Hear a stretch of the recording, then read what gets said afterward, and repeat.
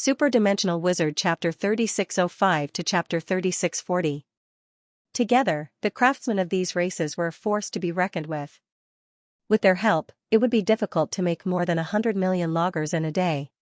However, he should be able to make more than 1 million or 10 million loggers. As long as he didn't screw up, the loggers should be able to keep up with the demand. With that in mind, he looked at Laplace. "Can you help me contact them and get them to work on the prototype together?" Laplace said, "In order to deal with the current crisis, it won't be a problem to gather them to refine the tool embryo. But have you thought about how to get them to work on the prototype? Or to put it in another way, what kind of standard was required for the prototype he was going to craft? How about this? I'll draw the design of the prototype and make some sample molds. Then I'll give them to the craftsmen and have them work on the molds. What do you say?" Laplace nodded. "If there's a sample, it should be fine." After a pause, Laplace asked, "When do you plan to make the sample mold?" Angor considered. "Let's do it now. The sooner we make them, the sooner we can fill the gap." Angor put his plan into action. He didn't return to the mirror space. Instead, he took out a notebook from the tea table and began drawing the blueprint. Laplace didn't stay idle either. She closed her eyes and contacted Gleipnir as well. Mobilizing all the craftsmen of different races was a difficult task. If it were any other time, it would probably take several days just to send out the notice. Not to mention mobilizing them and refining them. But the current situation was special. Gleipnir's orders represented the 100 Dragon Divine Nations' orders. As long as they followed the instructions, they would be able to mobilize the craftsmen in no time. Time flew. Half a day later, in the depths of the eternal mirror sea, a pure white mirror reflected a vast snowy plain. The snowfield stretched for millions of kilometers. It was supposed to be a barren land, but there were many soldiers in uniforms and capes. Under the illumination of heart fire, they lit up the land. This was the kingdom of Injit, the kingdom of ice. In front of the podium, the white-haired woman wore a fur cloak and sat on the throne of the ice peak. Her face was like ice porcelain, covered with a thin layer of frost. From a human's point of view, she was extremely beautiful. However, her eyes were wrapped in silver cloth, making her look somewhat alienated from the world. This was the blindness of the Yingji tribe. However, even though she was blind, Xianxia was not. Behind her floated a forest of ice and fire that was several hundred meters long. This was her heart fire. At this time, a pair of eyes opened on every fire tree in the forest of ice and fire. Thousands of eyes of various sizes stared at the tall and straight soldiers below the general appointment platform. "Your Majesty!" Below the general appointment stage, tens of thousands of soldiers exclaimed in unison. These soldiers all had heart fire floating around them, but their heart fire was far inferior to the ice fire forest of the woman on the throne. At this moment, all the heart flames were looking at the throne. Their fiery eyes were filled with excitement. The ruler of the Kingdom of Ice was also the queen of the Yingji tribe. She slowly opened the largest eye in the forest of ice and fire. An unknown emotion flashed in her 100-meter-long fiery eyes as she swept her gaze across the crowd. After a few seconds, she slowly said in a majestic voice, "Military fire craftsmen. In the past, you were all the shadows behind the flames of war, standing high above the ice wind. But today is different from the past. His Excellency the Secret Book Dragon has sent a secret letter. It concerns the future of our tribe. Disaster is coming, and the end of the world is upon us. In order to not become powder under the end of the world, you military fire craftsmen need to lead hundreds of craftsmen to refine molds to deal with the disaster of destruction. Are you willing?" As soon as she finished speaking, below the podium, tens of thousands of top military fire craftsmen in the Kingdom of Ice almost did not hesitate or rehearse in advance. At the same time, they half bowed and put one knee on the ground. "To Her Majesty, we offer our fiery loyalty." Hearing the deafening sound, the corner of the Queen of Ice's mouth curled up slightly. However, she soon put it down. A small tree hidden in the depths of the forest of ice and fire slowly opened its eyes. This pair of eyes that outsiders could not see contained the Queen of Ice's deepest worries. The descent of the disaster puppet will actually overturn the entire mirror realm? Lord EA shouldn't be lying. A terrifying disaster that can overturn the mirror realm. Terrifying, terrifying. Speaking of which, can a small login device really save the world? A figure walked into the forest of ice and fire. It was the Queen of Ice. In the depths of the forest of ice and fire, in this uninhabited place, her body no longer emitted an icy chill. Instead, she was like an ordinary woman, sitting beside a small tree. She gently took out an ice ball. The inside of the ice ball flickered, as if the power of space was being transmitted.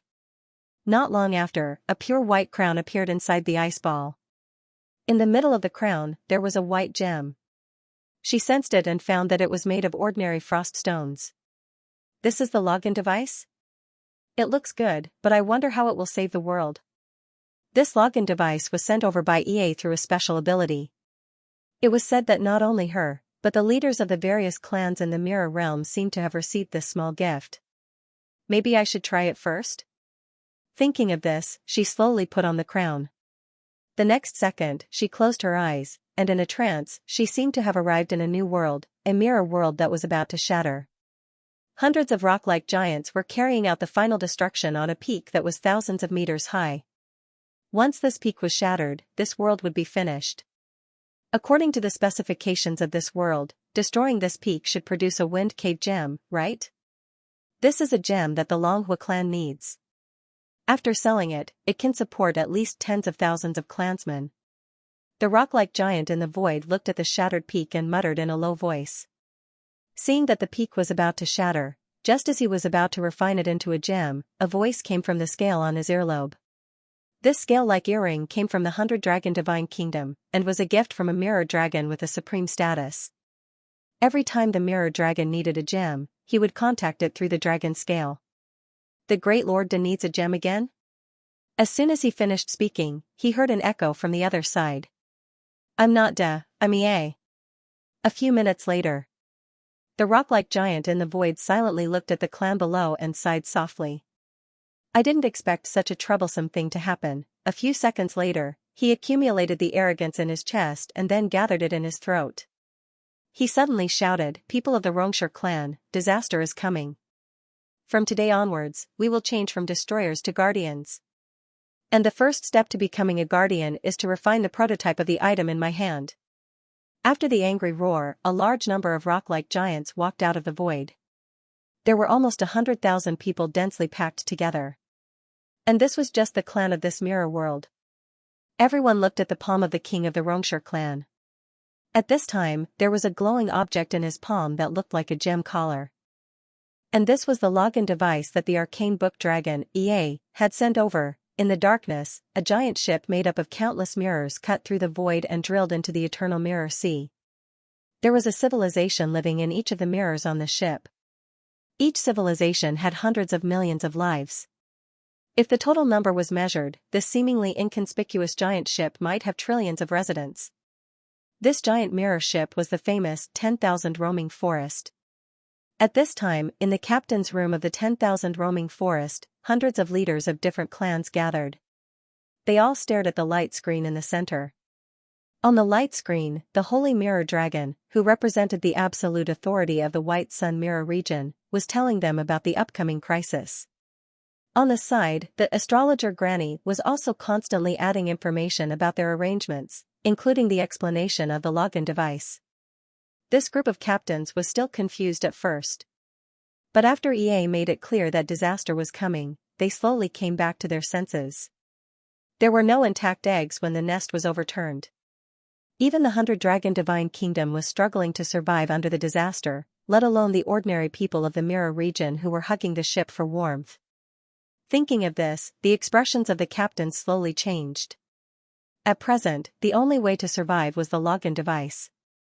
Therefore, they were determined to get the login device, and if they wanted to get more login devices and get more quotas, they had to do as EA said and gather all the craftsmen to make the artifact embryo in the next 2 days. But how were they going to make the artifact embryo? In the face of everyone's confusion, the astrologer Granny on the light screen said, "You will know soon. Later, Lord EA will send the design and mold to you. Make it according to the mold, then put it into the mirror space and send it to Crystal City. This is what you have to do next. Do your best to survive. The same thing was happening in more than one or two regions. On Shadowed Planet, the starry sky flickered. A large number of Kaka clan members flew above the nebula and read the secret letter from the 100-dragon divine kingdom through the gaseous wind.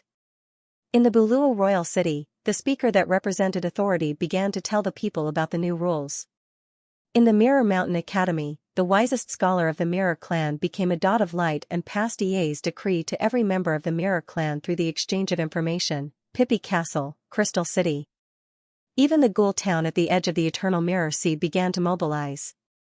After all, the woe puppets would not forgive you just because you were a mirror monster.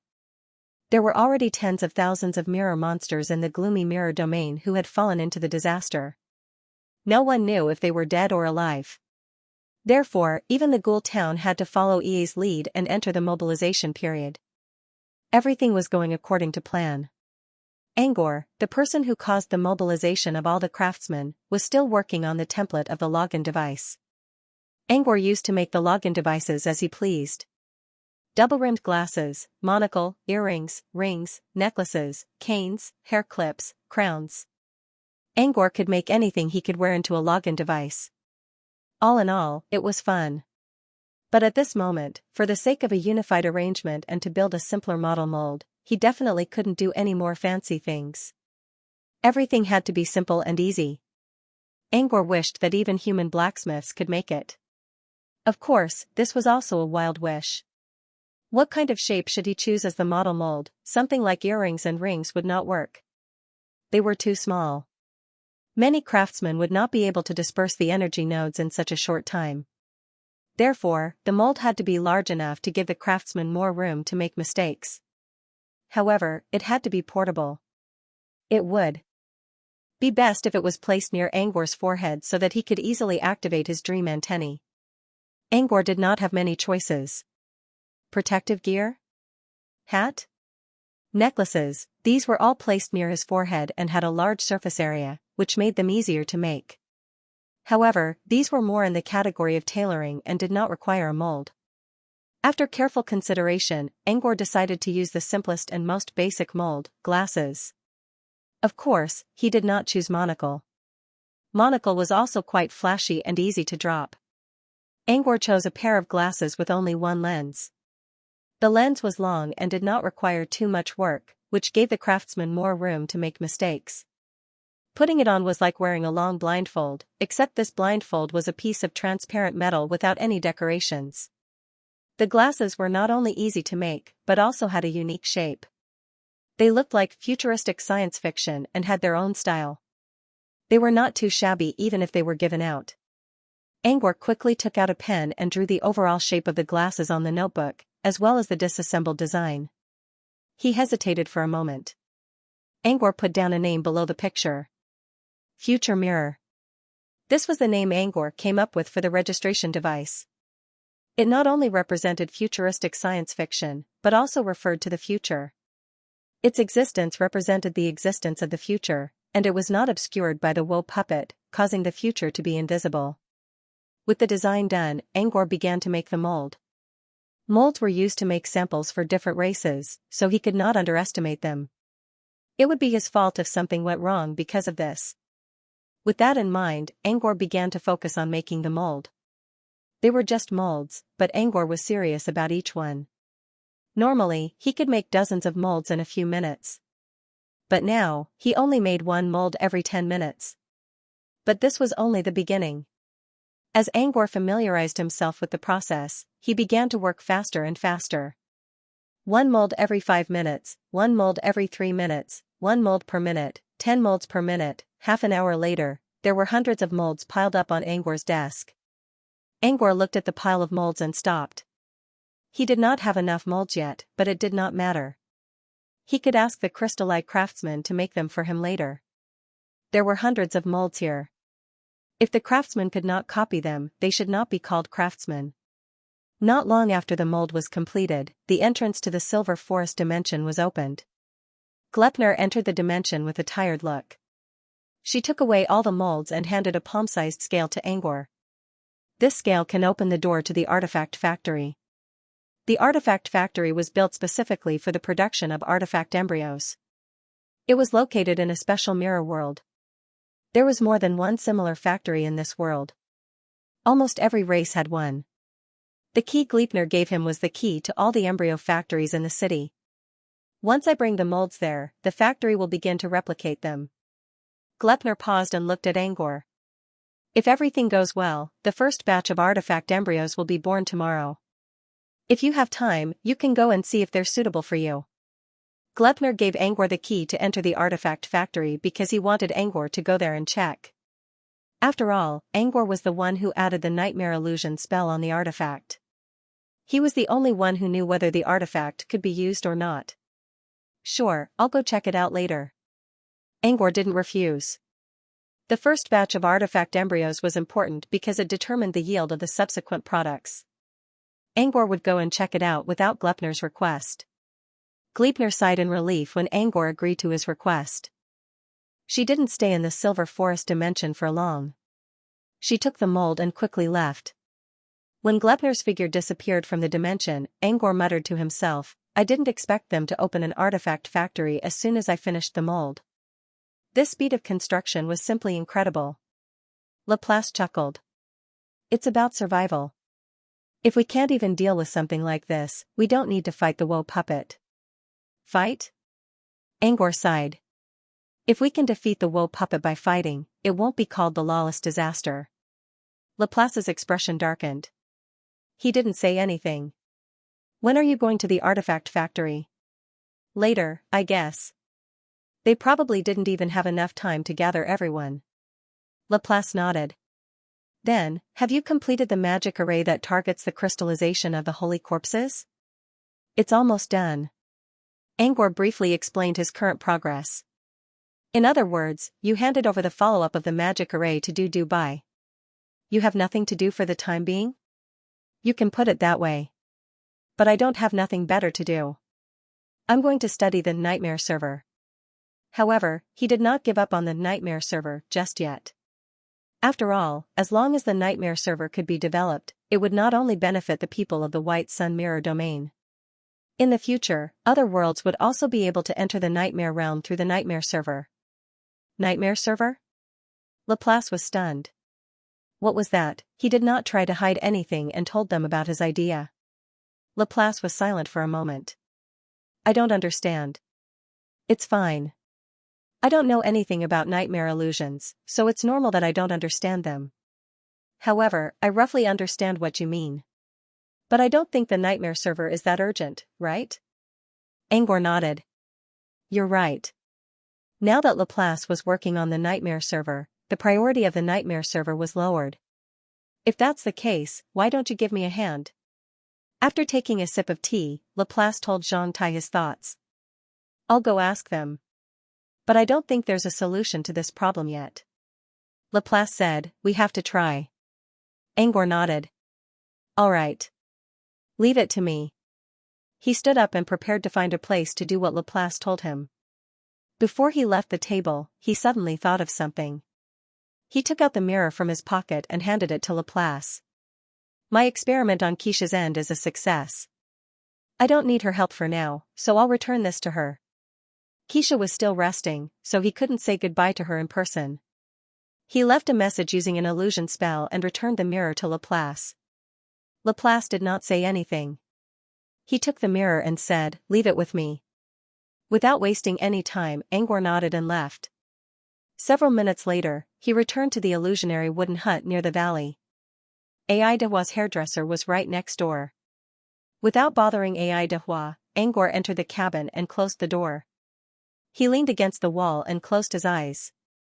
In the next second, his consciousness vanished from the Silver Forest dimension.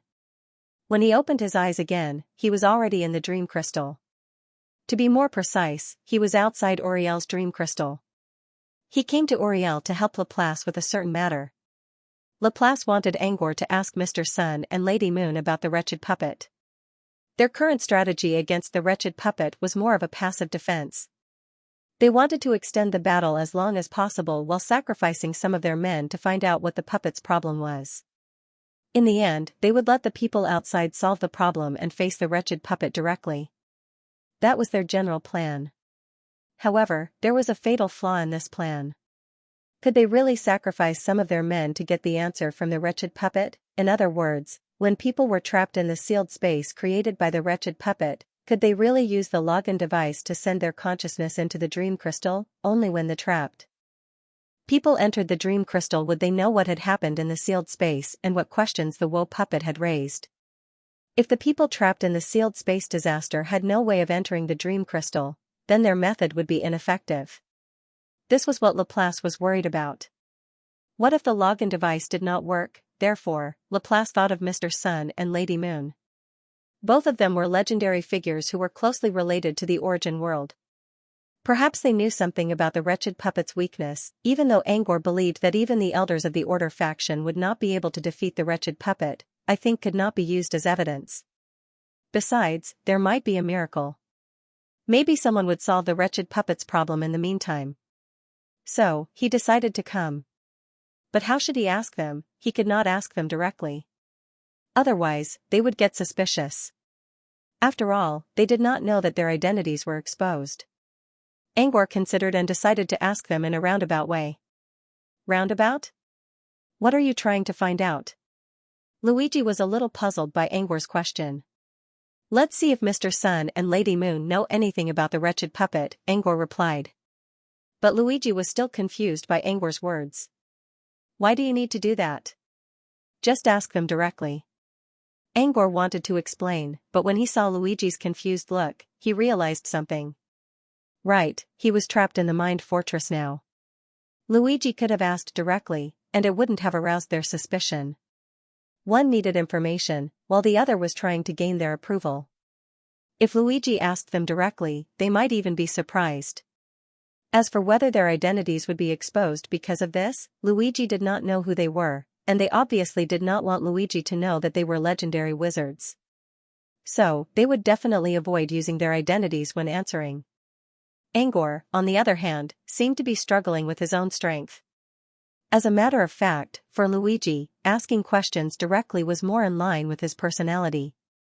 Angor decided to let Luigi do the talking. They're wizards from the Western continent, and Western continent can teleport to and from the origin world. Maybe they know something about the wretched puppet.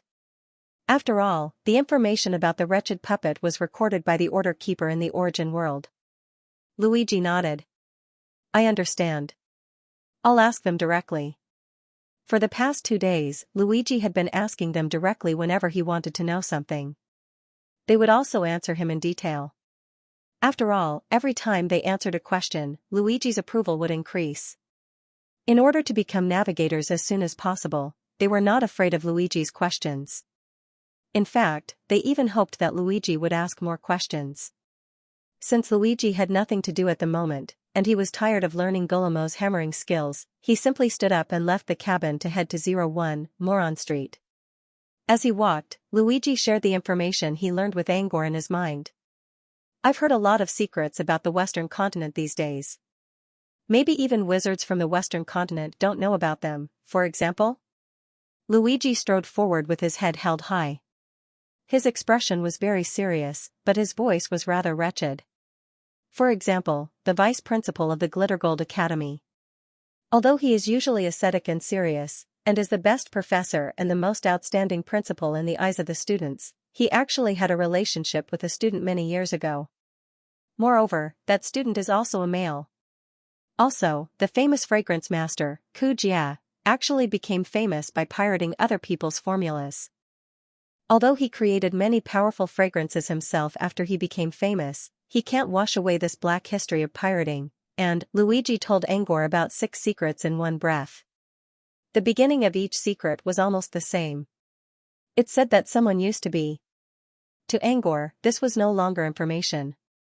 It sounded more like a piece of gossip, a piece of sex news. Were these secrets useful?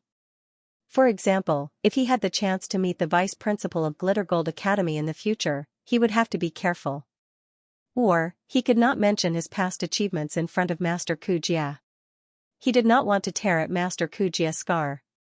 So, these secrets were useful to some extent.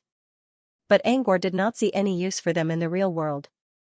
However, the fact that Luigi could listen to them for fun was also considered their value. Hold on. I don't think I can tell you everything right now. I'll compile a collection of secrets and show it to you. I promise it'll be wonderful. Luigi sounded quite confident. Then I'll be looking forward to your masterpiece. No, I'm not going to do it. I'll ask Xianxia to do it. With its writing style, I'm sure it'll write about the ups and downs of a noble family. Angor did not know what to say. Isn't it a bit too much to exploit a rat like this? Of course, Angor did not say it out loud. He changed the topic and asked, how much did their approval rating increase after you got the information from them? Luigi said, the recognition is increasing, but it's not much. It's basically increasing by 1% to 2%. Tiredness rating went up a little bit. It's 74% now. So what did tiredness tell you? Luigi scratched his head. Well, tiredness didn't talk to me recently. Angor did not know what to say. Why did tiredness rating increase the most when tiredness didn't talk to you? Tiredness doesn't talk to me, but I always feel good when he's around. Sometimes, he even lets me touch him. That's even better. Luigi looked at Angor with an excited look. Do you know what the value of emotions is? That's what emotions are. Angor did not refute Luigi's words. He only felt sorry for Lady Moon, Mr. Sun, and the others. They worked so hard to gather information for Luigi, but their approval rating did not increase at all. On the other hand, tiredness did nothing but put on an arrogant look, and tiredness rating increased by leaps and bounds. Angor felt sad when he heard it. While they were talking, Luigi reached the end of the street. A small house covered in moss stood on the side of the road. Now, just watch how I perform. That's what Luigi said in his mind. He then stopped talking and stepped forward. He knocked on the door as if he knew how to do it. The action of knocking on the door wasn't really to summon the person inside. It was purely because only by knocking on the door would there be a text message pop-up window. As he knocked on the door, a row of text appeared in the bottom right corner of Luigi's vision. Please select the house number you want to call. 1-01/1-02/2-01. Every house had a corresponding number, and 1-02 was grayed out, which meant that there was no one in 1-02. Luigi quickly realized that Mr. Sun and Tiredness were not online, while Lady Moon and Camilla were. Luigi was a little disappointed that Tiredness was not online. He planned to check if Tiredness would let him play today. Since Lethargy was not at home, Luigi could only sigh in his heart. Then, he used his eyes to operate and clicked 1-01. 1-01 was Lady Moon's house number.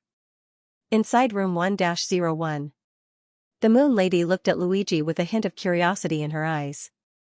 This was the only time Luigi took the initiative to look for her in the past 2 days.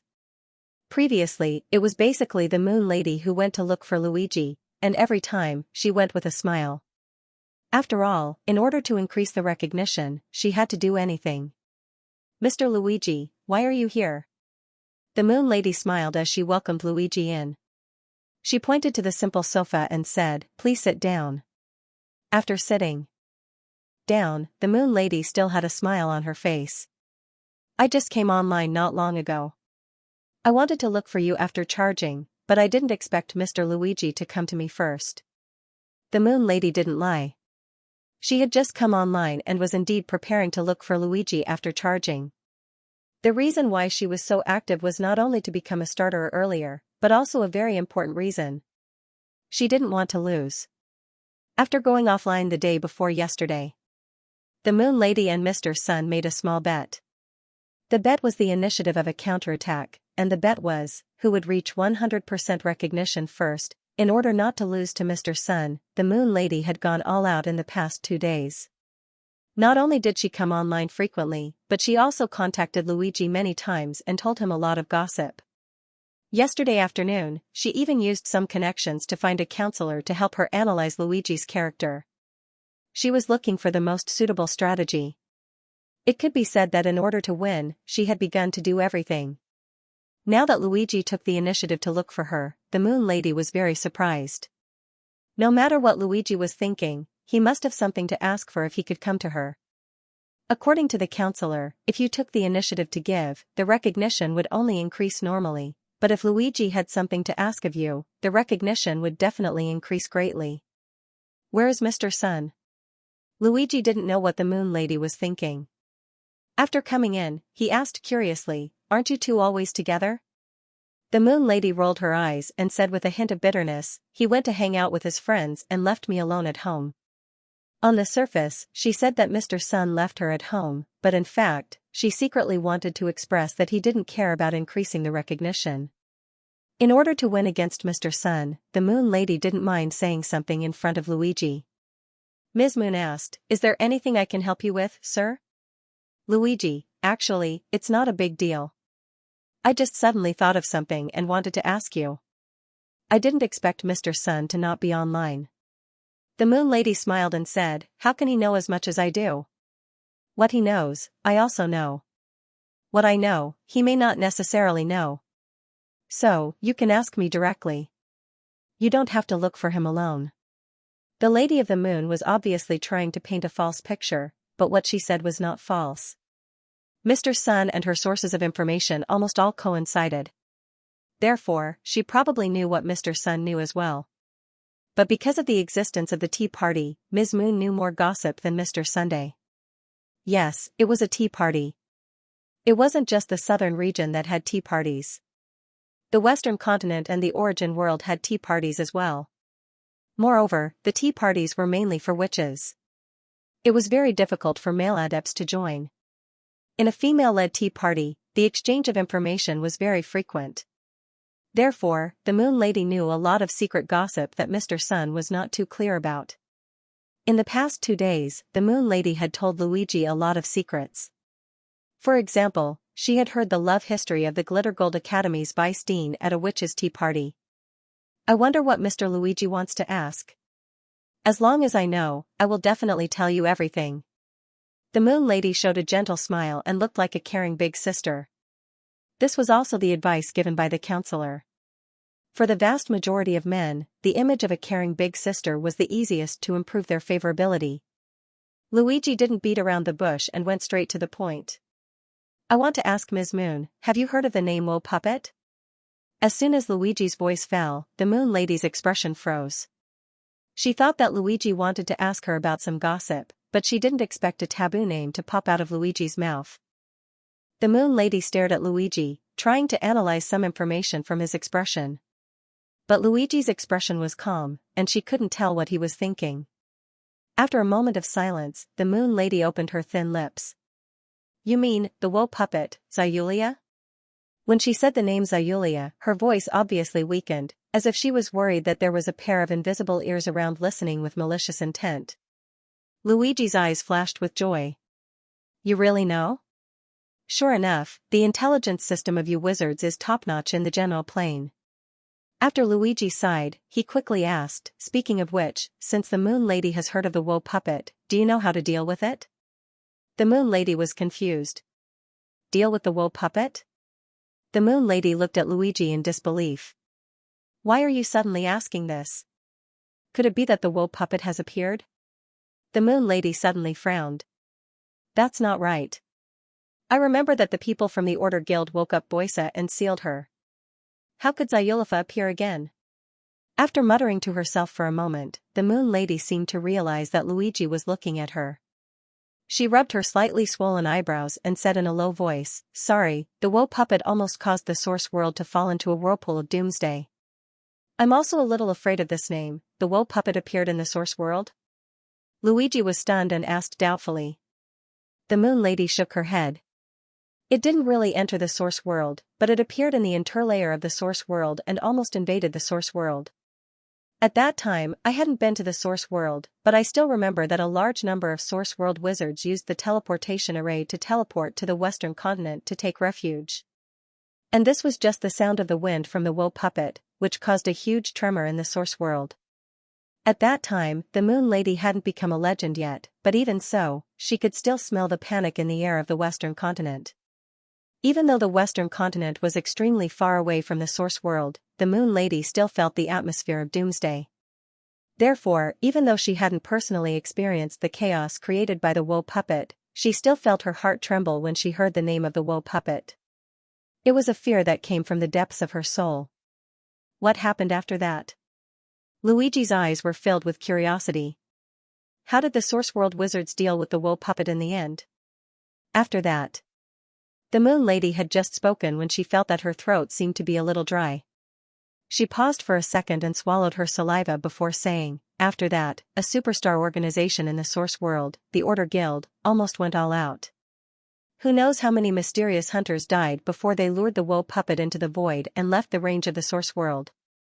After that, I heard that the Order Guild sent out a genius. He faced the wool puppet, Xianxia, and solved the difficulties that Xianxia raised. In the end, Xianxia turned back into Boisa. Speaking of this, the Moon Lady looked up at Luigi. Do you know Boisa? Luigi nodded. I know. The wishing puppet, Boisa, the treasure-hunting puppet, Guadura, and the wool puppet, Xianxia, are all different forms of the same mysterious puppet. It's good that you know. I don't need to explain. Later, I heard that the Order Guild caught traces of Boisa and sealed her in a sealed world. Since then, I haven't heard any news about the wool puppet, the Moon Lady said. The next time I heard this name was when Mr. Luigi said it. Pardon me for asking, but why did Mr. Luigi suddenly mention the wool puppet, Xianxia? Could it be that she appeared again? Luigi originally wanted to hide it, but after thinking about it, it was difficult to hide the reappearance of the wool puppet. After all, the disaster didn't just erupt in the White Sun Mirror region. It had already spread in the Gaussian Mirror region. If the Order Guild really monitored the chaotic fluctuations in the void, they would probably know about the wool puppet by now. Therefore, Luigi didn't hide it anymore and simply said bluntly, yes, the wool puppet has appeared, and, if there are no accidents, she is now in the ghost realm of the White Sun Mirror region. Even though the Moon Lady had already guessed it, when Luigi really said it out loud, she still trembled. It actually, really appeared, and it appeared in the world Luigi lived in. No wonder he asked her about the wool puppet. However, from Luigi's expression, he didn't seem to realize the seriousness of the wool puppet. Thinking of this, the Moon Lady couldn't help but ask, do you know what it means for the wool puppet to appear? Luigi nodded. Of course, it means that the White Sun Mirror region is also in a precarious doomsday vortex. The Moon Lady was taken aback. You know? Then why do you look? Not too worried, Luigi shrugged. No matter how precarious it is, it has to live. Besides, I'm already asking you about the wool puppet. I'm also trying to find a way to solve the disaster. Solve? The Moon Lady shook her head. It's impossible for her to solve it. I once thought that the Order Guild could seal her, but since she has reappeared, it means that the Order Guild's measures have failed. Thinking about it, as an object of disorder, how can she be solved? Compared with the Moon Lady's obviously pessimistic mood, Luigi was much more positive. You can't say that. As long as the wool puppet can transform into a wishing puppet, the disaster of the White Sun Mirror region will be solved. The Moon Lady frowned. If you want to transform the form of the wool puppet, you have to fulfill her request. But her request is almost never simple. Now, according to what you said, since the wool puppet has spread in the ghost realm of the White Sun Mirror region, it means that she has already made requests to countless lives in the Mirror region. But so far, no one has fulfilled her request, which means that her request must be outrageous and not something that ordinary people can fulfill. In this case, how can you make her transform into a puppet? Compared to the Moon Lady's impatience, Luigi was still neither slow nor slow. There's always a way. Didn't the Order Guild ask her to transform? The Moon Lady said, how can that be the same? The Order Guild was the strongest organization to deal with disorder disasters in the entire Source World. No, it could be said that it was the strongest organization to deal with disorder disasters in the general plane.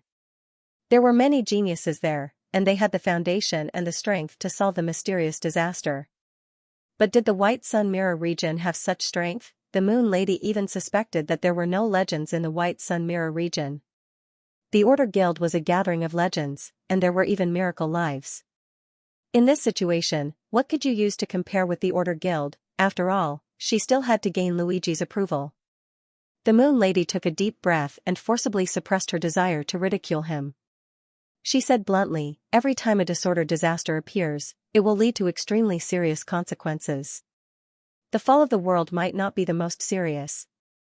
If there is a linkage between the infinite worlds, it may lead to all the related worlds being constantly affected by the disorder disaster. Everything will turn into ruins. The Moon Lady said, let me put it this way. Such a terrifying disaster. Even if the Order Guild wants to solve it, it won't be so easy. Anyone who can solve the disorder disaster is qualified to be called a director in the Order Guild. The directors of the Order Guild were the best guests of the major organizations even in the source world. Even the existence of miracles would be highly regarded. Last time, in order to transform the woe puppet into a wishing puppet, even a large number of legends died because of it. Does the White Sun Mirror region have the foundation to waste time with the woe puppet? After a moment of silence, Luigi shook his head. The Moon Lady said, that's it. So my advice to you is to leave the White Sun Mirror region as soon as possible before the woe puppet affects you.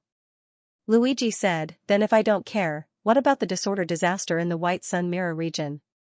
The Moon Lady shrugged. Maybe one day in the future, the woe puppet will be teleported to a Son of Providence, and he happens to be able to complete the request made by the woe puppet. Then the disorder disaster will be solved. At that time, it won't be too late for you to return to the White Sun Mirror region. To put it bluntly, the Moon Lady's method was to wait. Wait to death. If she couldn't wait, then forget it. Anyway, don't let yourself fall into a vortex. This was probably the only thing all Transcendents could do in the face of the disorder disaster. If they couldn't solve it themselves, they could only rely on others to solve it one day in the future. After listening to the Moon Lady, Luigi fell into a moment of silence. A few seconds later, he adjusted his emotions and said, is there no other way? When the woe puppet faced the Order Guild, what request did she make? The Lady of Moon shook her head with a troubled look. No. If there is, the Order faction would have executed her on the spot instead of going all out just to lure her away from the mezzanine of the origin world. As for what kind of challenge the woe puppet gave to the Order faction, I don't know. I only heard that it was a question type. The Lady of Moon paused and looked at Luigi. Even if we know what the Order faction's challenge quest was, it doesn't mean anything. Every time the woe puppet changes its form, its challenge quest will change as well. Its current challenge will have nothing to do with the previous one. Luigi couldn't help but look disappointed after listening to the Lady of Moon's explanation. From the looks of it, dealing with the woe puppet wasn't something that could be resolved with simple intelligence. Besides, the Lady of Moon was right. If there really was a way to deal with the woe puppet, the Order faction would have used it long ago instead of letting the disorder of chaos spread. Luigi sighed. It seemed he didn't get anything from this trip. Fortunately, Luigi checked the status above the Lady of Moon's head and saw that her recognition rating increased by 2%. At least the Lady of Moon's explanation wasn't useless. When Luigi was about to end the conversation with the Lady of Moon and ask Camilla and Blanche, he suddenly heard Angwar's voice in his mind. The Lady of Moon just said that the challenge quests the Order faction encountered were question type. Since she mentioned type, are there any other types? Luigi was surprised. He didn't expect Angwar to listen to him so carefully. He didn't say anything and directly asked the Lady of Moon about Angwar's question. Of course there are other types. Huh? You don't know? The Lady of Moon looked at Luigi in confusion. Luigi pointed at himself with his index finger. Should I know? Moon Lady, because you even know the 3 bodies of the puppet, I thought you would also know the type of challenge mission of the woe puppet. After all, these things are compiled in the booklet issued by the Guild of Keepers. But I didn't expect you to only know a part of it. It seems like your understanding of the woe puppet isn't from the Handbook of Disorder. Handbook of Chaos? Luigi shook his head. I've never heard of it. I heard about the woe puppet from someone else. She only talked about the origin of the woe puppet, her disorder effect, and the influence she might cause. I'm not too sure about the rest. The others here referred to Little Xiaotao. The Moon Lady had a look of realization. Your friend should have read the Handbook of Disorder because the origin of the woe puppet was also found and recorded by the Lawful Guild. However, your friend seems to have forgotten to tell you about the mission type of the woe puppet challenge. But that's actually not too important, because no matter what type it is, it's not that easy to succeed. However, since Luigi had asked, the Moon Lady naturally wouldn't hide anything, and told him everything that she knew. The Woe Puppet Challenge mission can be roughly divided into 3 types. These 3 types were questioning, demanding, and dueling. It could be understood from its literal meaning. Asking a question meant that the Woe Puppet would ask the challenger a question, and the challenger had to answer her question truthfully and correctly. Demanding, the Woe Puppet would ask for a certain item from the challenger, and the challenger had to hand in the corresponding item to complete the challenge. Dueling, the Woe Puppet would send someone or a life form to fight with the challenger in turns. As long as the challenger won 5 rounds in a row, they would pass. These 3 types were arranged according to the order of the lawful guild. The simplest of them was dueling. This was because one only needed to fight. Moreover, the opponent sent by the Woe Puppet was random. It was very likely that it would randomly send out an ordinary person who didn't even have the strength to truss a chicken. In this case, one could almost crush them. Of course, the Woe Puppet would also send out powerful opponents, such as void monsters, legendary life forms, and even opponents who were immune to physical attacks and energy attacks. When such opponents appeared, one could only admit defeat. Generally speaking, the dueling mission was a relatively brainless mission. As long as one had rich dueling experience and could face various types of opponents, one had the possibility of succeeding in the challenge. However, it was important to note that the challenge mission required one to win 5 rounds in a row, and there was no time to rest in the middle. Once one lost, even if it was only 1 round, the challenge would be directly interrupted and it would be judged as a failure. Therefore, not only did the challenger need to be powerful, but they also needed to have great endurance to fight in turns. After all, in a duel between extraordinary life forms, it was normal to fight for a few days or even a few months, and one would not be able to rest. Other than the dueling, which was relatively easier, the remaining questioning and demanding missions were relatively difficult. In fact, the questioning and demanding missions were about the same in terms of difficulty. However, the Source World sorcerers recognized that demanding missions were more difficult than questioning missions. This was because questioning missions generally tested one's knowledge reserves as well as the application of knowledge. The sorcerer's system was currently recognized as the wisdom system in the general plane. As long as one grew up, almost every sorcerer would have a terrifying knowledge base. Even the bloodline sorcerers who were ridiculed as strong but brainless had a knowledge base that other extraordinary life forms could not compare to. Therefore, it was easier for sorcerers to solve the questioning missions proposed by the Woe Puppet. Of course, the easy here was relative to demanding missions. If questioning and dueling were to be compared, sorcerers would still think that dueling was easier. This was because there was no upper limit to one's knowledge. The questions tested by the Woe Puppet were very likely to be in one's blind spot. Moreover, sometimes the Woe Puppet would ask questions that were very difficult to answer. For example, an idealistic question, what is the meaning of life? Another example would be a very subjective question, which color is the best? This kind of question was very difficult to answer. This was because idealistic and subjective questions would often change according to the mood of the questioner. The Woe Puppet might think that yellow was better in 1 second, but in the next second, it might think that lemon yellow was better. There was no accurate and definite answer. Faced with such a situation, even if sorcerers had a strong knowledge base, they could only rub their noses and admit defeat. As for the most difficult type of mission recognized by the Source World sorcerers, it was demanding missions. What was demanding? It meant that if the Woe Puppet needed something, you had to give it to her immediately in order to pass. Remember, it meant to give it to the Woe Puppet immediately. The Woe Puppet would not give you time to search for it, and no matter how large your spatial storage was, or how many resources you had, you would not be able to store all the resources in the universe into your spatial storage. Most of the time, the demanding missions that the Woe Puppet asked for might be the most inconspicuous thing in a certain world, but you just did not have it. For example, the Moon Lady had heard that the Woe Puppet had once asked for a mission, Snake Trust Grass. Snake Trust Grass was a plant from the Terrylon Plain. It was everywhere in the Terrylon Plain, and was considered a useless weed. Most sorcerers had heard of this plant, but none of them had Snake Trust Grass on them. That was because it was impossible for sorcerers to carry a weed from another world with them for no reason. Moreover, snake trust grass could not be transplanted, and could only survive in the Terrylon plain. If you wanted to carry snake trust grass around for a long period of time, you would need to maintain the environment, humidity, soil composition, and isolate the corrosion of the world will. Only then would you be able to carry snake trust grass around for a long period of time. However, spending so much effort just to carry an ordinary weed, was it worth it? Obviously not. Almost no sorcerers would do that.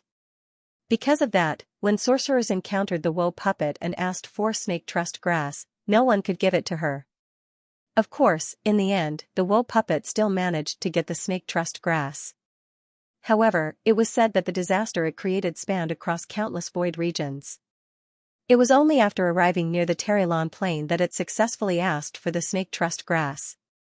Before arriving at the Terrylon plain, no one had snake trust grass on them. There were many similar situations. For example, the woe puppet asked for a certain special alloy, asked for a certain world specialty, asked for the water of a certain sea area, asked for the sand of a certain island. If you had not been there, you could not have it. Even if you had gone, you might not have taken these things away. The world was boundless, and the things that could be asked for were also limitless. Under such circumstances, the difficulty of the demanding mission was also raised infinitely. At least, the sorcerers of the source world were basically helpless in the face of demanding missions. The Moon Lady said, "The above are the challenge missions that the woe puppet proposed, and they present 3 different types." Luigi did not feel much after hearing the explanation. In his opinion, all 3 types were equally difficult. Angor, on the other hand, had a basic idea of the difficulty of the woe puppet's challenge. Angor's difficulty was completely different from the Moon Lady's or the Source World's wizards. The dual type was the most difficult, the questioning type was the second, and the demanding type was the least difficult in Angor's opinion. Angor arranged the difficulty in such a way because of a precondition: the challenger could use a login device. As long as the challenger could use the device to enter the dream crystal before or after the disaster engulfed them, they would be able to send information about the woe puppet's challenge. For example, the woe puppet's demanding mission was for snake trust grass. The reason why so many sorcerers failed in this quest was that they could not send the information out. If he could transmit the woe puppet's request to others when he encountered it, they would be able to prepare ahead of time. Even if it was difficult to transport snake trust grass, as long as they knew in advance, they could easily bring it to the woe puppet. Similarly, if the challenger could use a login device to send information about the woe puppet's challenge, they would be able to prepare in advance. For the demanding type, no matter what the woe puppet asked for, as long as they were prepared in advance, the difficulty would be the lowest. For the questioning type, they would be able to find the answer in advance for any question raised by the woe puppet, and the difficulty was also low. However, as the Moon Lady said, if the woe puppet asked an idealistic or subjective question, it would be difficult to answer. Therefore, in Angor's ranking, the questioning type was more difficult than the demanding type. The dual type was the most difficult in Angor's opinion. If 10 was a perfect score, then the dual difficulty would be raised to 10. The reason was simple. The woe puppet could summon legendary opponents, but there was not a single legendary being in the White Sun Mirror domain. So, if the dual type appeared, they could basically admit defeat. Of course, if they bet on luck and bet that the woe puppet would not summon a legendary opponent, they could still pass. But luck itself was very illusory. If you bet on the woe puppet not summoning a legendary opponent during the duel, you might as well bet on her asking you what 1 + 1 equaled when she asked you a question. Wouldn't that be easier to complete the challenge? Of course, this analogy was a bit unreasonable, but it was the truth. The duel challenge would not give you weak opponents for 5 consecutive rounds. There was a high probability that there would be an existence that could stump you, or even crush you. The most important thing was, there was no way to cheat in the duel task. It was a test of your hard strength. And the questioning and demanding types could be cheated by using a login device. The above was the difficulty judgment Angor made after presetting the premise. If the preset premise was wrong, then the difficulty would still be based on the Moon Lady's ranking. But then again, if the preset premise really could not be implemented, then there was no need for the White Sun Mirror domain to fight head-on with the woe puppet. They could just run if they had to. Is there a way to determine what type of challenge the woe puppet will give us in advance? Luigi asked curiously.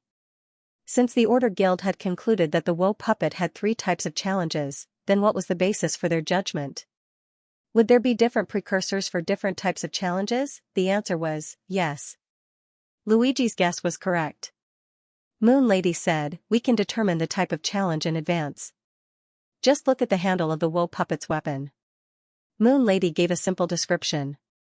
The woe puppet, Xianxia, was a little lowly wrapped in dark gray mist. She usually carried a black scythe on her back. The black scythe was very large, completely exceeding Xianxia's height.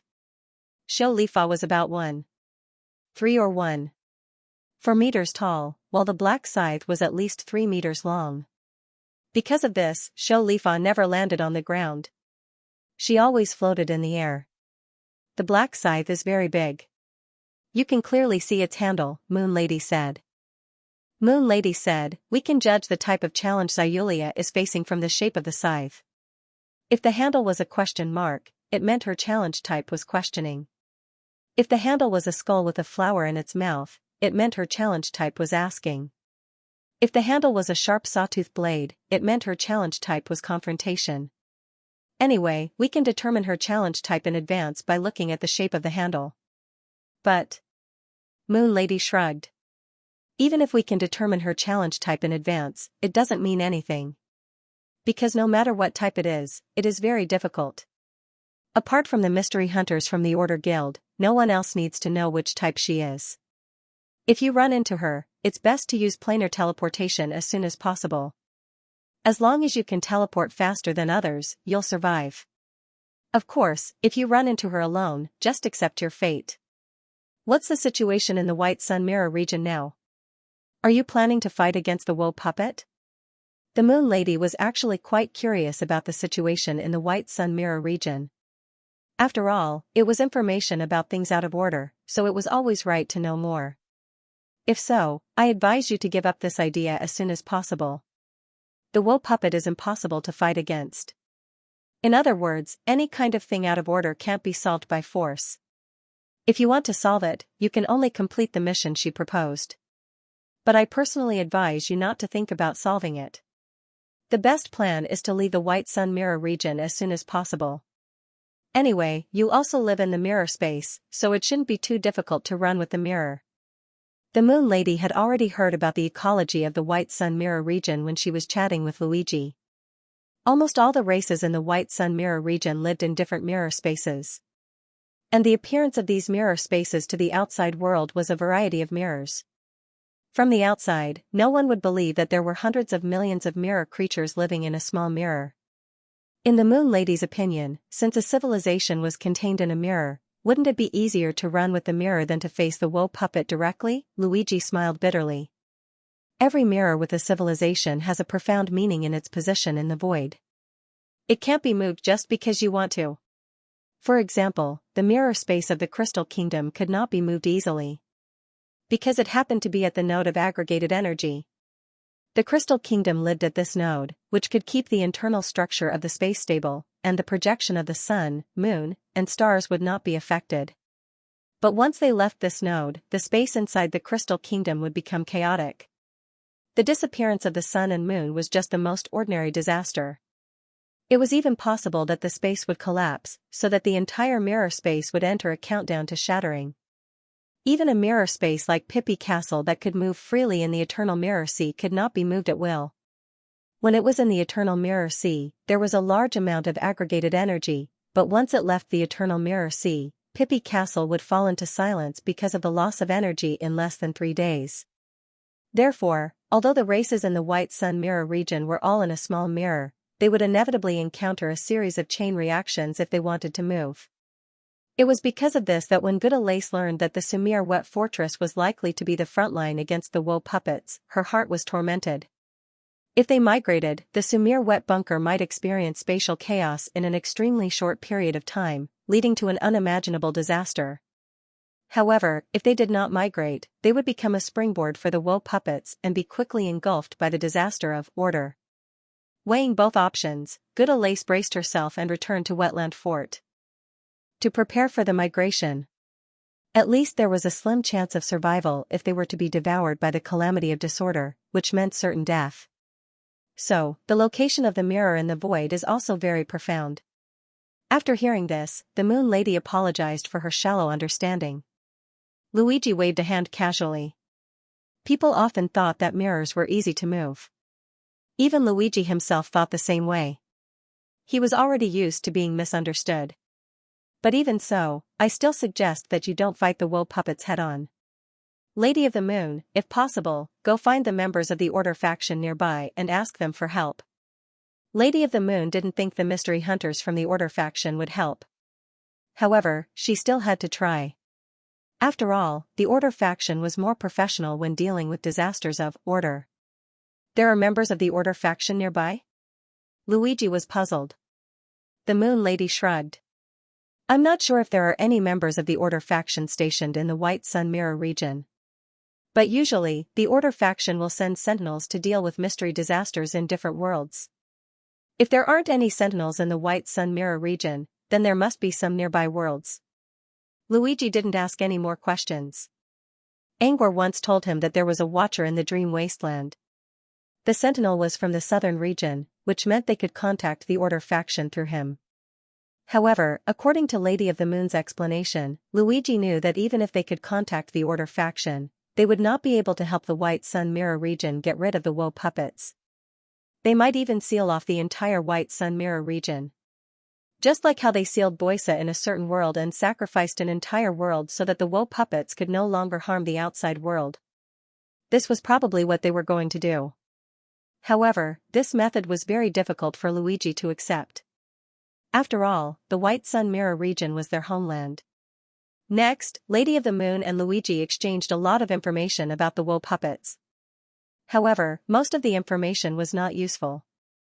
Angor listened to most of it and did not pay attention to it. He still did not find a way to solve the woe puppets in the Dream Wasteland, but he did find some useful clues. For example, the type of challenge the woe puppets had. And how to determine the type of challenge the woe puppets would face. Lady of the Moon did not think these clues would change anything. However, Angor believed that if they could determine the type of challenge the woe puppets would face in advance, they would be able to make appropriate decisions. For example, if the woe puppet's type of challenge was a duel, they should not fight her head-on. Instead, they should try to find outside help. If they could not find outside help, they should give up. If it was the other two types of challenge, they could give it a try. With that in mind, Angor prepared to log off and tell Laplace to send a message to Gleipnir. But before he logged off, he paused for a few seconds and looked toward the southeast. The sky of the Dream Wasteland was still overcast. Dark clouds were rolling in the distance, and thunderstorms were pouring down from the sky. Below the dark clouds was the only gathering place in the Dream Wasteland, Rabbit Town. Before this, Angor could only sense a few thousand people in Rabbit Town. But now, the number of people in the town was increasing rapidly. In a short period of time, the power of the Gate of Dreams ushered in a peak of activation. Tens of thousands? No, almost 100,000. Angor sensed that there were two groups of people logging into the Dream Wasteland. The first group consisted of people from different races, different shapes, different faces, and even some gaseous creatures. If Angor was not mistaken, they should be the elites of their races. They must be logging devices given to them by the multi-species gathering. The elites of different races entered the Dream Wasteland first to scout and observe. After all, they were betting their future on the Dream Wasteland, so they had to do some scouting in advance. The second group of people were all one-eyed people. Using God's view, Angor knew that they were the holy-eyed people from Sumerian Wetland Castle. These holy-eyed people made up 90% of the people logging into the Dream Wasteland. It was not hard to understand why this happened. After all, Sumerian Wetland Castle was likely to be the place where the woe puppets first entered the White Sun Mirror region, so they had to set up more security measures here.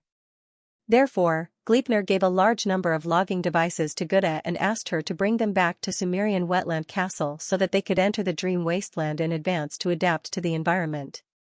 It made sense. He noticed that the tens of thousands of Divine Eye clansmen were all showing the same emotions after entering the Dream Crystal. They were curious, surprised, anxious, and anxious all the time. Angor could easily understand their emotions. They were living peacefully at home, and suddenly, they were told that the apocalypse was coming, and that it might start from their own homes. In the face of such shocking news, it would be strange if they could still maintain their calm. Among the holy-eyed people, Angor also saw Goodalace, as well as several other people who looked like they had seen the vicissitudes of life but were respected by Goodalace. If Angor was not mistaken, they should be the highest leaders of the holy-eyed clan, or perhaps even their ancestors. It was rare to see them outside. Now, they all came to the dream wasteland and observed the details of Rabbit Town. Should I go and greet them? Angor muttered to himself with a thoughtful look. But in the end, he shook his head. Never mind. Compared to walking into the spotlight, he preferred to stay behind the scenes. He would leave it to Gleipnir to do the front work. Besides, these holy-eyed people were mostly observing, so there was no need for him to join them. The conclusion that they came to on their own was definitely more profound than the conclusion that he had given them. He glanced at Rabbit Town for a while and logged out of the game. When he opened his eyes, he was already back in Silver Forest space. Angor stretched his body and moved his stiff neck before walking out of his room. He walked toward the tea table and mumbled, "The ratio of population to buildings in Rabbit Town is getting bigger and bigger." He planned to pull the souls from the Holy Corpse crystal into Rabbit Town and build a new town. This way, he could accommodate more people when he needed to move in. But who knew that accidents always came faster than plans? Since the woe puppet was wandering around the weak point of the space, a large number of holy-eyed people came in first. Now, Rabbit Town had only a few buildings, but it welcomed tens of thousands of people, which increased the ratio even more. The Divine Eye clan was different from the Crystal Eye clan. At first glance, it was obvious that they were here to observe and scout, not to build. Besides, Sumerian's wet bunker was in danger. It was not a good idea to ask them to build a town at such a time. Looks like I have to wait for Tootsie to solve the magic array, then pull the souls from the Holy Corpse crystal here, Angor said. But before that, maybe I can give Elder Hoda a big promise and urge Honda to speed up her design? While thinking, Angor walked to the tea table. There was no one else at the table. There was only a dancing table, a singing cup, and a talkative book. Angor ignored the book's invitation and sat down in his usual spot. As soon as he sat down, the chair opposite him was pulled out, and Laplace sat down as well. Angor was sure that Laplace was not around before this. She just appeared in front of him out of thin air. Angor did not think too much about it though. He assumed that Laplace would notice him sooner or later. As a result, Laplace came faster than he had imagined. "I thought you went out." Laplace shook her head. "I went to the Black Forest." Laplace paused for a moment. "I found some bug bait in the forest." Bug bait? Angor did not know how to react at first. It wasn't until he caught a glimpse of the nearby lake and saw the fishing rods that he realized what was going on. Laplace had gone to look for bait for the fish. Angor sighed in his mind. How dedicated. With Laplace's ability, it was easy for him to catch fish. However, she still followed the routine and used the ordinary way to fish. She was the perfect example of a fisherman. Of course, Angor only thought about it in his mind. "You came to me because you have news about Sun and Moon?" Laplace did not want to talk about the bug bait and changed the topic. Angor nodded. "Mr. Sun is not online, but Lady Moon is. I asked Luigi to ask around for me, and he told me the same thing as Little Peach." Laplace's eyes dimmed. "So Lady Moon doesn't know how to solve the problem?" "No." Angor shook his head. Not to mention the Moon Lady, even if he summoned a miracle life form, it might not be able to resolve the woe puppet's disorder. Lady Moon didn't give us a solution, but she did give us two useful pieces of information. "What is it?" Laplace looked up. "About the type of challenge for the wretched puppet." Angor did not hide anything and told Laplace everything he heard from Lady Moon. Laplace had the same idea as Angor. "If we can know the type of woe puppet challenge in advance, we'll be better prepared." Angor nodded and added in his mind, "and we'll know when to back off. I'll contact Gleipnir now and tell her to tell Granny Dragon Crow about this." Now, the woe puppet was still in the ghost domain.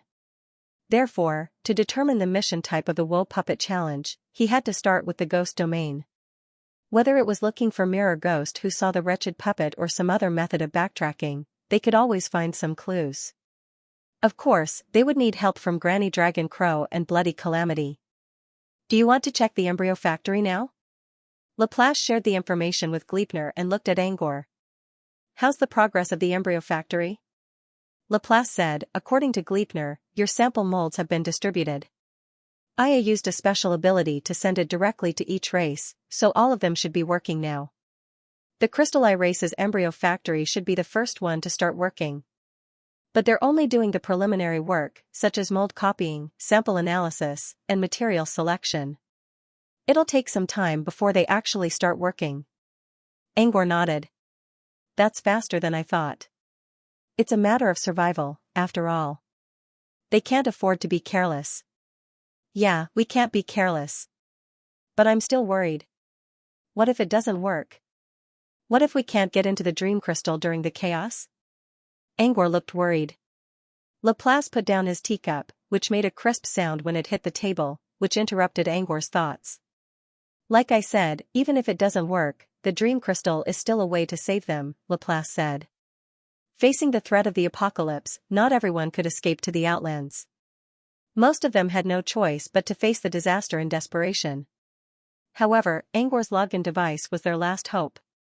With the device and the dream crystal, even if they died in the apocalypse, their consciousness would at least have a chance to become a new resident of the dream crystal. They still had a chance to live. So, don't worry too much about whether the device can solve the Woe Puppets challenge. All you need to know is that it's their last chance to survive. Even in the worst-case scenario, the device was still a necessary backup plan for the people of the White Sun Mirror domain. Angor nodded. I understand. But I'm still dreaming. It'll be better if we can solve the Woe Puppets challenge. The cost of converting new residents was too great. You're right. It's better to solve the problem from the root. But the Lady of the Moon said that even the Order faction couldn't fight the Woe Puppet head-on. We shouldn't expect too much. Laplace's voice was very low as he spoke the last sentence. As a native of the White Sun Mirror region, how could she not wish to truly solve the predicament created by the Woe Puppet? However, she also knew very well that with the living beings of the White Sun Mirror domain, it was basically impossible for them to break out of this predicament. Unless they had heaven-defying luck, they would encounter a simple question like 1 + 1 raised by the Woe Puppet. However, looking at the situation in the Gaussian Mirror region, it was obvious that the Woe Puppets challenge mission was definitely not simple. Otherwise, the people of the Gaussian Mirror region would have already gotten rid of it, and it wouldn't have come to the White Sun Mirror region. Laplace knew that Angor's suggestion was the best way to avoid the disaster of Order. Laplace even thought that even if all the mysterious hunters in the Order Guild came out, they might not be able to come up with a better plan. Laplace truly appreciated Angor's help. Without the login device, the White Sun Mirror domain would probably become a dead zone in the end. Therefore, when Laplace saw Angor getting anxious, she would try to comfort him by telling him that he was already doing his best. Even if the login device couldn't be used in the end, it wouldn't matter. Think about EA, Laplace said. EA is an arcane book dragon, the dragon of knowledge, and also the dragon of wisdom. As the embodiment of wisdom, he must have considered more aspects than you. But when facing the Woe Puppet, he didn't choose to find a new solution. Instead, he decided to fully support the development of the login device. Doesn't that mean he approves of it? EA clearly knew that there was no other way. The login device was the only way to survive. Whether the White Sun Mirror domain ended up being destroyed or reborn, the login device was the only way. So, don't think too much. Let's focus on the problem at hand, Laplace said. You still haven't answered my question. Do you want to go to the embryo factory now? Angor shook his head. Later. With their current progress, I won't be able to do anything. If he went there now, he could only guide them in selecting materials and copying molds. However, he already wrote down all these in detail on the blueprint. Going there would only mean repeating the existing content. He didn't see any pressure from the factory if they needed him to supervise them for something as simple as this. What are you going to do next? Laplace asked. Angor flipped his hand and took out a notebook. Keep working on the nightmare server. All right then. Let me know when you're going to the factory. I'll go take a look. After that, Laplace finished the rest of the tea in the cup in one gulp, stood up, and walked toward the lake. He didn't have time to test out the bug bait he just found. Angor stretched his body and was about to go back to his room to do his research. But he thought better of it and sat down again. He was only going to do some preliminary research on the nightmare server, so he didn't need to go back to his soundproof room. He could just stay here and do his research. There were tables and chairs here. The air was fresh, and he could see a forest. With a change of scenery and a change of mood, he might be able to make a new breakthrough in his research. With that in mind, Angor took out a pen and placed it on the table. Next, he kicked the table leg with his foot. The table, which was still dancing, froze instantly. Angor looked at the open eye on the table with a smile. I'm going to do my research right here. If your movements disturb me, I don't mind helping you reforge your limbs. Don't worry, I'm an alchemist. I'll put boots on all 4 of your feet. I'm sure you'll stay quiet. The eyes on the table instantly froze, and the eye sockets trembled. Angor ignored the table and looked at the singing tableware and the talkative book. You too. If you disturb me, I'll let you experience what it means to be reborn.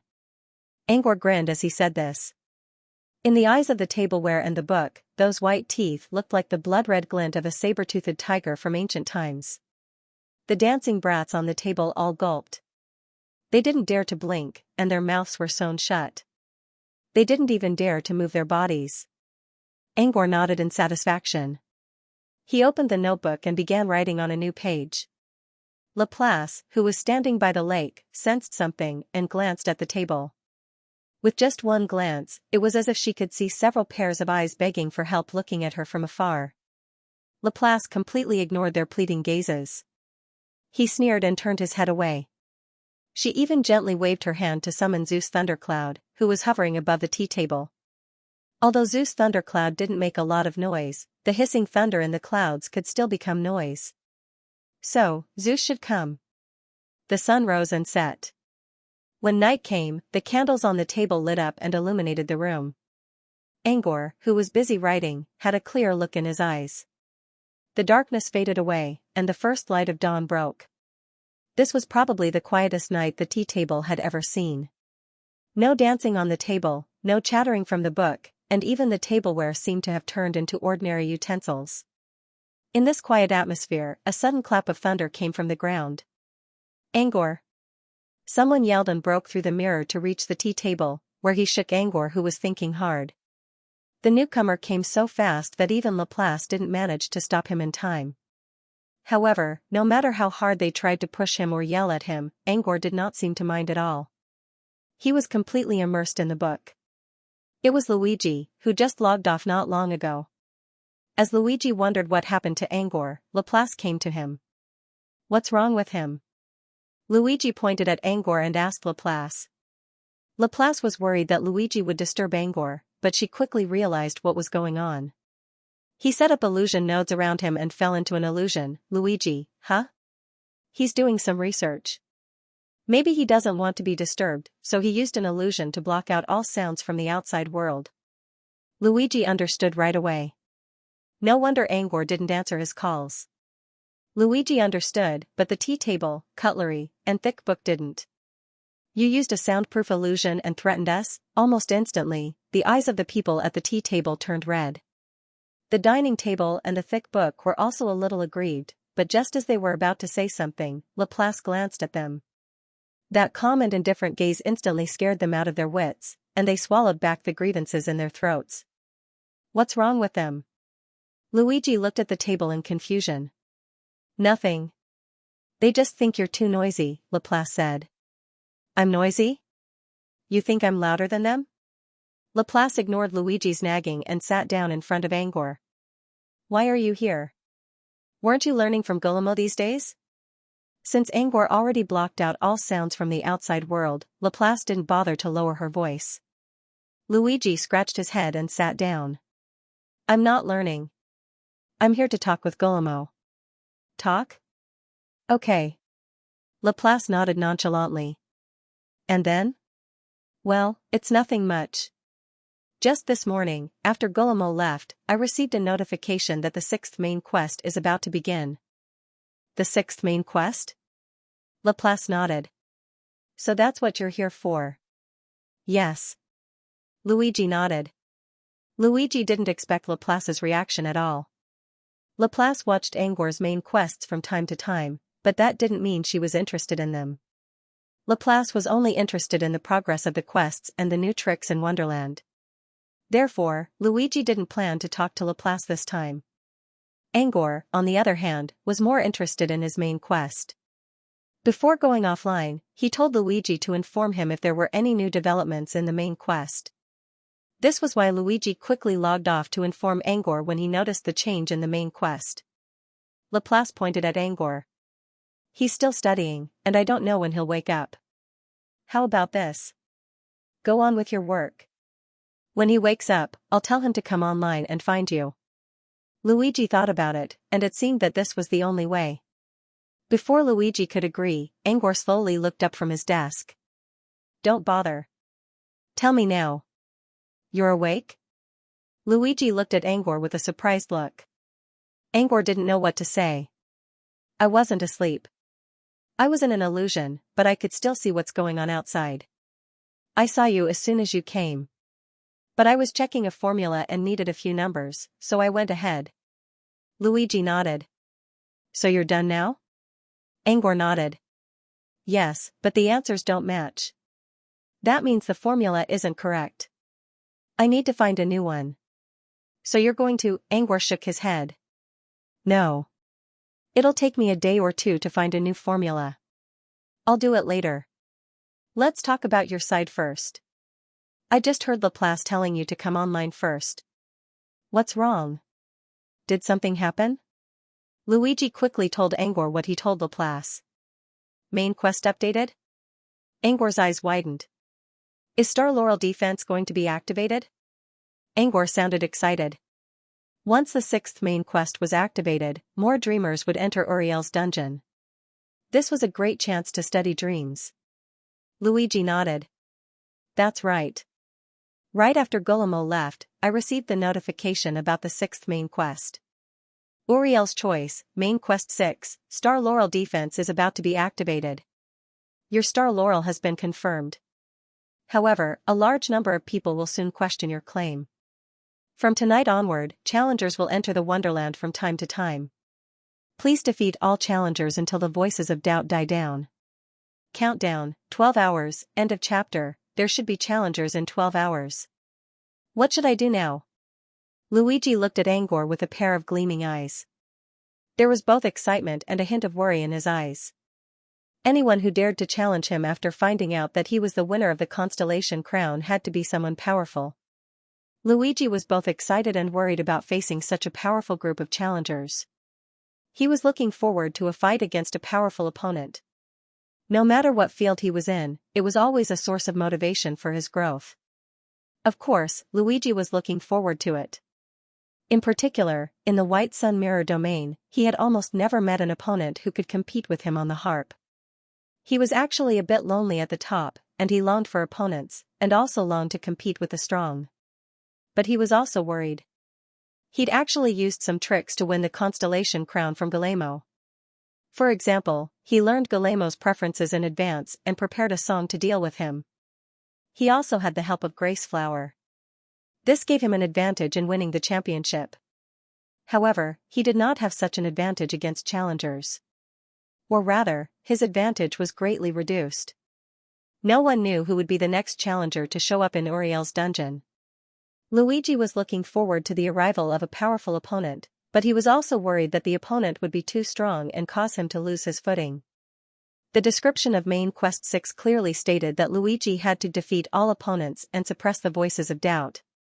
If he lost to a challenger, even just once, he would fail the quest for good. This made Luigi very anxious. Angor understood Luigi's thoughts. So, deep down, you still think you're weaker than Guillemot? Guillemot was able to dominate the harp field in Tasman Empire and hold the Constellation Crown for so many years because no one could beat him in harp skills. If Luigi really thought he was stronger than Guillemot, Why would he be so anxious? Luigi did not answer Angor's question. He wanted to confidently say that he was definitely stronger than Guillermo, but when he thought about the incredible and terrifying harp techniques that Guillermo had imparted to him over the past few days, Luigi really didn't dare to think that he could beat Guillermo in terms of techniques. Angor sighed as he looked at Luigi, who had not spoken for a long time. He patted Luigi's shoulder and comforted him. If I tell you that you're stronger than Guillermo now, you probably won't believe me. How about this? I'll give you a suggestion. What is it? Luigi looked at Angor. Go to Lady Moon and Mr. Sun, or Camilla and Blanche. Luigi frowned. Why are you looking for them? They don't even know who the next challenger is. They don't know who the challenger is, but they can help you gather information about all harp geniuses in Tasman. Besides, they will do their best to help you in order to gain more recognition. Luigi nodded thoughtfully. Indeed, the reason why he was able to defeat Guillermo previously was because he had the advantage of information. There were probably only a few new harp stars and veteran harp generals in the Great Seaman Empire. It was not difficult to gather information about the top 100 harp players. As for those ranked below 100, Luigi believed that no matter how weak he was, he would still be able to win against those ranked below 100. What if there's a hidden genius? He doesn't usually show his strength, but he's stronger than the veterans we know. It's hard to find information about someone like that, isn't it? Angor shook his head. I don't think there's a harp genius hiding his strength on purpose. There's no need to pretend to be weak.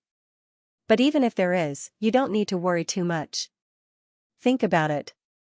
Who are Lady Moon and her friends? Luigi hesitated for a moment. Wizards. Angor nodded. Yes, they're wizards. If they want to find someone, they won't use the usual methods. It would not be too difficult to use supernatural powers to find the strongest harp players.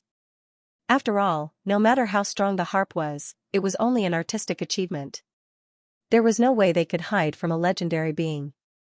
If they can't, they can always find a prophet to confirm if there's a hidden genius. Luigi was slowly convinced by Angor's words. He even began to imagine, will it be easier to find the next challenger? I don't know. You can ask Lady Moon and her friends for help. He didn't think it was a good idea to use a prophet to find the next challenger. After all, it was the authority of the immortal realm that arranged the challengers. Could a prophet's ability really challenge the authority of the immortal realm? If he could really challenge the authority of the immortal realm, then this prophet was at least a legendary existence. Even if Lady Moon knew such a wizard, she would not waste her favor here. Therefore, Angor did not think highly of it.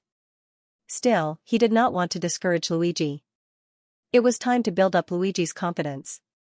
Letting Luigi do something was better than doing nothing. Luigi, I understand. I'll go online and find Lady Moon now. Luigi narrowed his eyes and prepared to go online. Wait. Angor quickly stopped him.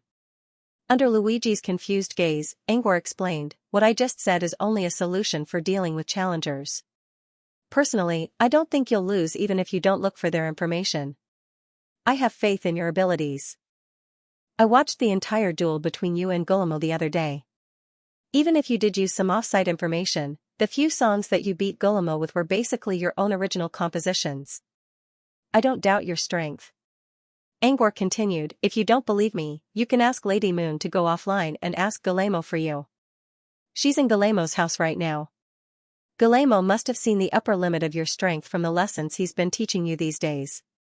You can ask Guillermo to see if you can successfully defend your title. He was trying to build up Luigi's confidence by saying that. As the authority of harp in Tasman Empire, Guillermo should be able to tell Luigi's level. Luigi knew what Angor was trying to say. However, Luigi had a different idea. He narrowed his eyes and came up with an idea. You're right.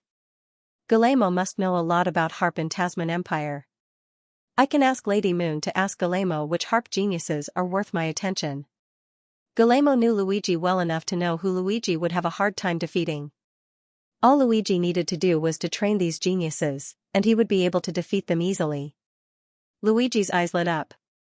I'll go find Lady Moon now and ask for Guillermo's help. As soon as he finished speaking, Luigi immediately lowered his head and connected to the dream crystal without another word. Angor looked at Luigi's sleeping form and didn't know what to say. He wanted Guillermo to build up Luigi's confidence. But now, Luigi wanted Guillermo to help him find out who his strongest opponent was. Angor sighed and glanced at Laplace. I think Luigi can defeat those challengers on his own. He doesn't need to use these tricks. Laplace said, it's probably because you've spoiled my appetite. Angor pointed at himself with his index finger. Me? Laplace nodded. Think about it. Ever since Luigi entered the Uriel instance dungeon, who was the one who helped him the most? Me? Angor hesitated. Laplace nodded noncommittally and said, you taught him all these unconventional means. Asking for help, analyzing techniques, searching for music scores. Every time Laplace mentioned a trick, Angor would lower his head even more. A moment later, he felt his head almost touching the table. So. I guess I'm the one who did it. Angor muttered and looked up. Then I'll try not to use any tricks from now on? Laplace shook his head. No need. Although your various tricks have made Luigi feel a sense of dependence, at the end of the day, Luigi still has to rely on his own strength if he wants to win. Tricks like these are just icing on the cake. Only when Luigi was strong enough could they be used as icing on the cake. Otherwise, such tricks would not work at all. As long as Luigi doesn't rely on tricks like these, there's no need to correct him. After all. Laplace paused and tapped the table with his knuckles. The desire to win is also a source of energy. Luigi was willing to learn new techniques and find a way to win, which meant he had a strong will to win and never gave up. Angor considered Laplace's words and found them reasonable. Besides, Luigi was Laplace's student, so Laplace knew him better than anyone else. Now that Laplace thinks that external means are just icing on the cake instead of the key to victory, that's good, otherwise, Angor would feel guilty about it. So, what are you going to do now? Keep working on your nightmare server, or do you have other things to do? Angor put away the paper and ink on the table. Not now. It's impossible to create a nightmare server in such a short time. I'll have to do it slowly. Angor stretched his body and stood up. It's about time. Let's go check out the embryo factory. Laplace nodded. That's what I was thinking. He took out the piece of scale Gleipnir gave him from his bracelet. According to Gleipnir, through this scale, he could open the door to the embryo factory. Angor put the scale away when he got it, so he didn't pay much attention to it. Now that he had taken out the scale, he could vaguely feel that it was extraordinary. The palm-sized scale was very smooth. There were a lot of V patterns on it, which looked like waves. However, they were sharp waves with edges and edges. The glitter on the scale also reflected a colorful light. The light didn't come from outside. It came from the scale itself. Apart from that, the scales were also releasing some kind of energy ripple. The ripple was faint, but Angor sensed something ancient and majestic from it. This scale is something special. Angor muttered to himself. Laplace glanced at the scale in Angor's hand and sighed. It's Mornawu's scale. Mornawu? That's a strange name. Luigi looked at Laplace curiously. Laplace remained silent for 2 seconds. Mornawu is a cave dragon. You can think of him as your ancestor. Ancestor of a cave dragon? That means he's very old. Laplace nodded. When I was born, Mornawu was already in 100 Dragon Divine Nation. Laplace was born 10,000 years ago, which meant Mornawu was also an ancient creature from 10,000 years ago. When I was young, I heard that Mornawu and Wanyan Dragon were fighting for the title of Dragon God. Wanyan Dragon was the true ruler of 100 Dragon Divine Nation, as well as the acting Dragon God. Later, I heard that neither of them won the title. However, Wanyan Dragon became the leader of 100 Dragon Divine Nation, while Mornawu left the Sun Mirror region. No one knows where it went. We only know that he left for 3,000 years. When he came back, he was nearing the end of his lifespan. He was born in 100 Dragon Divine Nation, and he passed away there as well. As the ancestor of a cave dragon, he had great control over the power of space. When he died, he poured all of that power into his scales. In the end, a stable demiplane was born inside his scales. Because of this demiplane, 100 Dragon Divine Nation didn't have to worry about the mirror space breaking. The demiplane provided them with stable space, which allowed them to stay in the eternal mirror sea for eternity. You could say that Mornawa was the greatest contributor to 100 Dragon Divine Nation's rise. Actually, I saw Mornawa once. At this point, Laplace paused for a few seconds before continuing. That was when it was about to die. When it returned from the outer realm to the mirror realm, I looked up at the void in the empty mirror sea and saw its figure. At that time, Mornawa's body was covered in flowing light, and a rainbow mist lingered behind him. A terrifying aura filled the entire mirror region. Almost as soon as he appeared, he became the focus of the entire sun mirror region. Even Laplace noticed such a miraculous existence. Laplace had never felt such a terrifying power before. She even felt that this energy aura had surpassed the legendary level and had reached an unknown and unheard of level. At the time, everyone guessed what had happened to Mornawa, and why he had returned to the sun mirror region. Even Laplace was shocked and guessed that Mornawa had returned to the mirror region to compete with Wanyan Dragon. But no one had expected this. Such a mystical and terrifying figure had returned to the mirror region just to return to his roots before he died. The moment Mornawa died, the sun mirror region space changed color. The change in space was enough to show that the terrifying power contained in Mornawa's body had reached a level that alarmed the world will. It was as if the world will was grieving along with the Mirror Dragon clan. Why did Laplace feel it? Because she also sensed the ripple of consciousness, which was heavy and slow, as if a knell was tolling. The knell was tolling for doom. It was as if the entire world was playing a dirge for doom. Angor was surprised to hear Laplace's explanation. So, there's such a secret. Is it really the sorrow of the world? Angor waited until the sorrow in the air dissipated. Is it really the sorrow of the world? Laplace shook her head. I don't know. It's just a guess. You said Sunawo carried a powerful energy with him when he returned to the White Sun Mirror domain. Something beyond the legendary level. So, it's the power of miracles, isn't it? If a miraculous existence had truly fallen, then perhaps it would make sense for the world to mourn for it. But Laplace shook her head again. I can't describe it, but I know it has nothing to do with miracles. It's more like... Laplace considered for a long time. A kind of blooming. Blooming? Laplace nodded. Life forms come in different forms. Some remain unknown, some are buried in the soil, some climb up high branches, and some walk alone in the cold and blossom. At that time, Mornawu gave me the feeling that his life had entered a different state, like a blooming flower. But the blooming time is shorter than the night epiphyllum. The night epiphyllum had one night of blooming, while doom only bloomed for a few minutes. But because of the short blooming time, the night epiphyllum blossomed into a dazzling beauty. Laplace looked at Angor again. She noticed that Angor was still looking at her with a confused look. It seemed he didn't understand what she meant by blooming. Laplace was surprised, but she quickly understood. She was right. Angor didn't see the blooming flower with his own eyes, so it was hard for him to understand its beauty. Thinking of this, Laplace said softly, if I come to the last day of my life, perhaps I will also release all my energy like it did. Blooming before death? Angor heard Laplace's words and realized something.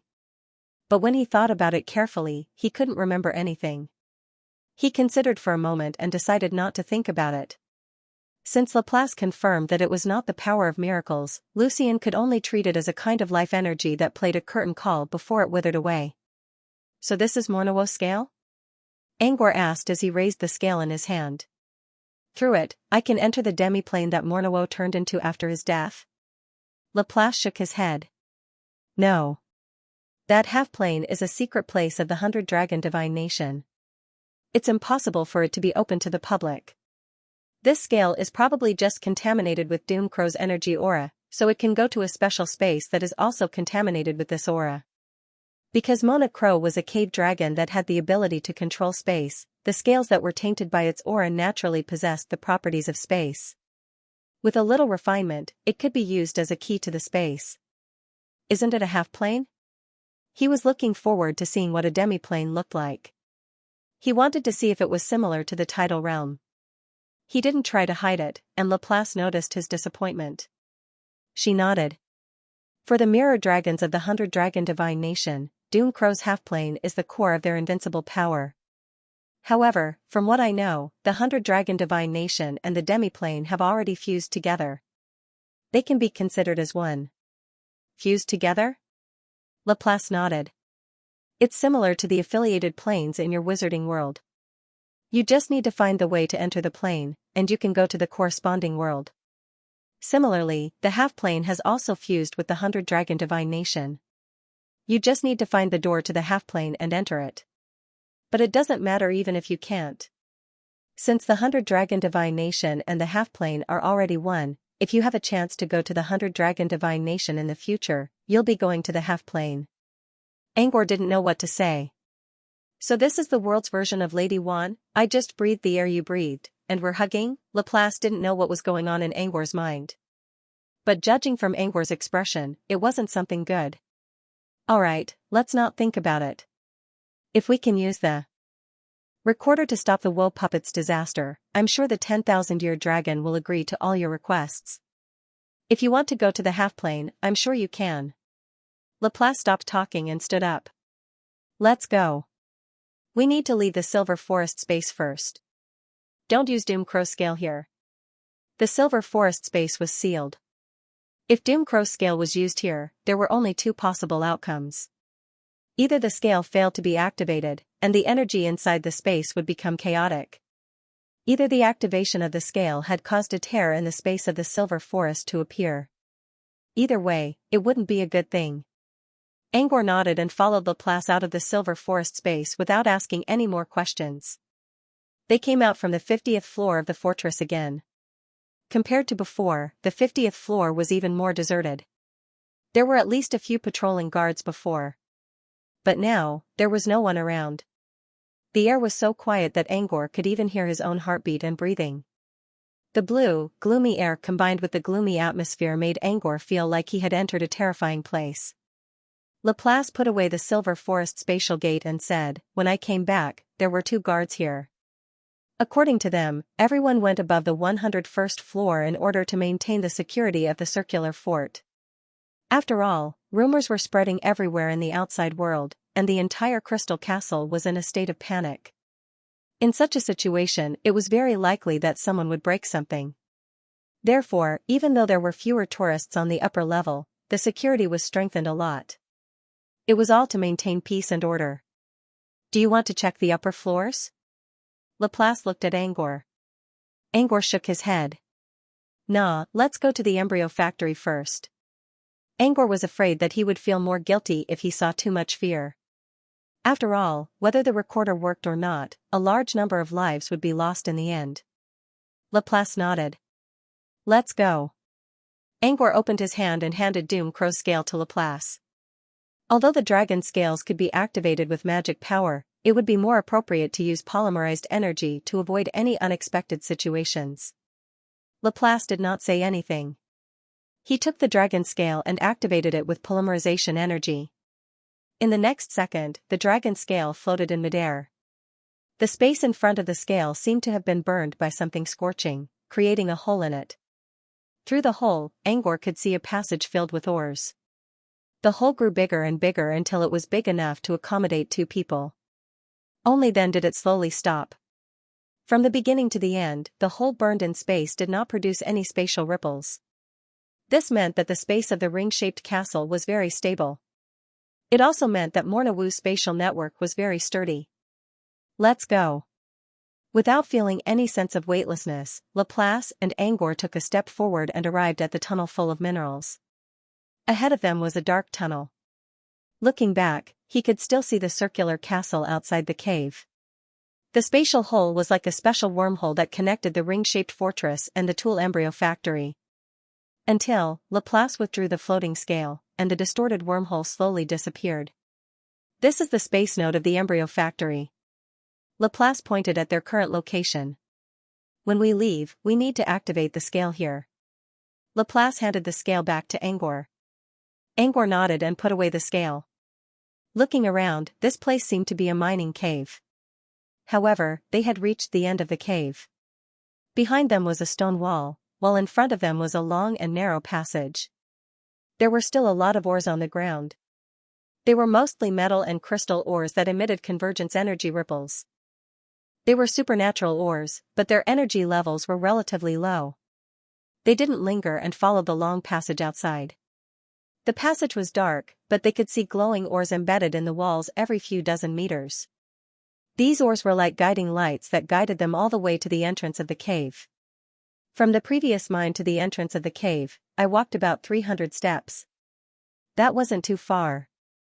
From afar, they could see that the entrance of the cave was covered in mist, which made it difficult to see. The visibility was not much higher than that of the cave. Sure enough, when they walked out of the cave, they found that there was indeed a thick white fog outside. In addition, the clouds in the sky seemed to be very thick, and not much light could be seen, causing the whole world to be dark. It was like a transparent mirror covered in a thin layer of dust.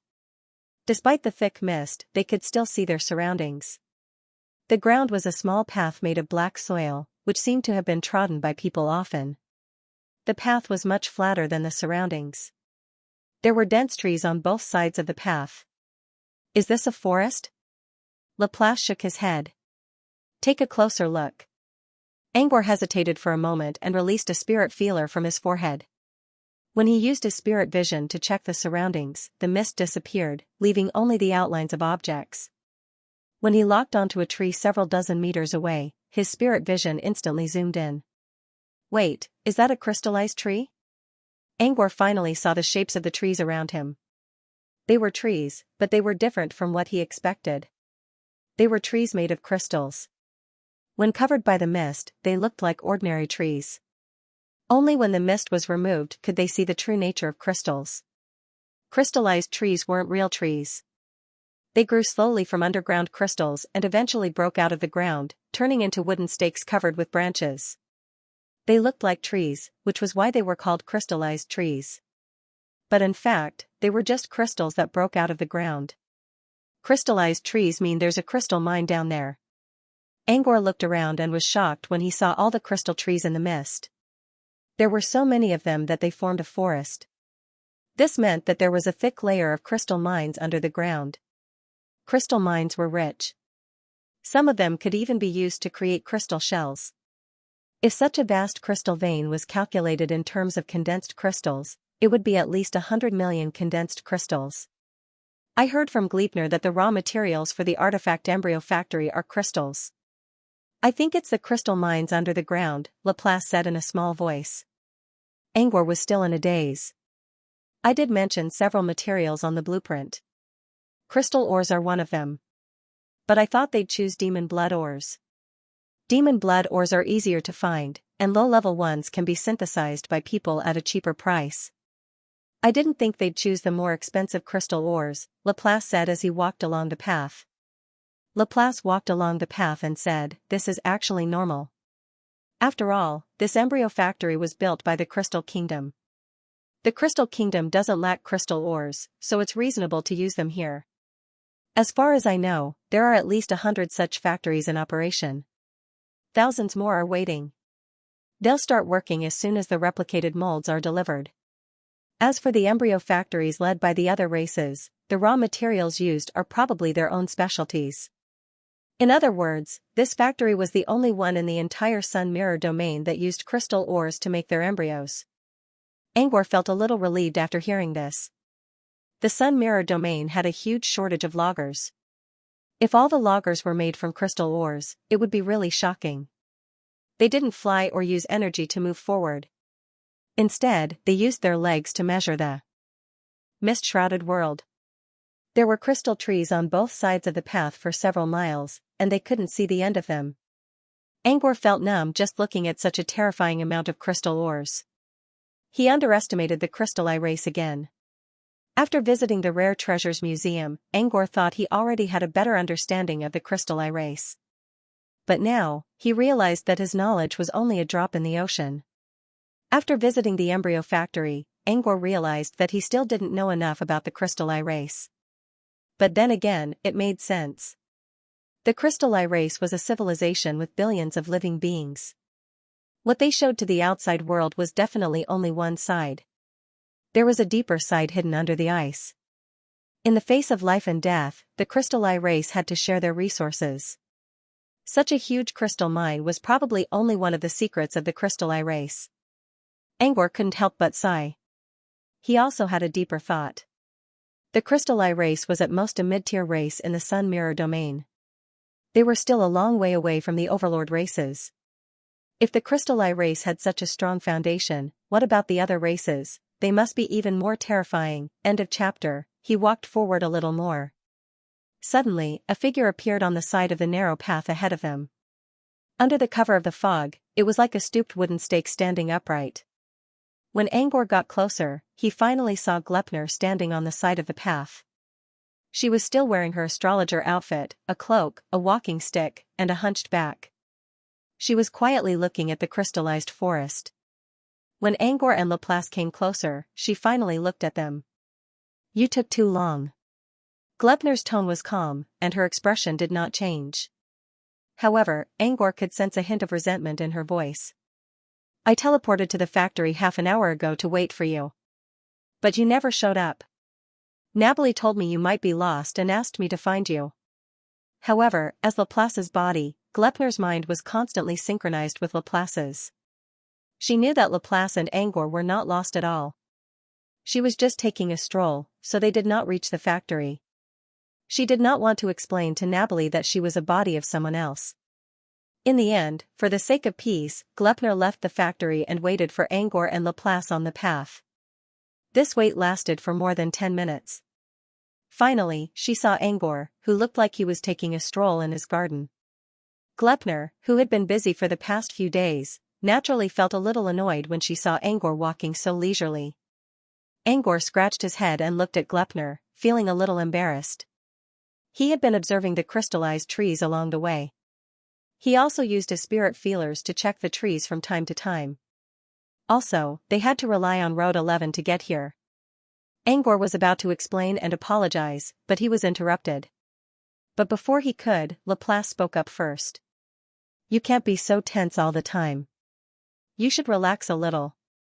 Only by having both tension and relaxation can we work more efficiently."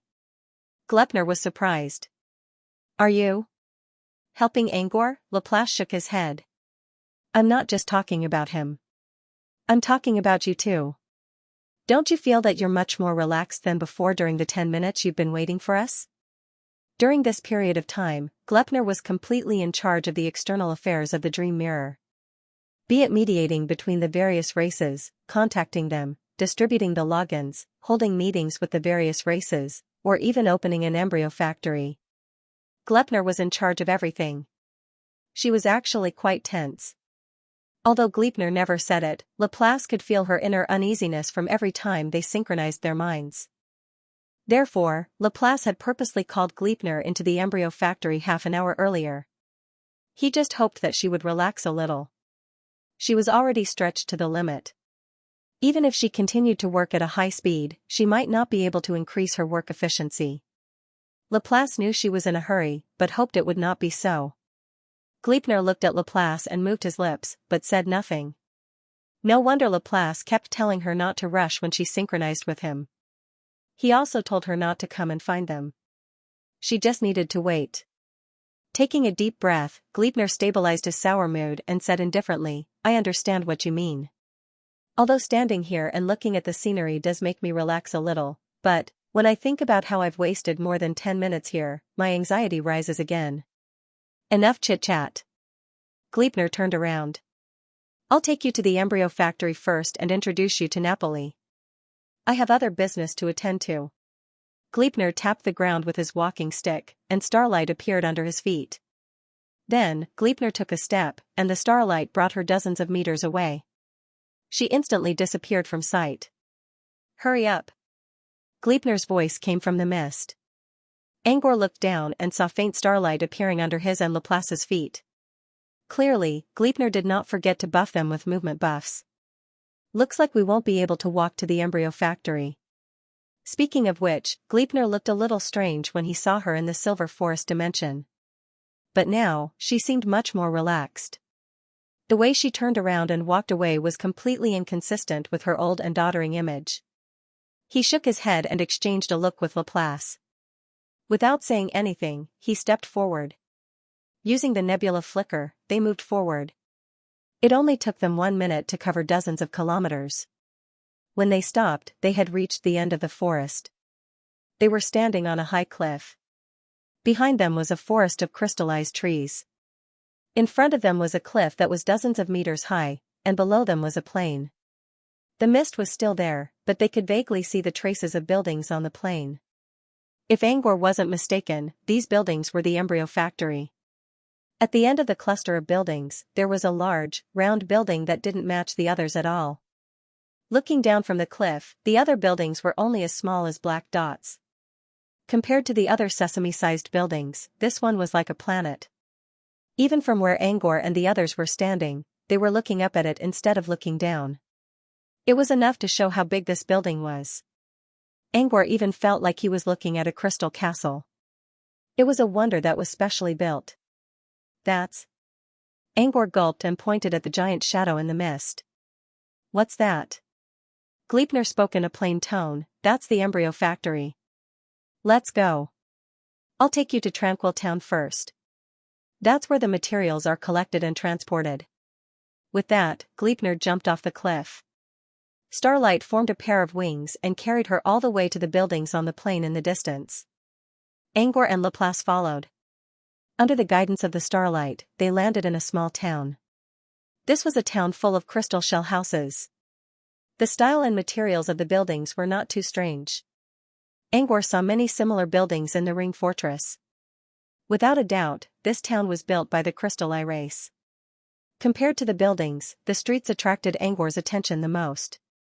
This was because there were huge doors everywhere on the streets. At a glance, there were over 1,000 doors on the main road alone. These doors stood in the air without any support. However, when they were opened, a large number of Crystal Eye race people would walk out. Some were carrying heavy boxes, some were pushing boxes full of minerals, and some were sitting on monsters. The monsters behind them were all carrying large and small bags of materials. Without a doubt, these thousands of doors were not ordinary doors. Each of them was connected to a different space.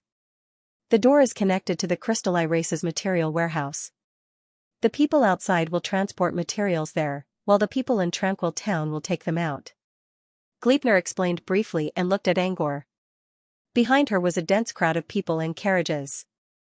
In the distance, there was a huge round shadow that looked like a star in the sky. The floor of the town was inlaid with natural glowing minerals, which cast a thin layer of golden light on her figure. Gleipnir was no longer as tired as when they first met. Instead, she looked hale and hearty. Her eyes looked as if stars were shining in them. I almost forgot. Welcome to Tranquil Town. The streetlights on the street also hissed as if they were responding to Gleipnir's words. After the welcome, Gleipnir did not say anything. Instead, she turned around and walked into Tranquil Town. Angor and Laplace followed behind her. Angor also looked around as they walked. He found many strange things in Tranquil Town. Apart from the standing doors, there were also many other things on the streets that Angor had never seen before. For example, there were many floating ditches on the street. These ditches were made of crystals and connected to a giant sphere in the distance.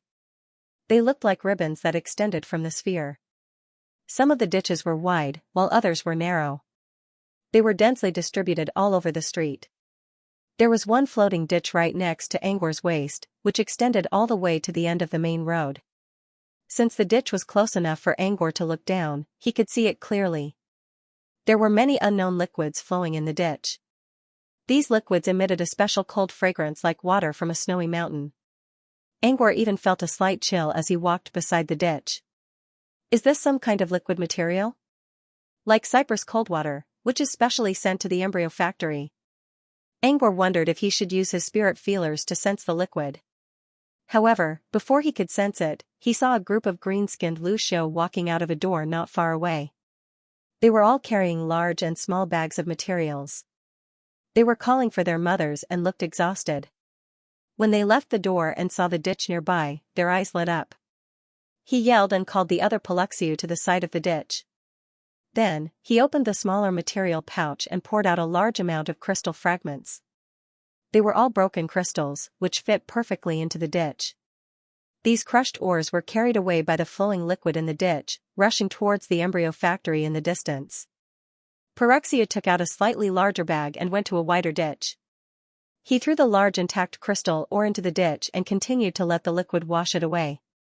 When they were done, the Xianxia returned to the door and disappeared in the blink of an eye. Angor suddenly realized something. So these ditches were used to transport materials quickly. Like the winding water goblet or flowing water noodle recorded in the hologram tablet, that was convenient. No wonder there were so many ditches in different sizes. They were used to store materials of different sizes. It's not just for transportation. The liquid inside is also a material, Glepner explained when he noticed Angor's gaze. Cooling liquid? Glepner nodded. As expected of an alchemist. You guessed it right away. Why do I feel like you don't mean it? Glepner didn't answer. He only pointed at a ditch not far away. There's still a few kilometers to the embryo factory. Starlight will attract too much attention. Let's go through the ditch. Angor? Glepner led Angor and Laplace to a ditch that was as wide as a small river. Ditches are for transportation. Transporting goods is transportation. Transporting people is also transportation. As Glepner spoke, a giant pack beast in the distance tossed two large wooden boxes into the ditch. The 10-meter-long boxes floated on the water surface and floated down. Glepner's eyes lit up when he saw the two boxes. He quickly jumped onto one of them. He then asked Angor to follow him. Angor really wanted to say, Starlight is too eye-catching? So this is not eye-catching? How about you take the box and I'll walk on my own? Angor wanted to refuse, but Glepner stuck his crutch into the water and stopped the box from moving forward.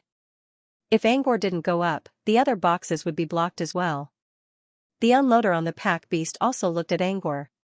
He didn't say anything, but his eyes were urging Angor to get out of the way. Angor sighed and decided to fly up anyway. Glepner put away his crutch and let the box slide down the ditch. The rest of the journey was similar to drifting on water. The only difference was that they were going faster. They also felt like they were floating in a handstand loop, which made them feel like they were riding a roller coaster. They couldn't enjoy such a thing when they were floating on a river outside. They floated in the ditch for several minutes. Finally, as the trench began to rise and enter the waterway, they were getting closer and closer to the Tool embryo factory. From afar, the embryo factory looked like a huge planet shrouded in fog. Now that he looked closer, he realized that the factory was even bigger than he thought. They were still 1,000 meters away, but Angor could no longer see the edge of the factory. He could only see the shadows in the mist. The pressure was intense. When they were about 100 meters away, Angor finally saw the outer shell of the factory. It seemed to be made of a crystal shell, which looked like frosted glass. He could faintly see the light inside, but it was still a bit blurry. About 10 meters away from the factory, Angor saw the entrance to the ditch. It was a circular tunnel, which looked like a winding slide. Following some splashing sounds, Angor and the others entered the factory and fell into the slide. The boxes made clanking sounds as they bumped into the pipe. Angor also felt dizzy for a moment. Thankfully, Glepner had released a starlight barrier in advance before they entered the tunnel, enveloping them. Otherwise, they would definitely be drenched in water from the spiraling downwards. Several seconds later, they entered the smooth water channel and slid out of the sealed pipe. Bright light shone into Angor's eyes. Angor slowly opened his eyes. The first thing he saw was a lake of cooling liquid filled with boxes. Then, he saw a human figure flashing through the air and flying towards them. Thud, a loud noise came from the lakeshore 10 meters away. Although it was called a lakeside, it was actually a smooth and flat crystal shell.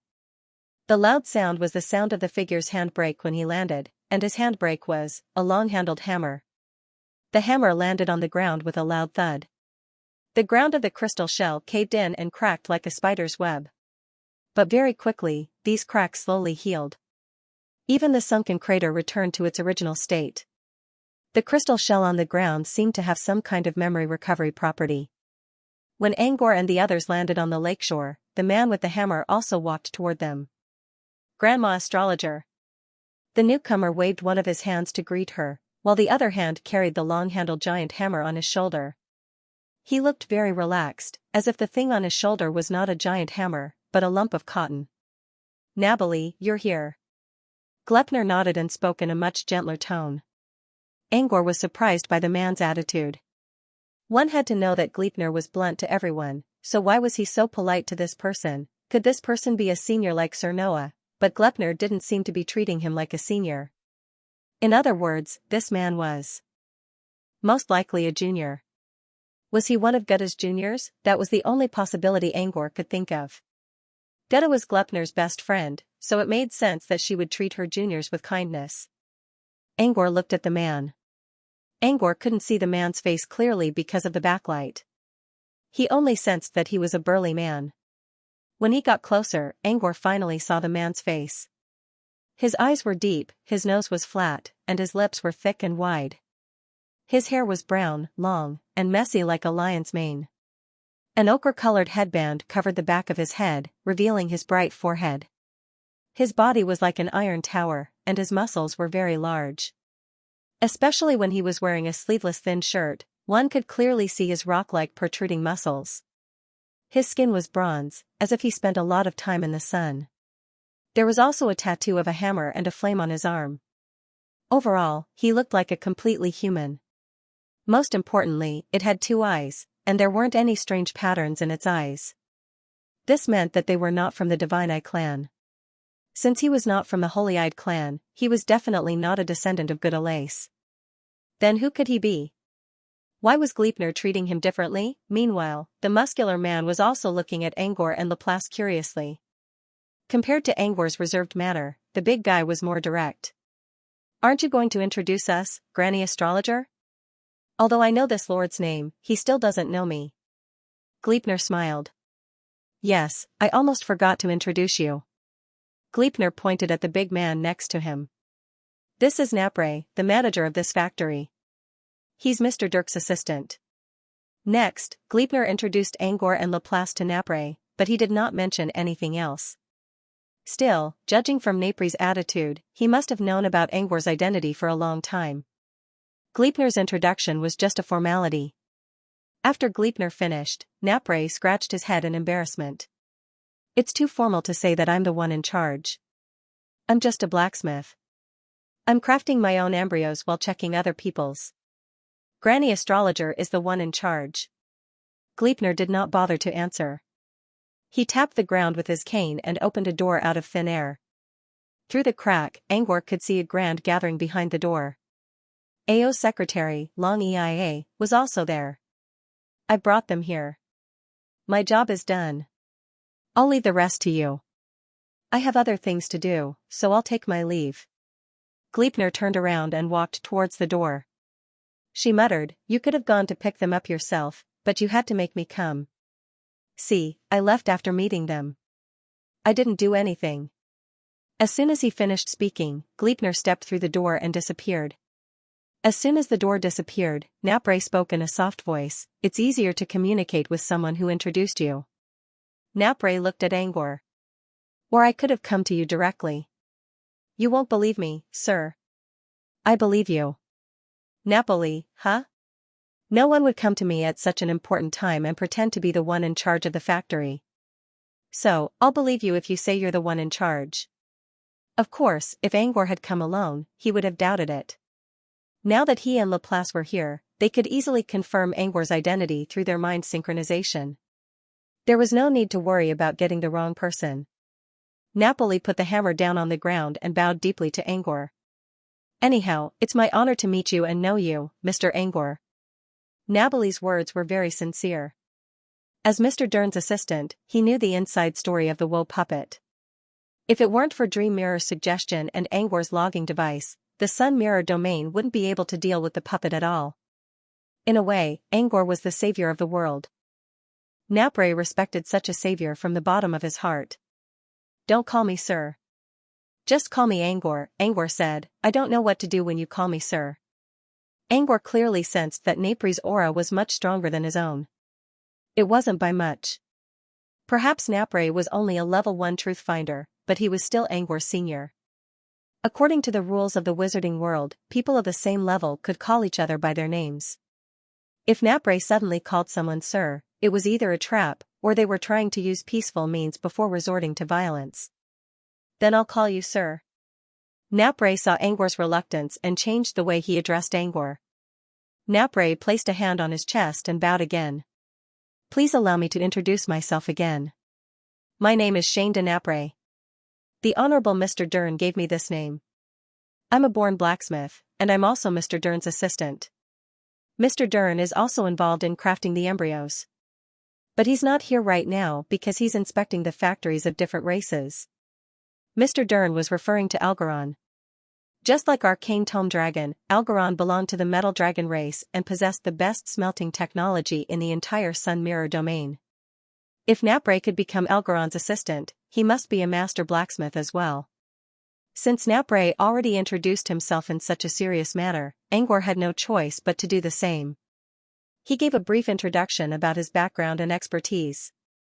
After the introductions, they didn't become closer to each other immediately, but at least the atmosphere became more relaxed. This is where we unload our materials. Someone will come here to transport them later, and it'll be noisy, Napre said. Napoli said, I'll take you to the production area of the tool embryo factory first. It's much quieter there. Not long after Napori's words, Angor heard a series of footsteps coming from the direction of the building. Next, hundreds of holes appeared on the crystal wall beside the lake. A large number of Crystal Eye race people came out from the holes and came to the lake to sort out the materials. Angor also saw many people around him. They didn't talk much, but their footsteps, breathing, and the clatter of boxes being lifted from the lake still made the place quite noisy. Angor nodded. Let's go. So, under Napoli's guidance, they flew up. They reached the top of the lakeside room, where the light source was. Looking up from below, it looked like a huge round headlamp. Only when they flew up to the ceiling did they realize that this round headlamp was actually a kind of shining crystal shell. The brightness was very clean, and because of this, it covered the door on the crystal shell. Yes, the door was on the shell. Under Napoli's lead, they passed through the intense light source. When the white light flashed, they had arrived at a long and narrow tunnel made of crystal ores. Compared to the harsh light outside, the light here was much friendlier. It was just like the morning light, neither harsh nor dim. The noises from the room were also gone. It was as if they had entered another dimension. This is a connecting corridor. You can use it to get to the other rooms. Napre took out a crystal ball and handed it to Angor. This is for you. Angor looked down and saw a three-dimensional maze inside the crystal ball. Here's a map of the factory. Those labyrinthine corridors are the connecting corridors. Napre pointed at the center of the crystal ball and said, we should be in this tunnel now. Angor followed the direction and saw a round room that looked like a lake at the bottom of the tunnel. That must be the place where they unloaded the goods. Angor looked at the front of the maze and saw many forked corridors. At the end of each corridor, there were rooms of different sizes. There were also dozens of lakes that looked similar to the unloading area. These corridors formed a maze that surrounded a ball of light in the center. Napre pointed at the light sphere. That's the production area, which is where we're going. Angor nodded and checked the map. The shortest path to reach the light sphere required at least 6 or 7 corridors, and they might have to pass through several rooms in between. This map must be valuable, right? Napoli said, it depends on the person. It's just an ordinary map to you, mister. The map must be valuable to those with ill intentions. However, at this moment, the entire White Sun Mirror realm was in the same boat, so there shouldn't be too many people who wanted to steal this map. Angor considered. The map was indeed useful to him. He wouldn't need to ask someone to guide him the next time he came. With that in mind, Angor thanked Napre and put away the crystal ball. With Napre leading the way, they didn't need a map. They spent the next few minutes chatting about Anjing Town or the prototype factory. Angor noticed that Napre was quite reserved despite his easygoing personality. Angor even felt that some of Napre's behaviors were similar to Blanche's. Blanche was an introverted person who had social anxiety. Napoli seemed to be in the same situation. At first, Angor sensed Napri's awkwardness and nervousness. However, as the conversation progressed, Napri's nervousness gradually disappeared, and he spoke more smoothly and confidently. From this, Angor could tell that Napri was an introverted and slow person. "May I ask a personal question?" Angor asked when he sensed that Napoli was getting a little hot. Napoli was stunned for a second and asked doubtfully, "What do you want to ask, sir? Are you a human?" Angor had been curious about this ever since he met Napri, but he never found a chance to ask. "I thought you wanted to ask something, sir." "Of course, I can answer that." Napri chuckled. "I'm not a human." Pausing for a moment, Napoli said with a trace of reminiscence in his eyes, "Actually, I used to wonder if I was a human because my appearance was really similar to a human's. But Mr. Dirk did a thorough examination on me and confirmed that I'm not a human." Angor was a little confused. Shouldn't Napri put himself in Angor's shoes? Why did it feel like Napri didn't even know whether he was a human or not? It was as if Napri was talking about someone else. "You." Angor opened his mouth but didn't know how to ask. Napri noticed Angor's confusion and smiled. "I'm a hollow man Mr. Dirk bought me from Scholar Jinghai. My name, my identity, and everything about me were given to me by Mr. Dirk." Angor understood what was going on. No wonder Napri didn't know anything about his race. He was a hollow man just like the astral attendants. Napri continued, "As for where I came from and which race I belong to, even now, I still don't know. Speaking of which, when Grandma Astrologer came to 100 Dragon Divine Kingdom, I spent a lot of effort to ask her to help me find my race. But she didn't manage to find out my race." The maze-like corridor kept turning into forks. Without a map, Angor would definitely get lost. With Napri leading the way, they did not have to worry about getting lost.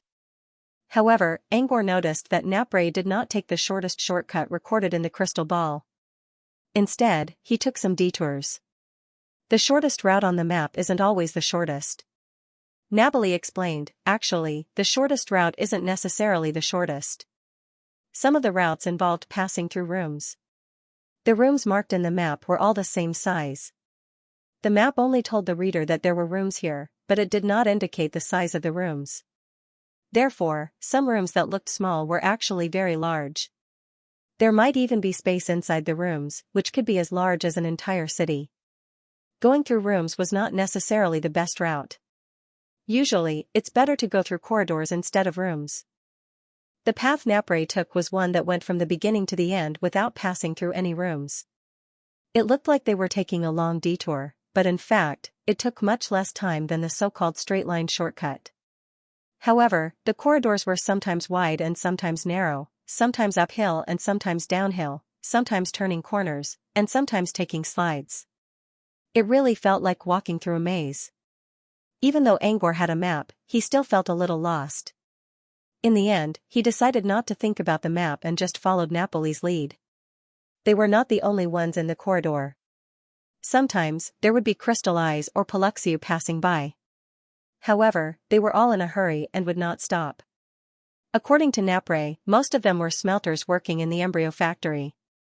They specialized in material smelting. The finished materials would be sent to the crafting area, where the craftsman would make the final mold. The work intensity of the smelter workers was actually much heavier than that of the people in the manufacturing area. They were responsible for selecting, analyzing, and finally smelting the materials. They could not afford to make any mistakes. The better the materials they chose, the higher their yield rate would be. The more good-grade items there were, the more rewards they would receive.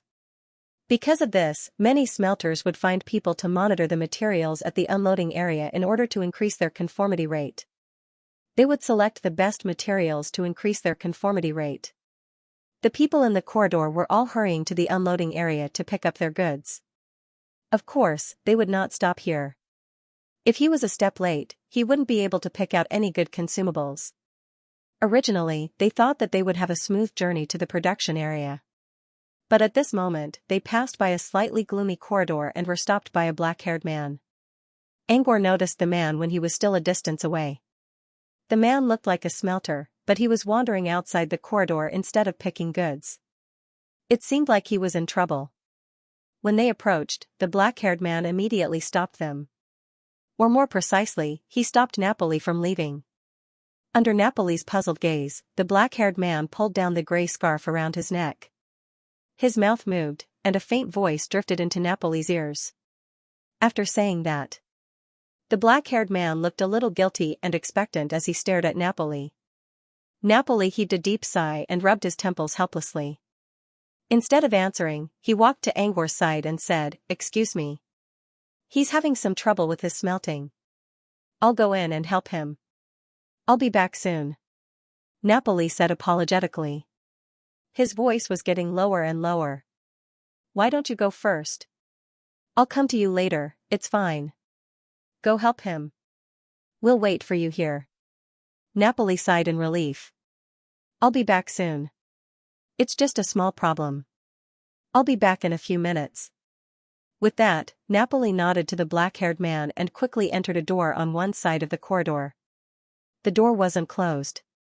From outside, Angor could see an extremely large space inside. At the center of the space was a giant crater, in which a large amount of lava was flowing. The temperature was extremely high, and there were even some explosive flames rising into the air. Even though the door was far away from the crater, Angor could still feel the heat waves coming from inside. As for the black-haired man, he led Napoli around the deep pit and walked upward. There should be a smelting table up there, but he couldn't see it clearly. So Angor looked away. "That man just now was a sorcerer," Laplace said softly. "A Ceto?" Angor was surprised. The same race as Xianxia, the most distinctive feature of a Ceto was the special patterns around their mouths. The black-haired man had been wearing a gray scarf. The scarf was very high and covered his lips. Because of this, Angor did not notice the man's identity. Now that he thought about it, the black-haired man did pull down his scarf when he spoke, and he did see some strange patterns around his mouth. So he was a Ceto. Angor sighed. He didn't expect to see the first living Ceto in this place. Speaking of which, Napoli said that the smelters and craftsmen here are assigned to different races. Since we met a Ceto here, does that mean the Everhustle race is nearby? Ceto was a subsidiary race of the Everhustle race, which meant the Everhustle race could be found wherever a Ceto was. Angor looked back at the dark corridor and saw several closed doors. Maybe the Everhustle race's territory was behind them? "You're worried about the Everhustle race?" "Not really. I'm just worried that they won't be able to resist." Laplace shook his head. "Don't worry about that. I asked Glepner, and she said the Everhustle race has their own embryo factory. The Everhustle race was best at instigating wars. Their military industry was one of the best in the entire Sun Mirror Zone. Therefore, they could completely rely on their own clansmen to support an artifact embryo factory. Since they had their own embryo factories, they wouldn't send people to other factories to cause trouble. Even if the Everhustle race couldn't resist the temptation, they would only be able to do it internally." Laplace said, "Actually, I'm more curious about why Ceto is here. Isn't it better for them to stay in the Everhustle race's embryo factory?" This was why Laplace pointed out the black-haired man as a Ceto. "Glepner doesn't know?" Laplace shook his head. "She doesn't care. Napoli is in charge of this. Then we'll ask Napoli when he comes out." Laplace nodded and didn't say anything else. While waiting for Napoli, Angor asked, "Didn't Napoli get anything from Glepner's divination?" Angor didn't know how to do it himself, but he knew that a divination was a way to obtain information and perform spirit synchrony. Napori's request was to find his own tribe, and he himself was the greatest witness and evidence. With such crucial information, it should be possible to obtain something from the spiritual synchrony, right? Laplace said, "It's true that Glepner didn't divine his origins, but there are some inside stories that Napre doesn't know." "What is it?" Angor's eyes lit up. Since Napoli was not here at this time, Laplace did not hide anything and told him all the information he knew. 2,000 years ago, the 100 Dragons' divine kingdom invited Glepner to perform a divination. The divination was very important, but it lacked some necessary ritual items. At that time, it was Napre who helped Glepner with the preparations. In the end, he even used up all the energy in his rune to create the corresponding ritual item at the crucial moment. Gleipnir didn't say it out loud, but she believed that she owed Napoli a favor. That was why Gleipnir immediately agreed when Napre asked for her help in divining the fate of his tribe. At first, he wanted to use this opportunity to return Poe's favor, but in the end, there was a problem with the divination. She couldn't get anything from the divination. It was as if Napoli's identity was a mystery. I was also surprised when I heard about it. Because Napoli himself is here, it shouldn't be difficult to divine his origin. Gleipnir had encountered many more difficult divination attempts. For example, some people simply held a strand of hair or a piece of clothing that was tainted with someone else's aura and hoped to divine someone's identity. If Gleipnir could do something as difficult as this, then Napoli was right in front of her. It should be much easier. But the results shocked everyone. Gleipnir tried all kinds of methods but couldn't divine Napoli's identity. But through some side details, she also analyzed some deeper reasons. She originally thought that Napoli's identity might be very unusual and that he was protected by some powerful force, making it impossible to divine him. So she expanded the scope of divination. Instead of divining Napoli's identity, she used Napoli as a base to search for the tribe behind him. But even so, she still didn't get any results. This was very strange. It meant that not only could Napoli's blood not be divined, but even those who were not related to him could not be divined. Gleipnir thought that there was only one possibility for this situation. Napoli's tribe, or the civilization and world he lived in, was very special. It was surrounded by a mysterious power or a similar powerful force. In other words, all the tribes, not a single one, could not be divined. Gleipnir couldn't pry into a powerful force that could cover a world and a civilization. She didn't even dare to speak too much about it. Because Napoli was one of the people involved. If she did, she would be targeted by the powerful force behind his tribe and violate a taboo. Under such circumstances, even if Gleipnir had analyzed some secrets, she didn't dare to tell Napoli about it. She only said that she didn't get any information. This meant that she didn't repay Napoli's favor. Napoli didn't say anything, but Gleipnir felt very guilty. This was why Gleipnir treated Napoli more gently than anyone else. A power that can affect an entire world. Angor was surprised. This power had to be at least legendary. Or even stronger, it seemed that Napoli's identity was really mysterious. At first, Angor was only curious about Napoli's background. But after hearing Laplace's story, he felt a little curious. Since we can't find out who he is through divination, can we find out who he is by comparing his body parts? Angor asked. Gleipnir did the same thing. Even Napoli's master, Algeron, did the same thing, Laplace said. Laplace said, in the end, the result was that there was indeed something unusual about the Napori, but only the Napori had it. They didn't see anything similar in any other species. This was why they couldn't find out Napoli's identity. Then what is it that only Napoli has it? Angor asked curiously. After a moment of silence, Laplace uttered a word. Divine runes. Runes? Angor was a little confused. He vaguely remembered that Laplace mentioned something about runes running out of energy. So this rune was unique to Napoli? Laplace said, you should have seen the divine pattern before. It's a pattern on Napoli's arm. Angor tried to recall. There was indeed a pattern on Napoli's arm that looked like a hammer and a flame. But at first, he thought it was just a tattoo and didn't think too much about it. Now he knew it was a rune. A unique part of Napoli's body? Laplace nodded. Yes. That's a rune. Napoli's rune looked like a tattoo, but it was actually a strange organ. According to Gleipnir, a rune was an external energy organ. And the source of Napoli's power came from the rune. According to Napoli, he lost all his memories after becoming a hollow man, but he didn't lose his power. That was because his power was stored in the rune. When he communicated with the rune again, he found its ability. To put it simply, by communicating with the rune, he could obtain the skills stored in the rune, as well as the corresponding energy. As for how he communicated with the rune, Napoli didn't know how to describe it. He was naturally able to communicate with the rune, so he couldn't explain how he did it. For example, no matter how hard he tried, he still couldn't make a carbon-based creature understand their ideology and way of life. In short, Napoli was born with the ability to communicate with runes. No one else could learn it. Algalon and Ajolan both tried to study Napoli's runes, but they didn't find anything useful, huh? Laplace suddenly paused in the middle of his sentence and turned to look inside the door. A terrifying energy began to spread out from the door. Under the influence of this power, the lava lake at the bottom of the pit also began to boil. Large amounts of orange lava turned into serpentine dragons that rose from the bottom of the lake and reached the sky. When the serpentine dragons reached the sky, something else happened. The 100-meter-long giant hammer smashed down from the clouds and mercilessly smashed into the body of the ferocious magma dragon snake. Continuous rumbling sounds rang out, and when the hammer came into contact with the head of the magma dragon snake, the sparks scattered wildly. Even Angor and Laplace, who were standing outside the room, could clearly see the falling sparks. More than 10 meters away from them, a spark fell and burned a hole in the ground.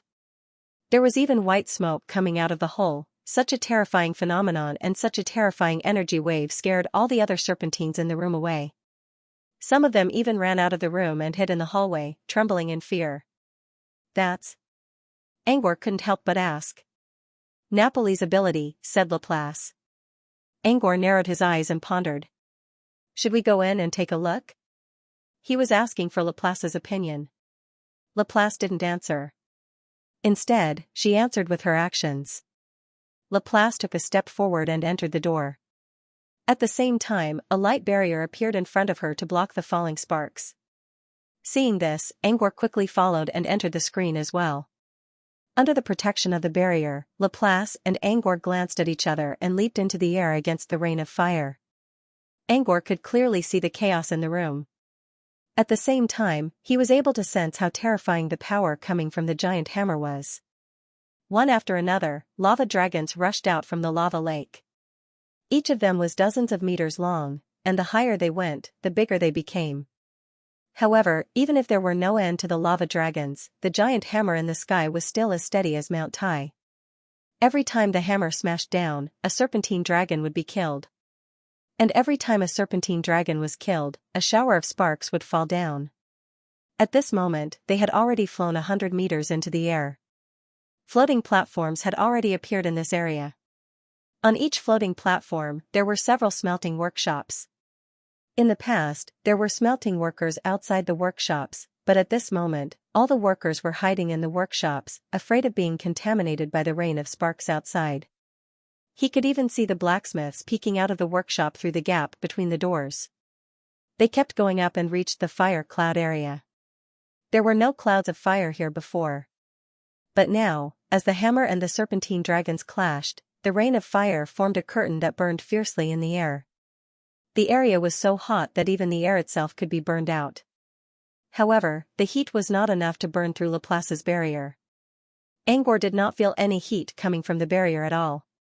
In a flash of orange light, they were already out of the fire cloud area and into the real battlefield. Several hundred meters away, Angor saw a giant floating platform. On it were Nabali, the black-haired man, and a trembling hammer lady hiding behind the black-haired man's back. Angor didn't know what was going on, but he saw Nabali sitting on the platform with his legs crossed, surrounded by a fiery shield. Nabali closed his eyes and didn't move at all. It looked like he was sleeping.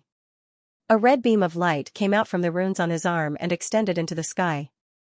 In the deep sky, a huge, half-hidden figure was swinging a giant hammer that was over 100 meters long and smashing it down on the lava dragon snake below.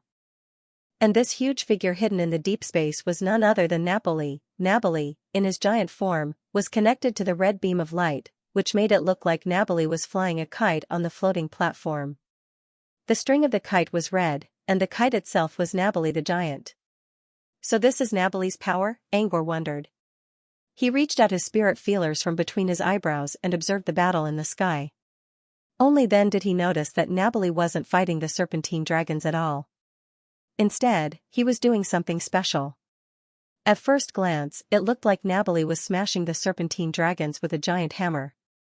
However, there was a translucent crystal ore between the hammer and the serpentine dragons. The giant took pulley and smashed the crystal mine. The serpentine dragons were only providing fire and heat. However, each time he smashed the ore, he used a lot of force, which caused the serpentine dragons to break apart and turn into a rain of fire. The reason why it looked like a giant hammer was fighting the serpentine dragons was that the ore was translucent. It was easy to miss it if one didn't look closely. Angor sighed in relief when he was sure that Nabali was only smashing the ore. He was worried that this place might be under attack. Thank goodness it wasn't. As Nabori continued to work, Angor began to notice that the ore was different from other ores. At first, the ore was only about 10 meters in diameter. But now, it had reached 100 meters in diameter.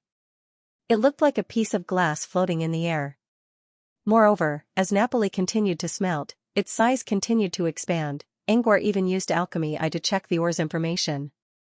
However, the server of Alchemy Eye was filled with question marks. The only thing that showed was that the ore was malleable. Anyone with eyes could see that. It didn't matter whether the information was displayed or not. Alchemy Eye's appraisal was based on Angor's knowledge. Since the ore was full of question marks, it meant it was an unknown or Angor had never seen or heard of before. Angor was very curious about this. He didn't know everything about crystal ores, but he knew a thing or two about them. Now that he found a crystal ore with no information about it, any alchemist would be curious about it. However, now was not the time to ask questions. Angor simply waited in silence. About 10 minutes later, when Napoli's main body began to sweat, the crystal mine in the air finally stopped spreading. Now, it had spread for thousands of meters, almost covering the entire sky. Fortunately, the crystal mine was transparent. If it was black, the room would probably be pitch black by now. Napoli didn't stop swinging his hammer after reaching the limit of the ore. Napoli's hammering began to move in a strange rhythm. It must be some kind of special smelting technique. Angor couldn't understand it at all. After Napoli changed his hammering method, the crystal mine that stretched for thousands of meters began to shrink slowly. It had spread very quickly before, but now it was shrinking even faster. 20 seconds later, the enormous crystal mine turned into a fist-sized orange-yellow crystal. As soon as the crystal appeared, Napoli let out a long sigh of relief. He tossed the orange-yellow crystal onto the floating platform, and his body began to fade away. Just as the giant was about to disappear, he glanced at Angor's direction. Next, he nodded at Angor as if he was greeting him. Then, he was gone. At the same time, Napoli, who was sitting on the floating platform, finally opened his eyes. He waved a hand, deactivated the fire shield around him, and caught the orange-yellow crystal. Mr. Angor, Lady Laplace, please wait for a moment. I'll come after I'm done here. When Napoli rose to his feet, both Angor and Laplace received his voice transmission at the same time. Obviously, Napoli had discovered them long ago. Angor wasn't surprised at all. He was more interested in the fact that the rune on Napri's arm flashed for a second when Napre sent the message. So Napoli's voice transmission skill came from runes as well. Runes could be used for kiting, forging, fire shield, and voice transmission? Was it really that versatile? At first, he thought of runes as runes or magic arrays. But now he realized that Napri's runes were completely different from those.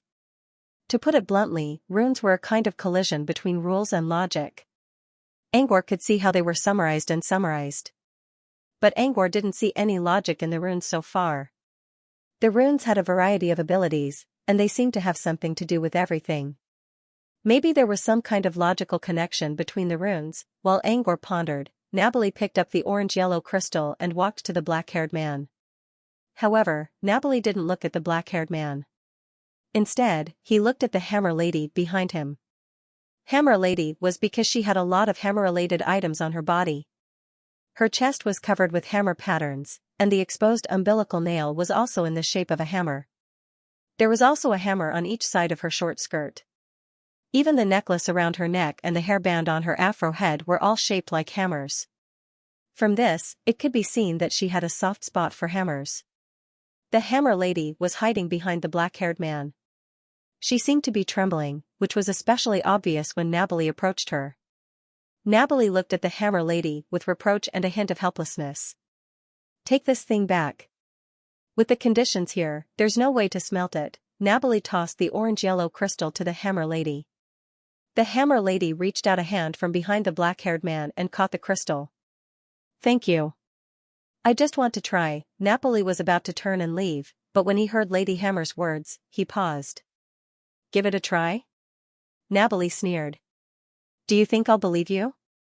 The Hammer lady froze. Don't try to be smart. It would have been destroyed if I wasn't here. After saying that, Napoli paused for a moment. Or perhaps, you knew that I was here, so you deliberately smelted it. Do you think I can help you? Hammer lady shook her head and said pitifully, no, no. If one only looked at the Hammer lady expression, they would think that she was being wronged. However, when Napoli looked at the Hammer lady's mouth, his eyes cleared up. He didn't believe her words at all. Seers were good at deception. Napoli said, maybe you did have other plans. For example, you wanted to ask Mr. Dirk for help instead of me. You know Mr. Dirk won't go to the factory of the Ever Hustle race, so you left Seers in the factory of the Crystal Eye race for Mr. Dirk. Unfortunately, you didn't find the right time. Mr. Dirk isn't in the factory right now. The Hammer lady looked a little embarrassed when Napoli saw through her plan.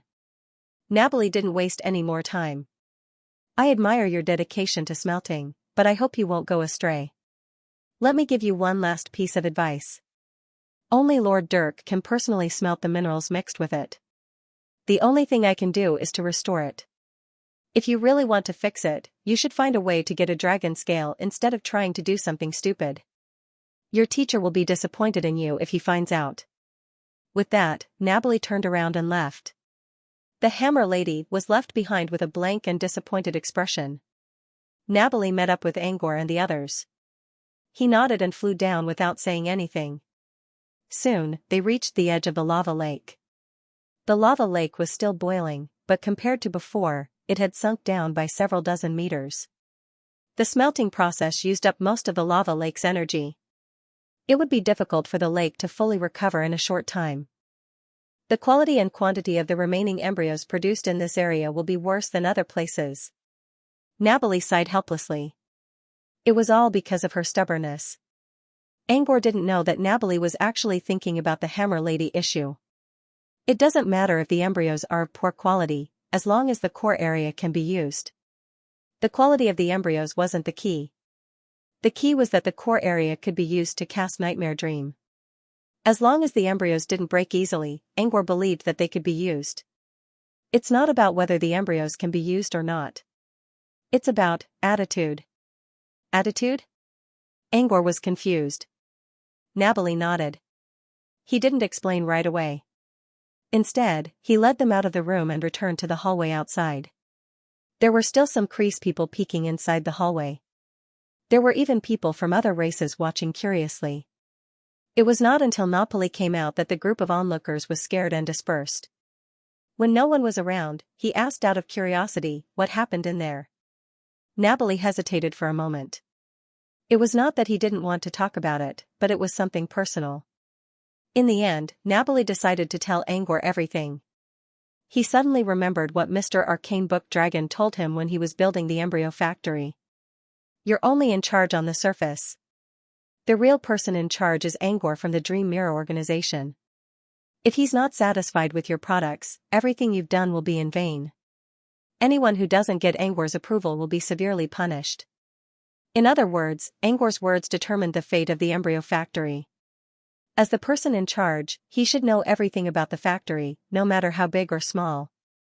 As for what that Ms. Case had done, although it involved personal matters, she had used her personal feelings on public tools, which was also an internal matter of the tool embryo factory. Since it was related to the factory, Napoli could not hide it from Angor, the real leader. With that in mind, Napoli no longer hesitated and told Angor everything. The case person's name was Pear. She was called Pear in the fruit category. She was an orphan who had no name when she was young.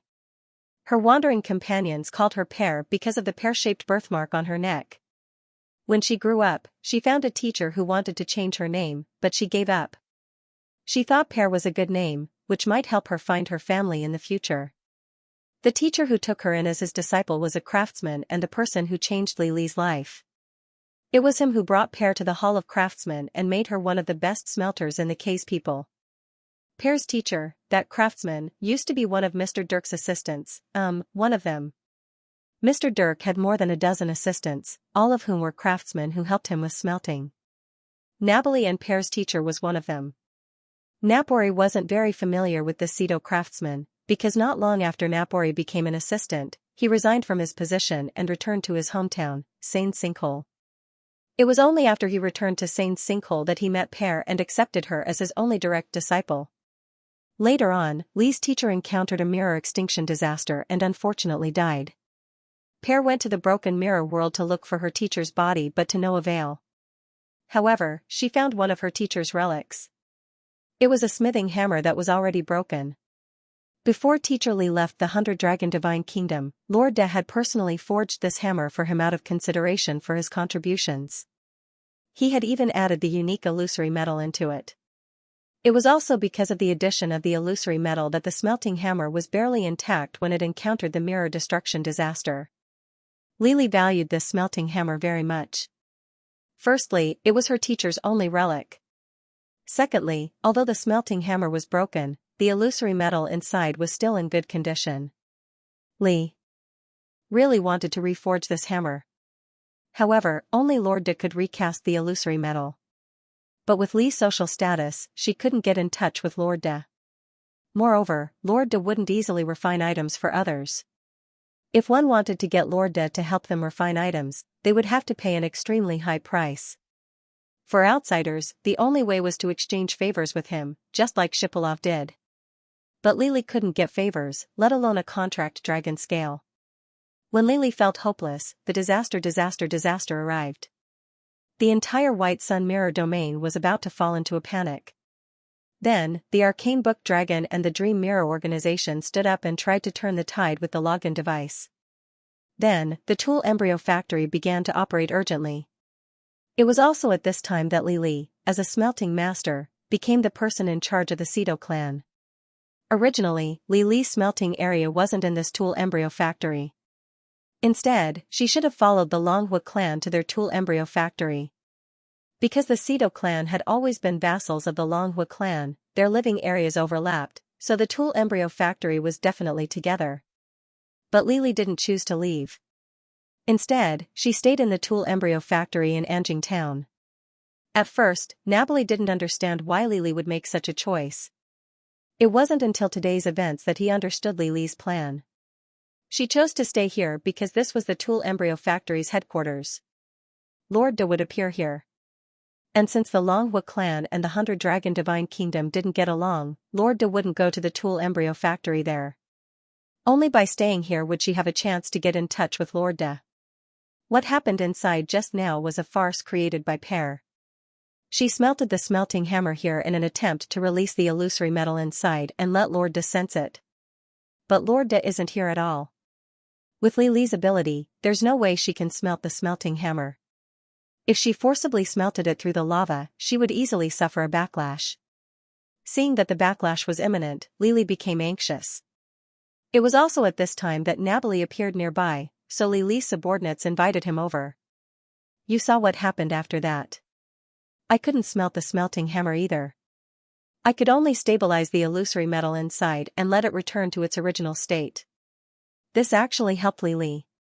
At least the smelting hammer wasn't broken and had become the original mineral. As long as she could take another step forward, she could forge a new hammer. This was also why Nabali felt that Li was scheming against him. But no matter what she did, Lord De was the only one who could smelt the illusory metal. She couldn't have succeeded with her little tricks.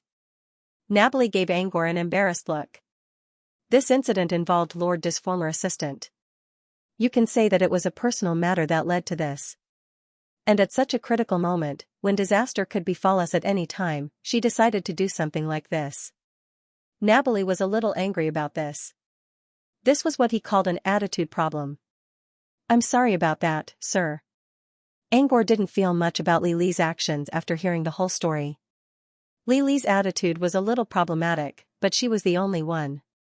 At least, Angor saw that the other floating platforms were all working seriously. There were thousands of creatures in this world, and each of them had a different way of thinking. It was only natural that one or two people with bad ideas would appear. Compared to Li's attitude, Angor was more curious about the illusory metal. Earlier, he noticed that Nabali used the giant's shadow to create the crystal mine. Now it seemed that the crystal mine itself wasn't strange. It was the illusory metal inside. What was illusory metal? Why was Algalon the only one who could smelt it? As an alchemist, it was natural for him to want to know more about a metal he had never heard of before. Nabali didn't hide the illusory metal from Angor. It wasn't widely known, but the leaders of all races knew that Algalon was in possession of a secret metal. They just didn't know the name of it. Now that he mentioned the illusory metal, he didn't plan to hide it. Very few people know what the illusory metal is. Even in the 100 Dragons Divine Nation, only a very small number of mirror dragons know its name, Napoli said. I was fortunate enough to come into contact with the illusory metal because I was Lord Dirk's assistant. Illusory metal is called alhasteel. It's a type of arcane metal created by Lord De. It has many properties, and it even has all-purpose properties. That's why it's called illusory. All-purpose and all-purpose? This was the first time Angor heard about such a metal. His eyes lit up. How is alhasteel made? Angor couldn't wait to ask. However, Angor quickly realized that his question was a bit too much. Would it involve her privacy? But now that he had said it, he didn't know how to make up for it. Before he could come up with an excuse, Nabali spoke again, I don't know. Alhasteel came from Lord De's secret smelting technique. No one knows how it's made. And because it was made using Master's exclusive secret method, only Master can melt aura steel. No one else can do anything about it. Napoli also gave an example. If someone tried to melt alhasteel, they wouldn't be able to melt it even if they used the heat of the sun. However, if Lord De were to smelt it, even if it was just a small flame, the alhasteel would change accordingly. As soon as Napoli's voice fell, Laplace, who had been silent all this time, suddenly spoke. Alhasteel isn't the product of some secret smelting technique. It's not made by smelting. Huh? Angor looked at Laplace curiously. Nabali also looked at Laplace in confusion. He didn't know why Laplace would say something like that. But judging from her tone, she seemed to know something. But as Lord De's assistant, Nabali didn't know anything. Did an outsider like her really know something? Napre was doubtful. However, Laplace was also a member of Dream Mirror just like Angor and Granny Astrologer. Perhaps she had something up her sleeves, or maybe Granny Astrologer knew something and told Laplace about it. While Napoli was pondering, Laplace had already told him the information. Compared to the name alhasteel, I think the name phantom metal may be more appropriate. Because this name directly points out its origin. Both Angor and Nabali were puzzled. Laplace looked at Angor. You still remember what algalons are, right? Angor nodded and began to recite the information in his mind. Like arcane tome dragons, algalons are treasure dragons, one of the rarest types of treasure dragons. They are superior to all metal dragons and can control and create all kinds of metals, but before he could finish, Angor froze. He realized what Laplace was trying to say. Phantom metal was created by algalons? Correct. Laplace nodded. To be exact, creating illusory metal is Algalon's talent, just like how the arcane book Dragon's talent is the Book of Time, and Algalon's talent is illusory metal. All the illusory metals were created by Algalon through his talent. Because the illusory metal originated from Algalon's talent, no one else could smelt it. Only Algalon, the creator, could easily smelt it. Previously, Nabil had said that Algalon only needed a small flame to melt the illusory metal. However, the truth was that Algalon could manipulate the illusory metal to change its shape with just a thought even if he did not use flames. To some extent, phantom metal was an extension of Algalon's own body. By controlling phantom metal, Algalon's could control its own body. What did like an arm mean? It meant like an arm. The illusory metal produced by the smelting secret technique was, to put it bluntly, just an excuse. Anyway, Angor believed Laplace's words. Laplace was not the kind of person who would say something so groundless. Nabali, on the other hand, was still in shock. Is this true? Nabali wanted to ask about the source of the information, but he didn't dare to ask. Angor didn't hesitate. You didn't tell us this when we met Algalons, did you?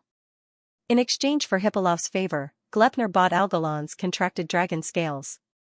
It was then that Algalon showed up. Algalon's only showed up with one eye, but they still met each other once. After that, Laplace told Angor everything she knew about Algalon's. However, Laplace didn't mention anything about phantom metal. Angor knew Laplace well enough to know that she wouldn't keep such a thing a secret. After all, Laplace knew that Angor was an alchemist, so he must be interested in phantom metal. Why didn't she tell Angor about it earlier? Laplace gave the answer directly. About the illusory metal, Gleipnir asked the secret book dragon directly and got the answer. Laplace added, 2 minutes ago. Angor didn't know what to say. Angor finally understood what was going on.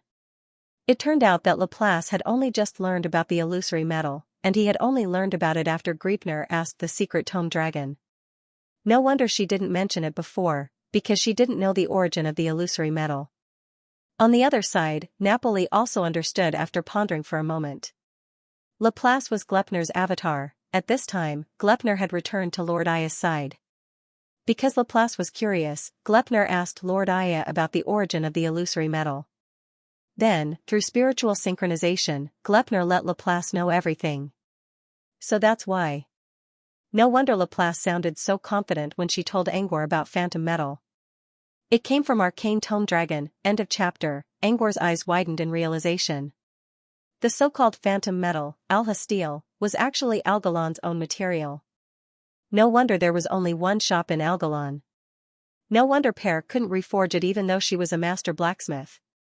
This reminded Angor of Granny Fingernail. Granny Fingernail's nails could also be used as an alchemy material. They could be ground into powder and added into certain potions to improve their potions' effects.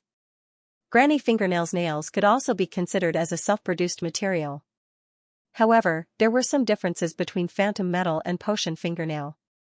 The reason why Granny Fingernail could be used as medicine was because she had been in contact with all kinds of magic plants and magic herbs. There were many legendary magic plants among them. During the process, Granny Fingernail's fingernails had gradually developed medicinal properties under the influence of magic herbs and Granny Fingernail's active modification. This was how Potion Fingernail was born.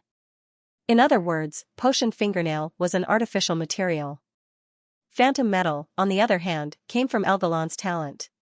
Angor couldn't tell which one was better.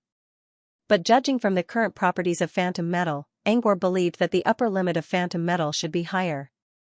After all, Angor saw Poe's hammering technique. Poe's terrible hammering technique was much stronger than his smelting technique. But under this kind of beating, the properties of the illusory metal were still very stable, which was enough to show that its essence was very strong. Angor had to admit that he was quite tempted. Phantom metal was Algalon's own material, but it didn't matter where it came from. What mattered was how well it could be used. Angor really wanted to see how phantom metal felt like for alchemy. Angor didn't try to hide his eagerness. Don't even think about it. Only Algalon can make illusionary metals. Laplace knew Angor well enough to know what was on Angor's mind. I know, Angor said. But Angor didn't believe that there was such a thing as absolute in this world. There must be a way to smelt phantom metal without Algalon's help. It was just that no one knew how to do it yet. Of course, Angor didn't think he could find a way to smelt phantom metal on his own. But he still wanted to try it out. Feel its extraordinary characteristics and record the information it emitted.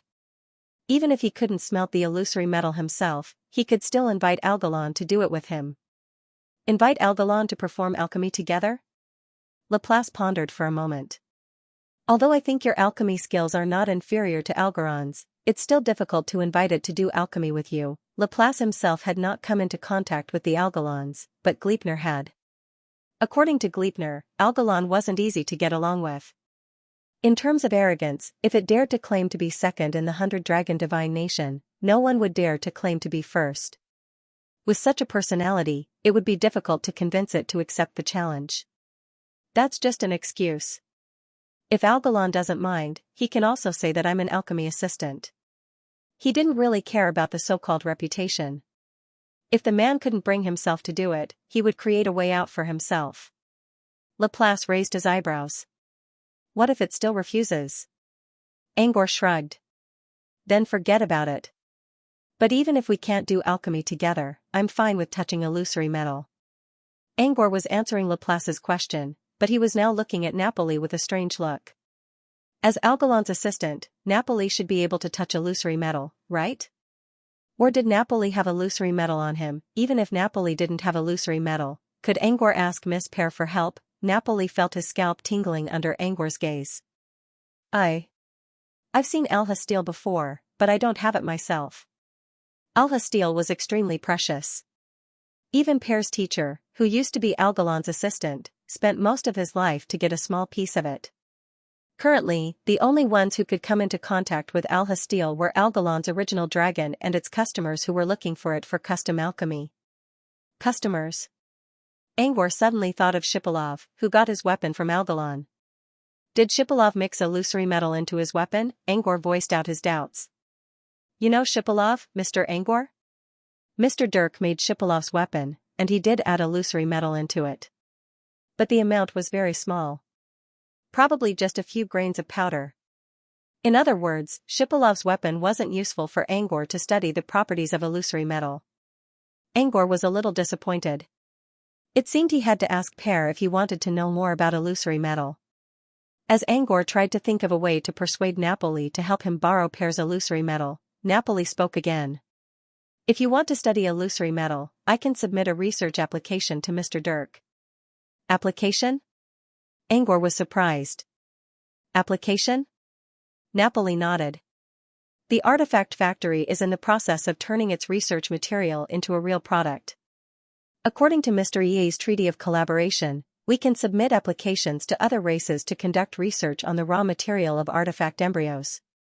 Of course, races included the 100 Dragon Divine Kingdom. As long as Angor agreed, Napoli could submit an application to the higher-ups to study illusory metal. Of course, Algalon didn't believe that Angor was going to study illusory metal just to create artifact embryos. But as long as the treaty was still in effect, Algalon couldn't refuse. After all, Angor was the person in charge of the artifact factory, as well as its creator. If Angor said he wanted to study illusory metal, no one could stop him. Angor's eyes lit up when he heard Napoli's suggestion. So that's how it works. Didn't that mean that not only could he apply to the 100 Dragon Divine Nation to research the illusory metal, but he could also apply to the other races?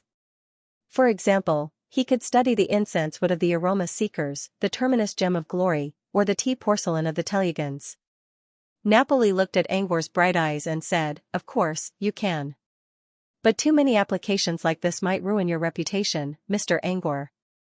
After all, they weren't idiots. They all knew whether Angor was submitting an application to study illusory metal or not. "I don't care about reputation," Angor said without hesitation. Napoli.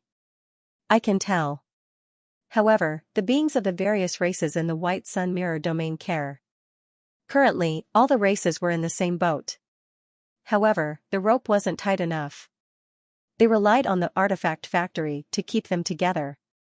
As the core of the artifact factory, if something went wrong inside, even if it was just a rumor, it might break the rope. Angor was the core of the factory. If he stayed in the shadows like he always did, it wouldn't matter. But if he went to the front and used his power to submit applications to other races, his reputation would be ruined, and the core of the artifact factory would collapse. The rope they worked so hard to tighten would break. "That's why I don't suggest you do that, Mr. Angor," Napoli said. "If you want to study materials from other races, there are other ways. Buying, borrowing, or exchanging favors were all possible. The materials Angor mentioned just now weren't the kind that could only be obtained by using special connections. The illusory metal was something that couldn't be obtained. It could only be obtained by using the rules of the treaty." After listening to Napoli's analysis, Angor realized that it made sense. He didn't care about reputation, but it wouldn't be worth it if it led to a chain of problems. "Then I'll do as you say. Just apply for illusory metal." Napoli nodded. "All right. I'll write the application when I get back." Angor looked at Napoli's eager expression. "Why do I feel like you don't care about Algalon? Under normal circumstances, as an assistant, shouldn't he be more protective of her?" Napoli said straightforwardly, "Because studying the illusory metal won't offend Lord Dirk. Besides, Lord Dirk is quite proud of it. In the library of 100 Dragon Divine Kingdom, there are a lot of papers and research reports written by mirror dragons. Some of them are about illusory metal. I can tell that Mr. Dirk is very happy after reading those reports. He even takes the initiative to invite mirror dragon scholars for further research. Napoli paused a little and continued, Mr. Dirk enjoys watching other people spend their time studying illusory metal, only to find nothing. Angor didn't know what to say. That sounded a little crazy. So, I'm sure Mr. Dirk will accept my application on the basis of my research. But I think Mr. Dirk will want you to write a report as a reward. That way, Mr. Dirk will be more willing. Angor nodded. I see. I'll write a report. To put it bluntly, the report was a kind of cooperation. Even if Angor found something, his report should be something along the lines of nothing. It would be better to add some experimental references in the report. It would take a lot of time and effort, but he still couldn't find anything. It might be a fraud, but Algalon liked to read reports like this. As long as he could use it to study illusory metal, Angor didn't mind playing along. The topic of illusory metal ended with Napoli's application. Angor didn't know when he could get his hands on the illusory metal after submitting the application. He wasn't in a hurry since it would only take 2 days. Next, Angor looked at Napoli's arm. At this time, the hammer tattoo on his arm no longer emitted any energy. It looked no different from an ordinary tattoo. However, anyone who saw the shadow of a giant being released from the tattoo wouldn't treat it as an ordinary tattoo. This is a rune, the source of my energy. It's similar to, Napoli explained when he saw Angor staring at his tattoo. Napoli considered and said, like a wizard's mana vortex. I can continuously draw energy from the rune. I heard from Laplace that runes aren't runes. They're external organs.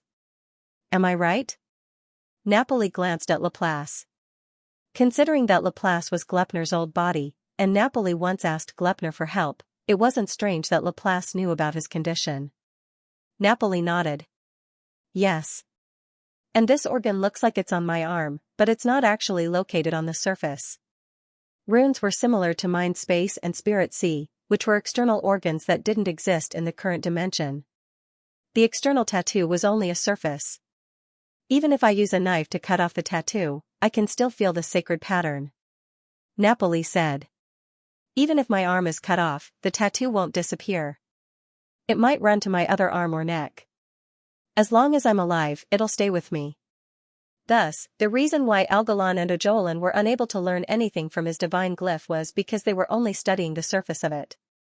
If they couldn't find a way to find the organ in a higher dimension, all their efforts would be in vain. Even Napoli himself couldn't find the real body of the divine rune, let alone Algalon and Ojolan. Just like how Angor could sense the soul space inside his body, he didn't know where it was located.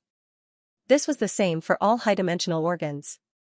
Perhaps only a real superdimensional being could find the real body of a high-dimensional organ. Since the tattoo was only a facade, he decided to stop looking at it. What's the difference between the runes and the mana system? What's the difference between the runes and the mana system? Angor added, I'm not trying to pry. I'm just curious. Napoli chuckled. I understand. You don't need to explain, sir. Anyone who saw him unleash the power of divine inscriptions would be curious about his abilities. This was very normal. Napoli considered. I've never studied the mana system of wizards, so I can't make a comparison. But I've studied the mana system before. According to my observation, the supernatural spells of the creatures in the mirror realm all need to be learned. Very few people are born with them. My ability, on the other hand, doesn't need to be learned. It's already recorded in the runes. End of chapter. While following Napori deeper into the corridor, Angor listened to Napori's explanation. According to Napoli, all his abilities seem to have been written in the divine sigil. No matter what kind of danger his body encountered, such as the trip to the Mirror Sea and turning him into a hollow man, his abilities were still intact. However, his runes were not affected at all. When he slowly regained his self-awareness from the Hollow Man, he immediately found his lost abilities in the runes. I clearly remember that the first ability I recovered was called Fire Shield. Napori gestured. The so-called Fire Shield was the spell he used to protect his body on the floating platform. Then, a few days later, I found 3 more abilities from the Divine Sigil. Fire Mastery, Fire Element Alchemy Array, Fire Mimicry. Although there were only 3 abilities, they were enough to push Napre to the level of an official wizard. Fire Mastery was a passive talent that improved Napori's control over fire. Fire Element Alchemy Array could summon intelligent fire spirits out of thin air, which was a summoning skill. Fire Mimicry could be used to create all kinds of shapes. It was similar to turning fire into plasticine. How to need it and what the final result would be depended on the user's skill. Normally, mortals who mastered this ability could only create shapes for fire. But Napori, who mastered Fire Mastery and Fire Element Alchemy Array, was able to do a lot more with this ability. He could create fire cages to trap enemies, fire wings to fly, fire wheels to increase his speed. There was also the most miraculous method of creating the Flaming God Sutra, flaming innards, flaming bloodline. Creating the shape of a gigantic flaming creature. Then, through the Fire Elemental Refinement Array, the fire spirit would be summoned into the creature, turning it into a flaming giant for battle. The shadow of a giant he saw earlier was created by fire mimicry. It was controlled by both the fire spirit and Napori's consciousness, which allowed him to use the terrifying smelting hammer technique. It could be said that just these 3 abilities were all-encompassing.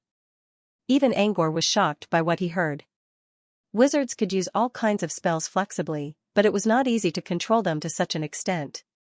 For example, Angor could control his fire to turn into a pair of fire feathers and fly with them. However, the speed was definitely very slow, far slower than normal flight speed. But Napoli's flame mimicry was mimicking something, and it looked like something. All the mimicry was so precise that it was at the level of spiritual vision. The flames turned into a cage, and the cage was unbreakable. If the flames turned into eyes, then he would be able to see the fire element. The flames formed the nerves, which served as a medium for transmission. This single ability was equivalent to several Magi's abilities. Also, the 3 abilities could cooperate with each other. The more imaginative Napoli was, the higher the upper limit of fire mimicry would be. Even in his limited supernatural experience, such an ability was rarely seen. No wonder Napoli was chosen by Algaron. Even the arcane book dragon and Algalon had come to study his runes. One had to know that there were countless worlds in the general plane, and many of them had supernatural systems. For the mirror dragons of the 100-dragon divine kingdom, even if they saw a new cultivation system, they would be used to it and wouldn't rush to study it. The fact that both the arcane book dragon and Algaron worked together to study the runes was already proof of how powerful they were. After listening to Napori's story and looking at the tattoo on Napori's body, Angor felt an urge to try it out. But he also knew that he wouldn't be able to find anything useful. Unless he had grafting maniac Dongming's knowledge in life modification. Therefore, Angor didn't plan to put it into practice. Still, Angor was curious about Napoli's background since runes were so flexible. Maybe he could ask someone about it. As for who to ask, it had to be his biggest source of information, Sun and Moon news firm. It was the meeting between Lady Moon and Mr. Sunday. Angor didn't want the dream crystal to be targeted by 2 legendary wizards, but he had to admit that Lady Moon and Mr. Sun did provide him with a lot of useful information. They also happily answered Luigi's questions in order to gain more trust points. They even told Luigi all kinds of secrets without hesitation. Therefore, they were probably the only ones who knew about Napoli's clan. While Angor pondered, Napoli kept talking about his runes. Back then, I acquired a series of fire-related abilities. But at first, I thought they were already recorded in my runes before I lost my memory, and I was just taking back what used to be mine. But later, I realized that wasn't the case, Napoli said. The rune system is different from other supernatural systems. Other supernatural systems require learning abilities, but runes can develop their own abilities. Develop their own abilities? Both Angor and Laplace were surprised. You mean runes have their own consciousness and can develop their own abilities? Napoli shook his head. I don't know if runes have their own consciousness, but they can develop their own abilities. Speaking of this, Napoli gave an example. Napoli once participated in a smelting competition in Neon City. The winner of the competition would receive a kind of stone of law from the gloomy mirror. This kind of stone could be used to craft special law items. The strange laws of Neon City all had something to do with this stone.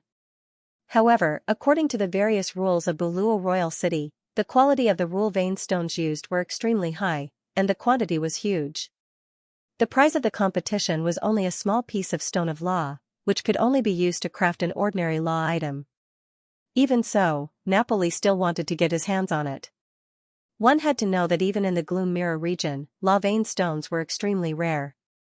Mr. Dirk once asked Granny Dragon Crow to help him find some stones of law in the Gloomy Mirror, but she didn't find anything.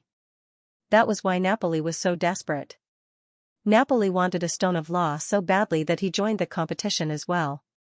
However, it wasn't easy to win the competition. All the races had sent their top craftsmen here. Even the Yingji race and the Changhua race, who had forged war weapons before, had come. Napoli was Algalon's assistant, but he wasn't sure if he could win against these craftsmen in terms of smelting knowledge. However, Napoli's strength was still quite good, and he finally made it to the finals. The finals of the smelting competition weren't one-on-one, and there were more than 2 people who made it to the finals. There were more than 70 people. The topic of the finals was to use the ores provided by the organizers to craft any item. At that time, all the contestants felt that they were in the bag because the rules weren't too restrictive. They just needed to use the materials provided by the organizers. However, when everyone got the ores provided by the organizers, they realized that the real problem was with the ores. This kind of ore, from a broad definition, was a demonic blood ore. It was an ore stained with the blood of transcendence. However, the demonic blood ore provided by the organizers was stained with demonic blood above a legend rank. Moreover, the demonic blood was very strange. As long as one got close to the ore, they could hear all kinds of strange murmurs. Under these murmurs, waves of chaotic information would surge into one's thoughts. Once the information flow wasn't expelled in time, it would contaminate one's brain, and then directly contaminate one's thoughts and soul. The contaminated craftsman would either mutate and become bloated with pus, or go crazy and shed tears of blood. From this, one could see how terrifying this unknown demonic blood ore was. Using this kind of ore to craft items was almost a slow suicide. Among the 70 contestants, 30 tried, 10 went crazy, and the remaining 20 had their bodies mutated. Although they were saved by the special rules of Buluo Royal City in the end, they were basically eliminated. As for the remaining 40 people, they only sensed the demonic blood ore and the crazy information flow. After that, they silently retreated. No one dared to take over the refining. Napoli was among them. Although he coveted the champion's reward, he also knew that with his ability, he couldn't refine this demonic blood ore. He could only choose to give up. However, just as he was filled with reluctance and unwillingness to give up, his divine inscriptions seemed to have heard the desire in his heart and suddenly moved. The energy in the sacred glyph began to be combined and arranged. Countless formulas appeared in front of Napoli's eyes. He seemed to have fallen into a divine kingdom formed by the power of the sacred glyph. Here, he constantly received all kinds of new knowledge and new formulas. After an unknown period of time, when he came back to his senses, he found that his consciousness had returned to the arena. The long time in his consciousness was only a second in reality. Moreover, when his consciousness returned, the sacred glyph fed back an ability, secret art of soul burning. Although it was called soul burning, it didn't burn the soul, but the spirituality. It could smelt all kinds of materials with spirituality into the purest characteristics. In the demonic blood ore provided by the organizer, the source that drove all the craftsmen crazy was an unknown evil spirituality.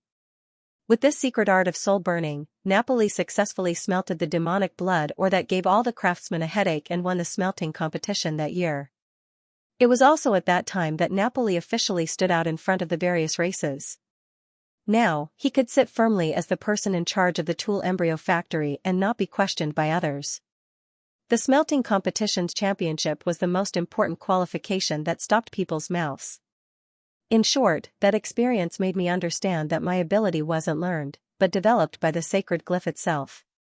When the sacred glyph developed a new ability, it directly instilled it into Napoli. Moreover, it instilled not only the ability but also the corresponding knowledge and truth. In other words, Napoli didn't just grasp the appearance of the ability, he also grasped the core of the ability. If he wanted to, he could even teach someone the same ability. Of course, the prerequisite was that the person also used the sacred glyph system and had the power of sacred glyph. There's an energy system that can develop its own ability? Angor was surprised. More importantly, the ability developed by the sacred glyph just happened to correspond to the final question of the smelting competition. In other words, the ability in the sacred glyph didn't originally exist. It was something that could be developed according to the current situation. This was amazing. What kind of energy system was this? How could it be so intelligent? Laplace mentioned that she didn't know which race Napoli came from, but Angor still looked at her subconsciously. Laplace, on the other hand, frowned and seemed to be thinking about something. Did Laplace think of something when he learned about the rune's ability? Did you think of something? Angor asked out of curiosity. Yes, I did, Laplace replied. Hearing Laplace's words, Napoli looked at Laplace with a hint of hope in his eyes. Does she know about my background? But in the next second, Laplace's words turned the hope in Napoli's eyes into question marks. Isn't that like an old grandpa? Angor and Napoli looked at each other in confusion. A walking old grandpa. Laplace explained in a matter-of-fact tone, you saw something like this in the illusion library. I saw it and sent it to me at the same time. Laplace described sacred glyph as a walking old grandpa. As long as the host had a request, the old grandpa would fulfill it. However, in the end, the old grandpa would take over the host's body and get killed instead. Now that you think about it, sacred glyph isn't a good thing either, Laplace muttered. Angor didn't know what to say. He didn't know what to say. Bringing the internet from Earth to the library seemed to have caused the opposite effect. Napoli was still confused. But the old grandpa is an outsider. But the sacred glyph is my organ, maybe it's just pretending to be your organ, but it has its own will, Laplace said. Napoli was even more confused now. I don't think sacred glyph has its own will. That's just your opinion, Laplace said in a flat tone. Napoli didn't know what to say anymore. He looked at Angor. Do you think so too, Mr. Angor? Angor considered. What Laplace said is just a story, not a reference. Personally, I don't think sacred glyph is a fake organ. Angor's words calmed Napoli down a little. Laplace, on the other hand, was curious about what Angor was going to say. I don't know why, Angor said. But I trust the arcane book Dragon and Algalon. If they're sure that sacred glyph is a superdimensional organ, they're probably right. As for why sacred glyph can unlock abilities, well, that's possible too. The so-called organs that transcend dimensions must have different characteristics. For example, a wizard's mind space can create unlimited spirit models, and a soul realm can connect with the soul deeply. As for your sacred glyph organ, it's probably an incredible computational ability. Through great computational ability and your own accumulation of knowledge, you can create different abilities. That's my opinion on sacred glyph. Based on Algalon and Arcane Book Dragon's analysis, Angor tried to find a reasonable explanation for sacred glyph's automatic development ability. But he didn't know if it was true or not. Perhaps only after confirming Napoli's origin could he have a better understanding of the godly glyphs. End of chapter. Runes can be used for calculation. Napoli's eyes flashed with a hint of doubt. Lord Aya once made a similar conjecture, believing that the divine runes may be a kind of computing terminal that can combine with my knowledge to calculate and create abilities. But if runes are really doing calculations, shouldn't they consume energy? For example, when using one's brain power would be consumed as well.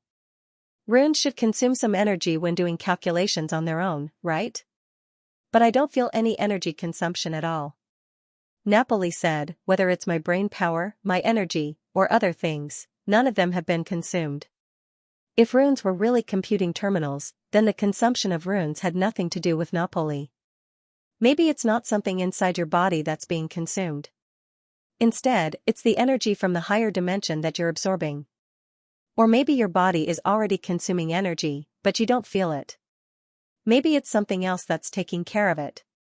Napoli didn't try to refute Angor's theory. It was pointless to refute Angor's guesses. He sighed and said softly, "If only I knew which clan I came from, maybe I would be able to find out the secret of the divine inscriptions." Unfortunately, no one knew where he came from. Even when he went to astrologer Granny for divination, he could not get any indication. He was like an orphan among the stars.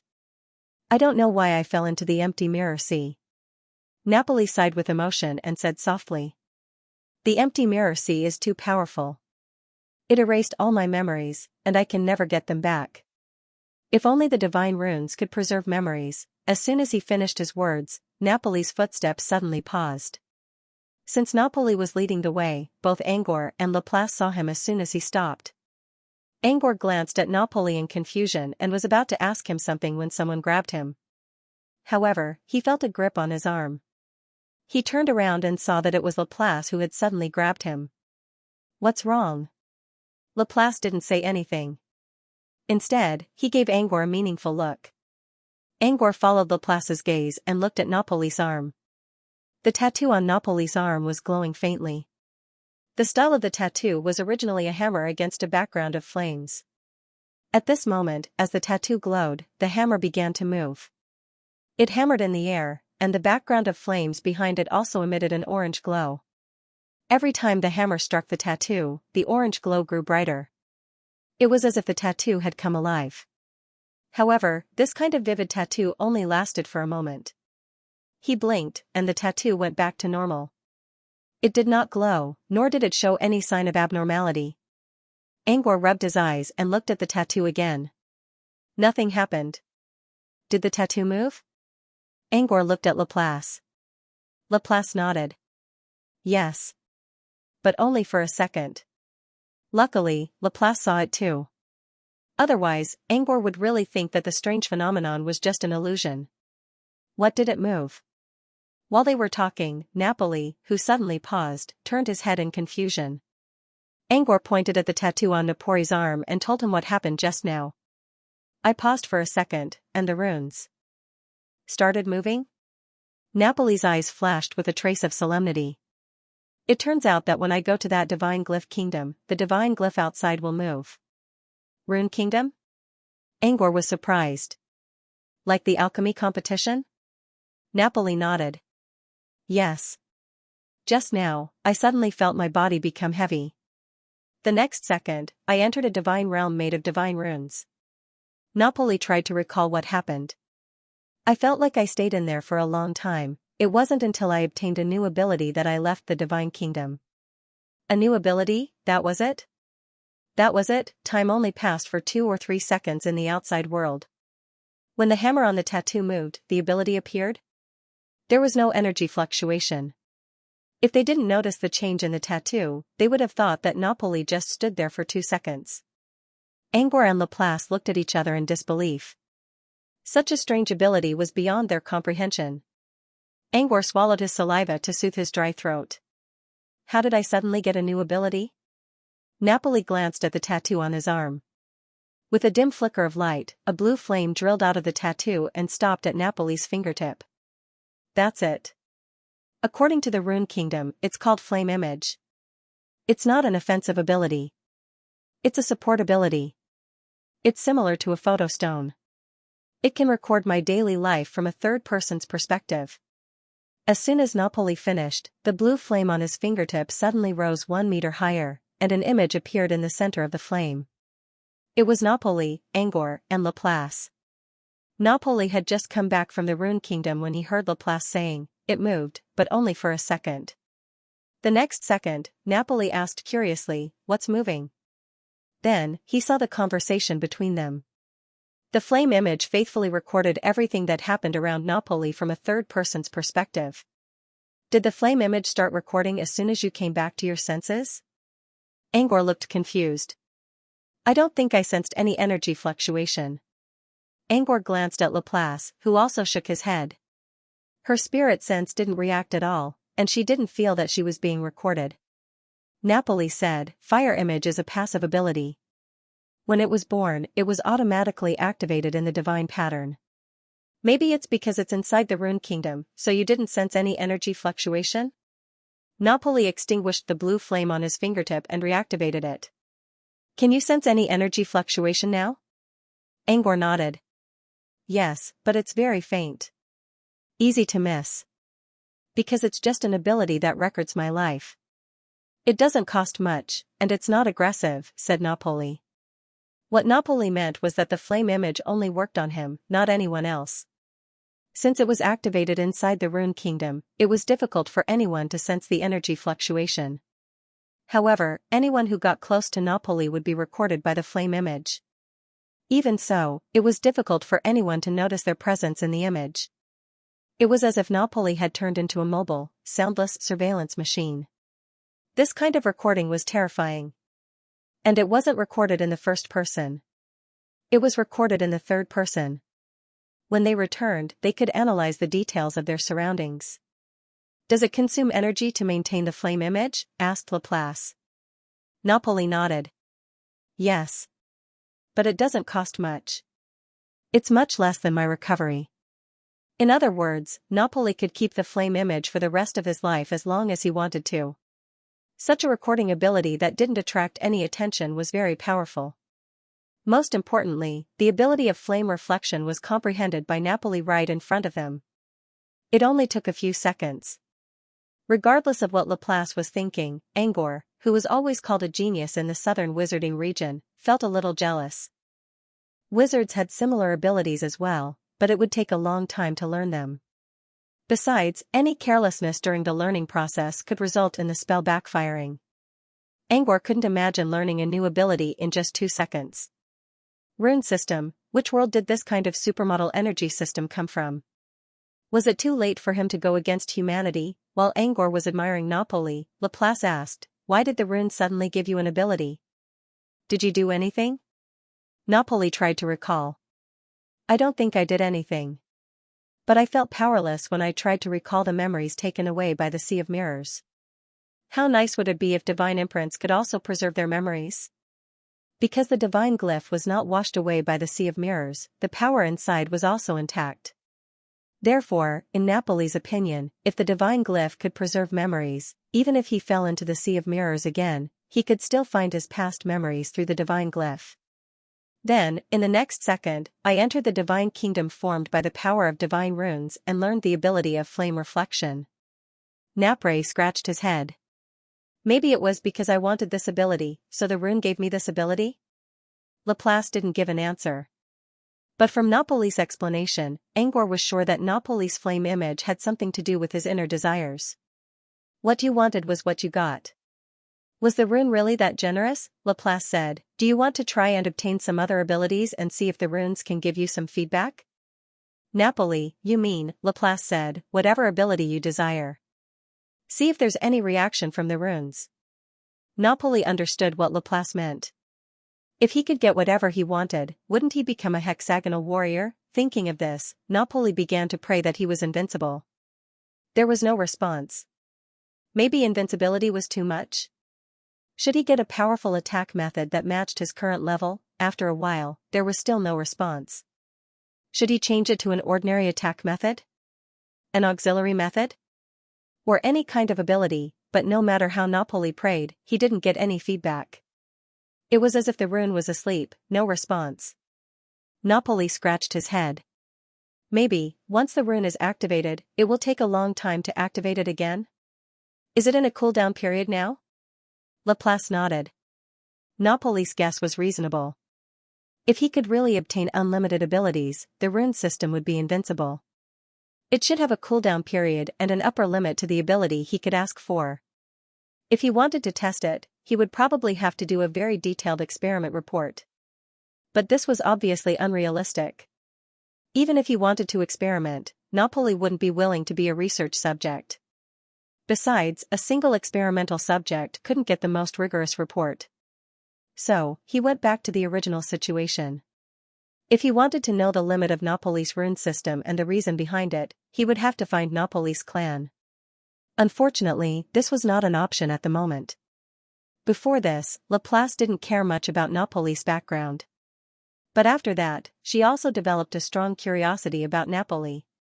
Perhaps, when his main body cruised in the empty mirror ocean in the future, He could pay attention to the images in the empty mirror ocean and see if there was a human world with tattoos. He didn't encounter any surprises or epiphanies for the rest of his journey. Along the way, Napoli kept testing the fire image, such as the range of the image, whether he could change the center of the image, and whether he could adjust the volume of the voice in the image. He volunteered to be Napoli's test subject. He was also curious about what kind of effect the fire image could have. In the end, he found that the center of the image could not be changed. It had to be Napoli. The range of the fire image could not be enlarged, but it could be melted into Napoli's eyes so that Napoli's eyes could be used as a camera. The fire image would record as far as Napoli could see. However, once the image entered Napoli's eyes, the passive ability would become active, and it would consume a lot of energy. Napoli could only maintain the image for 10 minutes at most before he ran out of energy. Also, the flame image could not go through walls, nor could it see what was hidden in someone's clothes, unless the flame image was merged into Napoli's eyes, and Napoli could then use a see-through spell to go through walls or clothes. Generally speaking, the fire image was very effective. But it was still mainly used to record Napoli's daily life. Even if someone accidentally entered the range of the image, they wouldn't have to worry about their trump cards being exposed. At most, they would become passers-by. Of course, if you insisted on doing something that exposed your trump card within the range of the flame image, then you deserved it. Angor sighed in relief when he was done with the test. After all, Napoli would still be around them. Now that he and Laplace didn't have to worry about the exposure of the image, they wouldn't have to worry too much. End of chapter. Napoli reached out a finger and touched the tattoo on his arm. The blue flame impatiently burrowed out of the tattoo and danced on his fingertips. Inside the flames, Napoli's memory was displayed. It was the scene of Napoli meeting Angor and Laplace for the first time near the unloading lake. You can recall memories with fire images? Angor asked curiously. When they first met at the unloading lake, Napoli didn't know how to use fire images, nor did he have any corresponding records. Therefore, what Napoli saw now was either a memory he recalled, or something he simulated himself. Napoli shook his head in embarrassment. No, it's not a memory I recalled. I imagined it and recorded it in my fire image. It's just your imagination, so it's a bit distorted. As soon as Napoli's voice fell, he saw the image in the flames. Circles of light appeared. The light circle was mainly around Angor's body. The transparent light illuminated Angor's face clearly. Combined with the Tyndall effect, Angor's face looked even more sacred and majestic. His temperament was also elegant and gentle. Angor stared at the images in the fire with a confused look. If it weren't for the fact that his face was still his own, he would have thought that Napoli was looking at another version of himself in a parallel world. It wasn't that they didn't look alike, but they had nothing to do with each other. Was the light really this good? Angor mumbled with a doubtful look. Napoli scratched the back of his head. I don't remember. But this is how I saw you back then, Mr. Angor. Angor recalled the first time he met Napoli. The man was a bit shy, but there was something different about the way he looked at Angor. On the way back, Napoli mentioned the dream crystal many times, his tone filled with shock. Angor was also looking forward to creating a logging device. So, Napoli saw him as his idol. Because of this, when he first met me, he added a layer of idol halo to me. And the reflection reflected in the flame was a thick layer of light filter. Angor looked at his image in the fire image and considered for a moment. Actually, the fire image only needs to be a faithful record of your life. Reality is the most important. The memories you created from your imagination are not real. You know, the images are a bit distorted. For example, Angor pointed at the image in the fire image. He really wanted to point out that he didn't have any halos in the image. But after thinking about it, he still didn't use himself as an example. Instead, he pointed at the background of the image and said, for example, there are actually many people on the shore of the unloading lake. They are all here to move goods. But in your memory, there is not a single one. Something is missing, which means your memory is not real. Since your fire image can record real memories, there's no need to create fake memories. Angor gave his suggestion in a serious tone. He didn't want his image, which was full of light filters, to be frozen for eternity. Napoli rubbed his chin and considered. You're right, mister. I created the fire image to record my truest self. If I were to create false memories for myself, then I would have lost my original intention of obtaining the flame image. If the runes have souls, they'll be disappointed in me. Napoli nodded. I won't create fake memories. I'll focus on the real thing. Angor sighed in relief. He then looked at the blue flame on Napoli's fingertip. Napoli quickly understood. As for the fake memories, it's a waste to delete them. I'll give them to you, mister. It'll be a witness to our first meeting. Give them to me? Angor was surprised. Memories created by the fire image could be given away? I can't give you my fire image directly. But I have fire mimicry. As he spoke, Napoli activated the mimicry ability. The blue flame seemed to have turned into plasticine in Napoli's hand. His hands were like phantoms as he quickly rubbed and pulled the flame plasticine. In the end, Napoli used fire mimicry to turn the flame, which contained their first meeting memories, into a burning blue box. Actually, the box only had the shape of a box. There was still fire inside. Angor wondered how fire mimicry worked. It bound the flame into the shape of a box without changing its nature at all. Napoli handed the palm-sized box to Angor. Open the lid and you'll see the memories. Napoli was about to show them to Angor. Angor quickly stopped him. He really didn't want to see his sacred skin again. Also, he looked at Laplace. She didn't say anything, nor did her eyes change. But as far as Angor knew, if there weren't any outsiders around, Laplace's evil intentions would be enough to make all her avatars hold a tea party. Angor took the box and instinctively wanted to destroy it. However, when it touched the box, he gave up on destroying it. Or rather, he decided not to destroy it for now. This was because he clearly sensed two different residual abilities from the box. One was the energy of fire mimicry, while the other was the energy of fire mimicry. The two energies inside the box were interacting harmoniously as if there was no barrier between them. Angor was curious about Napoli's ability. There were some unsightly images inside the box, but it didn't matter. Since it was in his hands, he wouldn't let it see the light of day again. Angor decided not to destroy it for now. He would study Napoli's ability first. Napoli didn't do anything else after that. After learning that Angor was an illusionist, he asked Angor to help him test whether the images recorded by fire mimicry were real or illusionary. If the fire reflection could also record the real background, then in a sense, the fire reflection could also have the effect of breaking illusions and true vision. If that was the case, fire mimicry was a supernatural ability that could counter illusions and illusions. The result of the test was normal. Anyway, fire mimicry couldn't see through any of Angor's illusions. It only recorded what the illusions looked like. However, when Angor deliberately set up the most basic illusions using the level of a beginner illusionist, fire mimicry could still easily find the flaws. This was because basic illusions were often only used to deceive people's eyes and would not be created with too much precision. Besides, some of the backgrounds in basic illusions were usually flat. For example, a cabinet in the distance might look like a cabinet, but it was actually just an optical illusion to deceive people's eyes. If you had two perspectives at the same time, you would see a cabinet in front of your eyes, while a third-person perspective would see the cabinet as a piece of paper. The front of the paper just happened to be facing your eyes, which made you think it was a cabinet. But if you looked at it from above, you would immediately find the flaw. Therefore, such basic illusions that only deceived people's eyes were completely defeated by fire mimicry's third-person perspective. As a result, fire mimicry could break illusions to a certain extent, but its effect was limited. Even so, fire mimicry was good enough. Fire mimicry was a surveillance spell used to record people's lives. Any additional effect would be worth it. They kept moving forward while testing. When they were about to reach the manufacturing area, Napri's fire mimicry also came to an end. At this moment, they arrived at an obviously spacious passageway with a wall of light at the end. There were many rooms on both sides of the corridor. Many of them had their doors pushed open.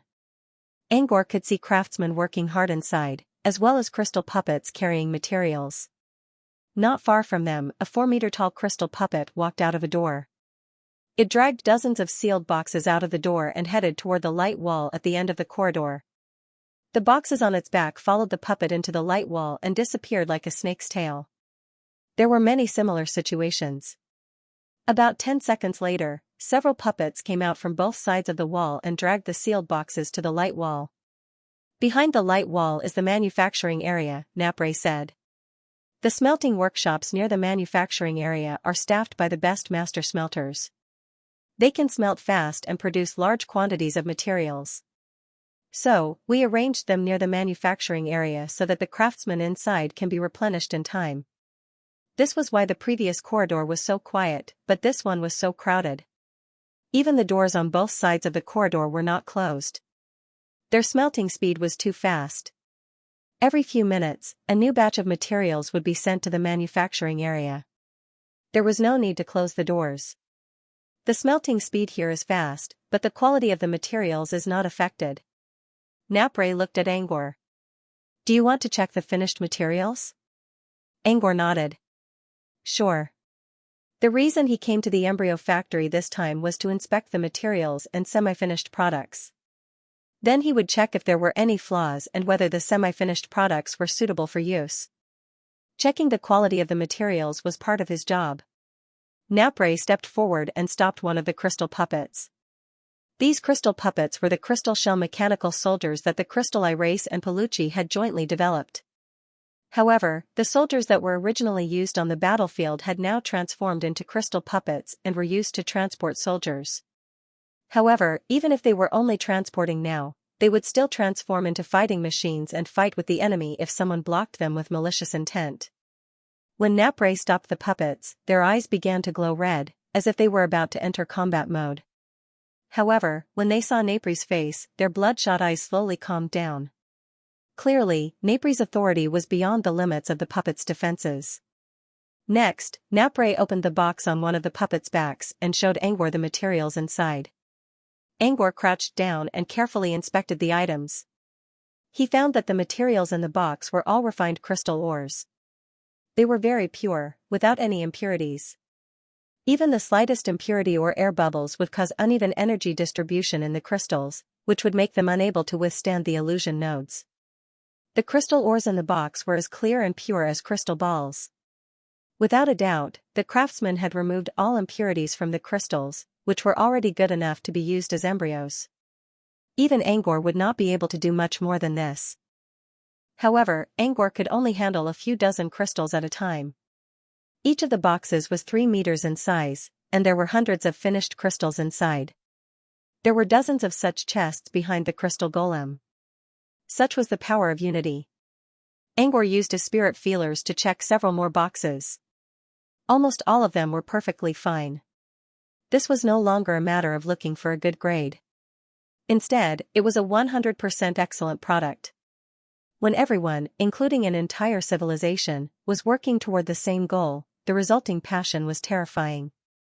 Even Angor was shocked by the near-perfect quality of the item. Looking at these crystal mines, I feel that there is no need for me to check the manufacturing area. Angor sighed. Manufacturing was harder than smelting, but as long as everyone had the same goal, there should not be any accidents. Of course, he still had to go through the motions. He was already here. He had to check what was necessary. Under Nepal's lead, they walked past the crowd of puppets and reached the end of the tunnel. The light wall at the end of the tunnel was right in front of them. Nepal nodded to the others and stepped into the light wall first. Angor and Laplace quickly followed him.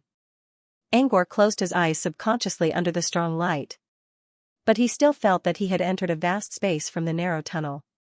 Just by listening to the slight sound of the wind, one could feel the vastness and emptiness of this space. When he opened his eyes again, he found himself in a vast space with no end in sight. The soft black ground under his feet was covered with crispy grass. There was also a gurgling stream nearby. Looking into the distance, one could even see a boundless sea of colorful flowers in the distance. A gentle wind blew, causing the grass and trees to sway and the flowers to fall. There was nothing but a beautiful plain as far as the eye could see. However, these were only decorations. The real manufacturing area was not on the plain. It was in the air. The plains looked peaceful and serene, but in the air, there was a raging fire. End of chapter. Countless bubbles floated up and down in the air. At first glance, these bubbles looked like soap bubbles. They were thin and transparent, but they were much larger in size. At a glance, there were at least tens of thousands, no, there might even be hundreds of thousands of bubbles floating in the air. Through the outer membrane of each bubble, Angor could vaguely see people moving inside.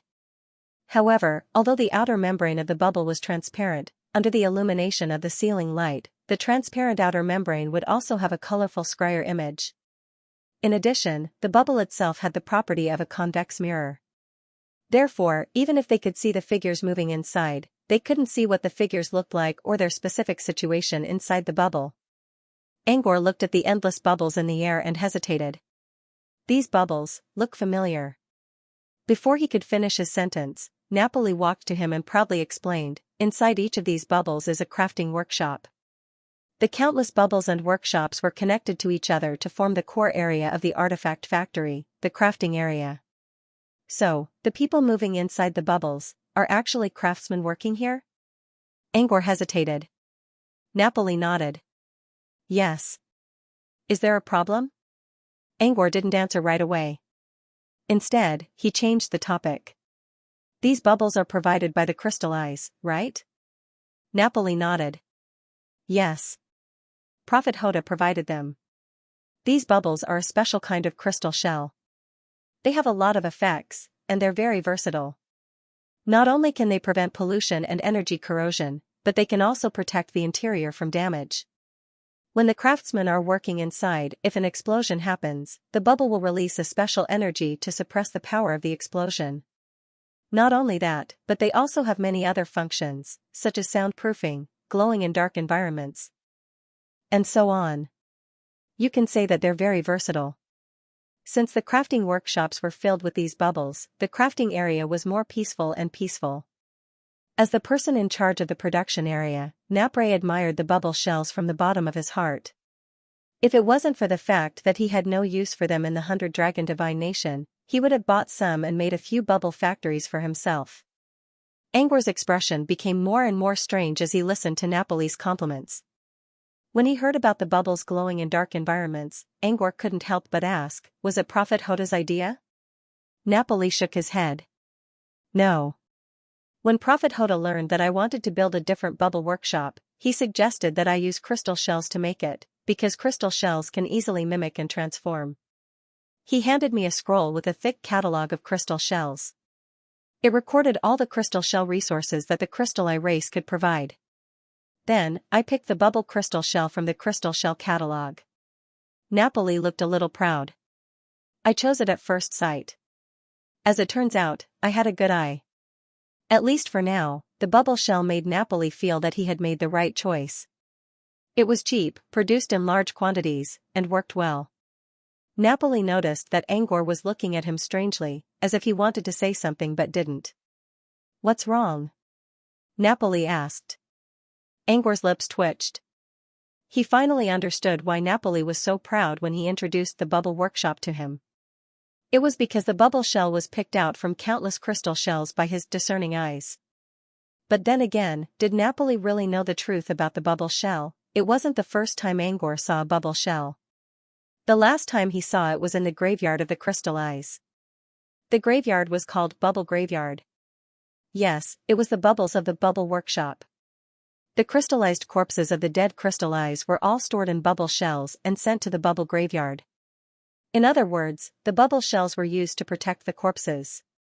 Also, they were invented by Prophet Tunida to be used as the graveyard's crystal shells. This was why Angor was shocked when he saw that the bubble shells in the crafting area didn't contain corpses but craftsmen who were busy working. Back then, when Napoli was making his choice, didn't Hoda remind him of it? Remind? About what? Napoli gave Angor a confused look. It seemed that Napoli really didn't know the truth about the bubble shell. Angor realized that Napoli really didn't know about it. Since Angor didn't know, and neither did Hoda or the Crystal Eye craftsman in the bubble workshop, Angor decided to give up trying to uncover the truth. Since they all agreed to keep it a secret, Angor decided to go with the flow. What's wrong? Napoli noticed Angor's long silence and asked, "You didn't say what it was?" "Maybe the bubble shell isn't the best choice. There must be something better." "You said so too?" Napoli was surprised. "Someone did?" Napoli nodded. Prophet Hoda said the same thing. He said that the space inside the bubble is small, and the craftsman might not be able to move freely inside. But it's not hard.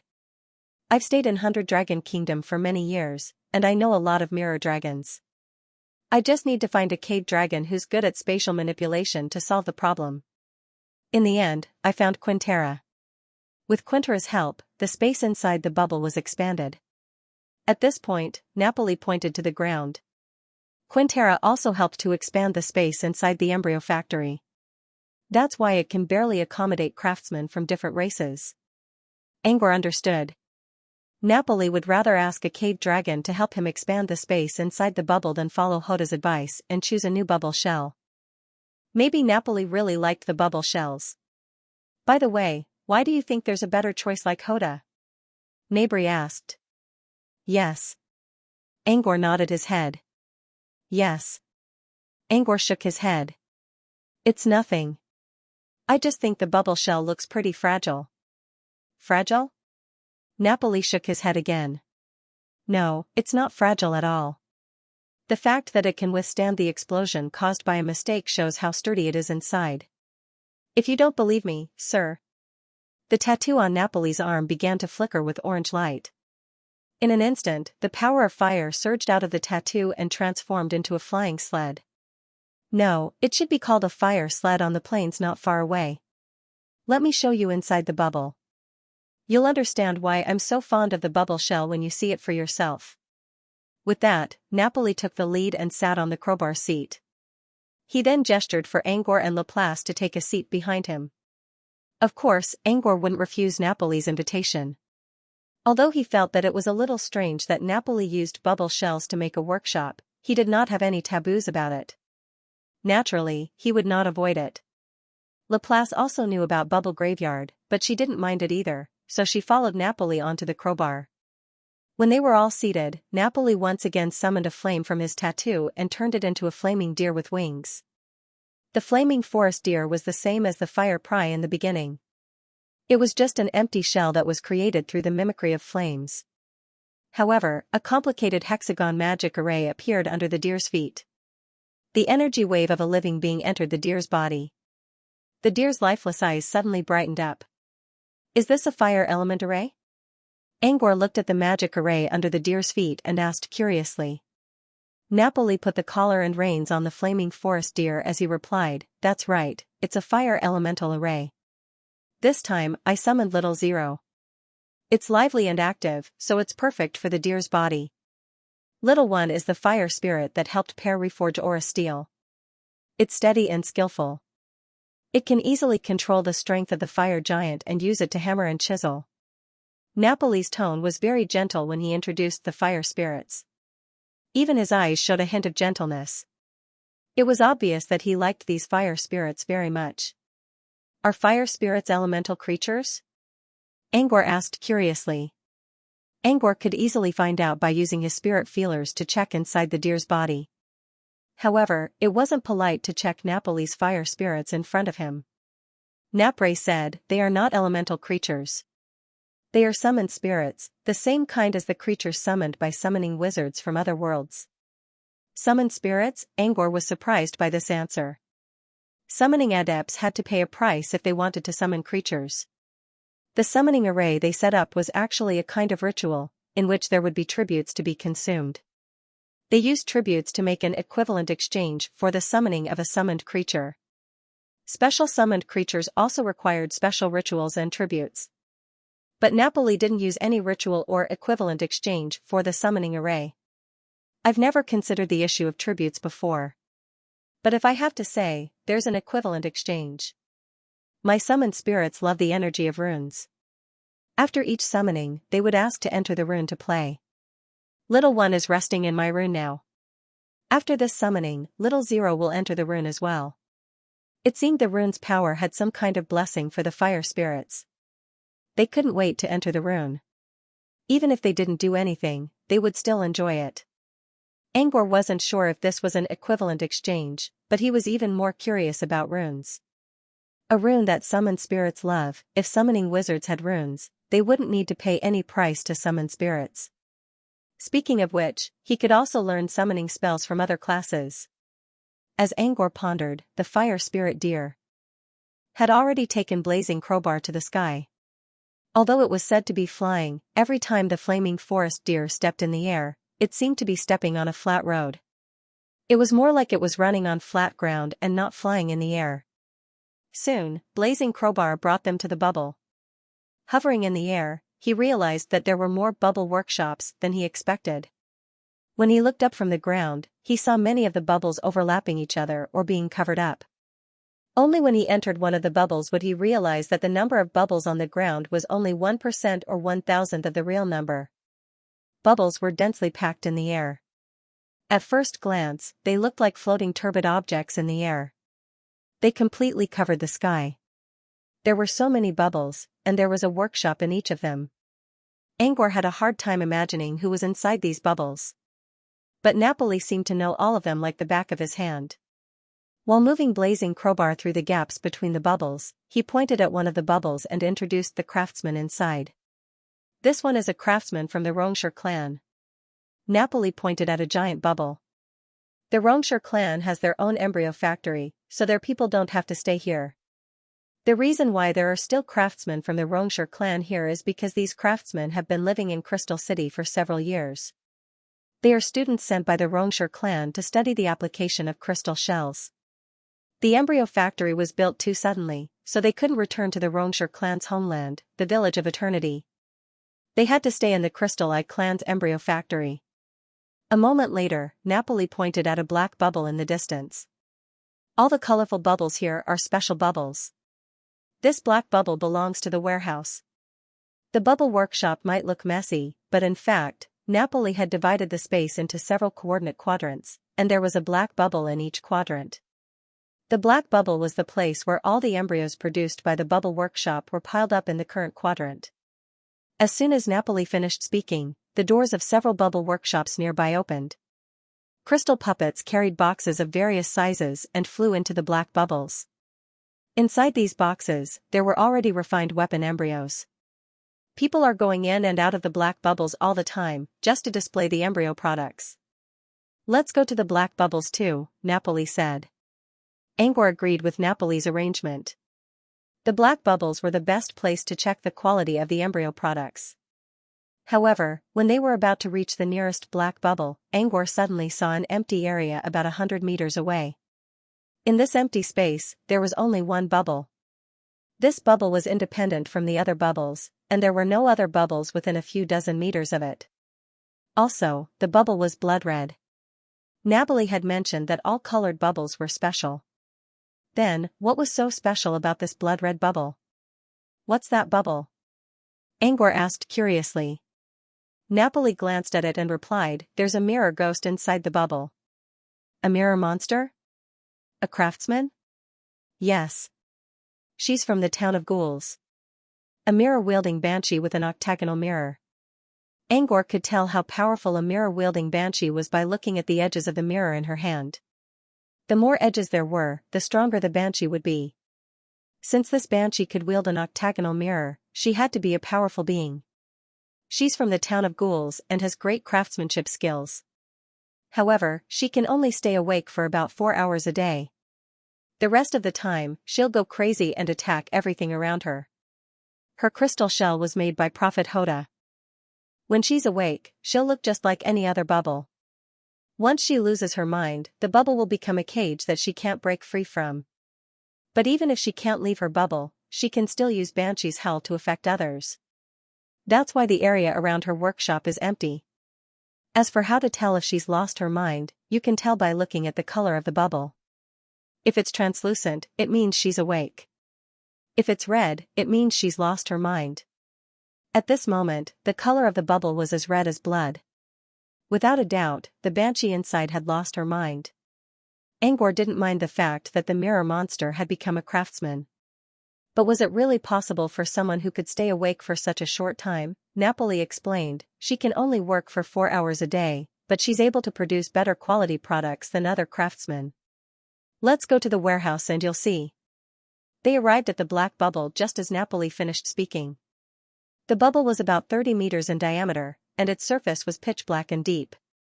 Under the illumination of the ceiling light, Angor could still see its faint luster. There was no entrance on the surface of the bubble, but every part of it could be called an entrance. In just a few seconds, Angor saw crystal puppets of different sizes entering the bubble from all directions. As soon as they entered the bubble, they felt as if they were sinking into a pool of stagnant water. There was no splash or ripple. It was as if they were being devoured by the black water. Are we going straight in? Angor looked at the bubble membrane nearby. There were no crystal puppets around, so there shouldn't be any congestion. Napre shook his head. The crystal puppets can enter as they please. They're going to the warehouse anyway. We're going to check the warehouse, and we'll need to use a special passage to get there. As he spoke, Napoli took out 2 white dragon scales that were shrouded in clouds and mist. He held one in his hand and handed the other to Angor. According to Napre, these scales came from the body of a cave dragon and would lead them to the secret passage inside the bubble. When he held the dragon scale in his hand, he sensed something guiding him. The closer he got to the bubble, the stronger the guidance. Napre was already leading the way. Judging from the direction he was driving, he was following the dragon scale's guidance as well. It seemed the dragon scale was guiding him to the so-called special passage. Napoli circled around the black bubble and finally locked onto a position. This is it, Napre pointed at the thick black water below. Angor's dragon scale also showed him the same thing. Napre nodded and walked forward first. The black bubble opened up a circular passage, which looked like a sewer cover. Angor and Laplace kept their thoughts to themselves and went inside. Next, they arrived at the pipe slide they were familiar with. Earlier, when they entered the unloading lake from the waterway, they had to slide down the same pipe. Now, they entered a similar pipe slide again, but this time, there was no water inside. The slide was not very long. It was probably only a few dozen meters or so. They slid to the exit. This was a corridor made of crystal ore. Above their heads was a circular tunnel. This was the exit that they had fallen from. In addition to the exit, there were also rows of glowing crystals at the top of the corridor, making the corridor not look dim. Behind them was a closed door. Behind this door is the reserve warehouse, which is where the crystal puppets are stored. If they had not followed the dragon scale's guidance and passed through the black bubble, they would have gone to the storage area outside. That area was very wide. Although they could still go from the storage area to the inspection area, it would take at least a few minutes to walk there. On the other hand, they could directly enter the warehouse area through the secret passage and save a lot of time. Do you want to check it out? Napre saw Angor looking at the door and thought he was interested in the storage. Instead of answering, he asked another question: what's the difference between preparation and inspection? What's the difference? Preparation warehouses store primitive weapon embryos. Inside, specialized craftsmen will appraise and evaluate the embryos, pick out the best ones, and send them to the inspection area. To put it simply, the embryos in the inspection area were screened once. The reason why it was called an impromptu inspection was because the person in charge of the embryo factory would only see the impromptu inspection of the warehouse and would personally inspect the warehouse. In order to avoid being found out by the person in charge, the craftsman in charge of the warehouse would carefully select the embryos. Angor got the idea. Since the inspection area is the best, let's check it out first. Then, we'll go to the storage area. Angor did not mind at all. It was Napre's business if he did not want to check the storage area. He was going to check it out anyway. He wanted to see what was wrong with the embryos. Napre nodded. All right. Please follow me. Napre gestured for Angor and Laplace to go deeper into the corridor. Angor quickly followed Laplace, but Laplace stopped him. I'm not going. I can't tell if the embryo is good or bad, so I won't go. Angor has to go to the storage area later, so he'll come back. I'll wait for you here. Laplace gave Angor a meaningful glance. Angor understood right away and whispered to Napre, wait a minute. I need to talk to Laplace. Napre looked at Angor and Laplace and nodded. All right. I'll wait for you at the front. There are no forks in this path, so you can just come here. With that, Napre led the way. What's going on? Angor asked Laplace after Napoli's figure disappeared from sight. Laplace shook his head. Nothing. I'm telling the truth. I can't tell if the embryos are good or bad, so I don't need to follow. I'm going to use this chance to ask about Napre's runes. Angor was surprised. Ask about runes? Laplace nodded. She was quite interested in Napoli's divine runes, especially after seeing the effects of the divine runes with her own eyes. Her curiosity was immediately piqued. She didn't know anything about them, but that didn't mean someone else didn't. Who was that someone else? The traveler from afar in Oriel's dungeon. As legendary wizards, Mr. Sun and Lady Moon might know something about runes. Since she didn't have anything else to do right now, she decided to ask Luigi to do it. After hearing Laplace's explanation, Angor frowned. You're thinking the same thing as me. Angor also wanted to find a chance to ask Sun Moon News Firm, but he would wait until he got back. He didn't expect Laplace to think about Sun Moon News Firm as well. Angor was also curious about Napre's background, so if Laplace wanted to ask him, Angor would gladly agree. I can't contact Luigi in the dungeon, so I'll have to ask you to pass the message. This was why Laplace asked Angor to stay behind. Angor nodded. I'll talk to Luigi right now. 3 minutes later, Angor logged off. I've talked to Luigi. He said he'll go find Lady Moon now. Whether he finds anything or not, he'll go offline and share it with you. Laplace nodded, indicating that he understood. Since Luigi will go offline and share the information with you, there's no need for you to wait here. In other words, Laplace could go with them to check the storage. Laplace shook his head again. It's fine. I can't take back what I said. I'll go with you to prepare the storage later. I won't go check it. So, what are you going to do now? I'm going to take a look at the dream crystal. You're going to the dream crystal plain to go fishing? Although Angor didn't finish his sentence, Laplace narrowed his eyes. He knew what Angor was thinking. I didn't think about it before. But now I do. With that, Laplace created a throne out of his silver hair. He sat on it, closed his eyes, and entered the dream crystal. Angor looked at Laplace's sleeping form and sighed. He snapped his fingers. Next, he set up a mist illusion around him. Next, he bid farewell to Laplace and headed deeper into the corridor.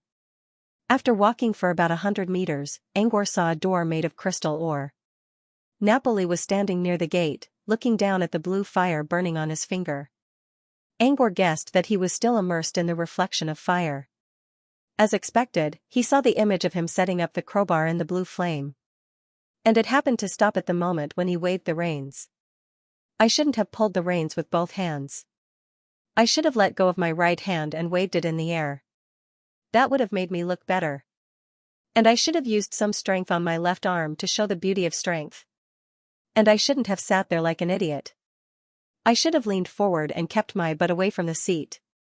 I should have shown the muscles on my upper body and made it look majestic. Maybe I should have hung the hammer on my waist and let it jump along with the crowbar. That'll show how wild I am. Napre grumbled and showed a regretful look. He criticized Angor's action of waving the reins from beginning to end. More importantly, you're the one who waved the reins, and you're the one who criticized me. You're here, mister? Napre saw Angor and waved at him. Angor looked at the blue flame. Napre scratched his temples. I'm reflecting. Reflecting on your actions just now? Napre chuckled. Something like that. I just feel that I didn't do my best in this memory. I even wanted to change my actions manually. But I remembered what you said about being loyal to your memory, so I didn't do anything. Still, he had to make a judgment. This way, he would remember it well so that he could react better the next time he encountered such a situation. Napre didn't mind Angor seeing through his thoughts. He even asked for Angor's help. Angor didn't say anything. Fire illumination was such a powerful ability, yet Napre used it to correct his past behavior. Angor remembered some news he saw on his hologram tablet. Some people felt that they didn't do their best in a fight and didn't use many classic insults, which made them cry in the middle of the night. Napre seemed to be one of those people. Angor didn't understand it, but he respected it. Maybe Napre could really use this method to improve his temperament, more like a Chunibyo. Napre clenched his fist and withdrew the flame. I'll correct those actions when I have time. Angor didn't comment. He was only correcting his actions now. Maybe he would correct his tone, eyes, and even other people's reactions later. Let's go inside. The inspection warehouse is inside. Napori walked to the crystal gate and reached out his hand to touch the center of the gate. A ray of light that looked like a hologram appeared on the door. The light was surrounded by complicated runes, and at the center of it was a palm-sized blank outline. Napre took out the dragon scale and aimed it at the blank outline. The light instantly emitted a bright yellow light. With a creak, the crystal door opened from the middle, revealing the entrance. You can use the dragon scale to activate many places in the bubble that require special permission. Napre put away the dragon scale and explained to Angor. Since the space inside the bubble was an extension of the cave dragon, many hidden places required the dragon scale to activate. They entered the door. First, Angor saw countless cubicles, each of which contained a large number of bubbles the size of a baby's fist. They might look small, but there was a lot of space inside. Inside the bubbles were stacks of future mirror embryos. There was a nameplate in front of each cubicle, which indicated the owner of the cubicle. The bubbles in the cubicles were made by the corresponding craftsman. Napre led Angor to the nearest cubicle. The nameplate on the door read, Moretta, Crystal Eye Race. Moretta. Moretta is a Crystal Eye Race craftsman who specializes in making clothes made of crystal shells. He was once known as the best dressmaker in the race. Most of his creations are exaggerated women's dresses. He never learned how to make artifact embryos, but with his years of experience, it shouldn't be difficult for him to make them. As Napoli introduced, he pointed at the bubbles inside. The bubbles in this cubicle contain all of Moretta's artifact embryos. Different bubbles represent different periods of time. The closer it is to the outside, the more recent it is. Angor nodded. He walked into the cubicle and took out 2 bubbles. They represented the earliest and most recent artifact embryos made by Moretta. Instead of taking them out, Angor used his spirit feelers to check them. The first bubble was Moretta's earliest artifact embryo. There were about 1,000 of them. The second bubble contained the embryos that he had refined recently. There were about 4,000 to 5,000 of them in the bubble. After checking, Angor had to admit that these were excellent products after careful selection. There were more than 6,000 embryos in the 2 bubbles, and all of them passed. They already had the shape of future mirror. Angor only needed to cast Nightmare Dream on all of them, and they would immediately turn into loggers. This showed that Moretta's artifact embryos were excellent. Do they meet the requirements? Napoli asked. They're all qualified, and Angor reached into the bubble and took out a finished product. The prototype looked exactly like the future mirror he designed, which was also a part of the mirror.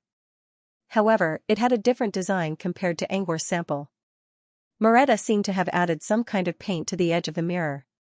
Golden lines that looked like circuit boards were painted on the edge of the mirror. It gave the mirror a special sense of beauty. Angor looked at the golden makeup future mirror in his hand and felt like he was looking at a cyberpunk prop. This craftsman named Moretta has his own ideas when it comes to design. Napoli also saw the golden lines on the edge of the mirror and chuckled. It does look like Moretta's style. I can tell it's Moretta's work. When Napoli met Moretta for the first time, he saw the man wearing a pure white tailored robe with golden lines appearing and disappearing around the robe. Moretta was an outlier among all the old craftsmen who didn't care about their appearance. Even if Napoli stood in front of Moretta, he would have the illusion that he was wet to the bone. He felt completely out of place. Moretta is known as a cutting-edge dressmaker and fashion designer. His works are completely in his own personal style. There were samples, but Angor could still see Moretta's strong design language. Napoli asked, will such a personalized prototype have any influence? Do you need me to warn Moretta? Angor was surprised. Why should I? Isn't this a good thing? He only added a layer of skin to the future mirror. It wouldn't affect the effect. Angor couldn't think of anything better than this. He could add his own ideas and put them into practice without destroying the essence of the product. Angor liked craftsmen who showed their individuality but also knew how to behave.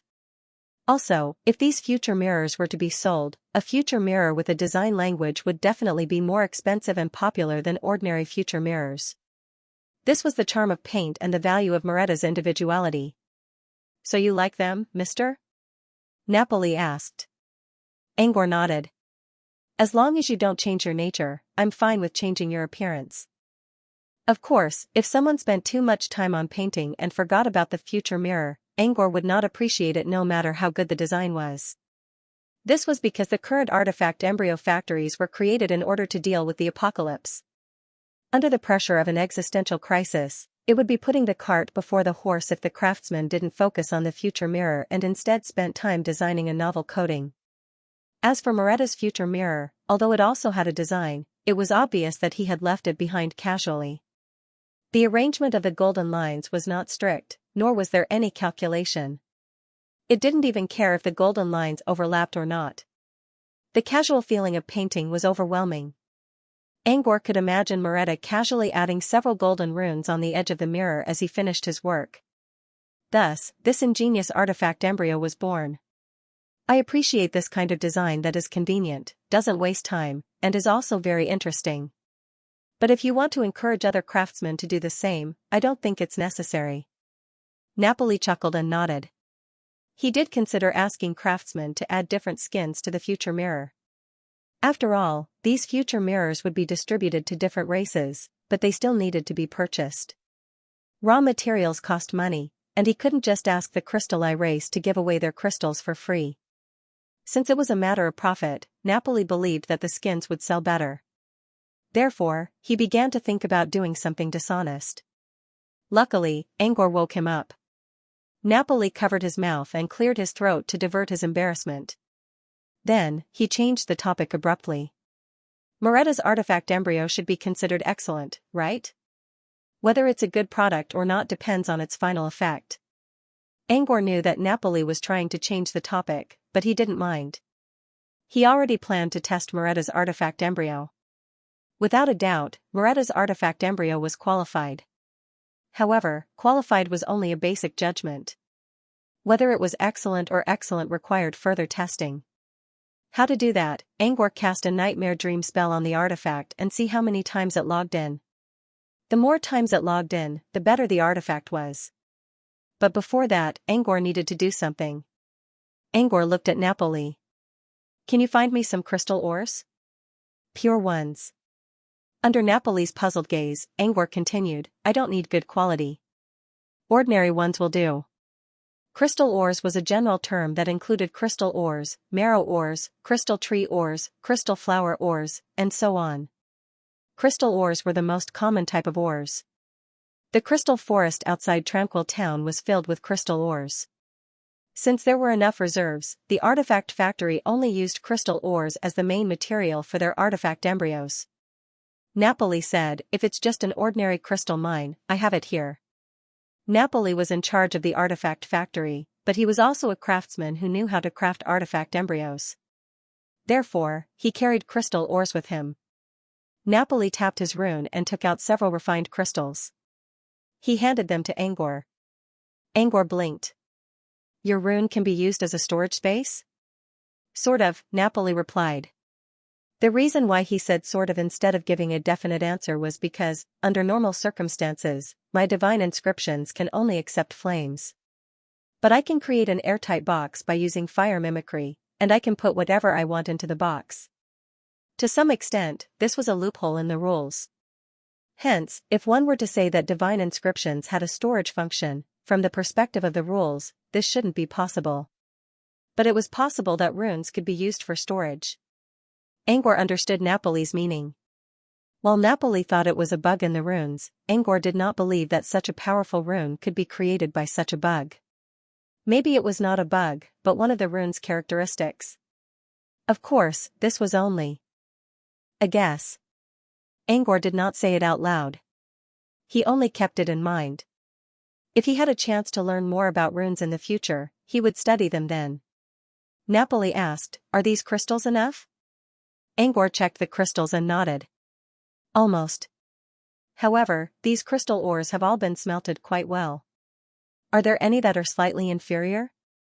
Napoli was surprised. "Huh? Worse ones? None?" "Nope." Napoli scratched his head. "This is the average level of the factory. Anything worse won't make it into the smelting zone." Angor sighed in relief when he heard that this was the average smelting level of the embryo factory. He only looked for the weaker ones because he wanted to be a control group. Since there was no one worse and the average level was so high, there was no need for them to be the control group. It would save them some effort. "What are you going to do with them, Mr.?" Napoli asked. Angor did not answer. Instead, he signaled Napoli to just watch. Under Napoli's gaze, Angor took out 2 crystal ores and placed them on 2 light blue hands of spell. Next, he activated Smelt, and the 2 ores began to melt at a speed visible to the naked eye. In just 2 minutes, 2 embryos of the future mirror were born. It was hard to tell the difference between the 2 embryos from their appearance. However, as a craftsman, Napoli could tell that one of the 2 future mirrors was perfect, but the materials inside the other one were obviously unevenly distributed.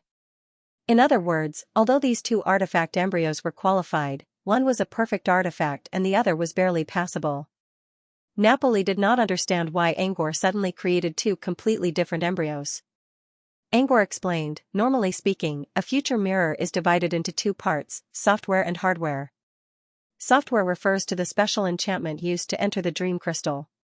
Hardware refers to the material used to carry the enchantment. Different magical materials gave different bonuses to enchantments. The better the material, the longer the enchantment could be used. For example, when Angor created his first login device, he used different materials.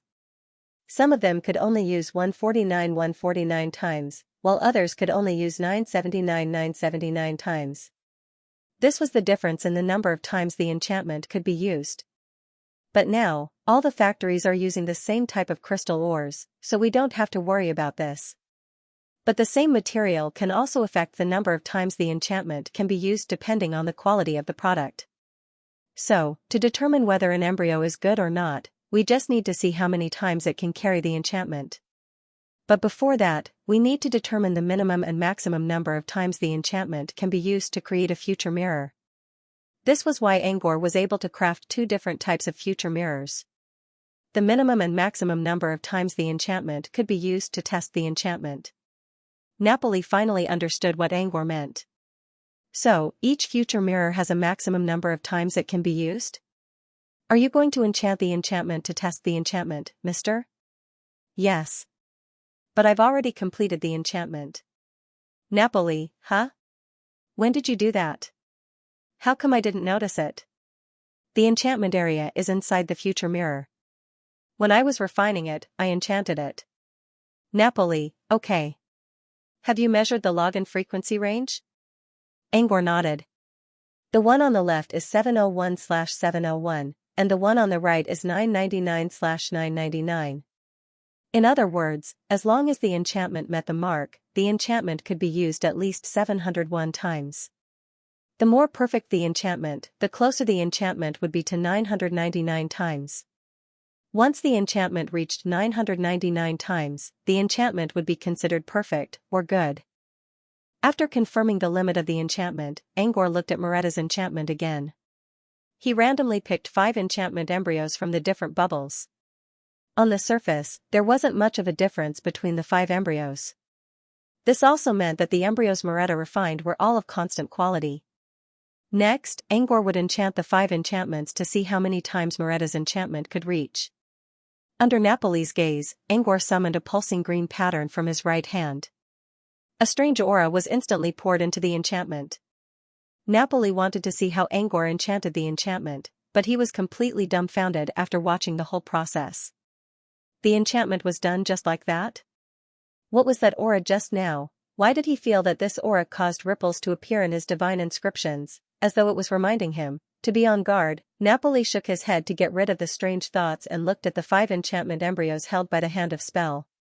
He didn't know how the enchantment was done, but that wasn't important. What he needed to know now was whether Moretta's enchantment was good or not. I marked the enchantment at the bottom right corner of the future mirror. Napoli nodded and looked at the enchantment. From left to right, the enchantment embryos showed 747, 739, 751, 766, and 745. Moretta's enchantment embryos can reach about 750 times, Napoli said. That's still a bit far from the upper limit of 999. If 701 to 800 were good, 801 to 900 were good, and 901 to 999 were good, then Moretta's enchantment embryos were barely good. They looked trendy, but the enchantment embryos could only be considered average. Napoli wasn't too surprised by this result. Moretta used to be more of a fashion designer, and it only took him a few days to change his style. The fact that he could make a good future mirror was already proof of his talent. Moretta's enchantment embryos weren't good, but they were only one of the many items in the warehouse. With Angor's help, Napoli already had a standard to determine the quality of his enchantment embryos. Napoli believed that there would be some good items in the warehouse. However, checking them one by one would take too long. No one knew when the good item would pop up. To raise Angor's expectations, Napoli decided to look for good items next. Without a doubt, the enchantment embryos made by the mirror-wielding banshee who could only stay awake for 4 hours a day. However, the warehouse was huge. It would not be easy to find the mirror-wielding banshee's compartment right away. Napoli thought for a moment and closed his eyes gently. Then the runes flashed, and the fire element formation and flame mimicry burst out at the same time. The fire element array summoned Fire Spirit Little One. Fire mimicry took the shape of a monster that looked like a mix of a bull and a dog. Little One entered the monster's body, and the lifeless monster instantly came alive. Its eyes were bright as if it was a real fire monster. This is the demon hound form. It has a great sense of smell and is good at finding underground magic ores, Napoli explained. However, the demon hound wasn't here to find magic ores. It was here to find the mirror-wielding banshee's compartment. The mirror-wielding banshee's item would definitely be tainted by the demon hound's scent. As the only mirror ghost in the entire warehouse, her scent was unique. After the devil hound landed, the tip of its nose twitched a few times and began to sniff around. It moved forward while sniffing. After about 100 meters, the demon hound's drooping ears suddenly perked up. The demon hound raised its head and quickly ran toward the deeper part of the warehouse. The demon hound ran past countless compartments without stopping. It didn't even try to sniff around. This meant it had a clear target. It had found the source of the mirror ghost's scent. Angor and Napoli quickly followed it. After running for half a minute, they saw the demon hound crouching in front of a certain compartment. When the demon hound saw them, it barked and tilted its head toward the compartment, indicating that this was their target. They walked over and checked the tag on the compartment. As expected, it said mirror-wielding banshee. The mirror-wielding banshee doesn't have a name? Angor remembered that Moretta's name was on the tag and that he was from the Crystal Eye race. However, this tag only mentioned the race of the mirror-wielding banshee and nothing else. Napoli hesitated for a moment and said, "She has a name, but, what? Her name is written in the language of the mirror-wielding banshee. We can't decipher it, so we can't record her name." Napoli looked a little embarrassed. It was not accurate to say that it was written in the language of the mirror-wielding banshee. Rather than a language, it was more like a unique wave frequency. This frequency could be captured through a special method, but there was no way to interpret it. Perhaps for other mirror demonesses, they would be able to quickly understand the meaning of this wave frequency after hearing it. However, for other mirror demonesses, they would not be able to understand the meaning behind it. The mirror-wielding demoness did not have a conventional name. Her name only had a very strange frequency.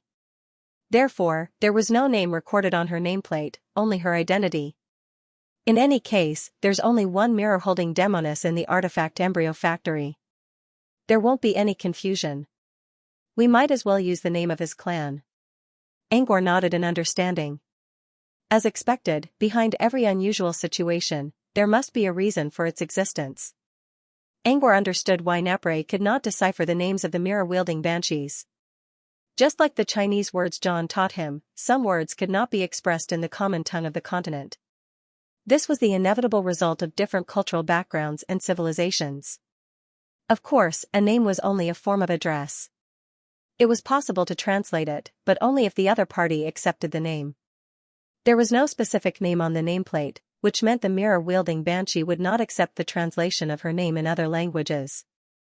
Instead of worrying about the name, Angor looked at the bubbles in the cubicle. According to Napre, the mirror-wielding banshee could only stay awake for 4 hours a day. However, in that time, she could make more and better products than the other craftsmen. He did not know if it was better or not, but he had already seen more than better. There were countless bubbles in the cubicle. Judging from the number of bubbles, there were at least twice as many as the other cubicles. Meanwhile, the mirror-wielding banshee worked much less than the other craftsmen. So the mirror-wielding banshee was indeed a craftsman with a lot of work. The quantity was large, and in the first round of screening, all of her finished artifact embryos had passed. No wonder Napre praised this mirror-wielding banshee so much. Angor sighed in his mind and prepared to check the products of this special craftsman. Since the mirror-wielding banshee's prototype was not stored in the storage, it meant her products were rated highly by the craftsman. Basically, the mirror-wielding banshee's prototype was qualified. However, there was still a gap between qualified works. For example, Moretta's works were qualified, but he had only logged in about 750 times. Angor wondered how many times the mirror-wielding banshee's prototype could be used. First, Angor used his spirit feelers to reach into different bubbles to observe the mirror-wielding banshee's prototype. From an observation point of view, the mirror-wielding banshee's prototype did not have any strange paint. It was made according to the standard mold. The whole thing was very uniform, as if it was printed from the same mold. Even though the embryos were of different sizes, they gave off the same feeling. From this, Angor could tell that the mirror-wielding banshee was very good at crafting. Being able to control the result meant she already had a set of mature formulas in mind. Under the control of such formulas, she would not make any mistakes during the crafting process. She was as efficient as an assembly line. But it was all done by hand. Even Angor had to admit that the mirror-wielding banshee's alchemy skills were very good. The hardware had already reached its limit. Now it was time to see how the prototype would perform in the software. Angor only chose 5 prototypes from Moretta's work to test the software. However, since the mirror-wielding banshee had a large number of prototypes, Angor would choose more to test the software. 2 light blue hands of spell appeared in front of Angor out of nowhere. Each of the hands of spell had a strand of energy attached to each of the 10 prototypes made by the mirror-wielding banshee at different times. Next, Angor reached out his right hand. The dancing green runes turned into a light screen that covered the 10 prototypes. In less than half a second, the light screen disappeared. The enchantments of Nightmare Illusion were all attached to the prototypes. Each of the prototypes could accommodate the enchantments, which meant they were all qualified products. Now, it was time to see how many times they could log in. Napre also noticed that Angor's enchantment was done. The prototypes were all marked with the number of times they could log in. He immediately looked over expectantly. He also wanted to know what the final result of the mirror-wielding demoness performance would be like as the craftsman he had recommended. When Napre saw the number of times he could log into the first prototype, his heart skipped a beat. 944/944. This had already reached the excellent grade, much better than the prototypes made by Moretta, but the first prototype was made by the mirror-wielding banshee at the beginning. Would she be able to maintain her composure and keep reaching this standard? Or was she already at the peak at the beginning and would get worse and worse? With doubts in his mind, Napoli looked at the second embryo. 949/949. Napoli was overjoyed and continued to look at the third and fourth embryos, which made him even more surprised. 955/955/971/971. Not only did the number not decrease, but it also increased. Did this mean the mirror-wielding banshee was getting better and better at making prototypes? Napoli didn't hesitate this time as he skimmed through the rest of the 6 embryos in one breath. After reading it, Napoli finally felt relieved. He was worried that the mirror-wielding banshee would fail. But now, it seemed that the mirror-wielding banshee was doing better than he expected. 978, 985, 997, 999, 999, 999, these were the number of times he could log in to the remaining 6 prototypes. The first 3 prototypes were still improving, while the last 3 had completely stabilized and reached the limit of the crystal mine. He was right about the mirror-wielding banshee. Even if she was only awake for 4 hours a day, the artifact embryos she could refine were more and better than anyone else's. While Napre was still in awe, Angor was also surprised. The mirror-wielding banshee's data was too shocking. Compared to Moretta, Angor could tell that Moretta's prototypes were all around 750 times. Some of them could log in more than 750 times, while others could log in less than 750 times. However, the difference was not too big. The mirror-wielding banshee was different. The number of times she logged into her prototypes kept increasing and never dropped. It went from 949 to 999, the number of times she logged into her prototypes kept increasing, which meant the mirror-wielding banshee was improving, and the implied meaning of constantly improving was that her potential was extremely high, and she had yet to reach her true limit. She was stuck at 999 because the crystal mine's limit was 999. If it had been crystal marrow ores or other materials of higher quality, she reckoned that there would have been even more room for improvement. What do you think? She's good at crafting, right? Napre was proud of himself. He was the one who discovered the mirror-wielding banshee.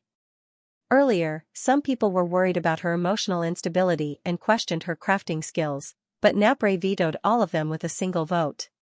At that time, Napre vetoed those people's suggestions because he considered the bigger picture. Even if the mirror-wielding banshee was not good at crafting, the mirror-wielding banshee still needed a representative under the pressure of the disaster. This was to strengthen the unity of all races. As for how to unite the races, Napre could easily explain it. Even the mirror-wielding banshee is working hard under the pressure of survival. What are you waiting for? In other words, the mirror-wielding banshee's existence had a political purpose. But who would have thought that the mirror-wielding banshee's crafting skills were so good that many craftsmen were already impressed by her crafting skills even before she showed her true purpose. Now, all the prototypes were of excellent quality. If people knew about this, the mirror-wielding banshee would become even more famous. In Napoli's opinion, he should at least take 30% of the credit for all this. Therefore, he felt proud to see the mirror-wielding banshee's prototypes doing so well. Angor did not know what Napre was thinking, but he still nodded. Very good. Earlier, Napre was planning to ask Moretta to make a high-end version of the future mirror. But now it seemed that the mirror-wielding banshee should be the one to upgrade the future mirror-wielding banshee's prototypes. The crystal mine limited her capacity. If she used better materials to craft the future mirror, it was possible for her to log into 9,999 times. A custom-made future mirror with 9,999 times could be considered a luxury item, right? Of course, Angor did not say this out loud. Now that the White Sun Mirror region was about to be destroyed, the races were more concerned about the number of logins they had. After all, they needed to protect their fallen warriors. The quality of the logins was not that important. If this disaster could be resolved successfully, the woe puppet would disappear. When that time came, it would be the right thing to do to create a luxury version of the login device. Back to the topic. Since the mirror-wielding banshee's prototype was doing so well, Angor was looking forward to inspecting the other prototypes in the warehouse. Next, he began to wander around the warehouse. He randomly checked the prototypes in different compartments. However, the higher the expectation, the greater the disappointment. In the next hour, Angor did not see any prototypes that reached the limit of 999 times. The mirror-wielding banshee's prototype was the only one. There were not many prototypes that were of excellent quality. Angor could not help but feel disappointed. Fortunately, although there weren't many superior-grade artifact embryos here, all of them passed, and there weren't any truly inferior products. This meant that Napoli's pre-inspection and pre-inspection warehouses were still useful. After a round of screening, all the inferior prototypes were eliminated. The warehouse was huge. It was almost impossible for Angor to check all of them. So he could only do random checks. After finishing his inspection, Angor looked at Napoli. Now that the inspection was over, it was time to check the pre-inspection warehouse. Angor also sensed that Luigi logged off half an hour ago. This meant that he had already asked Sun Moon News publisher. As for whether he received any information about runes, he would find out when he met Laplace. However, when he came to Napoli, he saw the man standing there with a troubled look. "What's wrong?" Napoli heard Angor's voice and looked up. When he saw Angor, he seemed to have calmed down a little. "I made quite a few prototypes as well," Angor understood right away. "You want to test the number of times you logged in?" Napoli nodded hesitantly. "Can I do that?" "Of course." Angor gave Napoli an amused look. "It's just a test. Don't worry about it." "Are you worried that your prototypes won't reach excellent quality?" Napoli scratched his head and chuckled awkwardly. "I'm a little worried." He was worried that his prototypes would not reach excellent quality. He believed that his prototypes had reached their limit, but he did not know how to determine the number of times he logged in. If his prototypes could not reach excellent quality, it would be a great humiliation for him as the manager of the factory. And he would lose face in front of Angor, which made him even more worried. Angor said, "Don't worry. We don't need to go for excellent quality now. In any case, the vast majority of people probably won't use the login device too much. If they encountered the woe puppet, they would basically die. At most, they would use the device once before they died. If they did not encounter the woe puppet, they would not have to keep trying to enter the dream crystal. So, now was not the time to pursue the number of times they logged in. As long as they could enter the dream crystal, even if they only logged in a single-digit number, it would be enough." Napoli nodded. "I understand." He understood Angor's meaning. Let's not talk about the number of times they logged in. He thought about it and realized that he still needed to test the prototypes. If the results were not good, he would at least have some time to improve it. If he continued to drag things out, he might end up wetting his shoes. With that in mind, Napoli no longer hesitated and took out his prototypes. Napoli only took out 3 prototypes of the future mirror. Unlike the prototypes made by other craftsmen, Napoli's prototypes were huge. Each of them was at least the size of a small house. Among them, the largest prototype was comparable to a large villa. The 3 prototypes were held in the air by a pair of flaming wings. They looked like 3 small burning hills, which gave off a great pressure. Angor silently compared the sizes of the prototypes. "Are these for the giants?" Napoli shook his head. "They're for the mirror dragon. I made the biggest one for Mr. Dirk." Angor was going to tell Napoli that the mirror dragon could also shrink itself to fit a prototype of a normal size. But when Napoli mentioned Mr. Dirk, Angor suddenly remembered that Algalon did not like his human form. He only liked his dragon form. And the bigger the dragon, the better. Obviously, it was not practical to make Algalon shrink. That was why Napoli made this giant future mirror for Mr. Dirk. Angor did not know what to say about Napoli's decision. After all, Napoli was the one who made the future mirror. If Angor had the choice, he would not make such a large one. Even if he did not shrink himself, he could still use the future mirror by placing it close to his forehead. Just like the login device given to Cuculus, it was a human earring. Cuculus also maintained his dragon form, but he could still use the earring to enter the dream crystal. Such a large future mirror was a waste of materials. Still, it was Napri's work after all, and it wasn't his material that was wasted, so he didn't mind. "I made these 3 this morning. Do they pass?" Napoli looked at Angor uneasily. Angor used his spirit feelers to check the 3 large mirror embryos.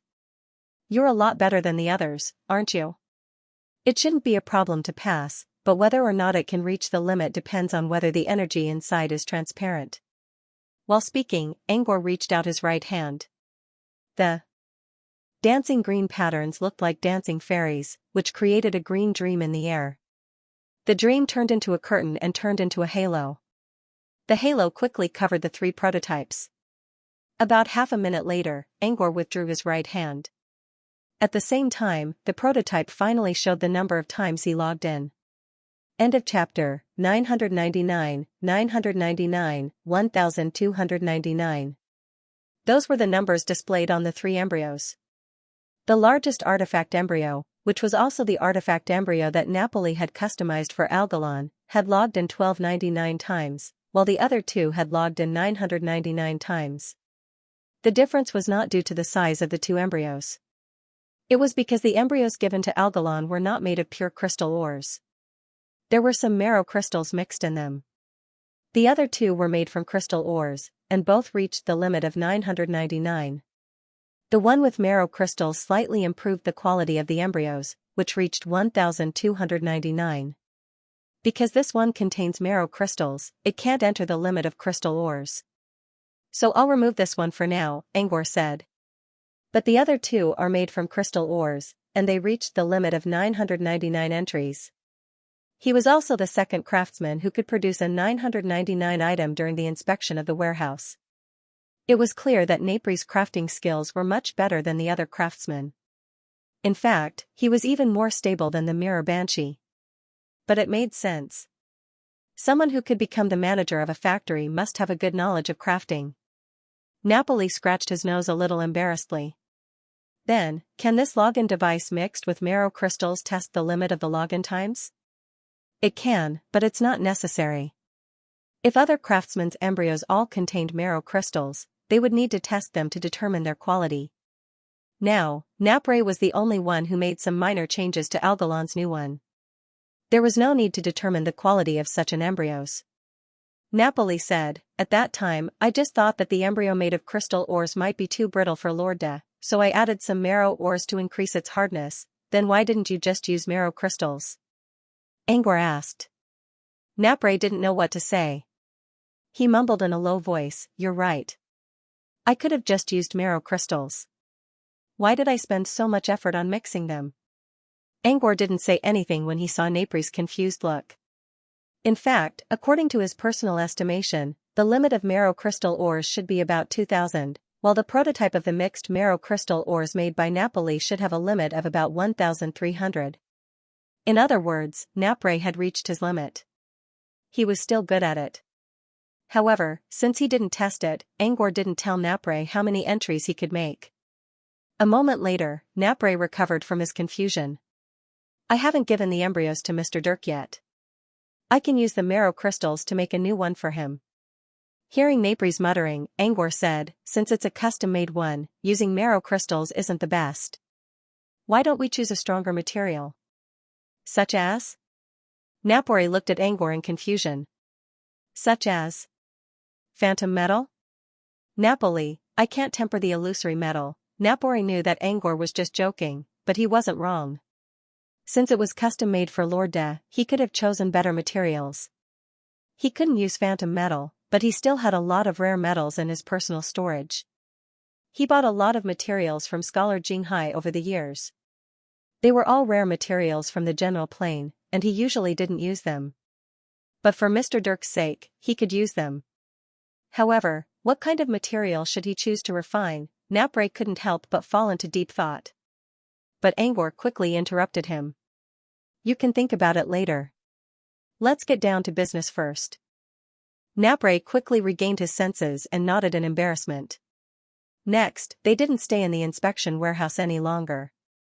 The login device had confirmed that everything was okay. It was time to check out the preparation warehouse. Also, he wanted to check if Laplace had received any useful information from him. Following Napri's lead, they left the inspection warehouse and walked along the corridor to the preparation warehouse.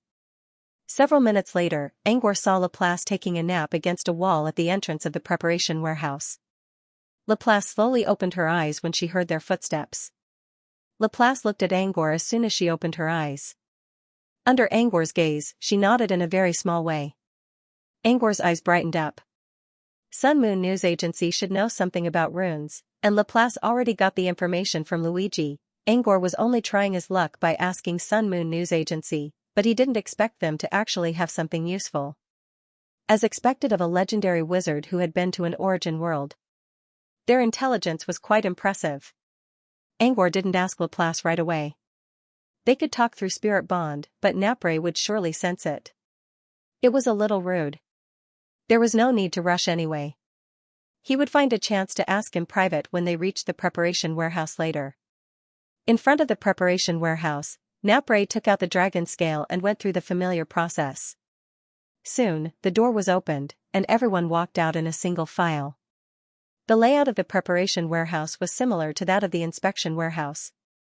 They were all cubicles, and each cubicle was filled with bubbles. However, the preparation warehouse was bigger, and each compartment had a craftsman doing a preliminary screening. Behind the craftsman stood a number of crystal puppets. Every artifact that passed the preliminary screening would be put into a bubble, and the crystal puppets would transport them to the teleportation array at the center of the warehouse. They would then be teleported to the inspection warehouse. Compared to the inspection warehouse, the preparation warehouse was much livelier. Crystal puppets carried bubbles to and fro in the hall. The craftsmen were not only screening the bubbles, but also chatting with other craftsmen.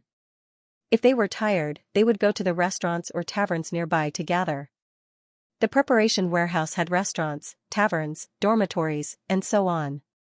Craftsmen basically didn't need to go out to meet their needs here. Therefore, this place was not as cold and desolate as an inspection warehouse. Instead, it was full of life. Compared to the inspection warehouse, this place is livelier. Angor didn't feel annoyed by the noise. Instead, he felt relieved. Actually, the bubble workshops that specialize in crafting artifact embryos are also set up like this, Napoli explained. Most of the bubbles in the crafting area had similar restaurants and taverns. After all, craftsmen usually worked as teams, not individuals.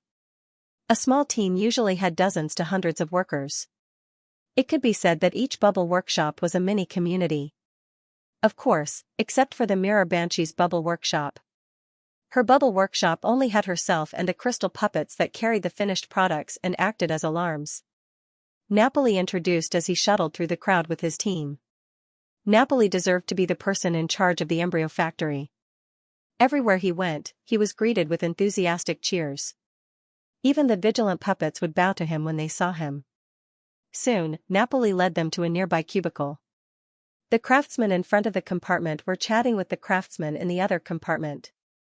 When they saw Napoli and the others, they quickly took off their hats to greet them. Napoli waved a hand to tell them to continue with their work and led Angor into the compartment.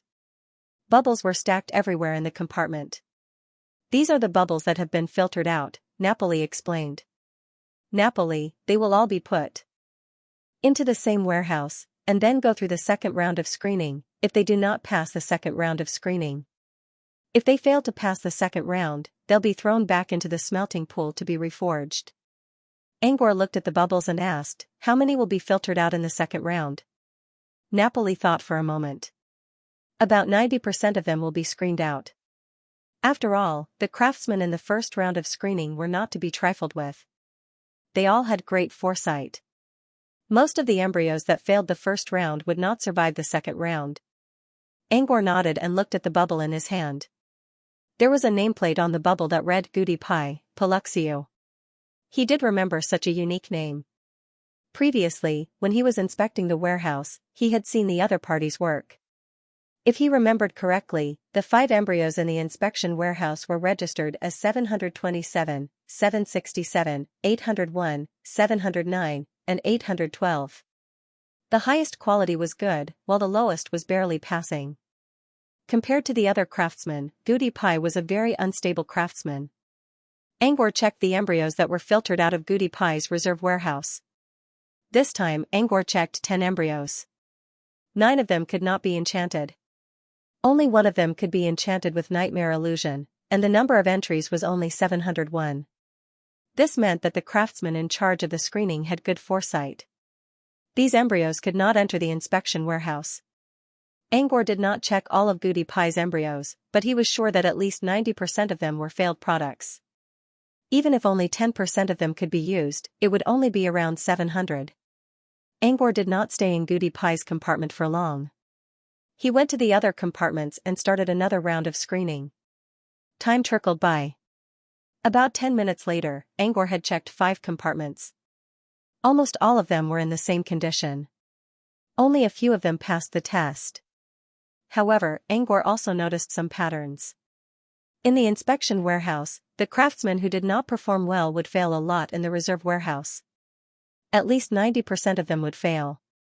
Meanwhile, the craftsmen who performed well would have a higher chance of passing the test. For example, the room Angor was in right now was Moretta, Crystal Eye race, which was specially chosen by Angor. In the inspection warehouse, the embryos of future mirror made by Moretta all had about 750 entries. They were all very stable craftsmen. In the storage, he checked about 10 embryos that were selected from the others. 3 of them were failures. The other 7 were all passable. Their entries might be between 710 and 720, but the passing rate was already very high. At least, it was much better than Goody Pie's. After discovering this pattern, Angor decided to test them again. He went to several stable craftsmen's compartments and found that the passing rate was around 30% to 50%. Among them, the rejected embryos of the mirror-wielding banshee only had a 10% passing rate. In other words, 90% of the mirror-wielding banshee's products that failed in the first round of screening were actually usable. Of course, there were no good or excellent products among them. Still, it meant that even if the mirror-wielding banshee did not perform well, she was still better than the other craftsmen. With this, Angor did not check the other compartments one by one. Instead, he asked Napoli to look for the ones with good performance first. He would tell Angor when he found them. That was because Napoli had watched him perform the test in the warehouse. He was the only one who knew whose performance was the most stable. After Napoli accepted the task, he began to search in the reserve warehouse. Angor and Laplace exchanged a look. "Let's go to a restaurant nearby and wait for Napoli." Laplace nodded and said casually, "Just in time. We can talk about some interesting intelligence that I got from Luigi." "Interesting?"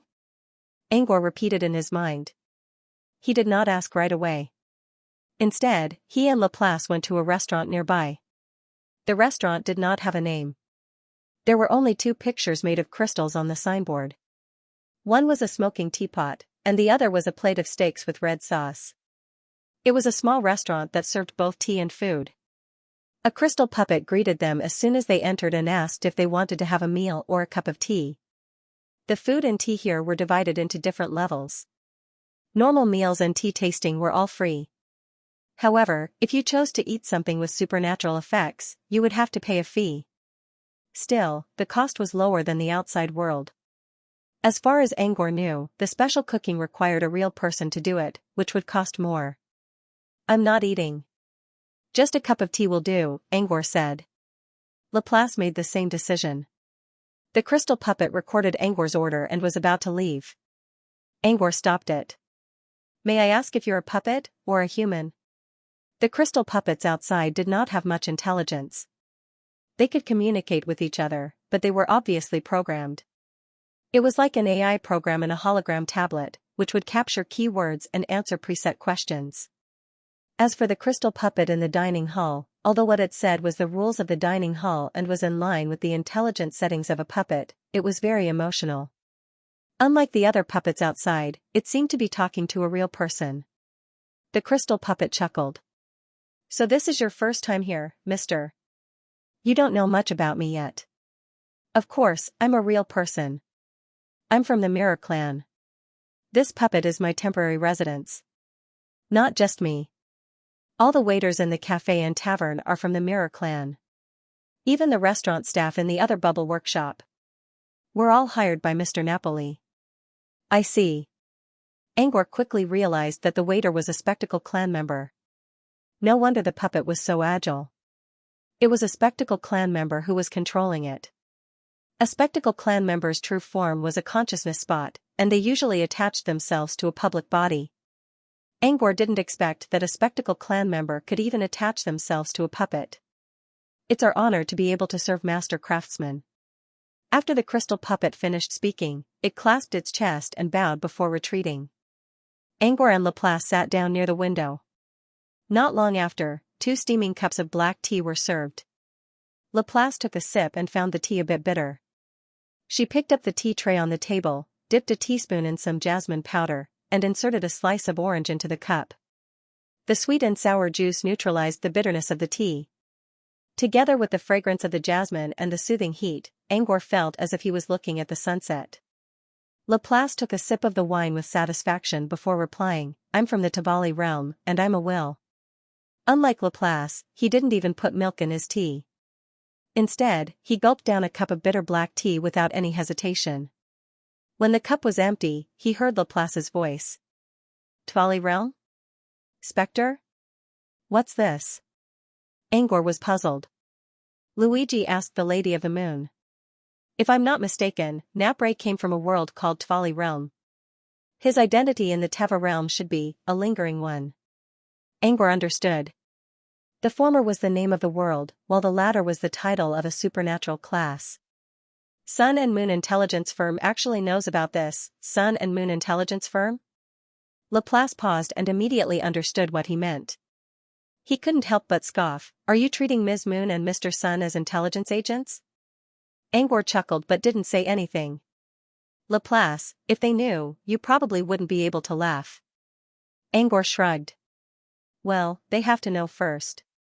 Currently, the two official members of Sun and Moon Intelligence Firm didn't even know about Angor's existence. Later on, even if they could reach 100% recognition and enter the dream crystal, he would avoid them. Therefore, it was impossible for them to know. "Tell me more about this Teva plane. If a legendary wizard remembers it, there must be something special about it, right? What's out of the ordinary?" Laplace whispered, "It's not just extraordinary. It's a world that even legendary wizards yearn for." "Huh?" Angor was dumbfounded. When Luigi asked about the runes, the Lady of Moon had the same look on her face. She was just as surprised as you are now. What surprised him was that he actually heard about the obsession from Luigi. She was surprised because she didn't expect that the person she had been searching for to fall into the White Sun Mirror domain. "The Lady of Moon is looking for a speculator? Why?" Laplace didn't answer immediately. Instead, he said indifferently, "You'll know if you continue listening. Rewind time to an hour ago." Inside the mansion on Murren Street. Lady of Moon was stunned by Luigi's question for half a minute. "What's going on with the White Sun Mirror domain? We ran into the wool puppet again, and now there's a speculator. Are they related?" Luigi asked. Lady of Moon shook her head. "No. But the chances of running into them are very low. Especially the speculators. Under the lockdown of the Myriad Thoughts Kingdom, very few speculators can leave the Teva plane." "Myriad Thoughts Kingdom? What's that?" Luigi wondered. Lady of Moon didn't answer Luigi's question right away. Instead, she logged off and asked for Mr. Sunday. After several days of observation, Lady of Moon noticed that the number of speculators' recognition increased by the same amount, both individually and in groups. She was the only one who gained speculators' recognition when she was alone, but in groups, both of them gained speculators' recognition.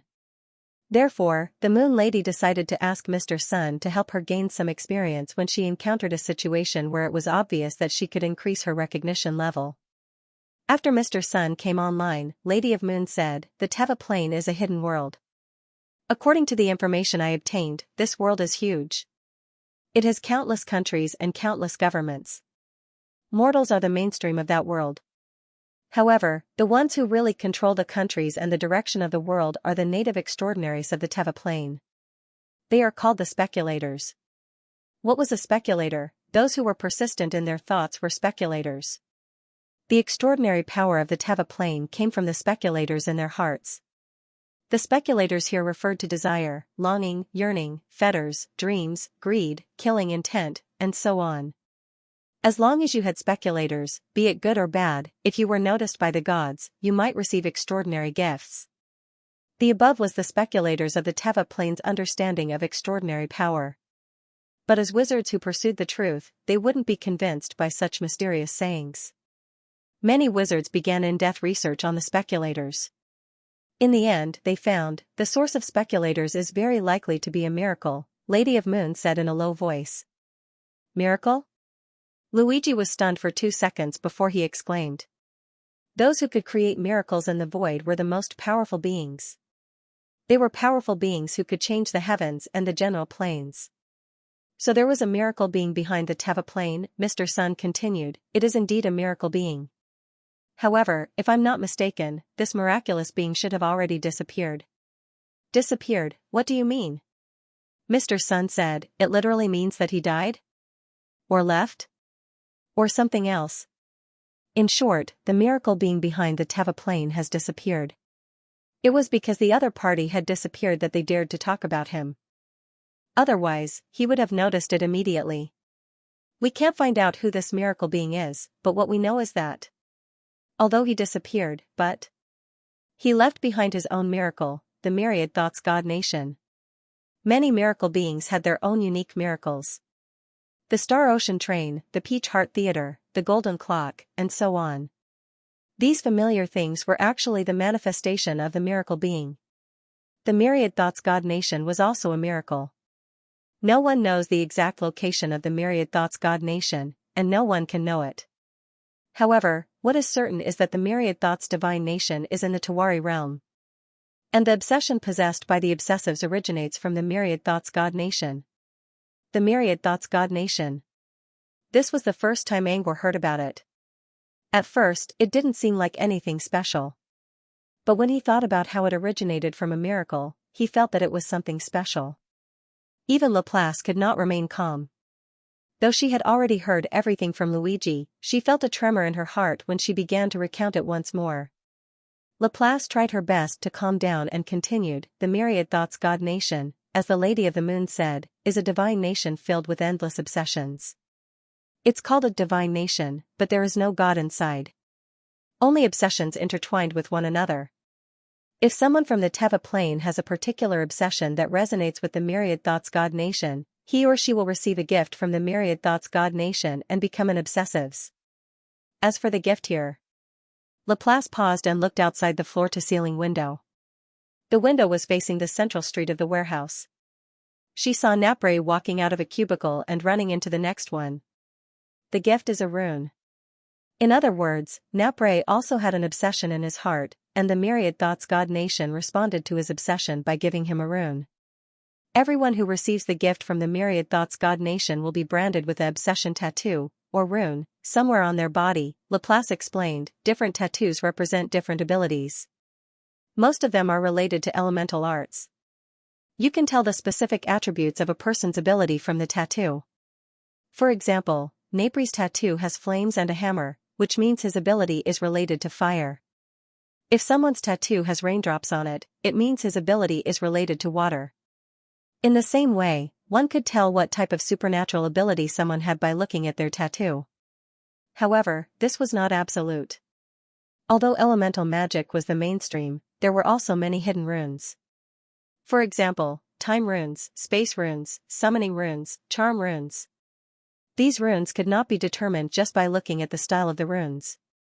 Laplace looked at Angor and said, "You're partially right, but I'm not sure."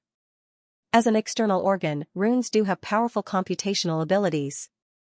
When the obsession of an obsessives is combined with the will of the myriad thoughts God nation, the rune will be able to perform calculations and create different abilities. This was why the rune responded to Napre's thoughts. As an obsessives, Napre's obsession activated the rune. We were wondering what kind of energy the rune would consume if it had computational abilities, Laplace said, but it would consume the will of the myriad thoughts God nation.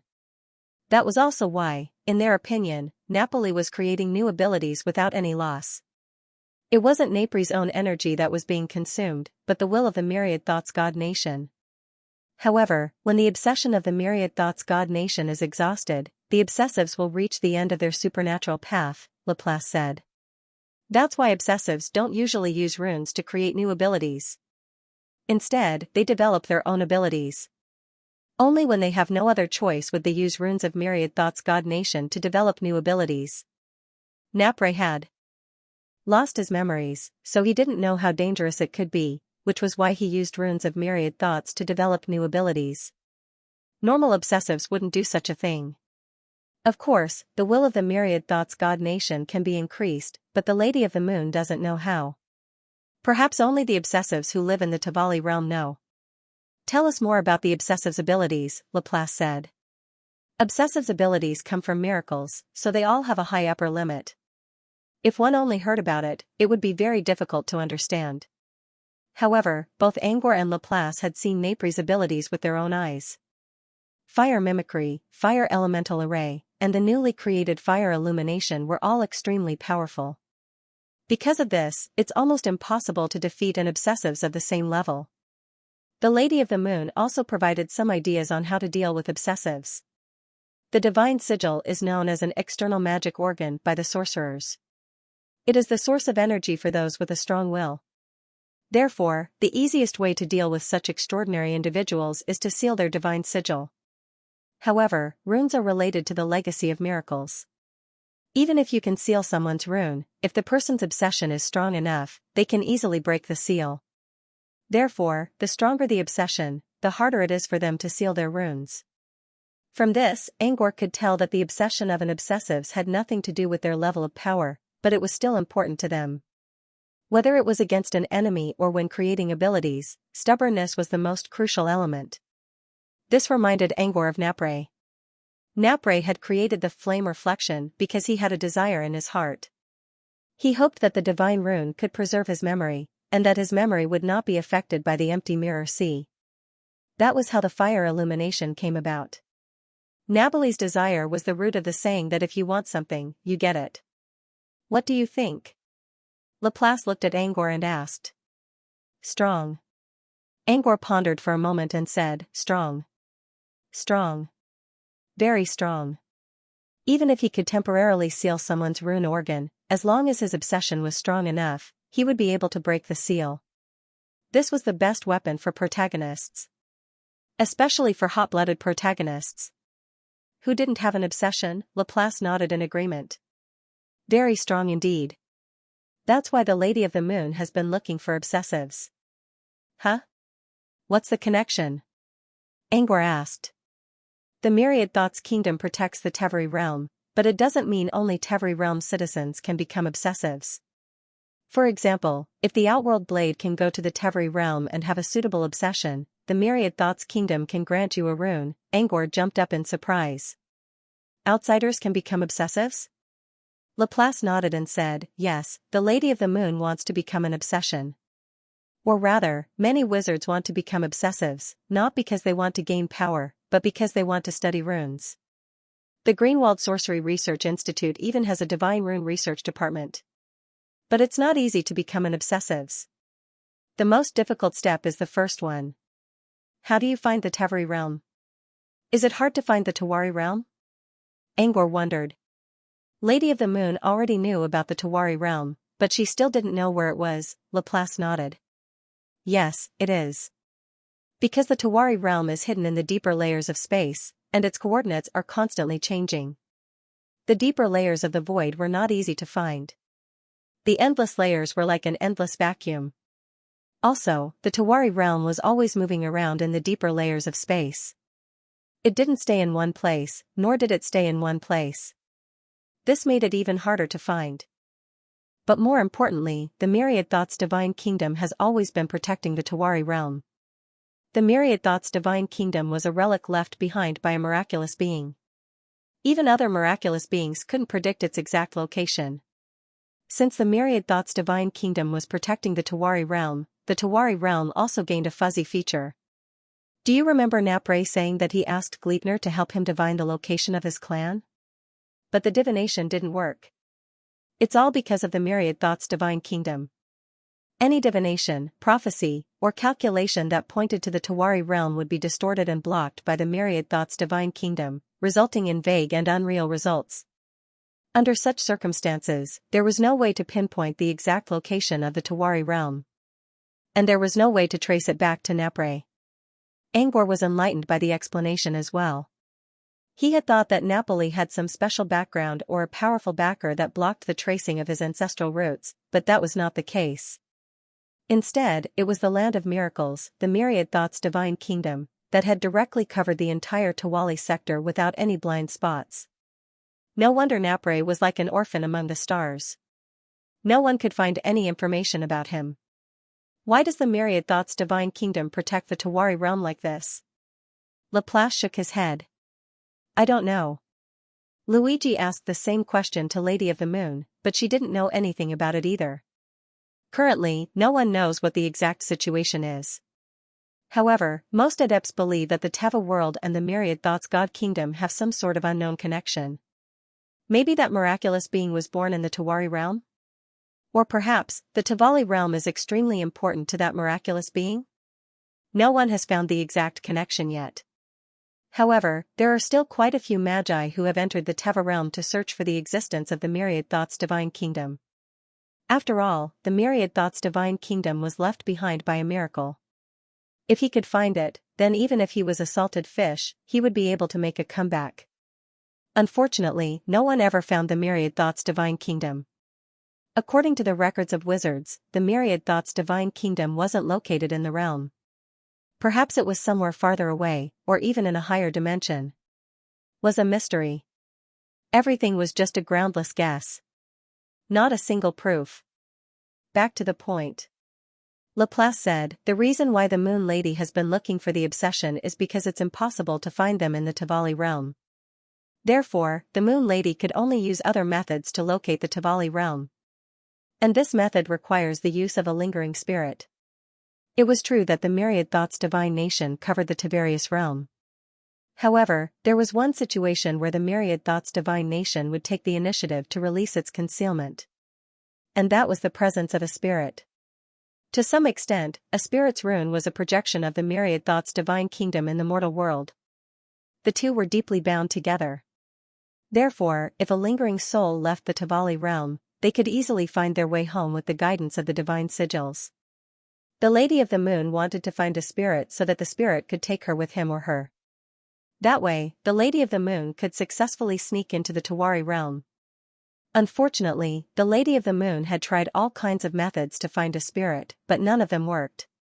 Now that she finally heard about a spirit, she found one in the Sun Mirror domain, which was about to face its doom. So, the other wizards were able to go to Teva realm because they found a willer? Laplace nodded. Yes. Of course, it's also possible that they became spirits themselves. Sorcerers could also become obsessives. If they found a spirit's rune in the Tawari realm, the Myriad Thoughts Divine Kingdom would give them the coordinates of the Tawari realm. If there are sorcerers who call themselves obsessives, why doesn't the Moon Lady contact these obsessives? Angor wondered. If it was difficult to find a spirit from the Tawari realm, it shouldn't be hard to find a spirit who was a spirit. Laplace said, because they're also hiding very well. Even if you find one, I don't think they'd want to take the Lady of the Moon to the Tawari realm. Why don't you take wizards to Teva realm? Laplace shook his head. The Lady of the Moon didn't say it explicitly. But Mr. Sun hinted that every spirit in the Myriad Thoughts Divine Kingdom has its own spirit. Through Mr. Sun's hints, Laplace speculated a possibility. Spirits gained abilities through their spirit. This spirit also corresponded to the spirit of the Myriad Thoughts Divine Kingdom. However, there were different spirits in the Myriad Thoughts Divine Kingdom. For example, let's say someone's spirit was to become stronger. The Myriad Thoughts Divine Kingdom would give them a spirit's rune. But if someone else's spirit was also spirit and the Myriad Thoughts Divine Kingdom also gave them a spirit's rune, the spirit in the Myriad Thoughts Divine Kingdom would give them a spirit's rune. The more spirits there were, the more spirit's rune would get. At first glance, this didn't seem like a big deal. At most, each spirit's rune would only get a small portion. However, the spirit of the Myriad Thoughts Divine Kingdom could be used up. It could even be used up. Once a spirit's rune was used up, the burden would be shared by others with the same spirit. The spirits in the Tawari realm wouldn't do such a thing. Instead, they would find a way to restore the spirit in the Myriad Thoughts Divine Kingdom. This was because the divine runes were the only supernatural system that the divine runes were capable of coming into contact with. Wizards, however, were different. Wizards had their own magic systems. They didn't study other systems for the sake of increasing their own power. Instead, they studied them for research purposes. It was similar to how Sunders studied all kinds of energy systems in order to master the energy level limit and energy selection in the Dream Wasteland. Adepts, on the other hand, pursued knowledge and truth. They would not think too much about their research. When a wizard obtained a spirit's rune, he or she would immediately use it to create spells. In a short time, the spirit of the myriad thoughts divine kingdom would be used up. For wizards, the spirit of the myriad thoughts divine kingdom was only a research tool. However, for the spirits in the Tawari realm, the spirit of the myriad thoughts divine kingdom was their survival tool. Wizards didn't care about the spirit's rune consumption, but they did. If the spirit of the myriad thoughts divine kingdom was shared, their research would be affected. For this reason, they didn't want other wizards to enter the Tawari realm. They might share the spirit's rune with them. In this case, even if they become spirits, they will hide their identities and won't help other wizards enter the Tawari realm. Laplace paused for 2 seconds before continuing. Of course, I'm just guessing based on Mr. Sun's hints. I don't know if I'm right. Angor pondered for a few seconds. Normally, wizards won't stop other wizards from entering the Tawari realm just because they don't have enough spirit's rune. Unless, Laplace asked, unless what? Unless the other wizards are taking their own spirit's rune. What Laplace said made sense to Angor. However, there was one thing Laplace neglected. The other wizards who entered the Tawari realm would probably get other spirits' rune's rune. Since that was the case, there was no need to stop them. For example, one person's spirit was spirit, while the other person's spirit was spirit. The myriad thoughts divine kingdom gave both of them a spirit's rune's rune. However, it was clear that the two of them had different tastes and types of cakes. Even if more people came to share their cakes, the two of them would not be affected by each other. It was the same for wizards. If other wizards had a different obsession, there was no need for them to stop them because it would not affect them at all. But why would an adept stop another adept? There was only one possibility. The other party's obsession might be the same as his, and they would take a share of his cake. It sounded a little strange. Why was he so sure that the other party's obsession was the same as his? This was because there were similarities between adepts. Perhaps every magus had a different obsession. Some wanted revenge, some wanted to become stronger, some wanted to sink into oblivion, some were gluttonous, some were lustful, but all magi had the same obsession in their hearts, the pursuit of truth. If the myriad thoughts God kingdom gave the sorcerers the former, then everyone would have their own ideas and there would be no conflict. But what if the myriad thoughts God kingdom gave the adepts the latter? All adepts were in pursuit of the truth, and so their share of the cake was constantly being divided. For adepts who had already become adepts, this was definitely not something they were happy about. It was understandable that they did not want to bring other magi to Tavaria realm. Laplace gave Angor a thoughtful look. As expected, a wizard knows another wizard better than you. Her considerations were still more one-sided. She had forgotten that almost all adepts pursued similar goals. They each embarked on their own paths to pursue the truth in their hearts. Different paths might lead to different magi. However, their obsession to pursue the truth was the same. It was possible that the myriad thoughts God kingdom would send all the magi to the pursuit of truth so that they could share the cake with everyone. It was understandable. Wizards did not want more people to go to Tavaria realm because they would have to share the cake with someone else. By now, Laplace had finished explaining about Tavaria realm, adepts, and runes. After calming down, Laplace began to ask more subjective questions. When the Lady of the Moon heard about the adepts in the White Sun Mirror region, she actually wanted to go there for a moment. But she gave up on the idea when she thought about the woe puppet. Laplace looked at Angor. What about you? Now that you know who Nabali is, have you ever considered going there? You want to know if I want to go to Tavaria realm and become an adept? Angor asked. Laplace nodded. I just learned about adepts not long ago. I haven't thought about it yet. It's not too late to think about it now. Angor tried to put himself in Laplace's shoes. If I have to say, I still want to go there. But I don't think I can become an adept even if I go to Tavaria realm.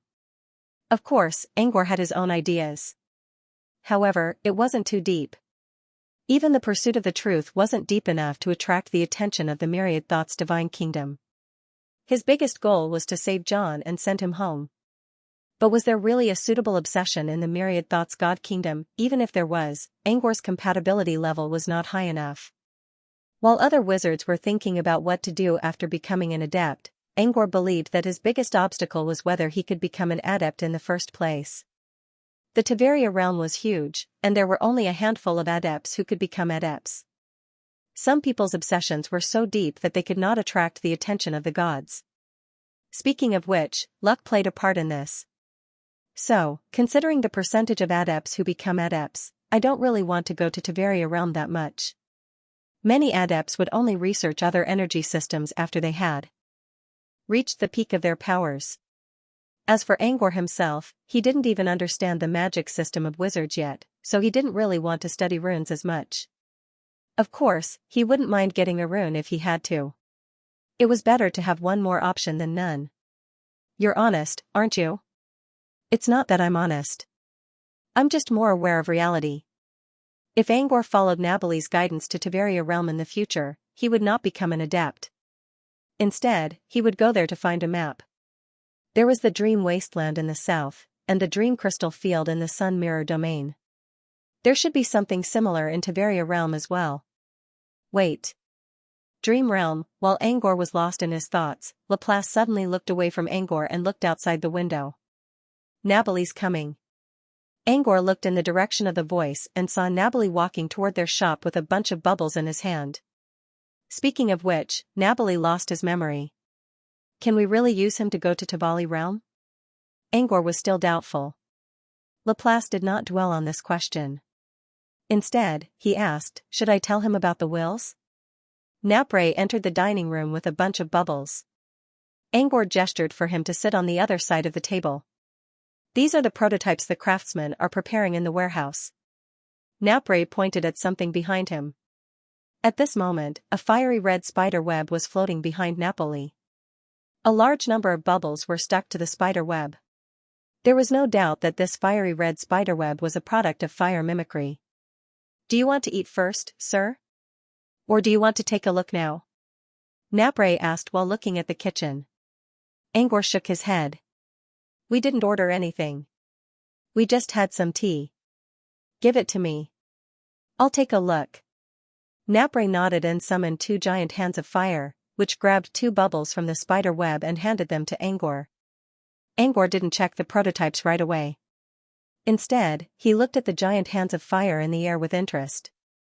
Is this an imitation of my hand of spell? Although he was asking a question, his tone was firm and certain. The 2 giant hands of fire looked exactly the same as Angor's hand of spell. Yes, Napre scratched his head in embarrassment. It's just. I saw your hand of spell, mister, and I think it's quite useful, so Napre tried to explain. Angor waved a hand. Don't bother. I didn't create hand of spell. It's not copyrighted. I just feel that your flaming hand simulation is very realistic. Compared to Napre's hand of spell, Angor's hand of spell was more like a tool. Napre's hand of flame, on the other hand, was much more realistic. The real thing was that it was very agile, as if a fire giant really existed and reached out its hands from Napoli's back. Real? Napoli thought for a moment and said, maybe I added flaming mantra to my hand and simulated the muscles and veins of the giants. Napre often simulated fire giants, so he was very familiar with the process. Usually, he would just create the giant's body. But now, he only needed to create 2 hands, which was much easier. Of course, this was only simple for Napoli. It was not going to be an easy task for Angor anyway. Angor's hand of spell could also simulate nerves, muscles, and veins, but it didn't work. It couldn't fuse with the magic hand. Napoli, on the other hand, was different. His fire mimicry could simulate everything in detail from the inside out. If one were to use the level of their spells to differentiate them, then, Angor's hand of spell was a level 2 cantrip at best. On the other hand, Napoli's flaming hand was essentially a fire simulation. Its lower limit was at the level of a first-level spell, and its upper limit was even more unpredictable. One was a magic trick, while the other was a spell, so there was no way to compare them. Even though Angor had seen it many times, he still couldn't help but exclaim in his mind. Fire simulation was totally off the charts. Anything it simulated would be the same thing. Who wouldn't be confused by it? But thinking about it, the ability to simulate fire was, in a sense, created by the Myriad Thoughts Divine Nation. The Myriad Thoughts Divine Kingdom was a miracle left behind. Fire simulation was an ability created by a miraculous existence, so it was understandable that it was a little ridiculous. Of course, Angor was actually a little jealous of the man. He now understood why a legendary wizard like the Lady of Moon wanted to go to the Tiberia realm and become a speculator. Angor sighed in his mind and didn't say anything else. He picked up the bubble and began to inspect it. On the other hand, Napoli felt a little uneasy because of Angor's gaze. He felt that Angor wasn't looking at him. But he was looking at him. Napoli wanted to ask about it, but he didn't know where to start, so he could only give up in silence. 709, 712, 708, the nameplate of the first bubble recorded a craftsman from Paluxio. Angor randomly picked 10 embryos from the bubble. Of the 10 embryos, 6 met the requirements. 721, 715, 710, on the nameplate of the second bubble, there was a record of a crystal eye race craftsman. Again, Angor took 10 embryos and applied Nightmare Dream on them. 7 of them met the requirements, while the other 3 failed. 705, 707, 701, 719, 711, 715. About 5 minutes later, Angor checked each of Poe's bubbles to make sure they were all qualified. Napoli was surprised by the speed and efficiency. He was worried that he would take too many, but now it seemed that he was wrong. Angor handed the last bubble back to Napoli and told him the result of the inspection. So far, the embryos made by stable craftsmen still have a 50% to 90% chance of passing even after the first round of screening. Of course, it was only qualified, not excellent. In fact, Napoli had already guessed this result, but guesses and facts were two different things. With this result, the craftsmen I arranged to do the screening in the warehouse should change the way they do it. The previous screening process mixed up the stable craftsmen and the unstable craftsmen. But now, it seemed that they still needed to make a distinction. For the stable craftsmen, the threshold of the screening process should be slightly relaxed. As for the unstable craftsmen, they should be treated according to the previous screening criteria. Thank you for your help, Mr. I'll organize the list of stable craftsmen and inform them of the results. To put it bluntly, the warehouse would treat the craftsmen differently in the future. Usually, this kind of discrimination would cause some conflicts. But now was a special time. Even if they did not like it, they had to endure it. Otherwise, they would have to find a way to improve their skills. Next, Angor, Laplace, and Napoli went to different bubble warehouses in different areas. This time, they were more interested in the warehouse preparation rather than the inspection. The most important thing was to see if the stable craftsmen in Napoli's mind were really stable. There were too many craftsmen in the area, and Angor could not check them one by one to see if they were stable. In the end, Napoli had to nominate the candidates while Angor confirmed them. After spending half a day, Angor was sure that Napoli was a good judge. He had confirmed that he was a stable craftsman. The equipment embryos in the warehouse had a passing rate of 60% to 80%. This meant that Napoli was 100% sure. With this standard, he could more accurately determine who was stable and who was unstable without Angor's help. Angor sighed in relief. It was fine if he came to help once in a while, but he would not be able to stand it if he had to do it every day. When they were done with the warehouse tour, Napoli suggested that they go to the bubble workshops. He wanted to see if the craftsmen needed to add or change anything in their workshops. Angor did not mind. After visiting the warehouses, he noticed that the craftsmen of different races had different ways of crafting the artifact embryos. He also wanted to see the different alchemy methods of different races. It would help him broaden his knowledge. Do you have a bubble workshop in mind, mister? Napoli asked. After half a day of inspection, Angor gained a better understanding of the craftsmen of different races. Instead of taking Angor to a random workshop, Napoli directly asked for Angor's opinion. I do have a bubble workshop that I want to visit the most, Angor said. I want to take a look at that mirror-wielding banshee's workshop. He was interested in the mirror-wielding banshee because he had been running around for half a day, and he found that she was the best craftsman among them. Apart from the temporary inspection, only the banshee's artifact embryos in the warehouse had a 90% passing rate. She had single-handedly raised the passing rate of the production area she was in. The other craftsmen, no matter how good they were, could only achieve 80% passing rate. 10% did not seem like a big difference. However, the better a craftsman was, the harder it was to improve.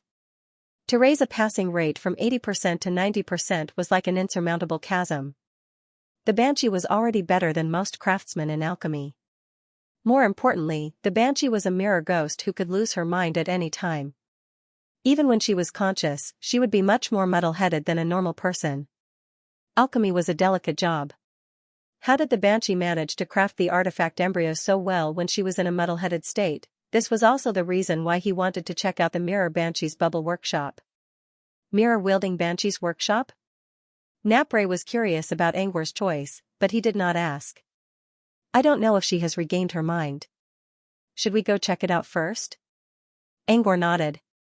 After leaving the bubble workshop, Napre once again summoned the fire crowbar pulled by a fire deer and dragged Angwar and Laplace through the air of bubbles. Soon, they arrived at the area where the Banshee's bubble was located. The bubble workshop where the mirror-wielding demoness was located was very eye-catching. There were no bubbles in the surroundings, so it was easy to spot. However, the bubble that the mirror-wielding demoness was in was still blood-red. Looks like she hasn't regained her mind yet, Napre said. How about we go to another one? The Banshee could only stay awake for 4 hours a day. When she was awake, the crystal puppet in the workshop would change the color of its bubbles and turn them translucent again. Once she lost her mind, the crystal puppet would change the color of the bubbles to blood red. The bubbles were still blood red, which meant she was not awake yet.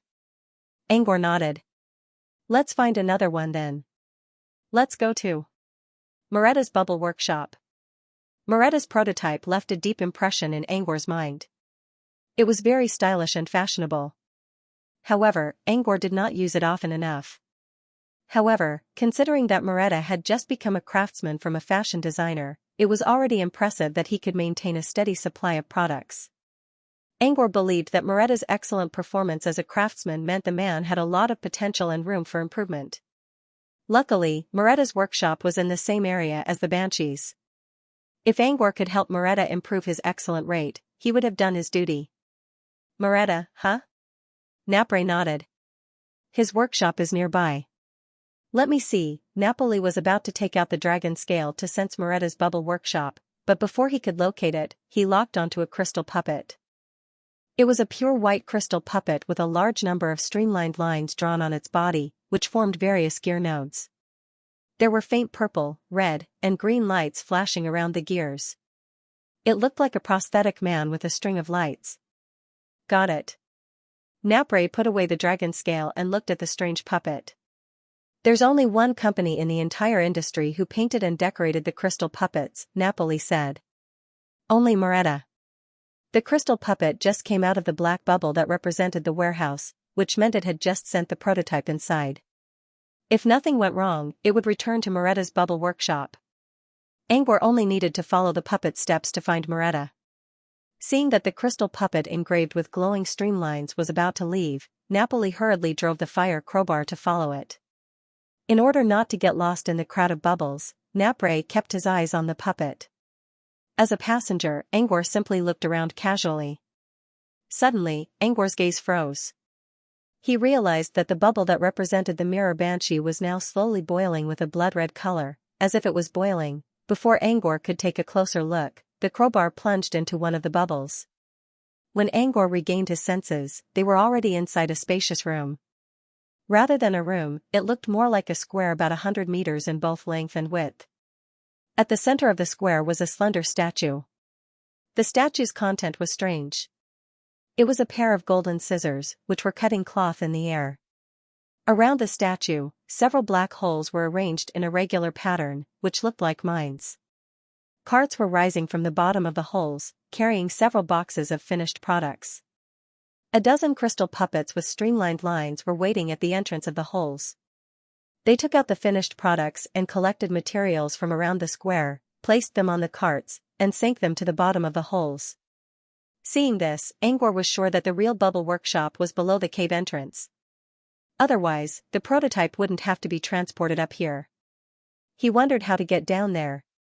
Are they following the carts that transport the materials? A crystal puppet that looked like a piece of porcelain suddenly approached them. Mr. Napoli, why are you here?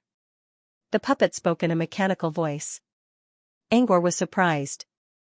Was this another puppet controlled by the Mirror Clan? But when he looked closer, he realized that the voice did not come from the puppet's mouth.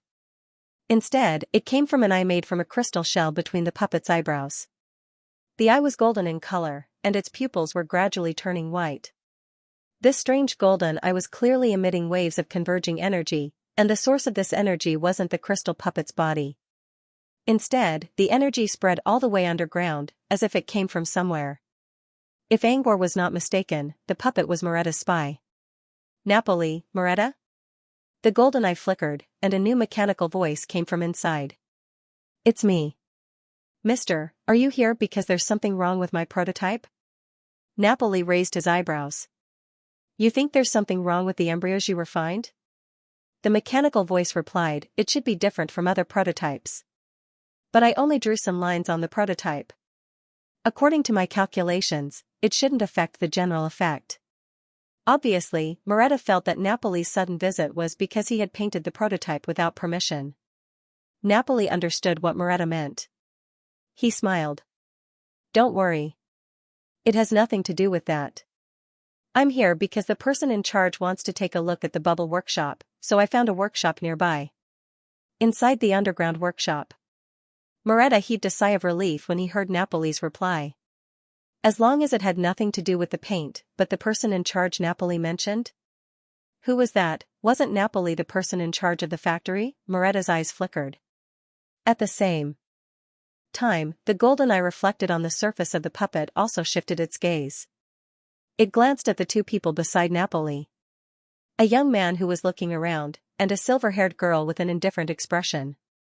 Was the person in charge one of them? Moretta quickly withdrew his gaze and spoke through the golden eye. Do you want to take a look at the workshop? Everyone, please follow me. The crystal puppet didn't ask any irrelevant questions. It just nodded and indicated for them to follow it. Under the lead of the crystal puppet, they arrived at the center of the plaza. In front of the statue of the golden scissors. The golden eye on the crystal puppet's forehead suddenly left its body and flew to the top of the statue, looking down at it from above. His golden eyes glowed faintly. When the light enveloped the entire statue, the void cloth scissors statue slowly moved horizontally, revealing a pitch-black passage that led downwards. The golden eye returned to the forehead of the crystal puppet, and it took the lead into the tunnel. Angor followed him. The passage below the statue seemed to be a spiral staircase. He thought the stairs would lead him to the underground workshop, but when he reached the first floor, he saw a brightly lit door. After walking through the gate, they arrived at a bustling street. The streets were filled with crystal puppets and a large number of Crystal Eye race members. There were different shops on both sides of the street. Angor was familiar with a nameless signboard. On the signboard were two pictures made of crystals, a smoking teapot and a plate of red sauce steak. Not long ago, they went to this restaurant when they were preparing the warehouse. If Angor wasn't mistaken, the owner of this restaurant should be a Crystal Eye race member. This should be the living space in Moretta's workshop. The Crystal Eye race members here should all be members of Moretta's team. The white, porcelain-like crystal puppet only brought them to this living space before leaving. However, after the crystal puppet left, an armored Crystal Eye race guard took its place as a guide. Please follow me. Under Napoli's puzzled gaze, the Crystal Eye guard said, the crystal puppet is a transport soldier, so it can only move around this floor and the upper floors. It doesn't have permission to enter the workshop. I will lead you there, sir. After he finished speaking, the Crystal Eye race guard quickly walked to a small two-story courtyard nearby and waved at the crowd. The courtyard looked like a private residence, but there was a hanging well in the center. The guard turned a mechanism on the side of the well, and an elevator floated up. This way, please. The Crystal Eye guard led the way into the elevator, followed by the others. The elevator trembled a little and slowly descended. Angor didn't know what to say while the elevator was going down, so he decided to tell Napoli about the changes he saw earlier. The blood-red color of the bubble shell is showing signs of boiling? Napoli was stunned for a moment. It seemed that he could not figure out what was going on at the moment. As Napoli pondered, the Crystal Eye guard beside the elevator said, Sir, are you talking about the bubble workshop of the Mirror Banshee? Angor nodded and looked at the guard. you know about it? The crystal eye guard nodded, a hint of fear flashing through his eyes. Everyone in this area knows about that person's workshop. It is said that there is no one in the workshop other than the mirror demoness. No assistant is willing to work for a mirror ghost. There are only crystal puppets going in and out of the workshop. But even the crystal puppets are attacked by the mirror monster like crazy. Several of them have been destroyed in just a few days. Stop. Napoli was still thinking about the color change of the bubbles, but he did not expect the crystal eye guard to start nagging. Most importantly, what he said was all hearsay. The crystal eye race guard paused. Looking at Napoli's dangerous eyes, he shut his mouth subconsciously. There's no one in the mirror banshee's workshop. But it's not that no assistants are willing to work for her. It's just that no one in the town knows how to forge. Also, the story about the crystal puppets being destroyed is fake. The main control mechanism of the crystal puppet was in Napoli's hands. He could see if there were any problems or if the crystal puppet had been destroyed. At present, some of the crystal puppets in the workshops have indeed been damaged, Napoli said. Even in the Moretta workshop where we are, 2 crystal puppets have been damaged. But the mirror banshee's workshop did not have any damaged puppets. The workshops where the crystal puppets were damaged were all workshops with a lot of people. The more people there were, the easier it was for something to go wrong. The mirror banshee's workshop, on the other hand, had no workers. It was the best place to keep the puppets. The guard smiled awkwardly. I just heard about it. Napoli ignored him and continued to talk to Angor. The mirror banshee's bubble workshop changed color. It's probably caused by the puppets inside. I'll check the records of the puppets later to find out what's going on. Angor nodded, but he quickly glanced at the crystal eye guards. The guard took the initiative to talk to Angor when he heard the change in the color of the bubbles. Napoli believed that the guard was talking nonsense, but since he was one of the closest people to the mirror banshee's bubble workshop, he might know why the bubbles changed color. The guard hesitated for a moment. According to my experience, the color of the bubbles in the mirror banshee's workshop is boiling. It's caused by the puppets inside. Usually, it's a reaction to the mirror banshee's condition. After boiling, the color fades, which means the mirror banshee is regaining her sanity. What if the color doesn't fade? Then it means the mirror banshee is going crazy. It's a warning to the nearby bubble workshops to stay away from it. After listening to the crystal eye race guard's explanation, Napoli was a little surprised. He didn't know anything about it. Or rather, he didn't pay much attention to such details. He only knew that in general, fading color meant the mirror banshee was regaining her sanity. He didn't know there was such a thing as reaction.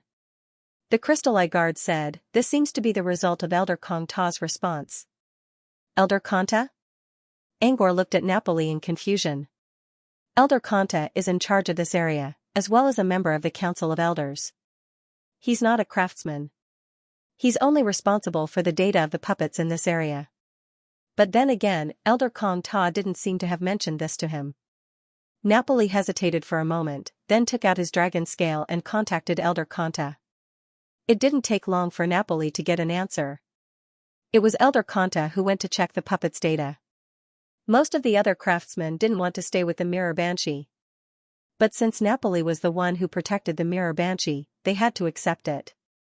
However, only 2 color changes were not enough to confirm the mirror banshee's condition.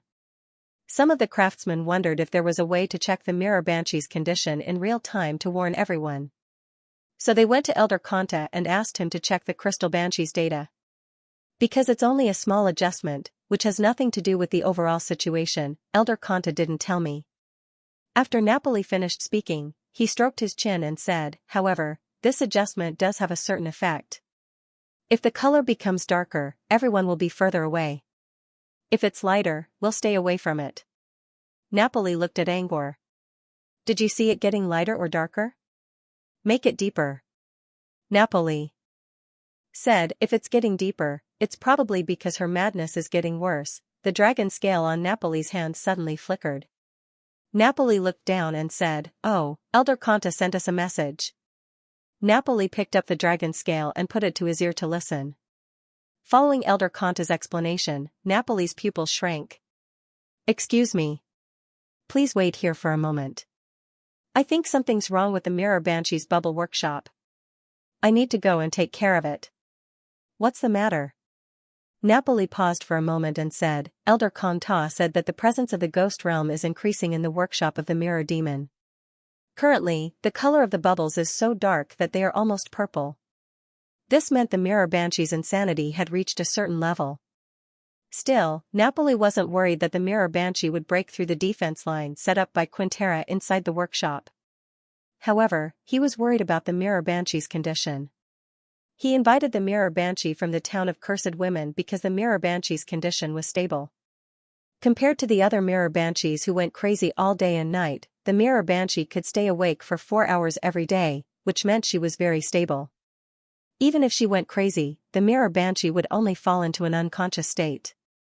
As long as there were no living creatures around her, she would remain unconscious. She was basically a dead person. In a way, this was a kind of stability.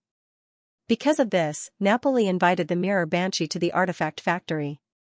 But now, the Mirror Banshee was experiencing an abnormal change. The ghost domain's aura inside the workshop was increasing abnormally. Napoli was worried that someone might have broken into the Mirror Banshee's workshop while she was in a state of insanity.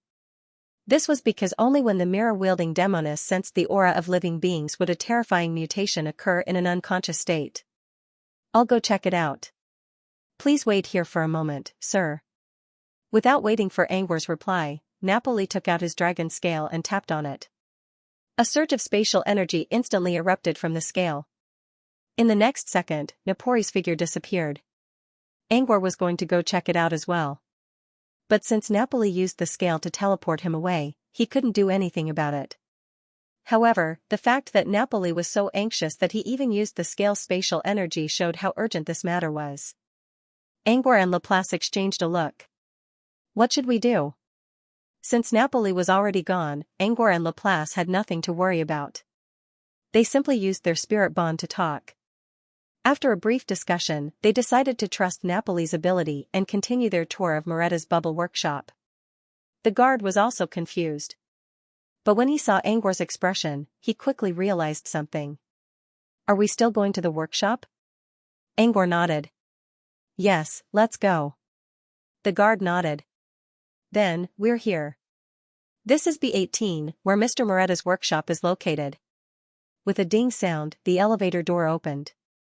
In front of them was a wide hallway, through which they could see a large space not far away. Above the hallway was a sign that said B18. Angwar couldn't help but shudder when he saw the sign. He had to admit that the number was really strange.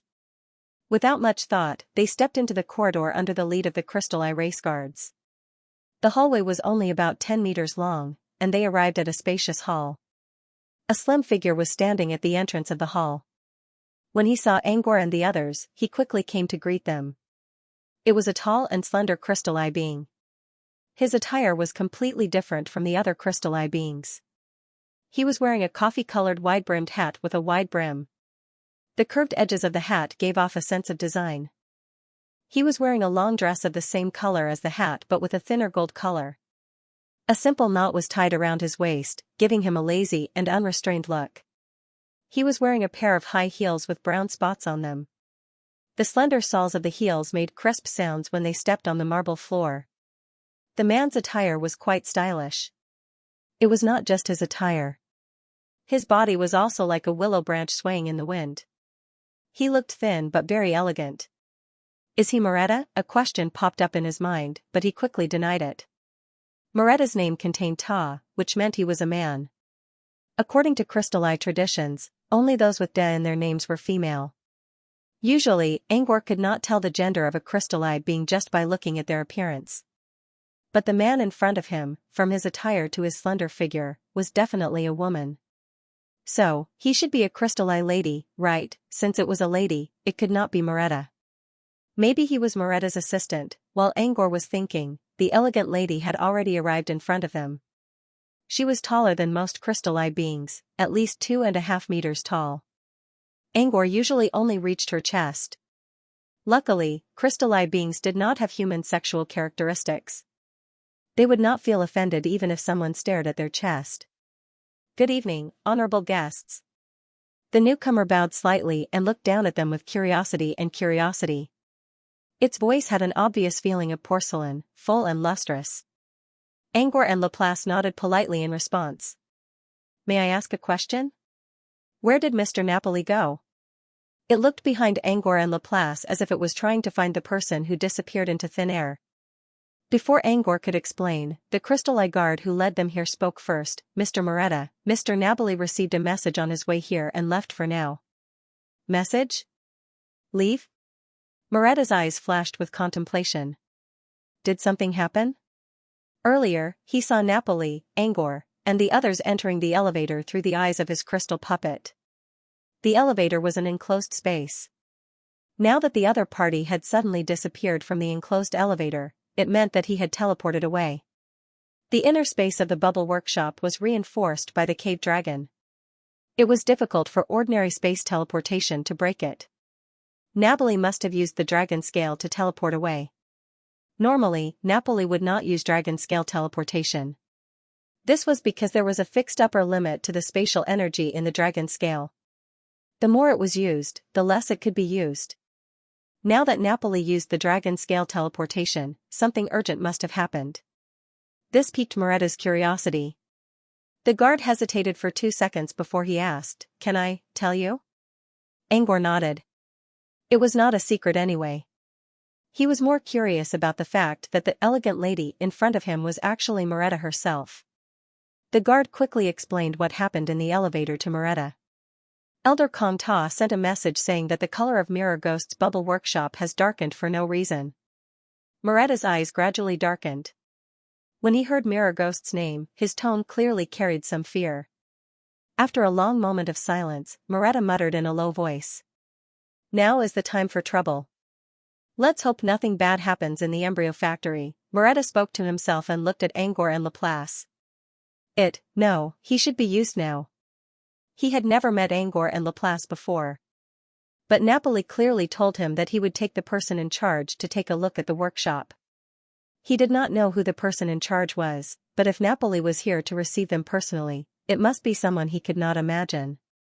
However, who was the one in charge of these two, Moretta really wanted to ask, but he felt that it would be rude to ask who was in charge so rashly. Angor seemed to have read Moretta's mind. "I almost forgot to introduce myself. I'm Angor, and this is Laplace. We're both from Mirror of Dreams." When Moretta heard this, he immediately understood. Mirror of Dreams appeared out of nowhere during this routine gathering of many races. On the main stage, astrologer Greipner, who represented Mirror of Dreams, appeared as the finale and introduced the logger. At that time, not many people cared about it. But now, almost the entire White Sun Mirror domain was mobilized. A large number of embryo factories were built overnight to create logger embryos. Clearly, Dream Mirror had become completely popular. From an unknown small organization, it had become a giant in the blink of an eye. Moretta could understand this. He had logged into the Dream Crystal before, so he knew a thing or two about it. From a certain point of view, the logger and the Dream Crystal were like a second life. Also, the logger might be the only solution to the disaster. Because of this, even if no one knew much about Mirror of Dreams, they still respected the organization because of the logger. When Angor mentioned that he and Laplace both came from Mirror of Dreams, Moretta no longer cared about being the person in charge. They both came from Mirror of Dreams, so they deserved respect. "Esteemed guests from Mirror of Dreams, it is my honor to have you in my workshop." When Moretta first met Angor, he only bowed politely. But now, he directly bowed to Angor, which was enough to show the change in his mind. Angor didn't expect his identity as Mirror of Dreams to be so useful. He only told Moretta that he came from Mirror of Dreams so that Moretta wouldn't worry about his identity. And it worked very well. "No need for that. We're just here to check on the embryo factory. We went to the warehouse earlier, and now we're here to check on your workshop. Do you mind if we take a look at your workshop?" Moretta nodded without hesitation. "Of course not. Please, follow me." Moretta turned around and walked to one side of the hall. There was a blazing fireplace here. Above the fireplace was a half-length portrait of Moretta. He lifted the drawing board and rotated a gear on the back of the painting 3 times to the left, then 2 times to the right. Finally, he pressed a button and added his bow tie accessory on the painting. In the next second, the fireplace slowly rotated. A circular water mirror was revealed behind the fireplace. According to Moretta, his workshop was behind the water mirror. After he finished speaking, Moretta stepped into the mirror first. Angor and Laplace followed him. As soon as they went through the mirror, Angor realized that it wasn't a mirror space. It was just a hidden entrance to the workshop behind it. When they arrived at a dimly lit stairwell. Through the dim light on the wall, they could see that it was a snake-shaped stairwell. They couldn't see the bottom yet. "The workshop is at the bottom," said Moretta. "Can I ask a question?" Angor asked. Moretta seemed to have guessed what Angor wanted to ask. "Sir, do you want to know why the workshop is at the bottom?" "Yes." "And why is it so secluded?" Moretta lowered his head and spoke in a gloomy tone. "There's no special reason. It's just a personal hobby."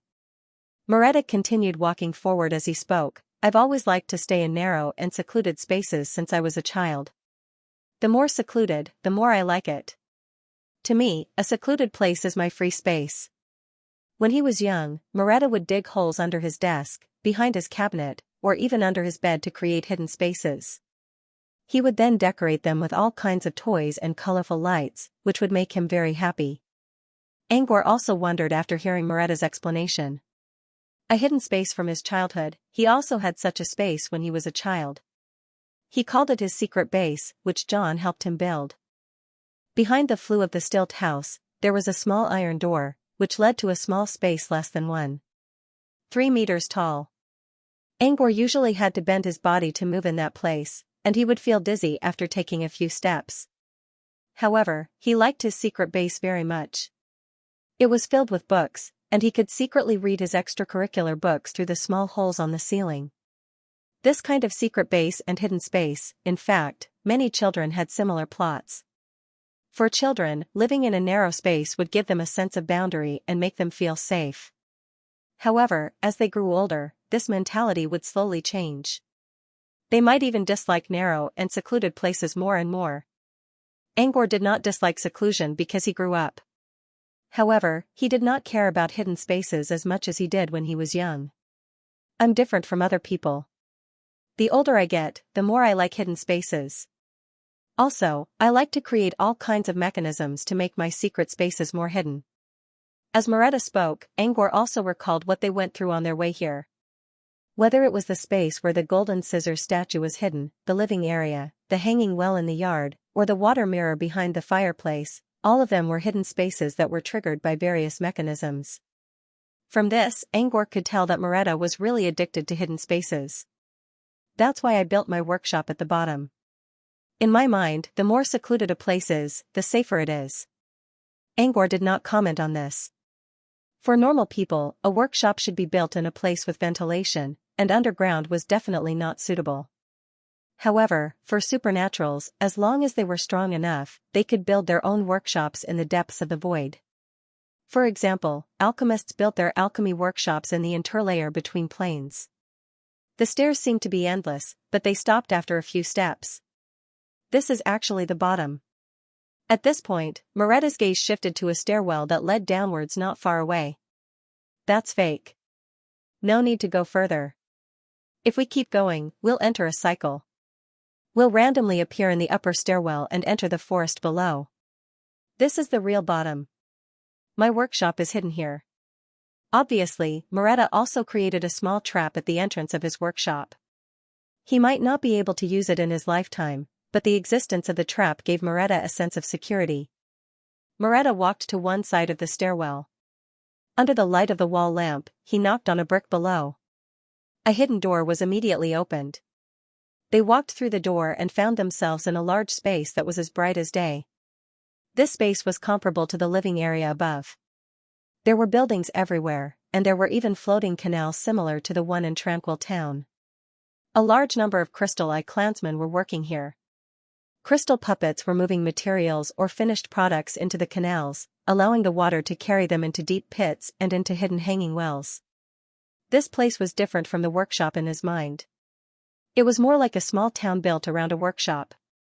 And the workshop was located at the center of the town. It was a guild building with a scissor-shaped top floor, surrounded by all kinds of floating ribbons and printed cloth. Moretta explained, I don't think of myself as a craftsman. Apart from being a designer of secret rooms, I'm also a fashion designer. I'm here to make artifact embryos for survival, and also for salvation. Deep down, he did not consider himself a craftsman. He was forced to become one to deal with the upcoming disaster. A week ago, I never thought about becoming a craftsman. I was even prepared to dedicate my life to fashion design. Later, when I heard about the upcoming apocalypse in the Sun Mirror region, and when Elder Kanta asked me to become a temporary craftsman, I didn't change my mind. Because I wanted to spend the rest of my life with clothes and scissors.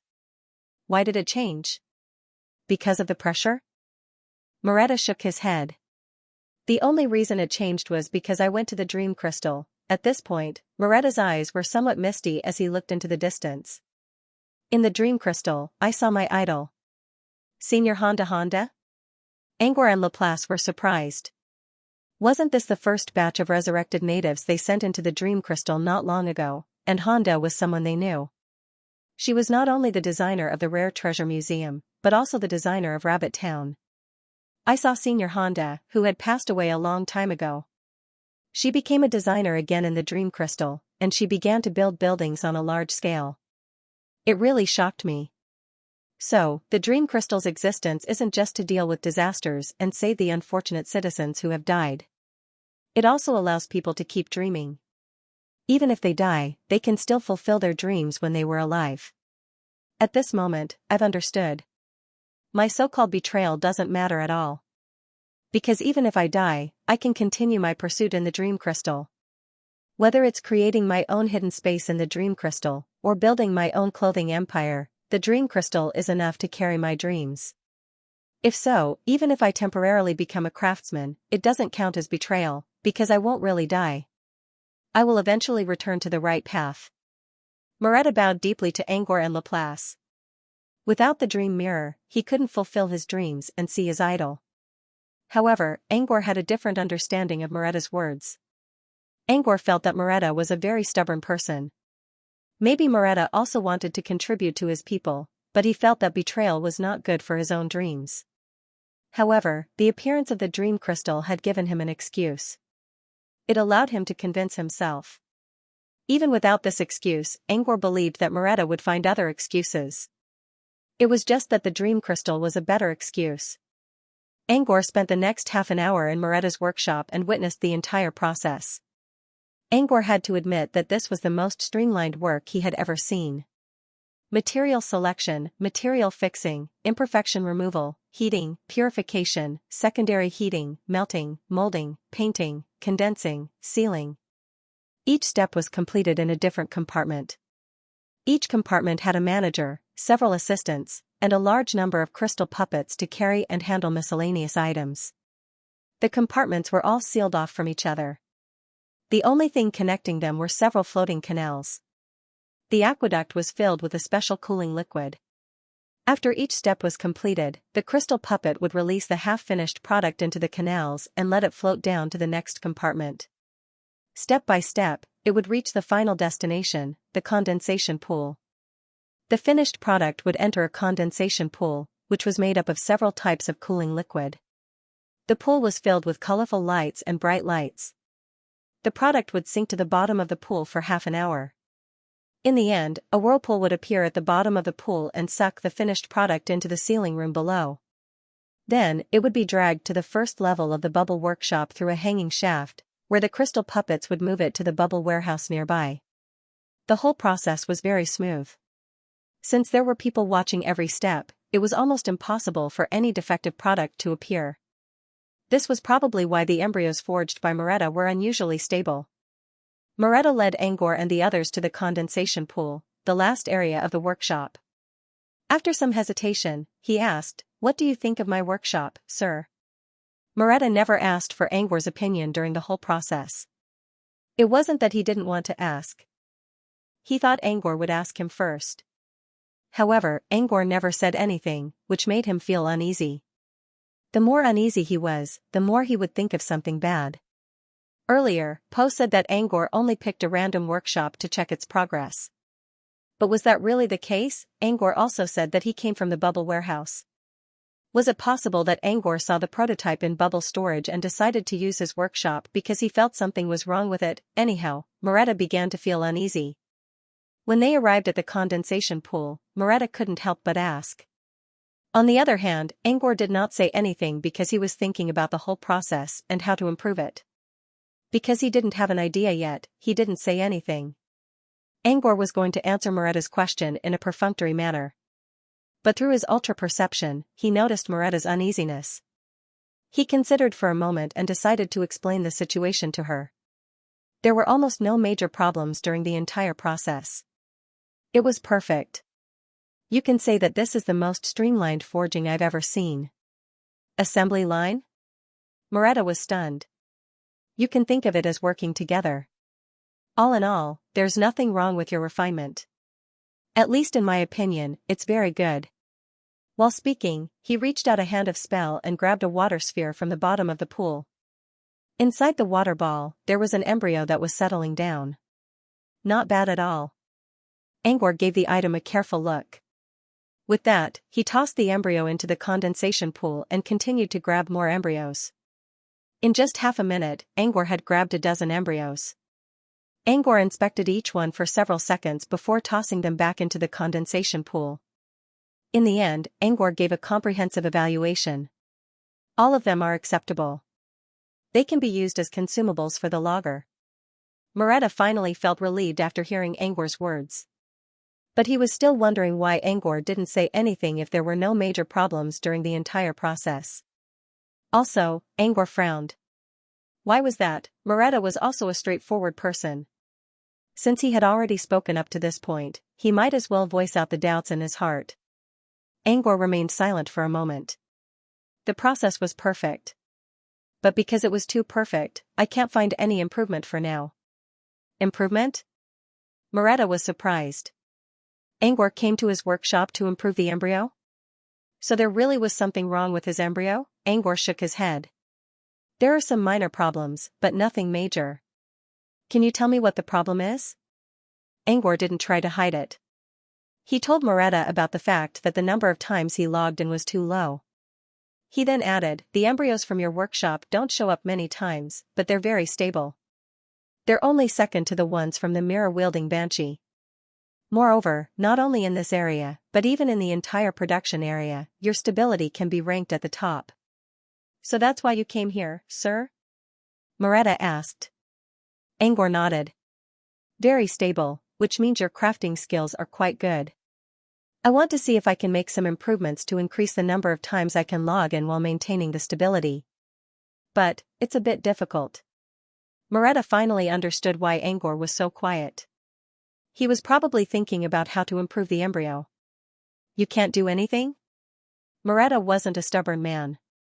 As a fashion designer, he would accept all kinds of opinions to keep his mind on fashion.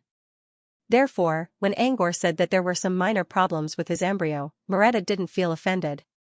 Instead, he was eager to improve it. Angor didn't give a yes or no answer. Instead, he spoke in a low voice, I thought the embryo from your workshop was made by one person. If so, I can come up with some improvement plans from the perspective of forging. But I didn't expect. Moretta's forging workshop was a relatively mature assembly line. An assembly line was good, and it deserved to be promoted. However, Angor couldn't find any major problems in each compartment, which led to the lack of improvement plans. If we want a qualitative change, we have to change the entire assembly line. In other words, the managers and assistants of each compartment had to be replaced. That was highly unlikely. The new workers had to be top-notch, and they had to be at the same level.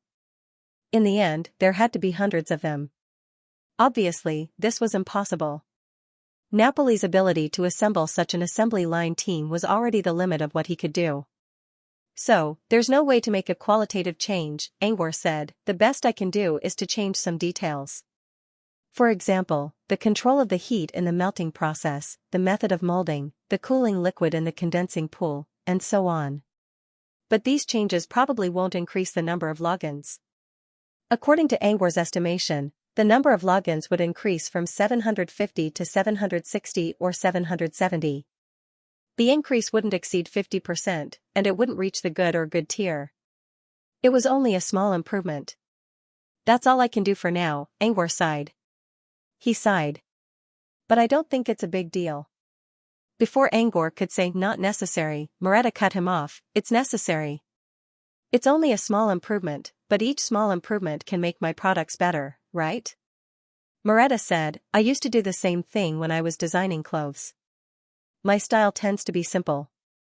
But after simplifying to the extreme, it's hard to improve. I would visit different designers, or even designers from different ethnic groups, and ask them to give me their opinions on my design. Even if the opinions won't improve my products too much, as long as there are improvements, I'll eventually reach the height I seek. Similarly, Moretta didn't think small improvements were unnecessary. As long as there were improvements, even if it only increased the number of logins from 750 to 751, he was willing to do it. The most important thing was not the number of logins, but finding the problem. He couldn't find the problem himself, so he never thought about improving it. But if someone could help him find the problem, he was more than willing to do it. Besides, going from 750 to 760 or 770 wasn't a small change in Moretta's opinion. One more step and he would reach the good tier. Looking at Moretta's pleading eyes, Angwar's hesitant expression was quickly replaced by relief. If Moretta wanted to improve it step by step, then so be it. Maybe he could really achieve stable improvements in the future and reach the good tier. Next, Angwar began to improve his teaching methods. The most important teaching areas were still the melting area, shaping area, and condensing pool. These three places were the most important areas of the entire assembly line, and Moretta was in charge of them. Angwar couldn't improve everyone's skills, so he had to start from Moretta. Time passed slowly. Angwar taught in great detail, and Moretta also studied seriously. About an hour later, Angwar taught Moretta all the details he needed to improve, including the changing of shaping methods and the ratio of cooling liquid in the condensing pool. Moretta absorbed the information quickly, and he even planned to improve it right away. However, the control of heat and shaping methods couldn't be changed in a short time, so he had to start by mixing the cooling liquid first. The new ratio Angwar gave him didn't require him to empty the original condensing pool. He only needed to add new cooling liquid. Moretta found a crystal puppet, and in 10 minutes, he finished mixing the cooling liquid in the condensing pool. Next, Moretta brought the two weapon embryos to Angwar. One of the embryos was soaked in the original condensing pool, while the other one was soaked in the new one. Moretta asked Angwar to help him test the effect of the old and new condensing pools on the number of entries. Angwar also had the same idea, so he agreed without hesitation. However, one control group is still too little. Go get some more. 5 minutes later, with the help of several control groups, Angwar recorded the number of entries into the new and old condensing pools. In the end, he confirmed that the new condensing pool had an average of 4 to 5 times more entries than the old one. It was the difference between 750 entries and 755 entries. The number of entries wasn't much, but it was at least visible. Moretta was very happy about it, and he couldn't wait to learn Angwar's teaching of heat control and shaping methods. Angwar was glad to see Moretta's enthusiasm, so he asked to leave. If he didn't leave, Moretta would stay with them forever, which would waste his time and his passion for learning. Now was the best time to leave. Besides, it had been 2 hours, and there was still no news from Naperville. Angwar was curious about whether the Mirror Banshee's workshop was in trouble, so he wanted to check it out. Since Angwar insisted on leaving, Moretta didn't ask him to stay. He only begged Angwar to tell him if he found more problems. Angwar agreed without hesitation. Under Moretta's guidance, they returned to the surface. After saying goodbye to Moretta, Angwar exchanged a look with Laplace and left the bubble workshop. When they returned to the outside world, they noticed that the space around them was obviously wider. Was it because there were fewer bubbles? Angwar observed carefully and confirmed his guess. The density of the bubbles didn't change. It was the crystal puppets that changed. Previously, when they came to this area, there were a large number of crystal puppets flying in the air. Whether it was transporting materials to the various bubble workshops or from the bubble workshops to the warehouse, these were all the work of the crystal puppets. Therefore, there were crystal puppets everywhere. But now, not a single one of them left the bubble workshop. Something must be wrong. Angor also noticed that there were no puppets in the bubble area they were in. There were no other puppets in other areas. It was clear that the crystal puppets in this area were being controlled by someone. There were only two people who could control the puppets in an area. Either Naperville or Elder Conta, who was in charge of the data of the puppets in this area. Before Angor could guess who was controlling the puppets, Laplace suddenly spoke up, "I think I know where the puppets went." Angor looked at Laplace in confusion. Laplace was looking behind him, so Angor quickly followed her gaze. Angor didn't see anything strange at first. But after a few seconds of careful observation, he finally realized that something was wrong. He saw a huge black encirclement. The densely packed crystal puppets gathered together, thus, forming a black encirclement. He didn't notice it at first because it looked like a bubble storage.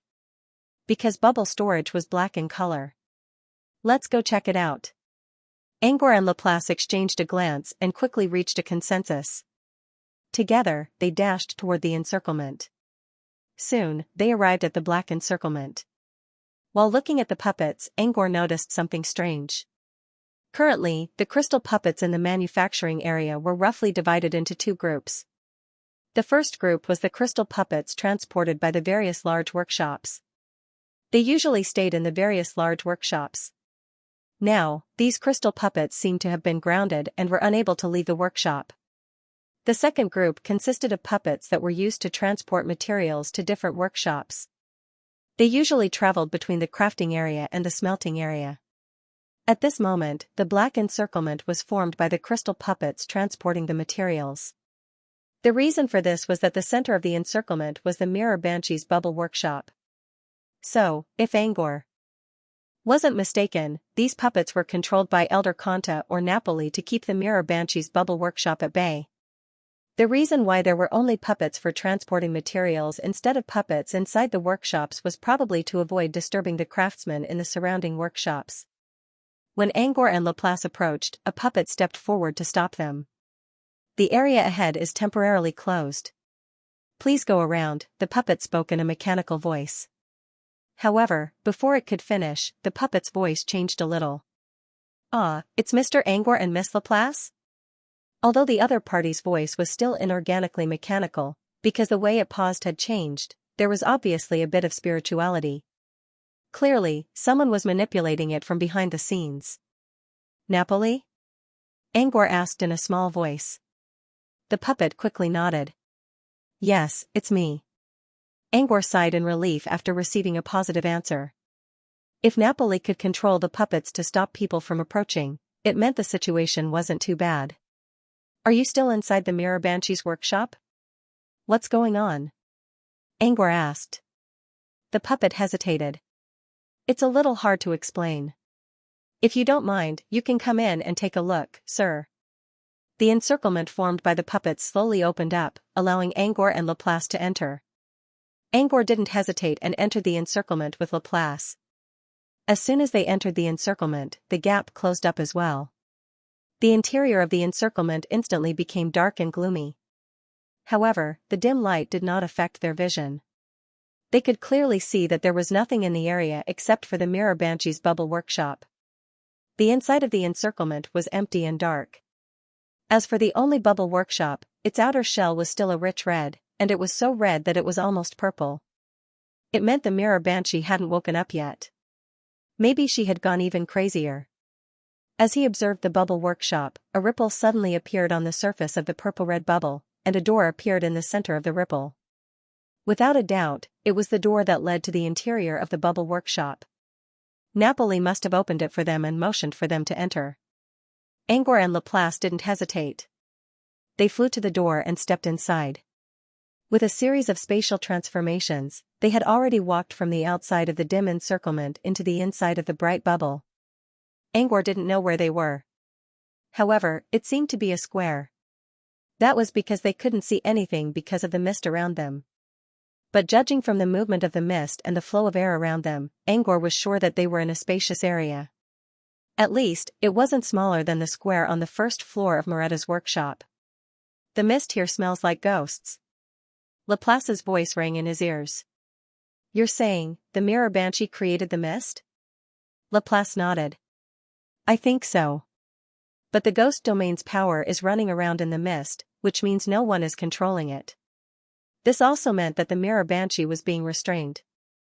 Otherwise, the ghost domain's power wouldn't be running around like this. It was most likely Elder Conta or Napoli who came here to deal with the mirror banshee. Although we've entered the interior of the workshop, how should we proceed now? The fog with the power of the ghost realm would affect the vision of the mind. It wasn't a big deal, but they still couldn't find their way in a short time. After all, they never came to this workshop before. They didn't know the specific layout of this place, and they didn't know where Napoli and Elder Conta were. Just as they were hesitating about whether they should walk around and see if they could find any traces of people, a familiar power came from the fog. Divine rune power? Laplace immediately sensed the energy fluctuation. Soon, Angor noticed something strange as well. A ball of fire came out of the mist and hovered in front of them. Soon, the ball of fire broke up into countless fiery runes and formed a line of words in the air. Follow me, please. Without a doubt, Napoli was the only one who could use runes to create words. The words hovered in the air for 5 seconds before they scattered into countless fiery sparks.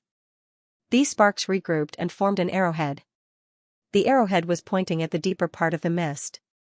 Clearly, Napoli was using this method to guide them forward.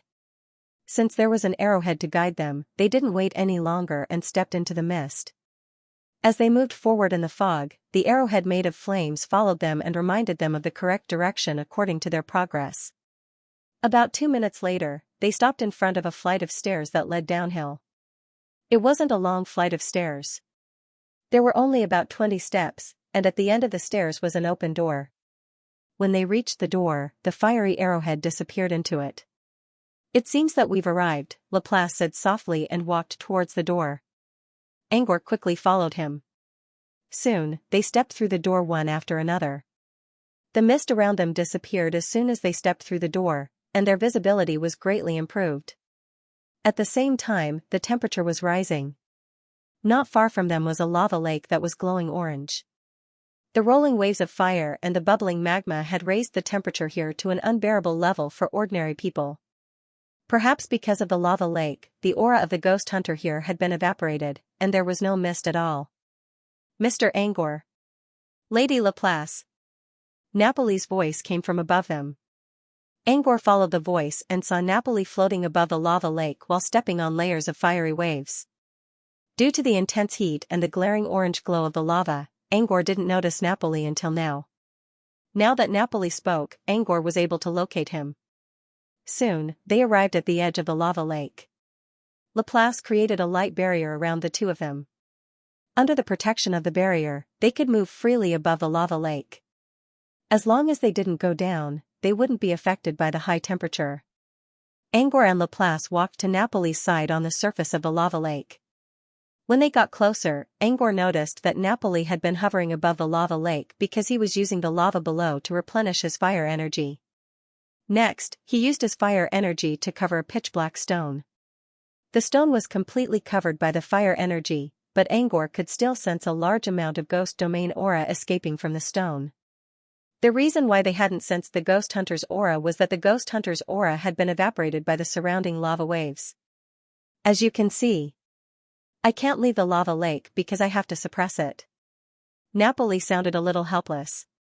Using fire energy to suppress the stone was effective, but it couldn't completely block out the aura of the ghost domain. This was why Napoli came to the lava lake and used the high temperature to completely evaporate the stone. This was to prevent the ghost domain aura from leaking out and causing an uncontrollable disaster. Besides, the lava lake had an endless supply of fire, which could replenish his energy. This was why Napoli couldn't leave the lava lake. Even when Angor and Laplace arrived, he couldn't greet them in person. What's this stone? Angor looked around in confusion. Also, where are we? Where's the mirror banshee? This is where the mirror banshee makes the prototype, Napoli said. In other words, this was a real workshop. Compared to Moretta's well-developed workshop, the Mirror Banshee's workshop was extremely simple. Apart from the lava lake, there wasn't even a single smelting tool. However, the Mirror Banshee's prototype was much better than the others. From this, it could be seen that in the world of transcendence, alchemy and blacksmithing did not depend on the quality of the tools used. Excellent tools were indeed beneficial to the refinement process, but talent and ability were the most important. Of course, this was a digression. Back to the main topic. Napoli continued, the Mirror Banshee is still inside the workshop. Elder Kanta and I have suppressed her. Now, Elder Kanta is still suppressing the Mirror Banshee in the isolated space below. As for me, I tried to refine this forbidden stone to seal the aura of the ghost hunter inside. Speaking of this, Napoli looked a little embarrassed. However, after I came here, I found that I couldn't refine it. Fire can only suppress it, but not refine it. However, he couldn't back down now. The forbidden stone would continuously release ghost domain aura, and when a large amount of ghost domain aura accumulated, it would create a disastrous ghost domain. The Tool Embryo Factory was the center of attention and the hope of all races. If Napoli took the stone out of the workshop, there would be great trouble.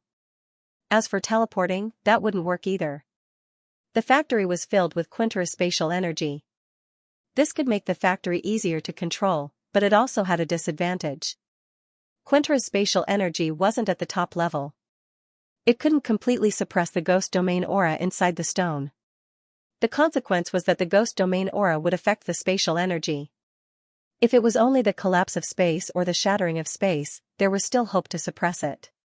However, if the ghost domain aura caused the spatial coordinates to deviate and connect to the dark mirror domain or other dangerous places, the factory would be doomed. As a result, Napoli couldn't leave the lava lake or teleport away with the stone. He had to wait here. Since he couldn't refine the stone, he had to find a way to release the ghost domain aura bit by bit so that the lava lake would slowly get used to it.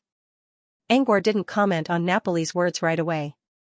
Instead, he asked again, so, what exactly is this stone? You haven't answered me yet. Napoli spread out his hands and said, I don't know what the forbidden stone is. I just casually named it Forbidden Stone, no wonder Napoli didn't explain. This was the first time he saw it. Then why is it here? Laplace asked. Napoli shook his head. I don't know. But I found it on the Mirror Banshee. She must have brought it here. That's why the Mirror Banshee couldn't regain her sanity for so long. It was also because of the Forbidden Stone that when we found it, it was constantly releasing the aura of the ghost hunter. The Mirror Banshee can absorb the ghost domain aura to strengthen herself. But if she keeps absorbing the aura without time to digest it, it will affect her sanity. The Mirror Banshee was affected by the ghost domain aura released by the stone, which caused her to lose her sanity. Now, Napoli and Elder Kanta were suppressing the mirror-wielding Demoness and Forbidden Stone respectively. In fact, they were trying to separate them. They wanted to see if the Mirror Banshee could regain her sanity and ask her if she knew how to seal the stone. So, you're waiting here for the stone to evaporate and for the Mirror Banshee to wake up. Napoli nodded, feeling a little embarrassed. Didn't you think about asking for help? Napoli, I've thought about it, but it's not the most critical time yet. If the Mirror Banshee could find a way to seal the ghost domain aura inside the stone by using the lava lake, or if the Mirror Banshee woke up, then this matter would be easy to deal with. Asking for help would only embarrass Napoli, and Napoli still cared about his reputation. Angor sighed and decided not to say anything else. He then looked at the forbidden stone inside the fire. Can I use my spirit feelers to check it? Napoli hesitated and nodded. Yes, you can. But don't use your spirit feelers inside the stone. I sensed something unusual inside. Unusual? Angor looked at the stone suspiciously. It looked like an ordinary black stone. What's unusual about it? Napoli said, actually, I don't know how to explain it, but I just tried to use the power of fire to melt the forbidden stone from the inside. However, after the power of the flames entered the forbidden stone, it immediately dissipated. His idea of smelting the forbidden stone from the inside out was also ruined. Can it absorb fire energy? Napoli shook his head. I don't know. I couldn't use my spirit feelers inside. Moreover, after the power of fire disappeared, I thought of using the fire of perception to investigate the situation inside the Forbidden Stone. Fire of perception was also an application of fire mimicry. It was a fire version of spirit feelers. Did you sense anything in the end? Napoli shrugged. I didn't sense anything, because when I tried to probe the fire of perception into the Forbidden Stone, a warning of danger came from the divine runes. The rune's warning is similar to the danger sense you wizards have. Runes rarely give me warnings. But every time they do, it means something dangerous that I can't handle. The last time the rune appeared was when Napoli tried to check a mirror space that floated from the ghost domain to the daylight mirror domain. He almost opened a trap box that contained a deadly law. If it weren't for the rune, Napoli would have been seriously injured. Now that the rune gave him a warning again, Napoli didn't dare to challenge the authority of the rune. Of course, it's just a warning. I can't guarantee that it won't work on you, Mr. Angor. I believe in warnings. Napoli didn't know what to say. Angor cleared his throat. I'm very obedient. Since the rune gave me a warning, I'll trust its judgment. After all, the rune came from a miracle. There must be a reason for its warning. With that in mind, he didn't even try to use his spirit feelers to check the surface of the stone.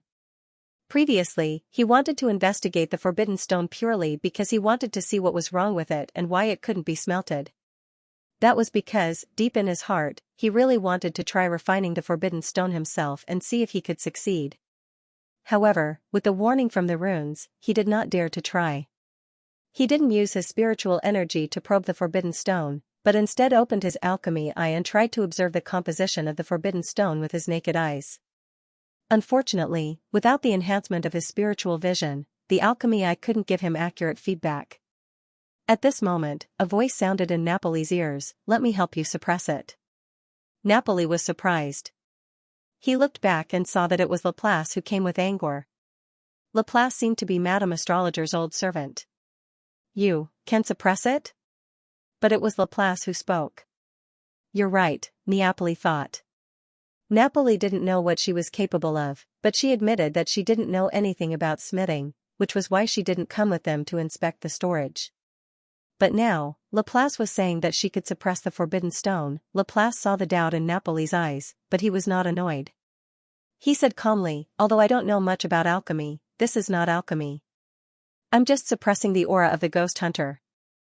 And I know some methods to suppress the aura of the ghost hunter." After hearing Laplace's words, Napoli also felt that it was reasonable. Laplace only said to suppress the aura, not to smelt it. So this had nothing to do with alchemy. If Laplace really knew how to suppress the aura of a phantom, it would be much better than using fire energy to grind it. With that in mind, Napoli asked, "Why don't you give it a try?" While speaking, Napre glanced at Angor from the corner of his eyes. Seeing Angor's serious expression, Napre calmed down a little. If Angor agreed with Laplace, she must have a way to suppress the aura of a phantom. On the other hand, Angor didn't know that Napoli had already read something from his expression. However, Napoli's interpretation was wrong. Angor didn't know if Laplace knew how to suppress the aura of a phantom or not. He trusted Laplace because she was Laplace. Although Napoli agreed to let Laplace give it a try, he did not withdraw the power of fire just in case. Instead, he continued to suppress the Forbidden Stone. Laplace didn't care. He just slowly took a step forward and came to Napoli's side. Then, under Napoli's gaze, Laplace stretched out his hand. It was just a casual outstretched hand, but in Napoli's vision, he vaguely saw a gigantic palm that covered the sky and the sun, grabbing at the Forbidden Stone. Furthermore, this huge white palm was emitting a holy radiance. It was as if the God of Light was comforting his believers with compassion. Napoli blinked. When he wanted to take a closer look, he suddenly realized that the so-called huge palm emitting the holy light was just an illusion. No, it wasn't completely an illusion. The giant hand was gone, but Laplace's hand was still glowing with some kind of holy light. Vaguely, Napoli seemed to see a shadow behind Laplace. It was a female shadow that looked exactly like Laplace. However, this shadow didn't have silver hair like Laplace's. Instead, it had long, dark purple hair. She also had different colored pupils, but one was black while the other was red, which made her look rather evil. Her expression was as compassionate as a god's, and her eyes glowed with kindness. It was as if she really was a god. Another illusion? Napoli shook his head, trying to reset his somewhat dazed brain. But when he focused his eyes again, he realized that it was not an illusion. There was indeed an illusory figure, no, it was now a real figure, right behind Laplace. This dark purple version of Laplace even glanced at him with his shimmering eyes. Is that a time clone? Napoli guessed blankly. It's Laplace's clone. A special one, Angor's voice echoed in Napoli's ears. A special clone? Napoli frowned. Angor nodded. You can think of it as a special clone that has divinity. Without a doubt, it was Angor's clone. Using a god's power to suppress a ghost's aura that's completely opposite to mine. That should work, right? As soon as he finished speaking, Napoli felt a lot easier to suppress the fire energy coming from the rock. He looked up and saw that the avatar was already lifting the rock with its glowing hand. In other words, the rock was no longer trapped by the fire energy.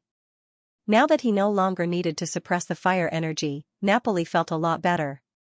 However, after seeing the forbidden stone being lifted up by his clone, Napoli did not feel relaxed. Instead, he felt a little nervous.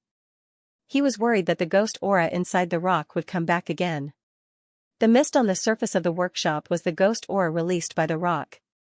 Fortunately, when Napoli sensed it carefully, he found that when the clone held the forbidden stone with both hands, the stone no longer emitted any ghost hunter aura. This was much better than when he used fire energy to suppress the aura. When he used the power of flames to suppress it, there were still wisps of ghost hunter aura leaking out. He was forced to stand on the magma lake, trying to use the rolling heat waves to dilute the small amount of ghost hunter aura that was leaking out. But now, Laplace's action completely suppressed the aura of the rock. Not a single bit of the aura escaped. Napoli heaved a sigh of relief when he saw this. It seemed that Laplace really did have a way to suppress the aura. But at the same time, Napoli was also a bit worried. Suppressing the aura from all directions isn't easy, is it? How long can it last? If it could only last for a short time, it wouldn't mean much. But if it could be suppressed for a long time, it could be taken away from the embryo factory. At that time, even if the aura of the ghost aura broke out, it would be in the outside world. The embryo factory wouldn't have any problem. Laplace didn't answer immediately. Instead, she looked at the blood clone. Seeing the clone nod at her, she said lightly, suppressing the aura of the ghost aura consumes very little divinity. It can be suppressed for a long time. Laplace's so-called long time was based on her time scale.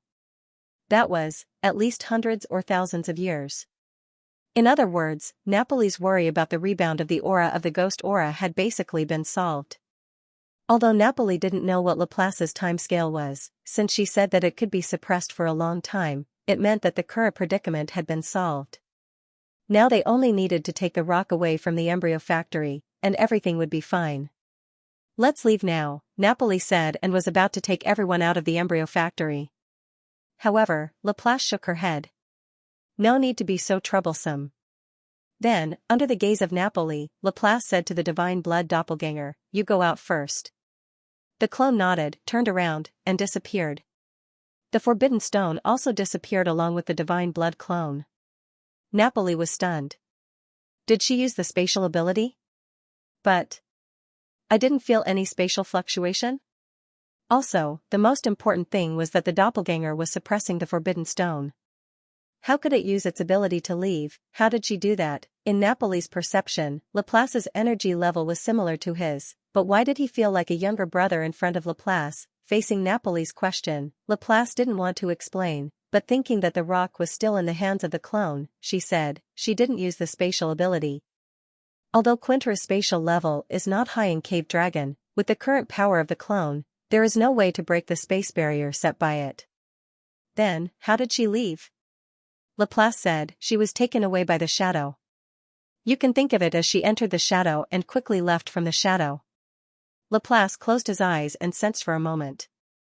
Then, he opened his eyes and said, well, she's in Tranquil Town now. I'll send her back to the fortress outside. Is that okay? Napoli nodded. No problem. Even if Phantom's aura erupted in the fortress, it wouldn't affect the artifact factory. Besides, the core members of all races were gathered in Crystal City, so Phantom's aura wasn't a threat to them. Seeing that Napoli didn't object, Laplace used telepathy and told the clone to leave first.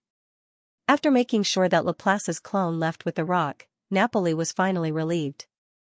Then he hurriedly ran outside right in front of Angor's eyes. It's finally over. That was so boring. Where are you going? Angor couldn't help but send a voice transmission as he watched Napri's figure vanishing from sight. To vent my anger. Wait, I've been holding it for 2 hours. Vent your anger? Angor's expression froze. That sounded a little strange. While wondering, he noticed that Napori had stopped moving about 1 kilometer away from them.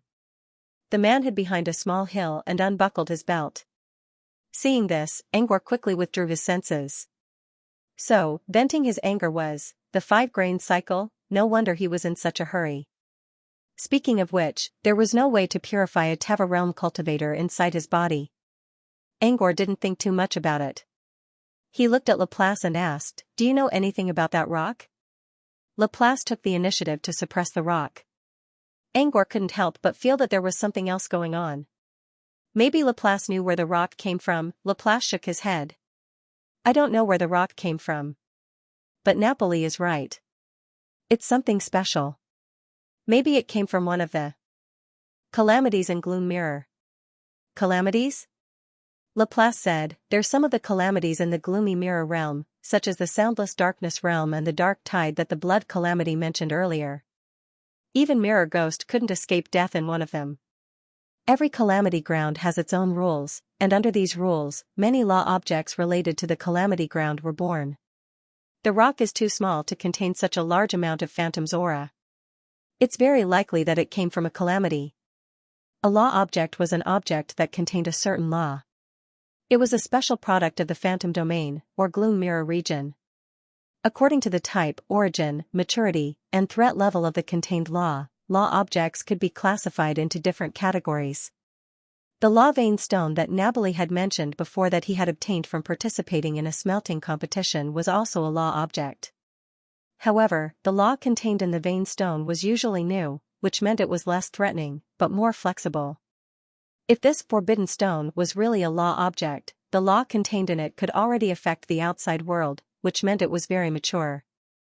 Also, the powerful and chilling aura of the Phantom domain was considered one of the most dangerous auras in the Phantom domain. Laplace believed that if this forbidden stone was a law object, it was very dangerous and probably came from a calamity ground. Normally, only a calamity ground would contain such a dangerous aura. Forbidden stone, law object. Calamity ground, Angor muttered. He didn't question Laplace's judgment. Instead, he asked, according to Napoli, this forbidden stone was brought here by the Mirror Banshee. Why would she bring such a dangerous forbidden stone into the equipment embryo factory? If the forbidden stone exploded inside the factory without anyone stopping it, the consequences would be unimaginable. If the Mirror Banshee knew about the danger of the forbidden stone and still brought it to the factory, it meant she was up to no good. But why? He couldn't figure out why the Mirror Banshee would attack the factory with the forbidden stone. Maybe she didn't know about the danger of the forbidden stone, Laplace said.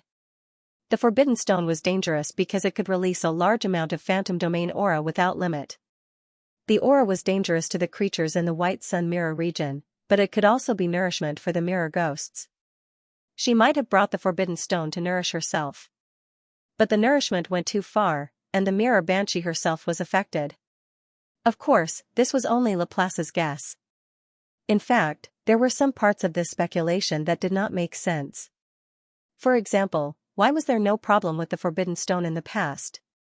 Why did it have to be overly nourishing at this time, and these inexplicable symptoms could only be explained after the mirror-wielding demoness woke up? Laplace said, now, the problem of the forbidden rock has been solved for the time being. If nothing unexpected happens, the mirror-wielding demoness should wake up soon. When the time comes, we can ask her directly. Angor nodded and stopped asking. He looked into the distance. Napori's figure was still nowhere to be seen. It seemed that he was not done yet.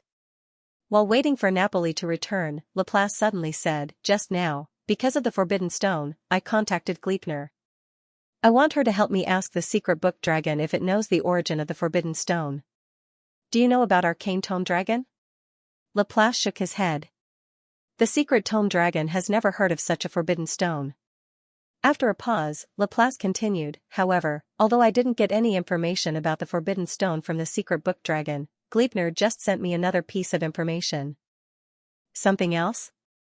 Angor was confused. "What is it?" Laplace slowly said, "The type of wool puppet challenge mission." "Challenge type?" Angor's eyes glowed. "You found it already?" "That's it?" "Did the mirror monsters and the blood calamity see wool puppet?" According to the Lady of Moon, to determine the type of wool puppet Xianxia's challenge, one could look at the shape of the scythe Xianxia was holding. Xianxia's scythe would show different shapes according to the type of challenge. In other words, to know the type of challenge, one had to meet Xianxia first. Laplace glanced at Angor curiously. "I thought you'd be interested in the type of challenge first." If the type of challenge was a duel, even if the dream crystal could cheat, they would not be able to solve this problem easily. Angor shrugged. "I do care about the type of challenge. But I also know how to read people's expressions. Since you can talk about it so calmly, I don't think it's a duel type. If it's not a duel, then it doesn't matter whether it's a question or a demand." Laplace's eyes flashed with understanding. When Angor said that he could read people's expressions, he was actually hinting at his ability to observe emotions. Indeed, if it was a duel, no matter how calm Laplace was, he would still feel something. Laplace continued, "The blood calamity didn't get this information, nor did the mirror monster see wool puppet. Granny Dragon Crow used a lot of calculations to determine the coordinates of a certain disaster. Near those coordinates, an extremely precious nomological item that can rewind time was used. Through observation, I saw the figure of the wool puppet. It was only for a second, but he still saw the scythe in Xianxia's hand. The handle of the scythe is a skull. And it's holding a flower in its mouth." While listening to Laplace's explanation, Angor already knew what type of challenge the wool puppet was. The different handles of the scythe represented different types of challenges. The handle was a question mark, which meant question. The handle was a sawtooth, which meant duel. The handle was a skull holding a flower in its mouth, which meant demand, Angor muttered in a low voice. His eyes flashed with joy. "Looks like I'm in luck." Apart from duel, question and demand were more or less the same.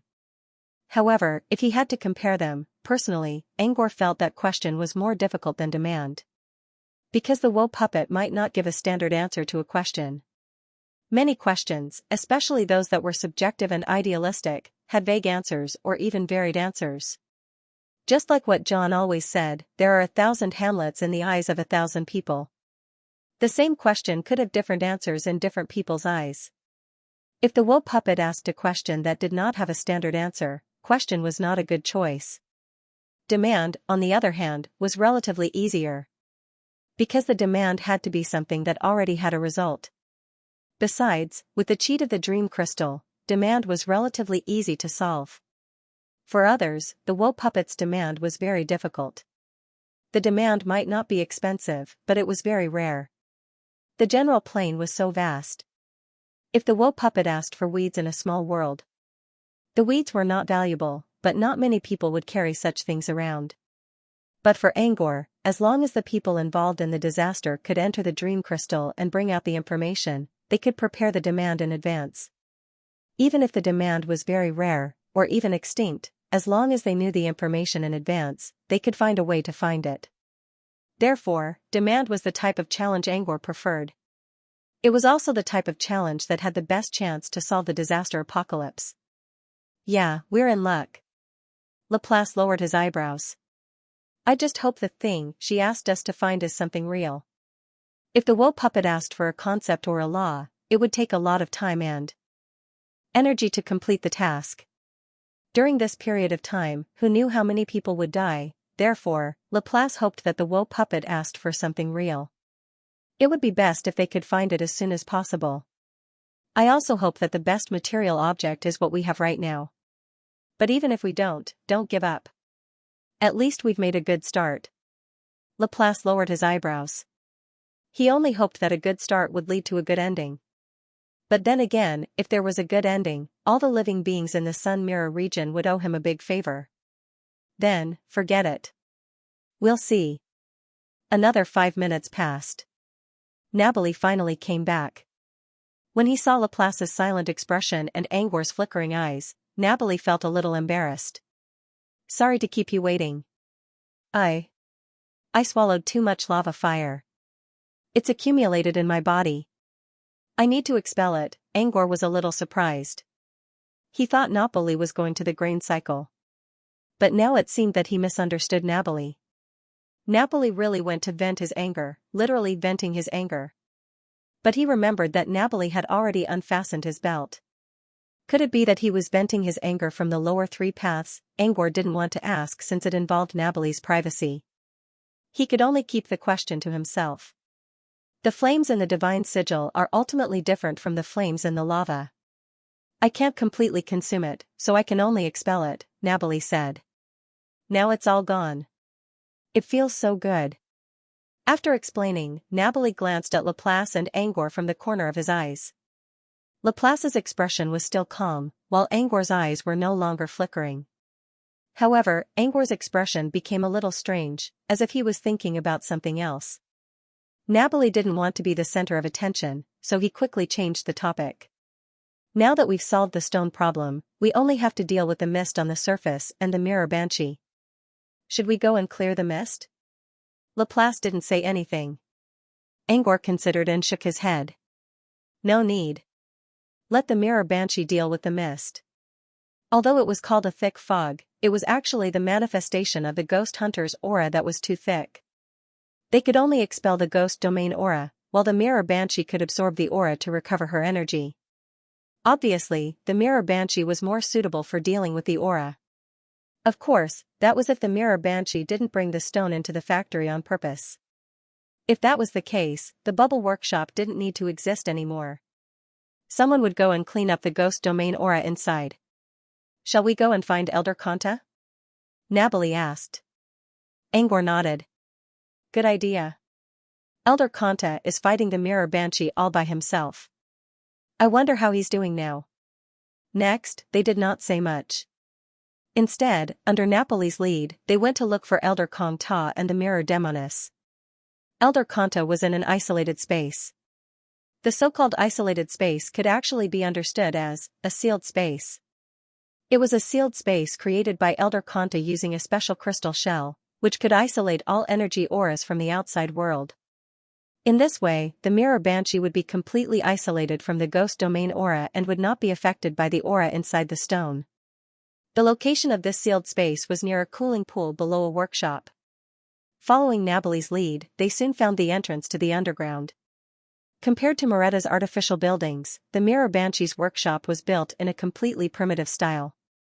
There were no stairs in the tunnel behind the entrance. It was a very primitive passage. Not only was there no light, but some sections were so narrow that even Laplace had to shrink his body to pass through. The entire tunnel was about 200 meters long. In the first 100 meters, they could still smell the smoke and sulfur, as well as feel the rolling heat waves. However, in the last 100 meters, their nostrils were no longer filled with black smoke, but with cold frost. The walls around them also became cold. There was also ice on the ground. Walking on it, one could occasionally hear the crisp sound of ice breaking. The entire passageway was filled with ice and fire. The moment they walked out of the tunnel, they saw a huge hole in the ground. The environment of the hole was a bit like an undeveloped karst cave. The walls were also bumpy. However, if they looked carefully, they would find that the potholes on the walls were filled with various energy tear marks, as well as some claw marks. According to Nabali, every time the mirror banshee was about to lose her mind, she would come to the cooling pool. The potholes on the walls were actually caused by the mirror banshee when she lost her mind. She came here to try to reduce the time she lost her mind by using the cold air outside. Nabali said, I don't know if it's useful or not. Anyway, under her destruction, this place is already in tatters. Fortunately, no matter how crazy she is, it doesn't harm the cooling pool. As Napoli spoke, he walked to the center of the cave. There was a 30-meter square cold pool here. The cold pool was filled with cold white air. Around the cold pool, the temperature and visible range suddenly dropped. This cold pool was the cooling pool. Looking from afar, the cooling pool was shrouded in a cold white mist, making it hard to see clearly. When he reached the edge of the pool, he saw that it was filled with countless unfinished items. Most of them sank to the bottom while bubbling on the surface. Some of them had already cooled down and floated to the surface, glowing brightly. Even without touching them, he could tell that the embryos were perfect just by looking at them with his naked eyes. They were as smooth as jade and did not look like they were put together. All the materials were perfectly combined as one. As expected of the mirror-wielding banshee, Napre pointed at a floating object at the center of the pool. Elder Kong Ta and the mirror-wielding banshee are in there. Angor looked at where Napre was pointing at. The object floating in the center of the pool seemed to be made of some kind of crystal shell. It was a white prism. It looked like it was floating in the air. But upon closer inspection, Angor could see that it was slowly rotating under the influence of the cold air. That's the sealed space. Napre said, "Let's go." Napre was about to fly away when he saw something. However, he seemed to have thought of something and suddenly stopped in his tracks. He looked at Angor, who was already on the surface of the pool. "I can't fly here. Can you give me a hand?" Napre scratched his head and explained to Angor and Laplace, "This is a cooling pool. There are many unfinished items soaking in it. If you disturb the balance here, you might lower their quality." Napre could fly, but he relied on his rune to do so. The power of his divine inscriptions was flames. Using fire to create wings or summoning a fire spirit to set up a fire lever could break the balance of the pool. Fire would not only cause the temperature to rise, but also because the properties of the cooling liquid and fire went against each other. Even a cold flame could cause the cooling liquid to ripple. Napre could fly, but he did not want to cause any problems for the unfinished items. Angor was surprised to hear Napre's explanation. "You don't have any neutral energy?" Neutral energy could be understood as energy without any attribute. Most non-elemental energy could be categorized in this category.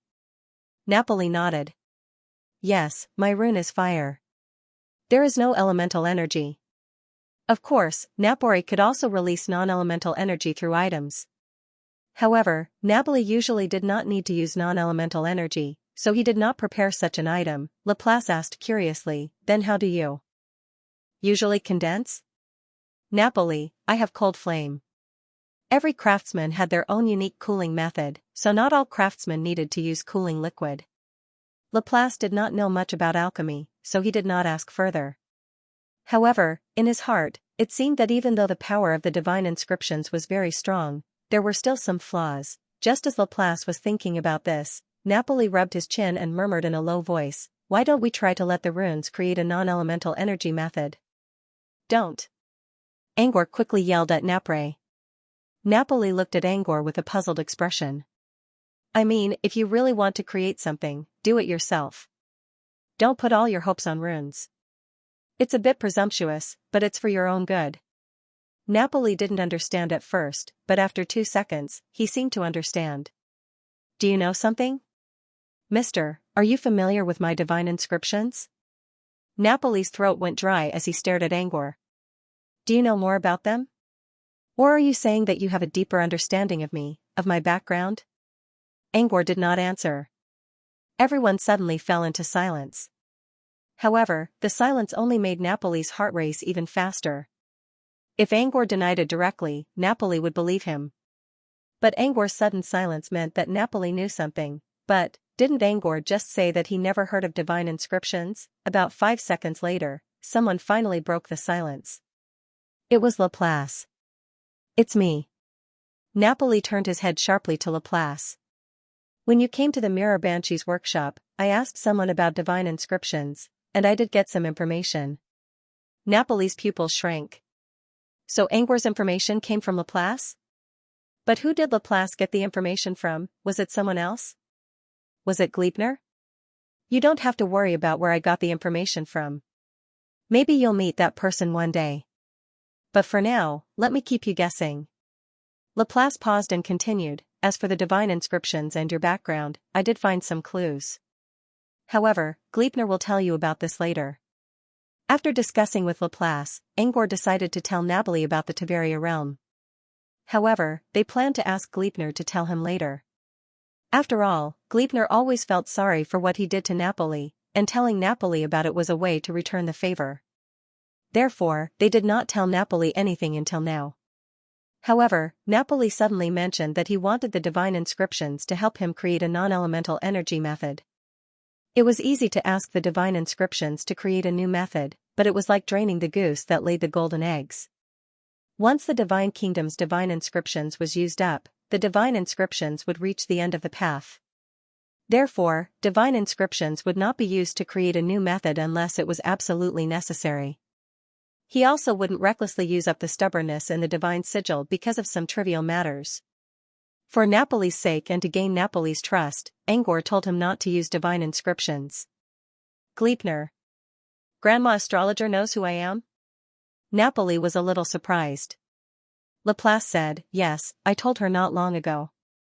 If you're curious, you can ask her later. Napoli didn't know what to say. Napoli remained silent for a moment. You can tell me too. Napoli desperately wanted to know where he came from.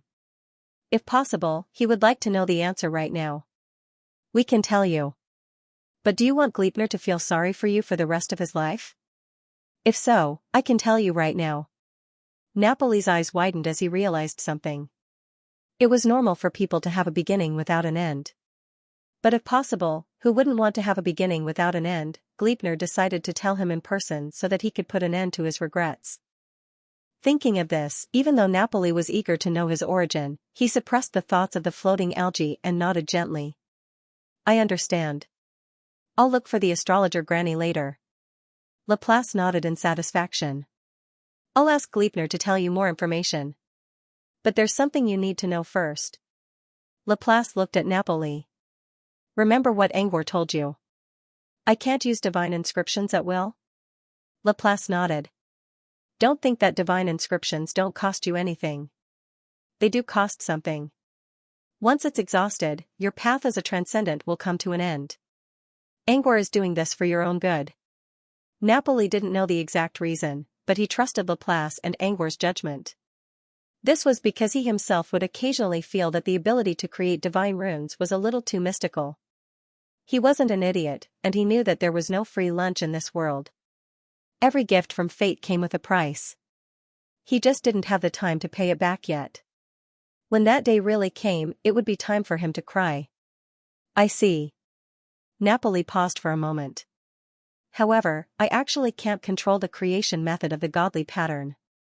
Sometimes, I don't even think about using the godly pattern, but the godly pattern will run by itself, just like the flame illumination. Laplace didn't answer. Instead, he looked at Angor. Angor nodded. The divine inscriptions work because of your stubbornness. Stubbornness? Angor nodded. Stubbornness is your desire. The more you desire it, the more it will repay you. Just like before, Napoli wanted to preserve his memories without being affected by the sea of empty mirrors. This desire hidden deep in his heart was captured by the divine runes, and thus, the flame reflection was born. Of course, the divine inscriptions won't repay all your desires. I don't know how exactly the divine inscriptions choose your desires. But if you don't want the divine inscriptions to work on their own, try to control yourself. Don't think about creating new spells. Napoli understood. The divine inscriptions were like a mirror that reflected one's inner thoughts. Whatever one desired, the divine inscriptions would create corresponding abilities. Therefore, he had to control his inner desires and keep his inner thoughts as clear as a mirror so that the divine inscriptions wouldn't work on their own. This was why Angor interrupted his thoughts. If he kept thinking and longing, the divine inscriptions might really reciprocate and create attribute-less abilities. I understand. I'll try to control my emotions. As Napoli spoke, he took a deep breath and let the cold air above the cooling pool enter his body. The cold air instantly extinguished the fire in his heart. Feeling the chill, Napoli spoke in a low voice, now I know why Elder Kanta placed the sealed space above the cooling pool. The chilling sensation did help to clear one's mind. Back to the topic. If you really want an attribute-less ability, you have to create it yourself. Your people usually create their own abilities. They won't use divine inscriptions unless it's something extremely important. Napoli nodded. I'll try to create one myself. Can I know the name of my tribe? That's all I have. Angor smiled. You'll have to wait for Gleipnir to explain it to you. But I can tell you something. The supernaturals in your people are called obsessives. And you are a lingering spirit. Obsessives? Napoli repeated the name in a low voice. He couldn't help but feel excited. After all, this was the first time he received information about his identity. How could he not be excited? Fortunately, he was still at the edge of the cooling pool, and the cold air was constantly being breathed into his body. Under the influence of the cold air, he could still remain calm. Suppressing his inner excitement, Napoli asked, "Shall we go to the sealed space first?" Of course, Angor could tell that Napre couldn't wait to finish his work here so he could go to Gleipnir. Angor nodded to show his understanding. With a wave of his hand, a large number of illusion nodes gathered together and formed a flight of stairs using reality illusion. The stairs led straight to the sealed space at the center of the cooling pool. Napre nodded at Angor with a grateful look before he stepped onto the stairs and headed toward the floating rhombohedron. When they reached the rhombohedron, Napoli took out his familiar dragon scale and touched it. With a flash of light, the rhombohedron grew bigger and closer until it completely surrounded them. The white light slowly faded away. Angor opened his eyes and looked around. They had left the cooling pool and arrived at a pure white space. This space reminded him of the white secret chamber inside Dalmatian's stomach. It was also a square space filled with endless whiteness. However, compared to the white secret chamber, this space was covered in a thin layer of mist. The mist carried a chilling aura, which clearly came from the cooling pool outside. The coldness spread everywhere. A normal person would be frozen solid after staying here for several minutes. But for Angor and his companions, it wasn't that bad. Moreover, Napoli also condensed a fiery light shield, enveloping all of them. The raging fire not only dispelled the mist but also brought them some warmth. As the mist dissipated, they saw two people in a corner of the white space. One of the Crystal Eye clan members was sitting cross-legged on the ground with his eyes closed. He was mumbling something under his breath, as if he was chanting a spell. The other one was floating not far away. She was wearing a long red dress, which made her look like a lady from a palace. She held a prism mirror in front of her chest with both hands. At first glance, she looked like a noble lady from a palace. But when you looked up and saw her face, you would see that she wasn't a noble lady at all. Instead, she was a ferocious banshee. Pitch-black eyes, scarlet lips, and withered hair scattered in all directions. Blue veins bulged on her face as if she was trying her best to break free from the cage. Yes, a cage. She was floating in the air, but she was actually sealed inside a crystal cage. It looked like a glass coffin floating in the air. End of chapter. They were none other than Elder Kanta and the mirror-wielding banshee. Napori walked toward them while explaining to Angor. Elder Kanta used a sealed space to isolate the ghost aura from the outside world, then used the cold air in the cooling pool to extinguish the berserk flame of the mirror banshee. Finally, he used the crystal coffin to suppress the banshee. That's why we're in a stalemate now. Napori glanced at the crystal veins protruding from Elder Kanta's neck and sighed. It must be hard on him. Before Napoli could respond, he heard a cold humph. You're here, so come and help. Don't just stand there and watch. It was Elder Kanta. At this time, Elder Kanta had stopped chanting and opened his eyes. He was staring at Napoli with his round eyes. Napori scratched his head awkwardly. I'm coming. He thought Elder Kanta was too focused on chanting to notice them. Chanting? Your mother's curse. I was cursing at someone, and I was cursing at you. Elder Kanta frowned coldly and his eyes were filled with killing intent. His target was not the mirror-wielding demoness in the ice coffin, but Napoli. Back then, I don't know if you were possessed or replaced by it in the mirror. You actually managed to summon the mirror demoness. Are you trying to bring the entire embryo factory down with you? This is a critical moment. You're not trying to save the world. You're trying to drag us down with you. Elder Kanta kept scolding. Napori watched Elder Kanta trying his best to suppress the banshee and did not know what to say. He could only say weakly, "Why don't you scold me later? Aren't I here now? You said you wanted me to help. What do you want me to do?" Elder Kanta sneered.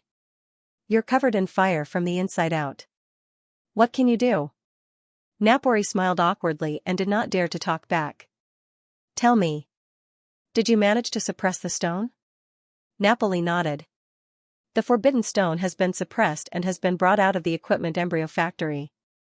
Hearing that the forbidden stone was no longer in the equipment embryo factory, Elder Kanta's face finally relaxed a little.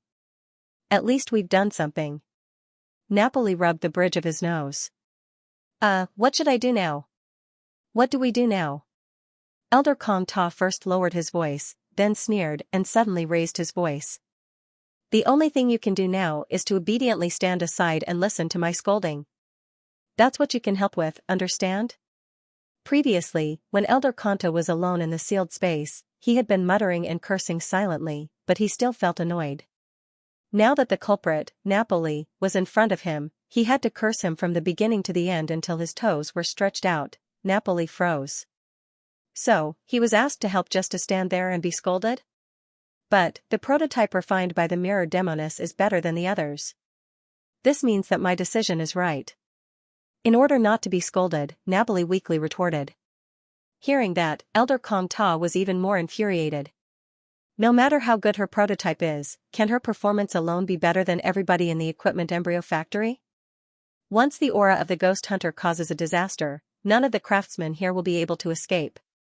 Besides, the best furnaces, equipment, shells, puppets, and raw materials of the Crystal Eye clan are all stored in the equipment embryo factory. Who will be responsible if something goes wrong with them? You? Are you qualified to be responsible? Don't think that you can do whatever you want just because you are Lord Dirk's assistant. Besides, Lord Dirk can't come up with any countermeasures when faced with Xianxia, the woe puppet. He still has to rely on Lord Dreamy Mirror to fight for a way out.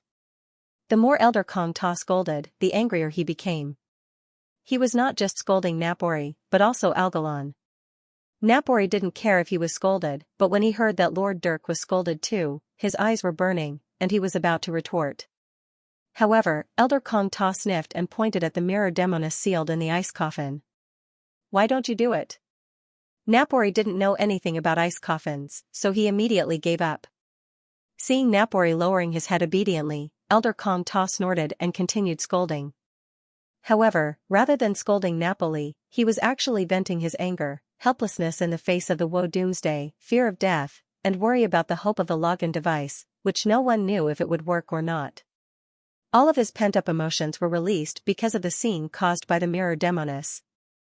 Therefore, although Elder Kanta seemed to be scolding Napori, he was actually using the words to release the pressure in his heart. They went on like this for 10 minutes. Elder Kanta finally calmed down and waved his hand at Napoli, motioning him to get out of the way. Napori really wanted to say that he was the person in charge of the equipment embryo factory. Elder Kanta wasn't giving him face by telling him to leave. However, when he thought about Elder Kanta's temper and how much the Crystal Eye clan had sacrificed to build the factory, he kept his mouth shut. After pushing Napori away, Elder Kanta finally looked at Angor and Laplace.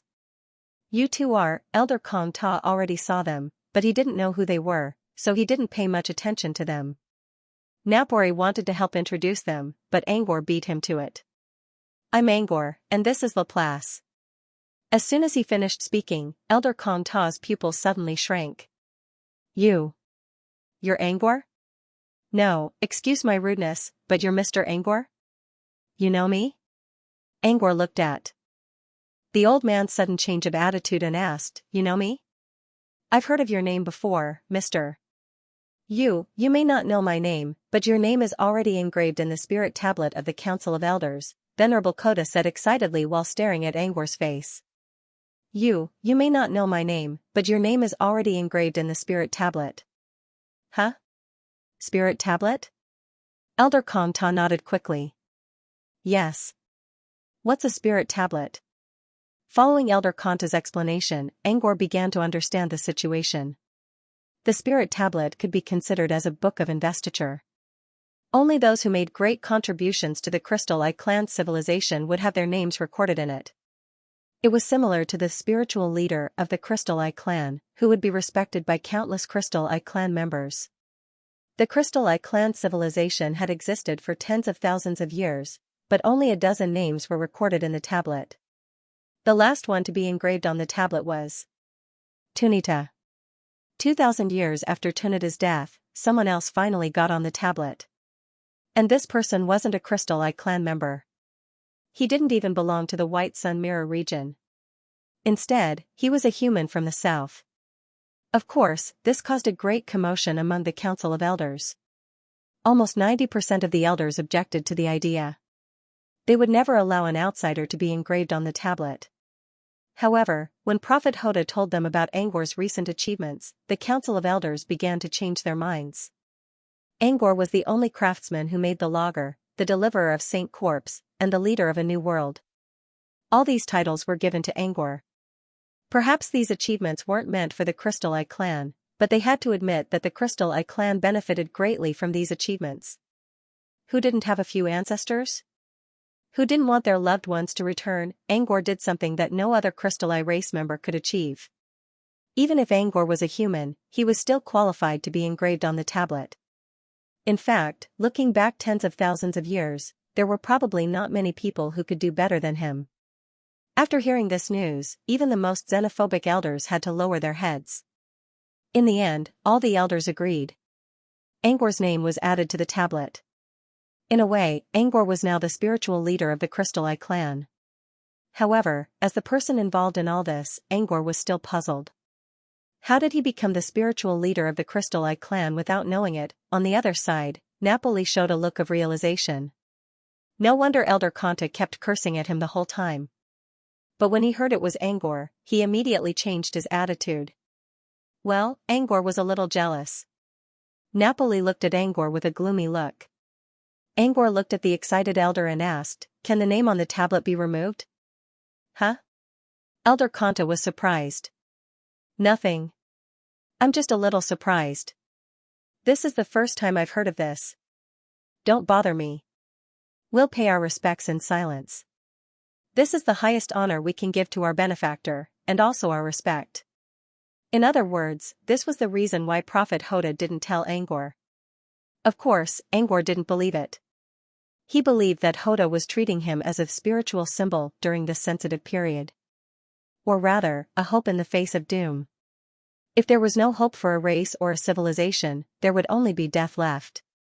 But Hoda also knew that the Crystal Eye clan couldn't save the world. In the face of calamity, the Crystal Eye clan was like a fragile bubble that could burst at any time. Hoda knew this, and so did the Crystal Eye clan. Therefore, if Hoda wanted to create a god and give his people a spiritual support, he couldn't choose someone from the Crystal Eye clan. It was at this time that the Crystal Eye clan clansmen connected to the login device and saw their ancestor, who was transformed from the Saint Corpse crystal, in the Dream Crystal. When the descendants saw their ancestors who had passed away, they would naturally be surprised and confused. Hoda must have used this chance to make Angor into a spiritual symbol so that his people could still see hope in the face of despair. Angor understood Hoda's intention, but he didn't like the fact that Hoda acted on his own without consulting him first. But when he thought about how the tablet wouldn't do him any harm, Angor decided to let it go for now. Yes, for now. This was because he was facing Elder Kanta, not Prophet Hoda. He would decide whether he could truly let it go when he saw Prophet Hoda. As for how to decide, the art of darkness wasn't bad. Angor shook off his wandering thoughts and looked at Elder Kanta again. He was about to ask Elder Kanta if he could get some authority as a spiritual leader. But before he could say anything, his attention was attracted by the ice coffin not far away. Elder Kanta also noticed that Angor seemed to be looking behind him. He followed Angor's gaze and looked back. The crystal ice coffin floating in the air had slowly stopped trembling. The previous trembling was caused by the struggling demoness inside. Now that the ice coffin stopped shaking, it meant that the demoness had woken up. Elder Kanta quickly looked at the demoness eyes. As expected, Previously, the eyes of the mirror-wielding demoness were pitch black. Now, the whites of her eyes had returned to normal, and her pupils had returned to their usual deep state. She looked a little lost. The struggling blue veins on her face had also disappeared. She looked tired, but she didn't look too ferocious. Seeing this, Elder Kong Ta breathed a sigh of relief. Although it was not difficult for him to suppress the mirror demoness, in this pure white space filled with cold air, it was still very annoying to deal with a mirror demon that was constantly yelling and squeaking. She's awake. Elder Kanta stood up, rubbed his sore legs, and walked to the ice coffin. With a wave of his hand, the ice coffin in midair slowly fell to the ground. However, it was still standing, and the face of the demoness happened to be facing Elder Kong Ta, who was standing outside the coffin. If you're awake, follow my example. Elder Kanta reached out both hands and quickly made several difficult hand seals in front of the demoness. The demoness remained silent for a few seconds. She put down the prism mirror in her hand and reached into the ice coffin to mimic the hand seals. When the hand seals were finished, Elder Kanta spoke again, "All right. Now do the hand seals again. This time add energy to your fingertips." The mirror-wielding demoness did as Elder Kong Ta instructed. Her slender hands flickered with a dim light as she completed the complicated hand seals. The crystal ice coffin slowly dissipated, turning into an oval of soft mud that fell into Elder Kanta's hand. Clearly, the hand seals were the key to opening the ice coffin. However, Elder Kanta had set the ice coffin to be opened from the inside. He could also use the hand seals to test if the demoness had regained her sanity. Now it seemed that she had. When the ice coffin disappeared, the demoness held the prism mirror with both hands again and retreated 10 meters away. Then she looked at everyone deeply and slowly floated in the air. She closed her eyes as if she was recovering her strength. But a moment later, the demoness opened her eyes and looked around blankly. Although the demoness didn't speak, her expression said everything. Nabali walked forward and said, "This is an isolated space that isolates the aura of the ghost realm.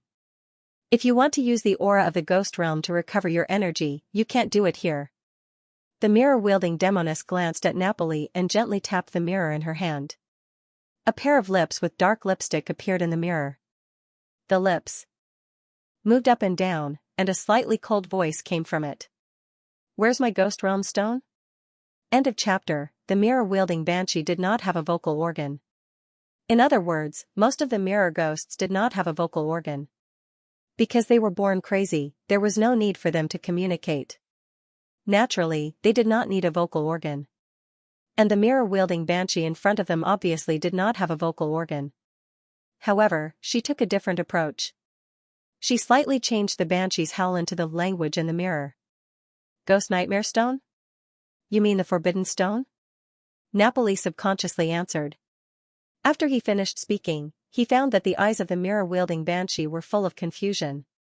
Only then did he realize that the name Forbidden Stone was given by himself.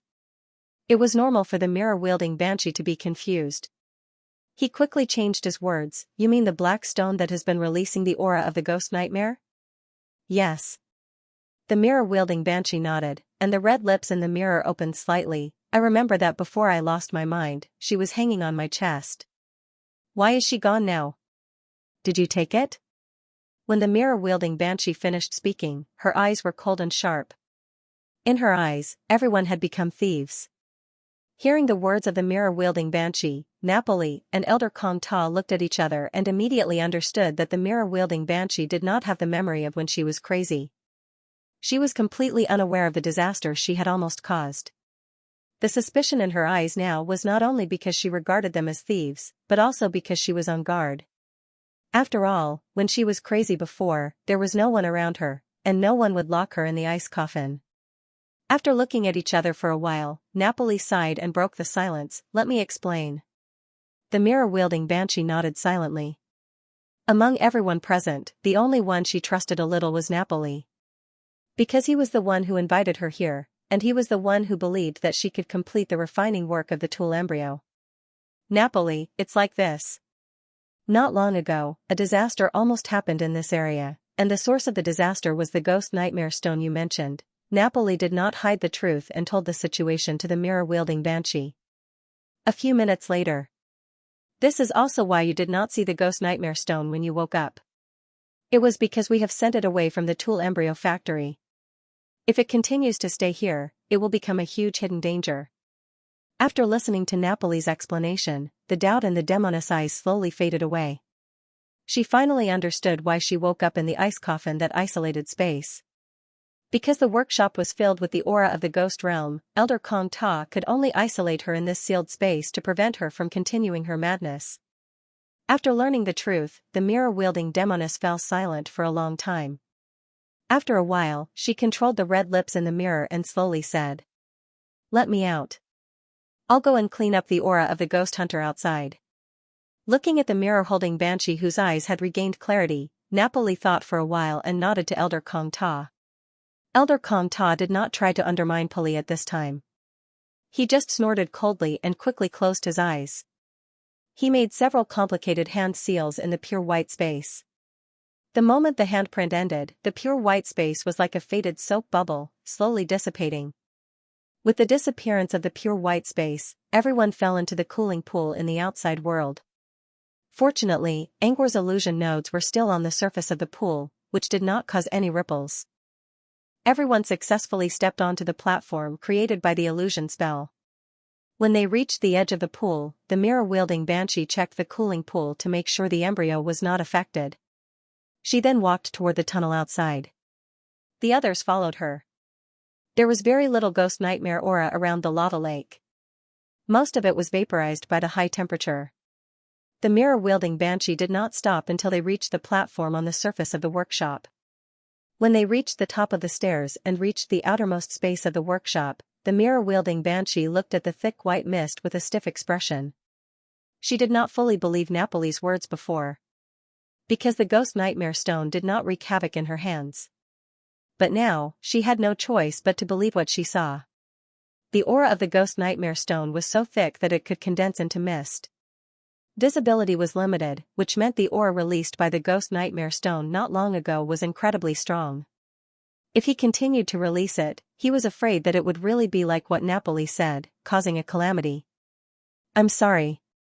The mirror-wielding banshee stood at the front of the stairs and spoke in a low voice. "Huh?" Napoli was surprised.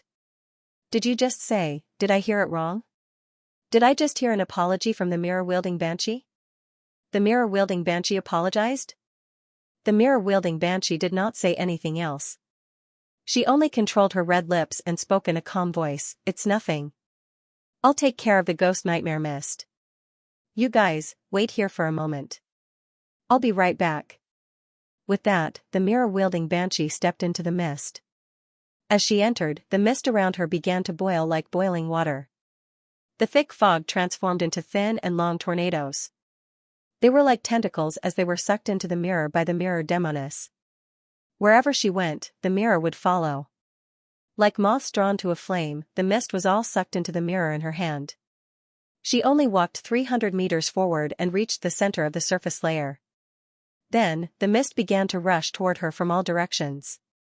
She was like the center of a whirlpool, absorbing the mist around her without limit. The movement was so big that even Napoli was a little frightened.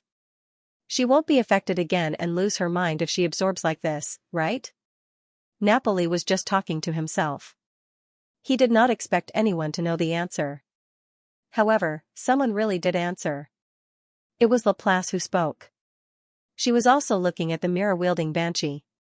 However, compared to the worry of Napoli and Elder Conta, her eyes were very calm. She won't lose her mind for the time being. Napoli looked at Laplace in confusion. Laplace said faintly, "It's not her body that's absorbing the aura of the ghost nightmare, but the banshee's phantom in the mirror." In other words, as long as she did not absorb the aura of the banshee's phantom into her body, she would not be affected by the aura of the ghost nightmare. Even if she did absorb the aura of the ghost nightmare, as long as the amount was not excessive, she did not have to worry about going crazy. After all, she was a mirror banshee. The aura of the ghost nightmare itself was the food she relied on to survive. Although Napoli did not know how Laplace judged it, he believed in her. His mood, which had been a little tense, slowly calmed down. About 3 minutes later, the thick fog on the surface disappeared. When his vision was clear again, Napoli could clearly see the red lips in the mirror in the banshee's hand. After swallowing the last wisp of white fog, she stuck out her tongue and licked the area around her lips. This also proved that Laplace's judgment was correct. After swallowing the thick fog, the banshee stood still and did not move for a long time. Everyone looked at each other and tacitly walked toward the banshee. Soon, they came close to the banshee. At this moment, they could clearly see a deep silk thread floated out of the prism mirror in the banshee's hands and connected to her glabella. There was pitch-black energy in the silk thread that was being transmitted into the body of the banshee. This pitch-black energy was the power of the ghost nightmare. The banshee was obviously using this method to replenish the energy in her body. Not long after, the banshee seemed to be almost charged. She slowly opened her eyes. "I'm done. You're here to take me away?" Although it was a question, her tone was very firm. "Napoli, huh? What?" The banshee controlled the red lips in the mirror.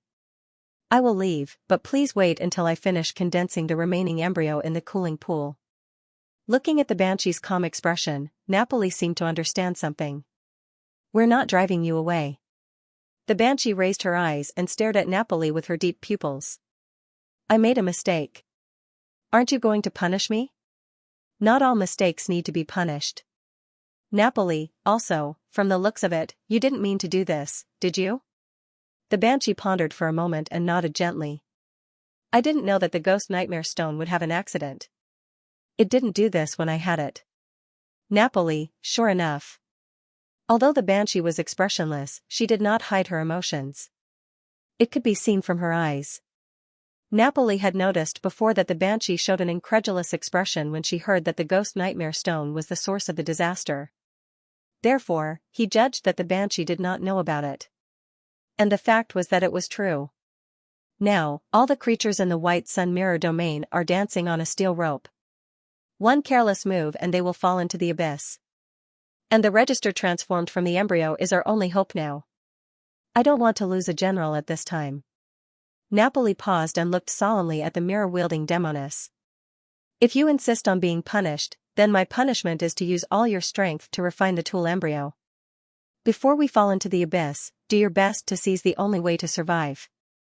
Under Napoli's gaze, the banshee slowly lowered her eyebrows. A few seconds later, she nodded gently. "Okay."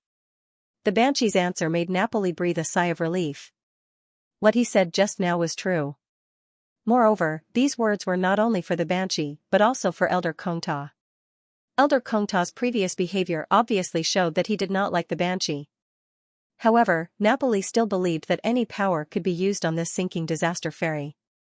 Even if this power came from the evil wind of the ghost realm, as long as it was used well, the ferry could raise its sails and sail towards the light.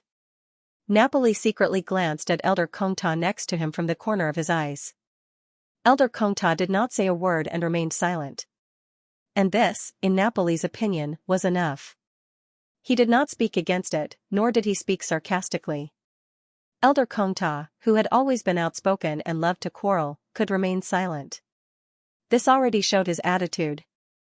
After Napoli put down the worry in his heart, he spoke more clearly. "Although the disaster of the ghost nightmare stone is temporarily over, we still have to clarify the doubts that should be clarified. Let's find a place to sit down and talk." The banshee nodded. She also wanted to figure out what went wrong in this matter. "In my workshop, there is no place to sit. Let's go to the material warehouse. The boxes there can be used as seats." When the banshee said this, her voice was obviously much lower, and her eyes were filled with guilt. Napoli was about to wave a hand to show that he did not mind. Angor beat him to it. "I'll do it." With that, he snapped his fingers and summoned illusion nodes, which quickly formed an illusion hut. The illusion hut looked like a wooden hut in the mountains, with a garden and a courtyard. The reason why he chose to build this mountain hut in the middle of the square was because it was easier to build it. This was because he could easily build such a wooden house. It was like a template in a game. He just needed to wave his hand and everything would be ready. He opened the door and saw a spacious living room. There was a sofa, carpet, cubicles, and a fireplace. Since Angor already built the hut, Napoli did not mind. they all sat down. She sat down and looked at Angor and Laplace. She was curious about who they were. Napoli was already the person in charge of the embryo factory. Why did she feel that he was the leader? Napoli noticed the Banshee's confusion. After asking Angor and Laplace for permission, he took the initiative to introduce them. The Banshee's eyes widened when she heard that Angor was the creator of the logging device. She wanted to say something, but in the end, she only said in a soft voice, "Thank you." If Angor did not share the logging device with her, the entire daylight mirror domain would not have any hope left. Even though she was an emotionless mirror ghost, she was still afraid of eternal slumber. Angor not only gave hope to the daylight mirror domain, but also to her. The Banshee thanked Angor for no reason, but everyone knew what she was trying to say. Elder Kong Ta looked at the mirror demoness with a look of admiration. He had the same thought when he learned about Angor's identity. He felt nothing but gratitude. "You're welcome," Angor said. "Have you been to the Dream Crystal yet?" The Banshee shook her head. "Not yet. You can go there when you have time. Maybe you can stay sane for a little longer there." The Banshee hesitated for a second, but she did not think too much about it. "Okay." After exchanging some pleasantries, Angor looked at Napoli. Napoli immediately understood and looked at the mirror-holding Banshee. "Can you tell me about the Demon Stone? Who gave it to you? Why did you bring it to the embryo factory?" Clearly, Napoli was suspecting that the Ghost Nightmare Stone was brought to the factory on purpose to destroy it. The mirror-wielding demoness understood what he meant. She shook her head and said, "No one gave me the Nightmare Ghost Stone. It has always been with me. I brought it here from the gloomy mirror region." The Banshee, or most of the other ghosts in the daylight mirror domain, accidentally passed through a space node and came here from the gloom mirror domain. So did the Banshee. She had the Ghost Nightmare Stone with her when she was in the gloom mirror domain. She had been wandering in the daylight mirror domain for more than 100 years, and the Ghost Nightmare Stone had been with her for that long. Someone did not give it to her on purpose. It was hers all along. End of chapter. In other words, this Ghost Nightmare Stone has always been under your control? Napoli asked. The mirror-wielding demoness nodded. Napoli's eyes flashed with doubt. Then why did it have to change at this time? Even you were affected? In a sense, the mirror-wielding demoness was the master of the Ghost Nightmare Stone. But now, the master of the Ghost Nightmare Stone could not control it? Which part of this went wrong? I had just finished refining a batch of embryos. I absorbed the aura of the Ghost Nightmare Stone daily to recover my energy. But after absorbing a little, I felt like my mind was covered by a fog. Once her mind felt foggy and stagnant, the mirror-wielding demoness knew that she was about to lose her mind. I immediately stopped absorbing the aura of the Ghost Nightmare Stone and went to the cooling pool to wait for my mind to recover. Then, when I woke up again, it was just now. In other words, the change of the Ghost Nightmare Stone happened when the mirror-wielding demoness lost her mind. She did not know what happened during this process. When you are in a state of insanity, will you activate the Ghost Nightmare Stone? Napoli asked. He wondered if the mirror-wielding demoness in a state of insanity had done something to the Ghost Nightmare Stone. The mirror-wielding demoness shook her head. The aura of the Ghost Nightmare Stone is similar to the power of inertia. If you want to absorb the aura, you need a certain amount of logic. And when I lose my mind, I am in a state of insanity. It is impossible for me to do anything to the Ghost Nightmare Stone. To make an analogy, if you want to absorb the aura of the Ghost Nightmare Stone, you need to do a logical calculation, such as the question 1 + 1 = 2. Although this question was simple, it was not something that the mirror-wielding demoness could answer. So you think that the Ghost Nightmare Stone's outburst has nothing to do with your insanity? Napoli stared at the mirror-wielding demoness. The mirror-wielding demoness pondered for a moment and nodded. Yes. Napoli narrowed his eyes. Since it was not you, then the Ghost Nightmare Stone's change, is it its own problem? The mirror-wielding demoness lowered her eyebrows. I don't know.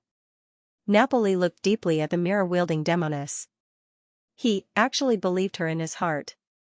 But the probability of the Nightmare Ghost Stone mutating on its own when no one was activating it was too small. It was as if someone had told you that you had slept on a bed sheet for decades, or sat on a sofa for decades, and that you had developed your own will. It was really unreliable. So, did anything happen to your ghost nightmare stone recently? Angor asked after a moment of consideration. Or have you come into contact with anyone else recently? The lady with the mirror looked at Angor with uncertain eyes. He seemed to be following Angor's thoughts and lost himself in his memories. After a while, the red lips in the mirror said hesitantly, "In my memory when I was awake, recently, there was no abnormality with the dark ghost stone. During this period of time, the only people I came into contact with were Mr. Napoli and the Crimson Lamp Demon Empress." Had he only met two people? Angor frowned. If it was Poe, he would have to rule it out.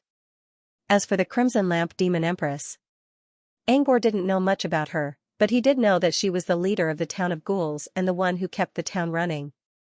Before this, Blood Calamity didn't want to talk to them.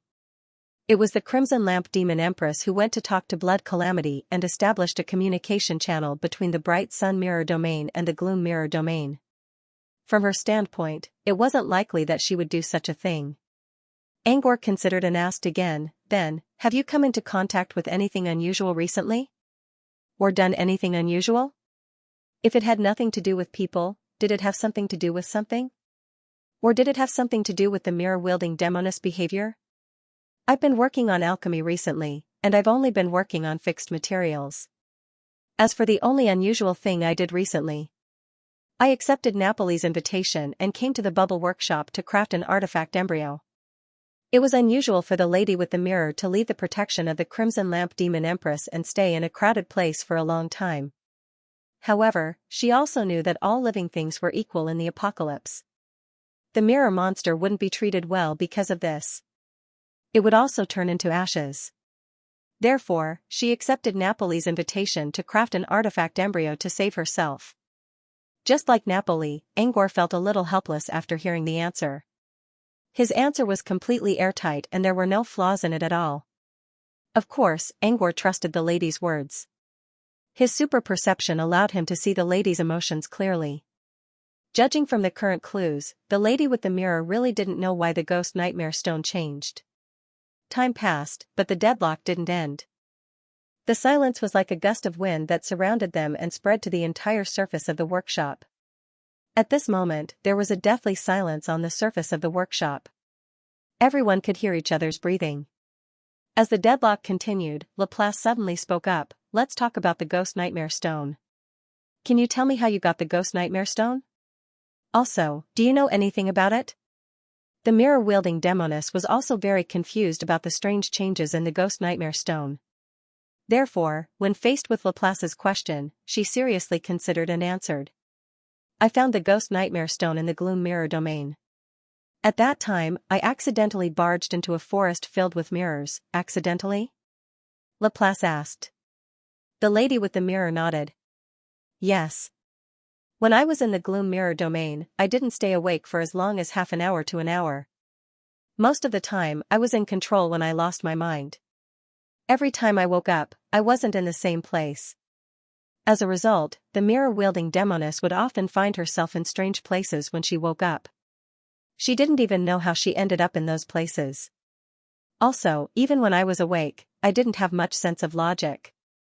My knowledge, my common sense, and my understanding of the world were all taught to me by Scarlet Lamp Empress after I came to the White Sun Mirror Domain. In other words, the mirror-wielding demoness in the Gloomy Mirror Domain had never thought of restricting her actions when she lost her mind. She even found it fun to wake up in different places every day. One day, when I woke up, I found myself in the Mirror Forest. Therefore, it wasn't really a mistake to barge in. She had barged into the Mirror Forest when she had lost her mind. The Mirror Forest stood in the darkness, but there seemed to be an invisible boundary between the top and bottom. I couldn't go up or down to leave the forest. At that time, I knew that I had entered a place with laws. This was because in the free and unrestrained ghost's domain, only the restrictions of the rules would cause a situation where one could not go anywhere. I didn't have the concept of being alive, so I didn't realize I was trapped in a place with laws. I've been in similar situations all the time. But when I fell asleep and lost my mind, I left on my own accord. You can leave after losing your mind? He didn't understand the logic behind this. If she was trapped in a place with laws, shouldn't she be the one to break the laws and find an exit? Why did she leave after losing her mind? The mirror-holding demoness said. In the dark mirror domain, most of the places with rules will spare the ignorant mirror ghosts. This sort of leniency didn't mean that the land of laws had a consciousness and would let go of the muddy nightmare mirror ghost. It was just that the ghosts in the ghost's domain were more suitable for the chaotic ghost's domain. Places with laws would only trap intelligent creatures, while the ghosts who lost their minds would be ignored. In fact, many of the ghosts who lost their minds would not trigger the corresponding restrictions even if they entered a place with laws. Of course, this was only one of the cases. There were also many places with laws that would work on ghosts. However, ghosts who lost their minds still had the instinct to seek advantages and avoid disadvantages. They would avoid such places on their own accord. The places with laws that the lady with the mirror entered when she lost her mind usually wouldn't trap ghosts. Because of this, she wasn't worried that she would be trapped in the mirror forest after her movements were restricted. She just needed to wait for the ghosts to come online and open her eyes again. Maybe she would find herself in a new place. But unlike before, this mirror forest trapped me for a long time. Even when I lost my mind, I didn't choose to leave this place. You didn't choose to leave the mirror forest? Are you saying that you can leave this place when you're still in a daze? The lady with the mirror nodded. When I'm awake, I can't move forward at all. No matter how many turns I take, I'll still be stuck in the same place. But when I'm in a daze, I can keep moving forward. Every time I wake up, I'll end up in a different place. From this, it could be seen that the muddle-headed mirror banshee wouldn't trigger the rules of the mirror forest. However, the muddle-headed mirror banshee didn't choose to leave the mirror forest from above or below. Instead, she kept going deeper into the mirror forest. I don't know why I chose to stay in the mirror forest when I was in a daze. Maybe there was something in the mirror forest that was attracting me? This went on for several days. Every time I woke up, I would go deeper into the forest. I've arrived at the center of the mirror forest. I thought I'd see the center of the mirror forest, but I didn't. Then, when I woke up again, I found that I had already left the mirror forest. And I had a pitch-black stone on me. It was the ghost nightmare stone. In other words, the lady with the mirror obtained the ghost nightmare stone while she was in a daze. If Angor wasn't mistaken, she obtained it from the center of the mirror forest. After obtaining the ghost nightmare stone, the lady with the mirror left the mirror forest in a daze. Therefore, the mirror demoness didn't know how to obtain the ghost trap stone. She only knew that she got it from the mirror forest. I learned how to use the ghost nightmare stone after I got it. It seems to store an endless amount of ghost nightmare energy. But the energy seems to be lazy and doesn't want to leave the ghost nightmare stone. You have to activate it to make the nightmare ghost stone release its aura. But once you give up, it'll go back to being lazy. Therefore, the mirror demoness had never thought that the demon ghost stone would release the demon ghost aura so crazily. Today's change also made the mirror demoness puzzled. After that, I came to the white sun mirror domain by accident. There was no ghost nightmare energy here. Without the ghost nightmare stone, I wouldn't have lasted long. After that, I went to the town of cursed girls. The mirror-wielding demoness recounted everything that had happened, including her own experiences. However, Angor still didn't hear anything that could help him. He looked at Laplace. Since Laplace was the one who asked, maybe she knew something. Laplace considered and asked again, "Can you tell me more about the mirror forest? For example, what it looks like, where it is." "I don't know where it is. I didn't have any sense of direction when I was in the dark mirror domain." It made sense. Back in the ghost domain, the lady with the mirror would only stay awake for half an hour to an hour each day. Even when she was awake, she didn't know anything about the world. The rest of the time, she was in a daze. She just went wherever she went and didn't try to remember directions. She didn't even know how she came to the white sun mirror domain. It was only after coming to the white sun mirror domain and being taught by the crimson lamp demon empress that she gradually developed her intelligence. As for what the mirror forest looks like, it's made up of countless standing mirrors with handles on them. Each mirror is huge, some over 100 meters or even 1,000 meters tall. Furthermore, all of them are closely packed together, and the first thing that all living beings who enter this place will see is those densely packed handles. It looks like a forest, so I call it the mirror forest. Next, the lady with the mirror described the various mirrors in the forest in detail, as well as some of the rules she encountered when she was trapped in the forest. After the mirror-wielding banshee finished her description, Laplace said indifferently, "Wait a moment, I'll contact my avatar." Clone? Everyone looked at Laplace in confusion. Granny Dragon Crow is back. I'll ask my clone to ask her, Laplace explained. The others still didn't know what was going on. Apart from Napoli, no one knew who Granny Dragon Crow was. But Angor knew what was going on. Laplace sent his clone to handle the blood calamity ritual, so Granny Dragon Crow must be talking to Laplace's clone. Granny Dragon Crow went to deal with the type of the wretched puppet challenge. Therefore, Laplace decided to let his doppelganger contact Granny Dragon Crow, who was in the Dark Mirror region, to ask about the situation in the Mirror Forest. He could also ask about the Ghost Nightmare Stone while he was at it. Everyone was still confused, but since Laplace told them to wait, they didn't ask any more questions. Light and shadow suddenly dispersed, and time passed. About 10 minutes later, Laplace opened his eyes. Everyone looked at him. Facing the gazes of the crowd, Laplace didn't speak immediately. Instead, he frowned and seemed to be thinking about something. Everyone was even more confused when they saw his expression. Zhang Tai wondered what information Laplace had received. Why was he so silent and solemn for so long? After a while, Laplace opened his mouth and said, "Information about the Nightmare Ghost Stone, I got it." End of chapter. What's wrong? Angor asked. Laplace wouldn't have reacted like this under normal circumstances. The others didn't know much about Laplace, but they still noticed something unusual about her reaction. Laplace looked at Angor with glowing eyes. She seemed to be thinking about something. Several seconds later, she spoke in a soft voice, "Yes, there is something we need to look into about the Ghost Nightmare Stone." At this point, Laplace paused for a moment.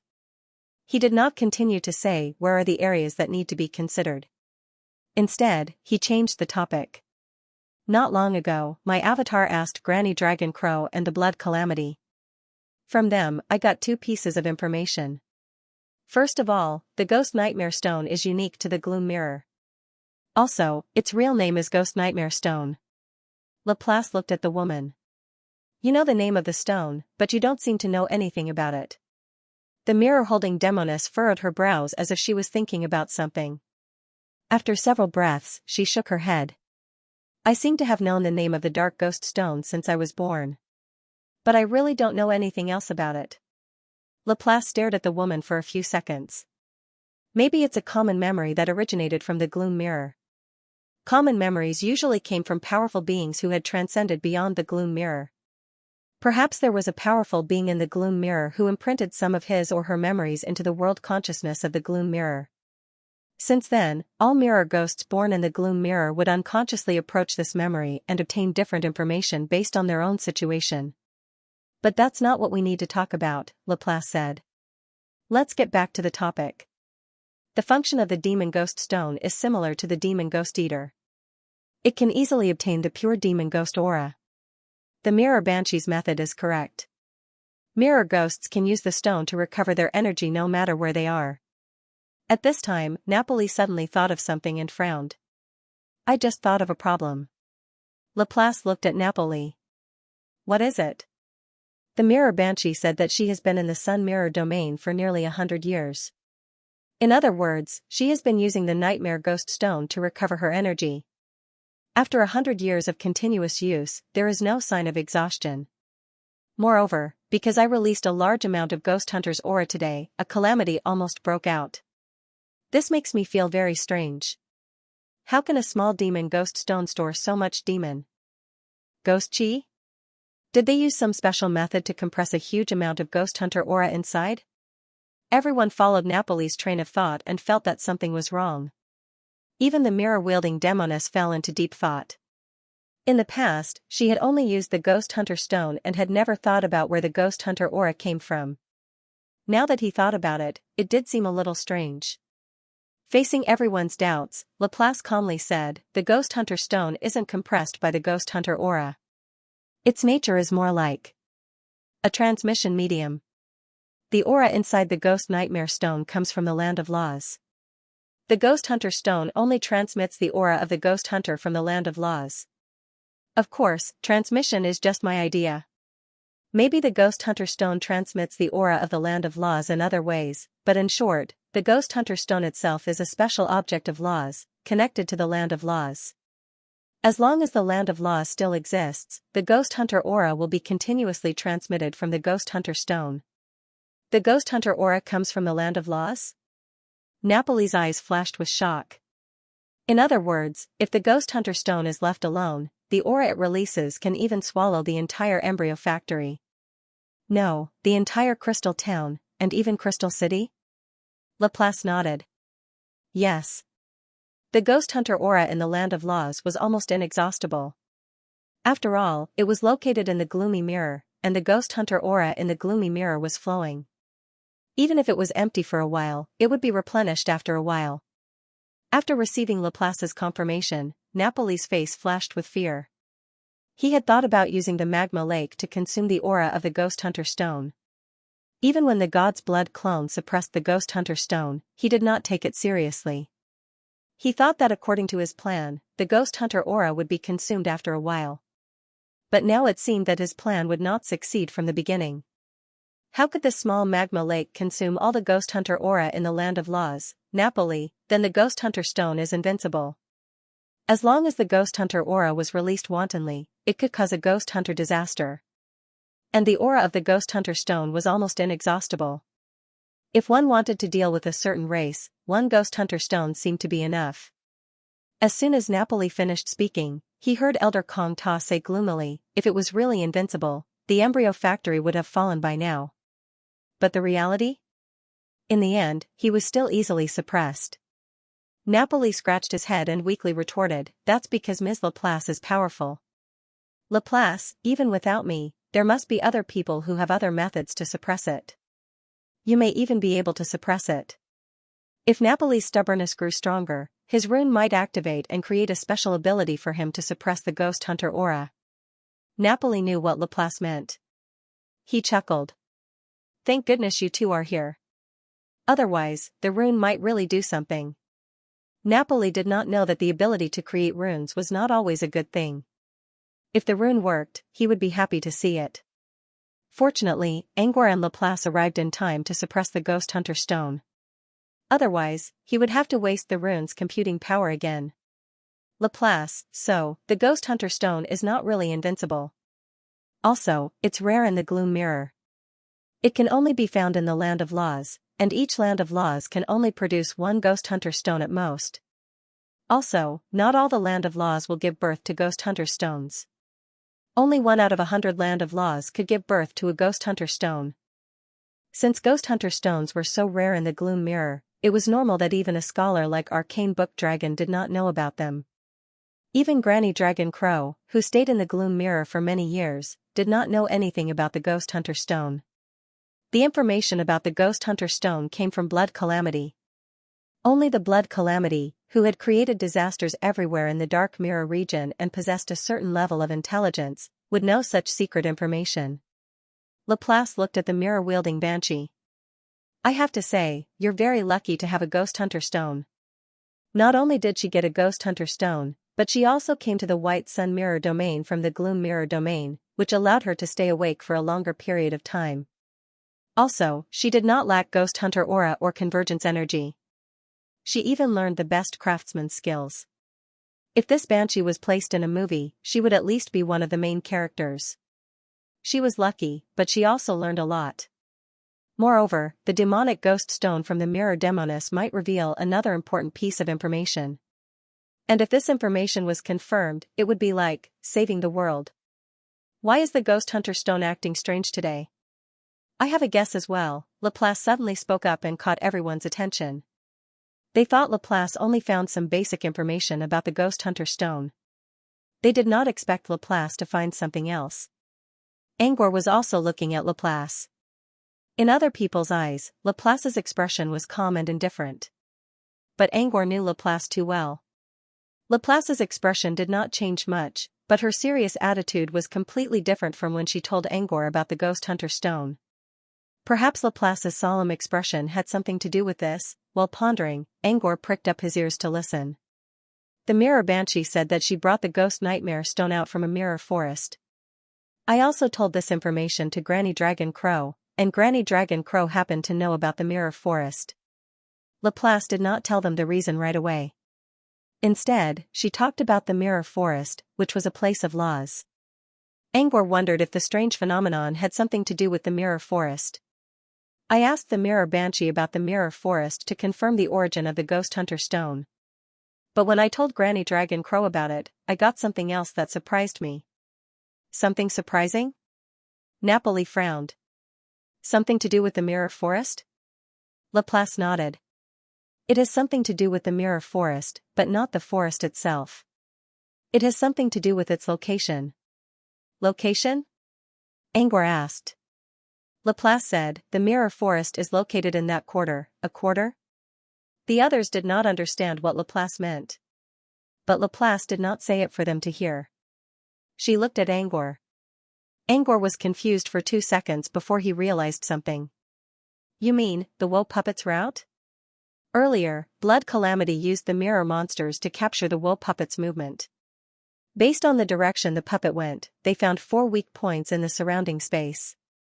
One of them was very close to the Sumerian wetland castle, which meant the woe puppet could enter the sun mirror domain from there. Almost all the loggers were given to the Holy Eye clan recently. Even Good Alace went back to Wetland Fort to set up defenses. In other words, there was a 1 in 4 chance that the woe puppet would show up near the Sumerian wetland castle. Now that Laplace mentioned 1 in 4 again, Angor shivered. Laplace nodded. Yes. His eyebrows furrowed together as he was surprised by what he saw. He seemed to understand why Laplace looked so gloomy earlier. There were 3 clues. First, the mirror forest was one of the 4 possible routes the woe puppet took. Second, the ghost hunter stone came from the mirror forest. In a way, the ghost hunter stone was in the same condition as the mirror forest. Third, something happened to the ghost hunter stone not long ago. Based on these 3 clues, did the ghost hunter stone mean something happened to the mirror forest as well? The mirror forest was a place with a strong law, so it should not have caused any abnormalities. There was only one possibility for this: an extremely powerful external force was interfering with the mirror forest. The so-called extremely powerful external force had to be at least strong enough to crush an entire land of laws. So far, the only one who could do this in the gloomy mirror was Xiao Lifa, the wretched puppet. Since Xiao Lifa was in one of the 4 possible routes, Angor was sure that Xiao Lifa was the cause of the abnormality in the mirror forest. Then, to take it one step further, the mirror forest's coordinates were fixed. Did this mean that Xiao Lifa's current route was already confirmed? Angor's hands began to tremble in excitement when he came to this conclusion. As long as he could determine Xiao Lifa's route, he would be able to know which weak point she would come out from, and he would be able to focus his attention on that one target. Angor tried to suppress his excitement and asked, if the ghost hunter stone's abnormality is related to the mirror forest, does that mean we can determine the woe puppet's route? Laplace did not have beyond her senses, but she still noticed Angor's excitement. However, she quickly poured cold water on Angor's excitement. Not yet. I can only say that a quarter of it became a half. Why? Laplace said, although the mirror forest is on one of the 4 routes, its route is very close to a nearby route. If the woe puppet took another route and created a confinement space on that route, when the confinement space spread to the mirror forest, it might cause the mirror forest to be abnormal. Even if he couldn't be 100% sure, it was still a good result if he was only 50% sure about it. At least, it was better than a quarter. They would be able to focus their attention on the mirror forest. Did you tell Gleipnir about this? Laplace nodded. When the Avatar sent me the information, I synchronized it with Gleipnir. Also, I had my divine blood clone deliver the nightmare ghost stone to the secret book dragon. If I'm not mistaken, they should know about it by now. Angor sighed in relief when he was sure Laplace had already sent the information. The sooner the information was delivered, the more valuable it would be. Angor did not try to avoid the conversation with Laplace. The others also heard their conversation. They did not know what 1/4 meant, but they got the gist of it. So, it's because of the abnormality of the nightmare ghost stone that determined the route of the woe puppet Xianxia? Napoli's eyes flashed with surprise. If that was the case, the disaster that almost happened today was actually a blessing in disguise. Although Laplace didn't intend to explain, she still nodded and gave an affirmative answer to Napoli's question. Napoli was glad to see this as well. He was willing to take over the job because he wanted to save himself. As long as he could help a little in this disaster, he was willing to do it. Now that he did, of course, he was happy. On the other side, Elder Kanta and the mirror-wielding banshee also realized something. Elder Kanta did not like the idea of Napoli hiring the mirror banshee as a craftsman. But now, he found the banshee to be more agreeable. Although the mirror-wielding demoness didn't say anything, there was a hint of relief in her deep eyes. After Napoli was overjoyed, he suddenly thought of a question. Then, can we now determine the spatial coordinates of the woe puppet Xianxia entering the White Sun mirror domain? End of chapter 3640. Don't forget to subscribe, like, and share the video to support the channel.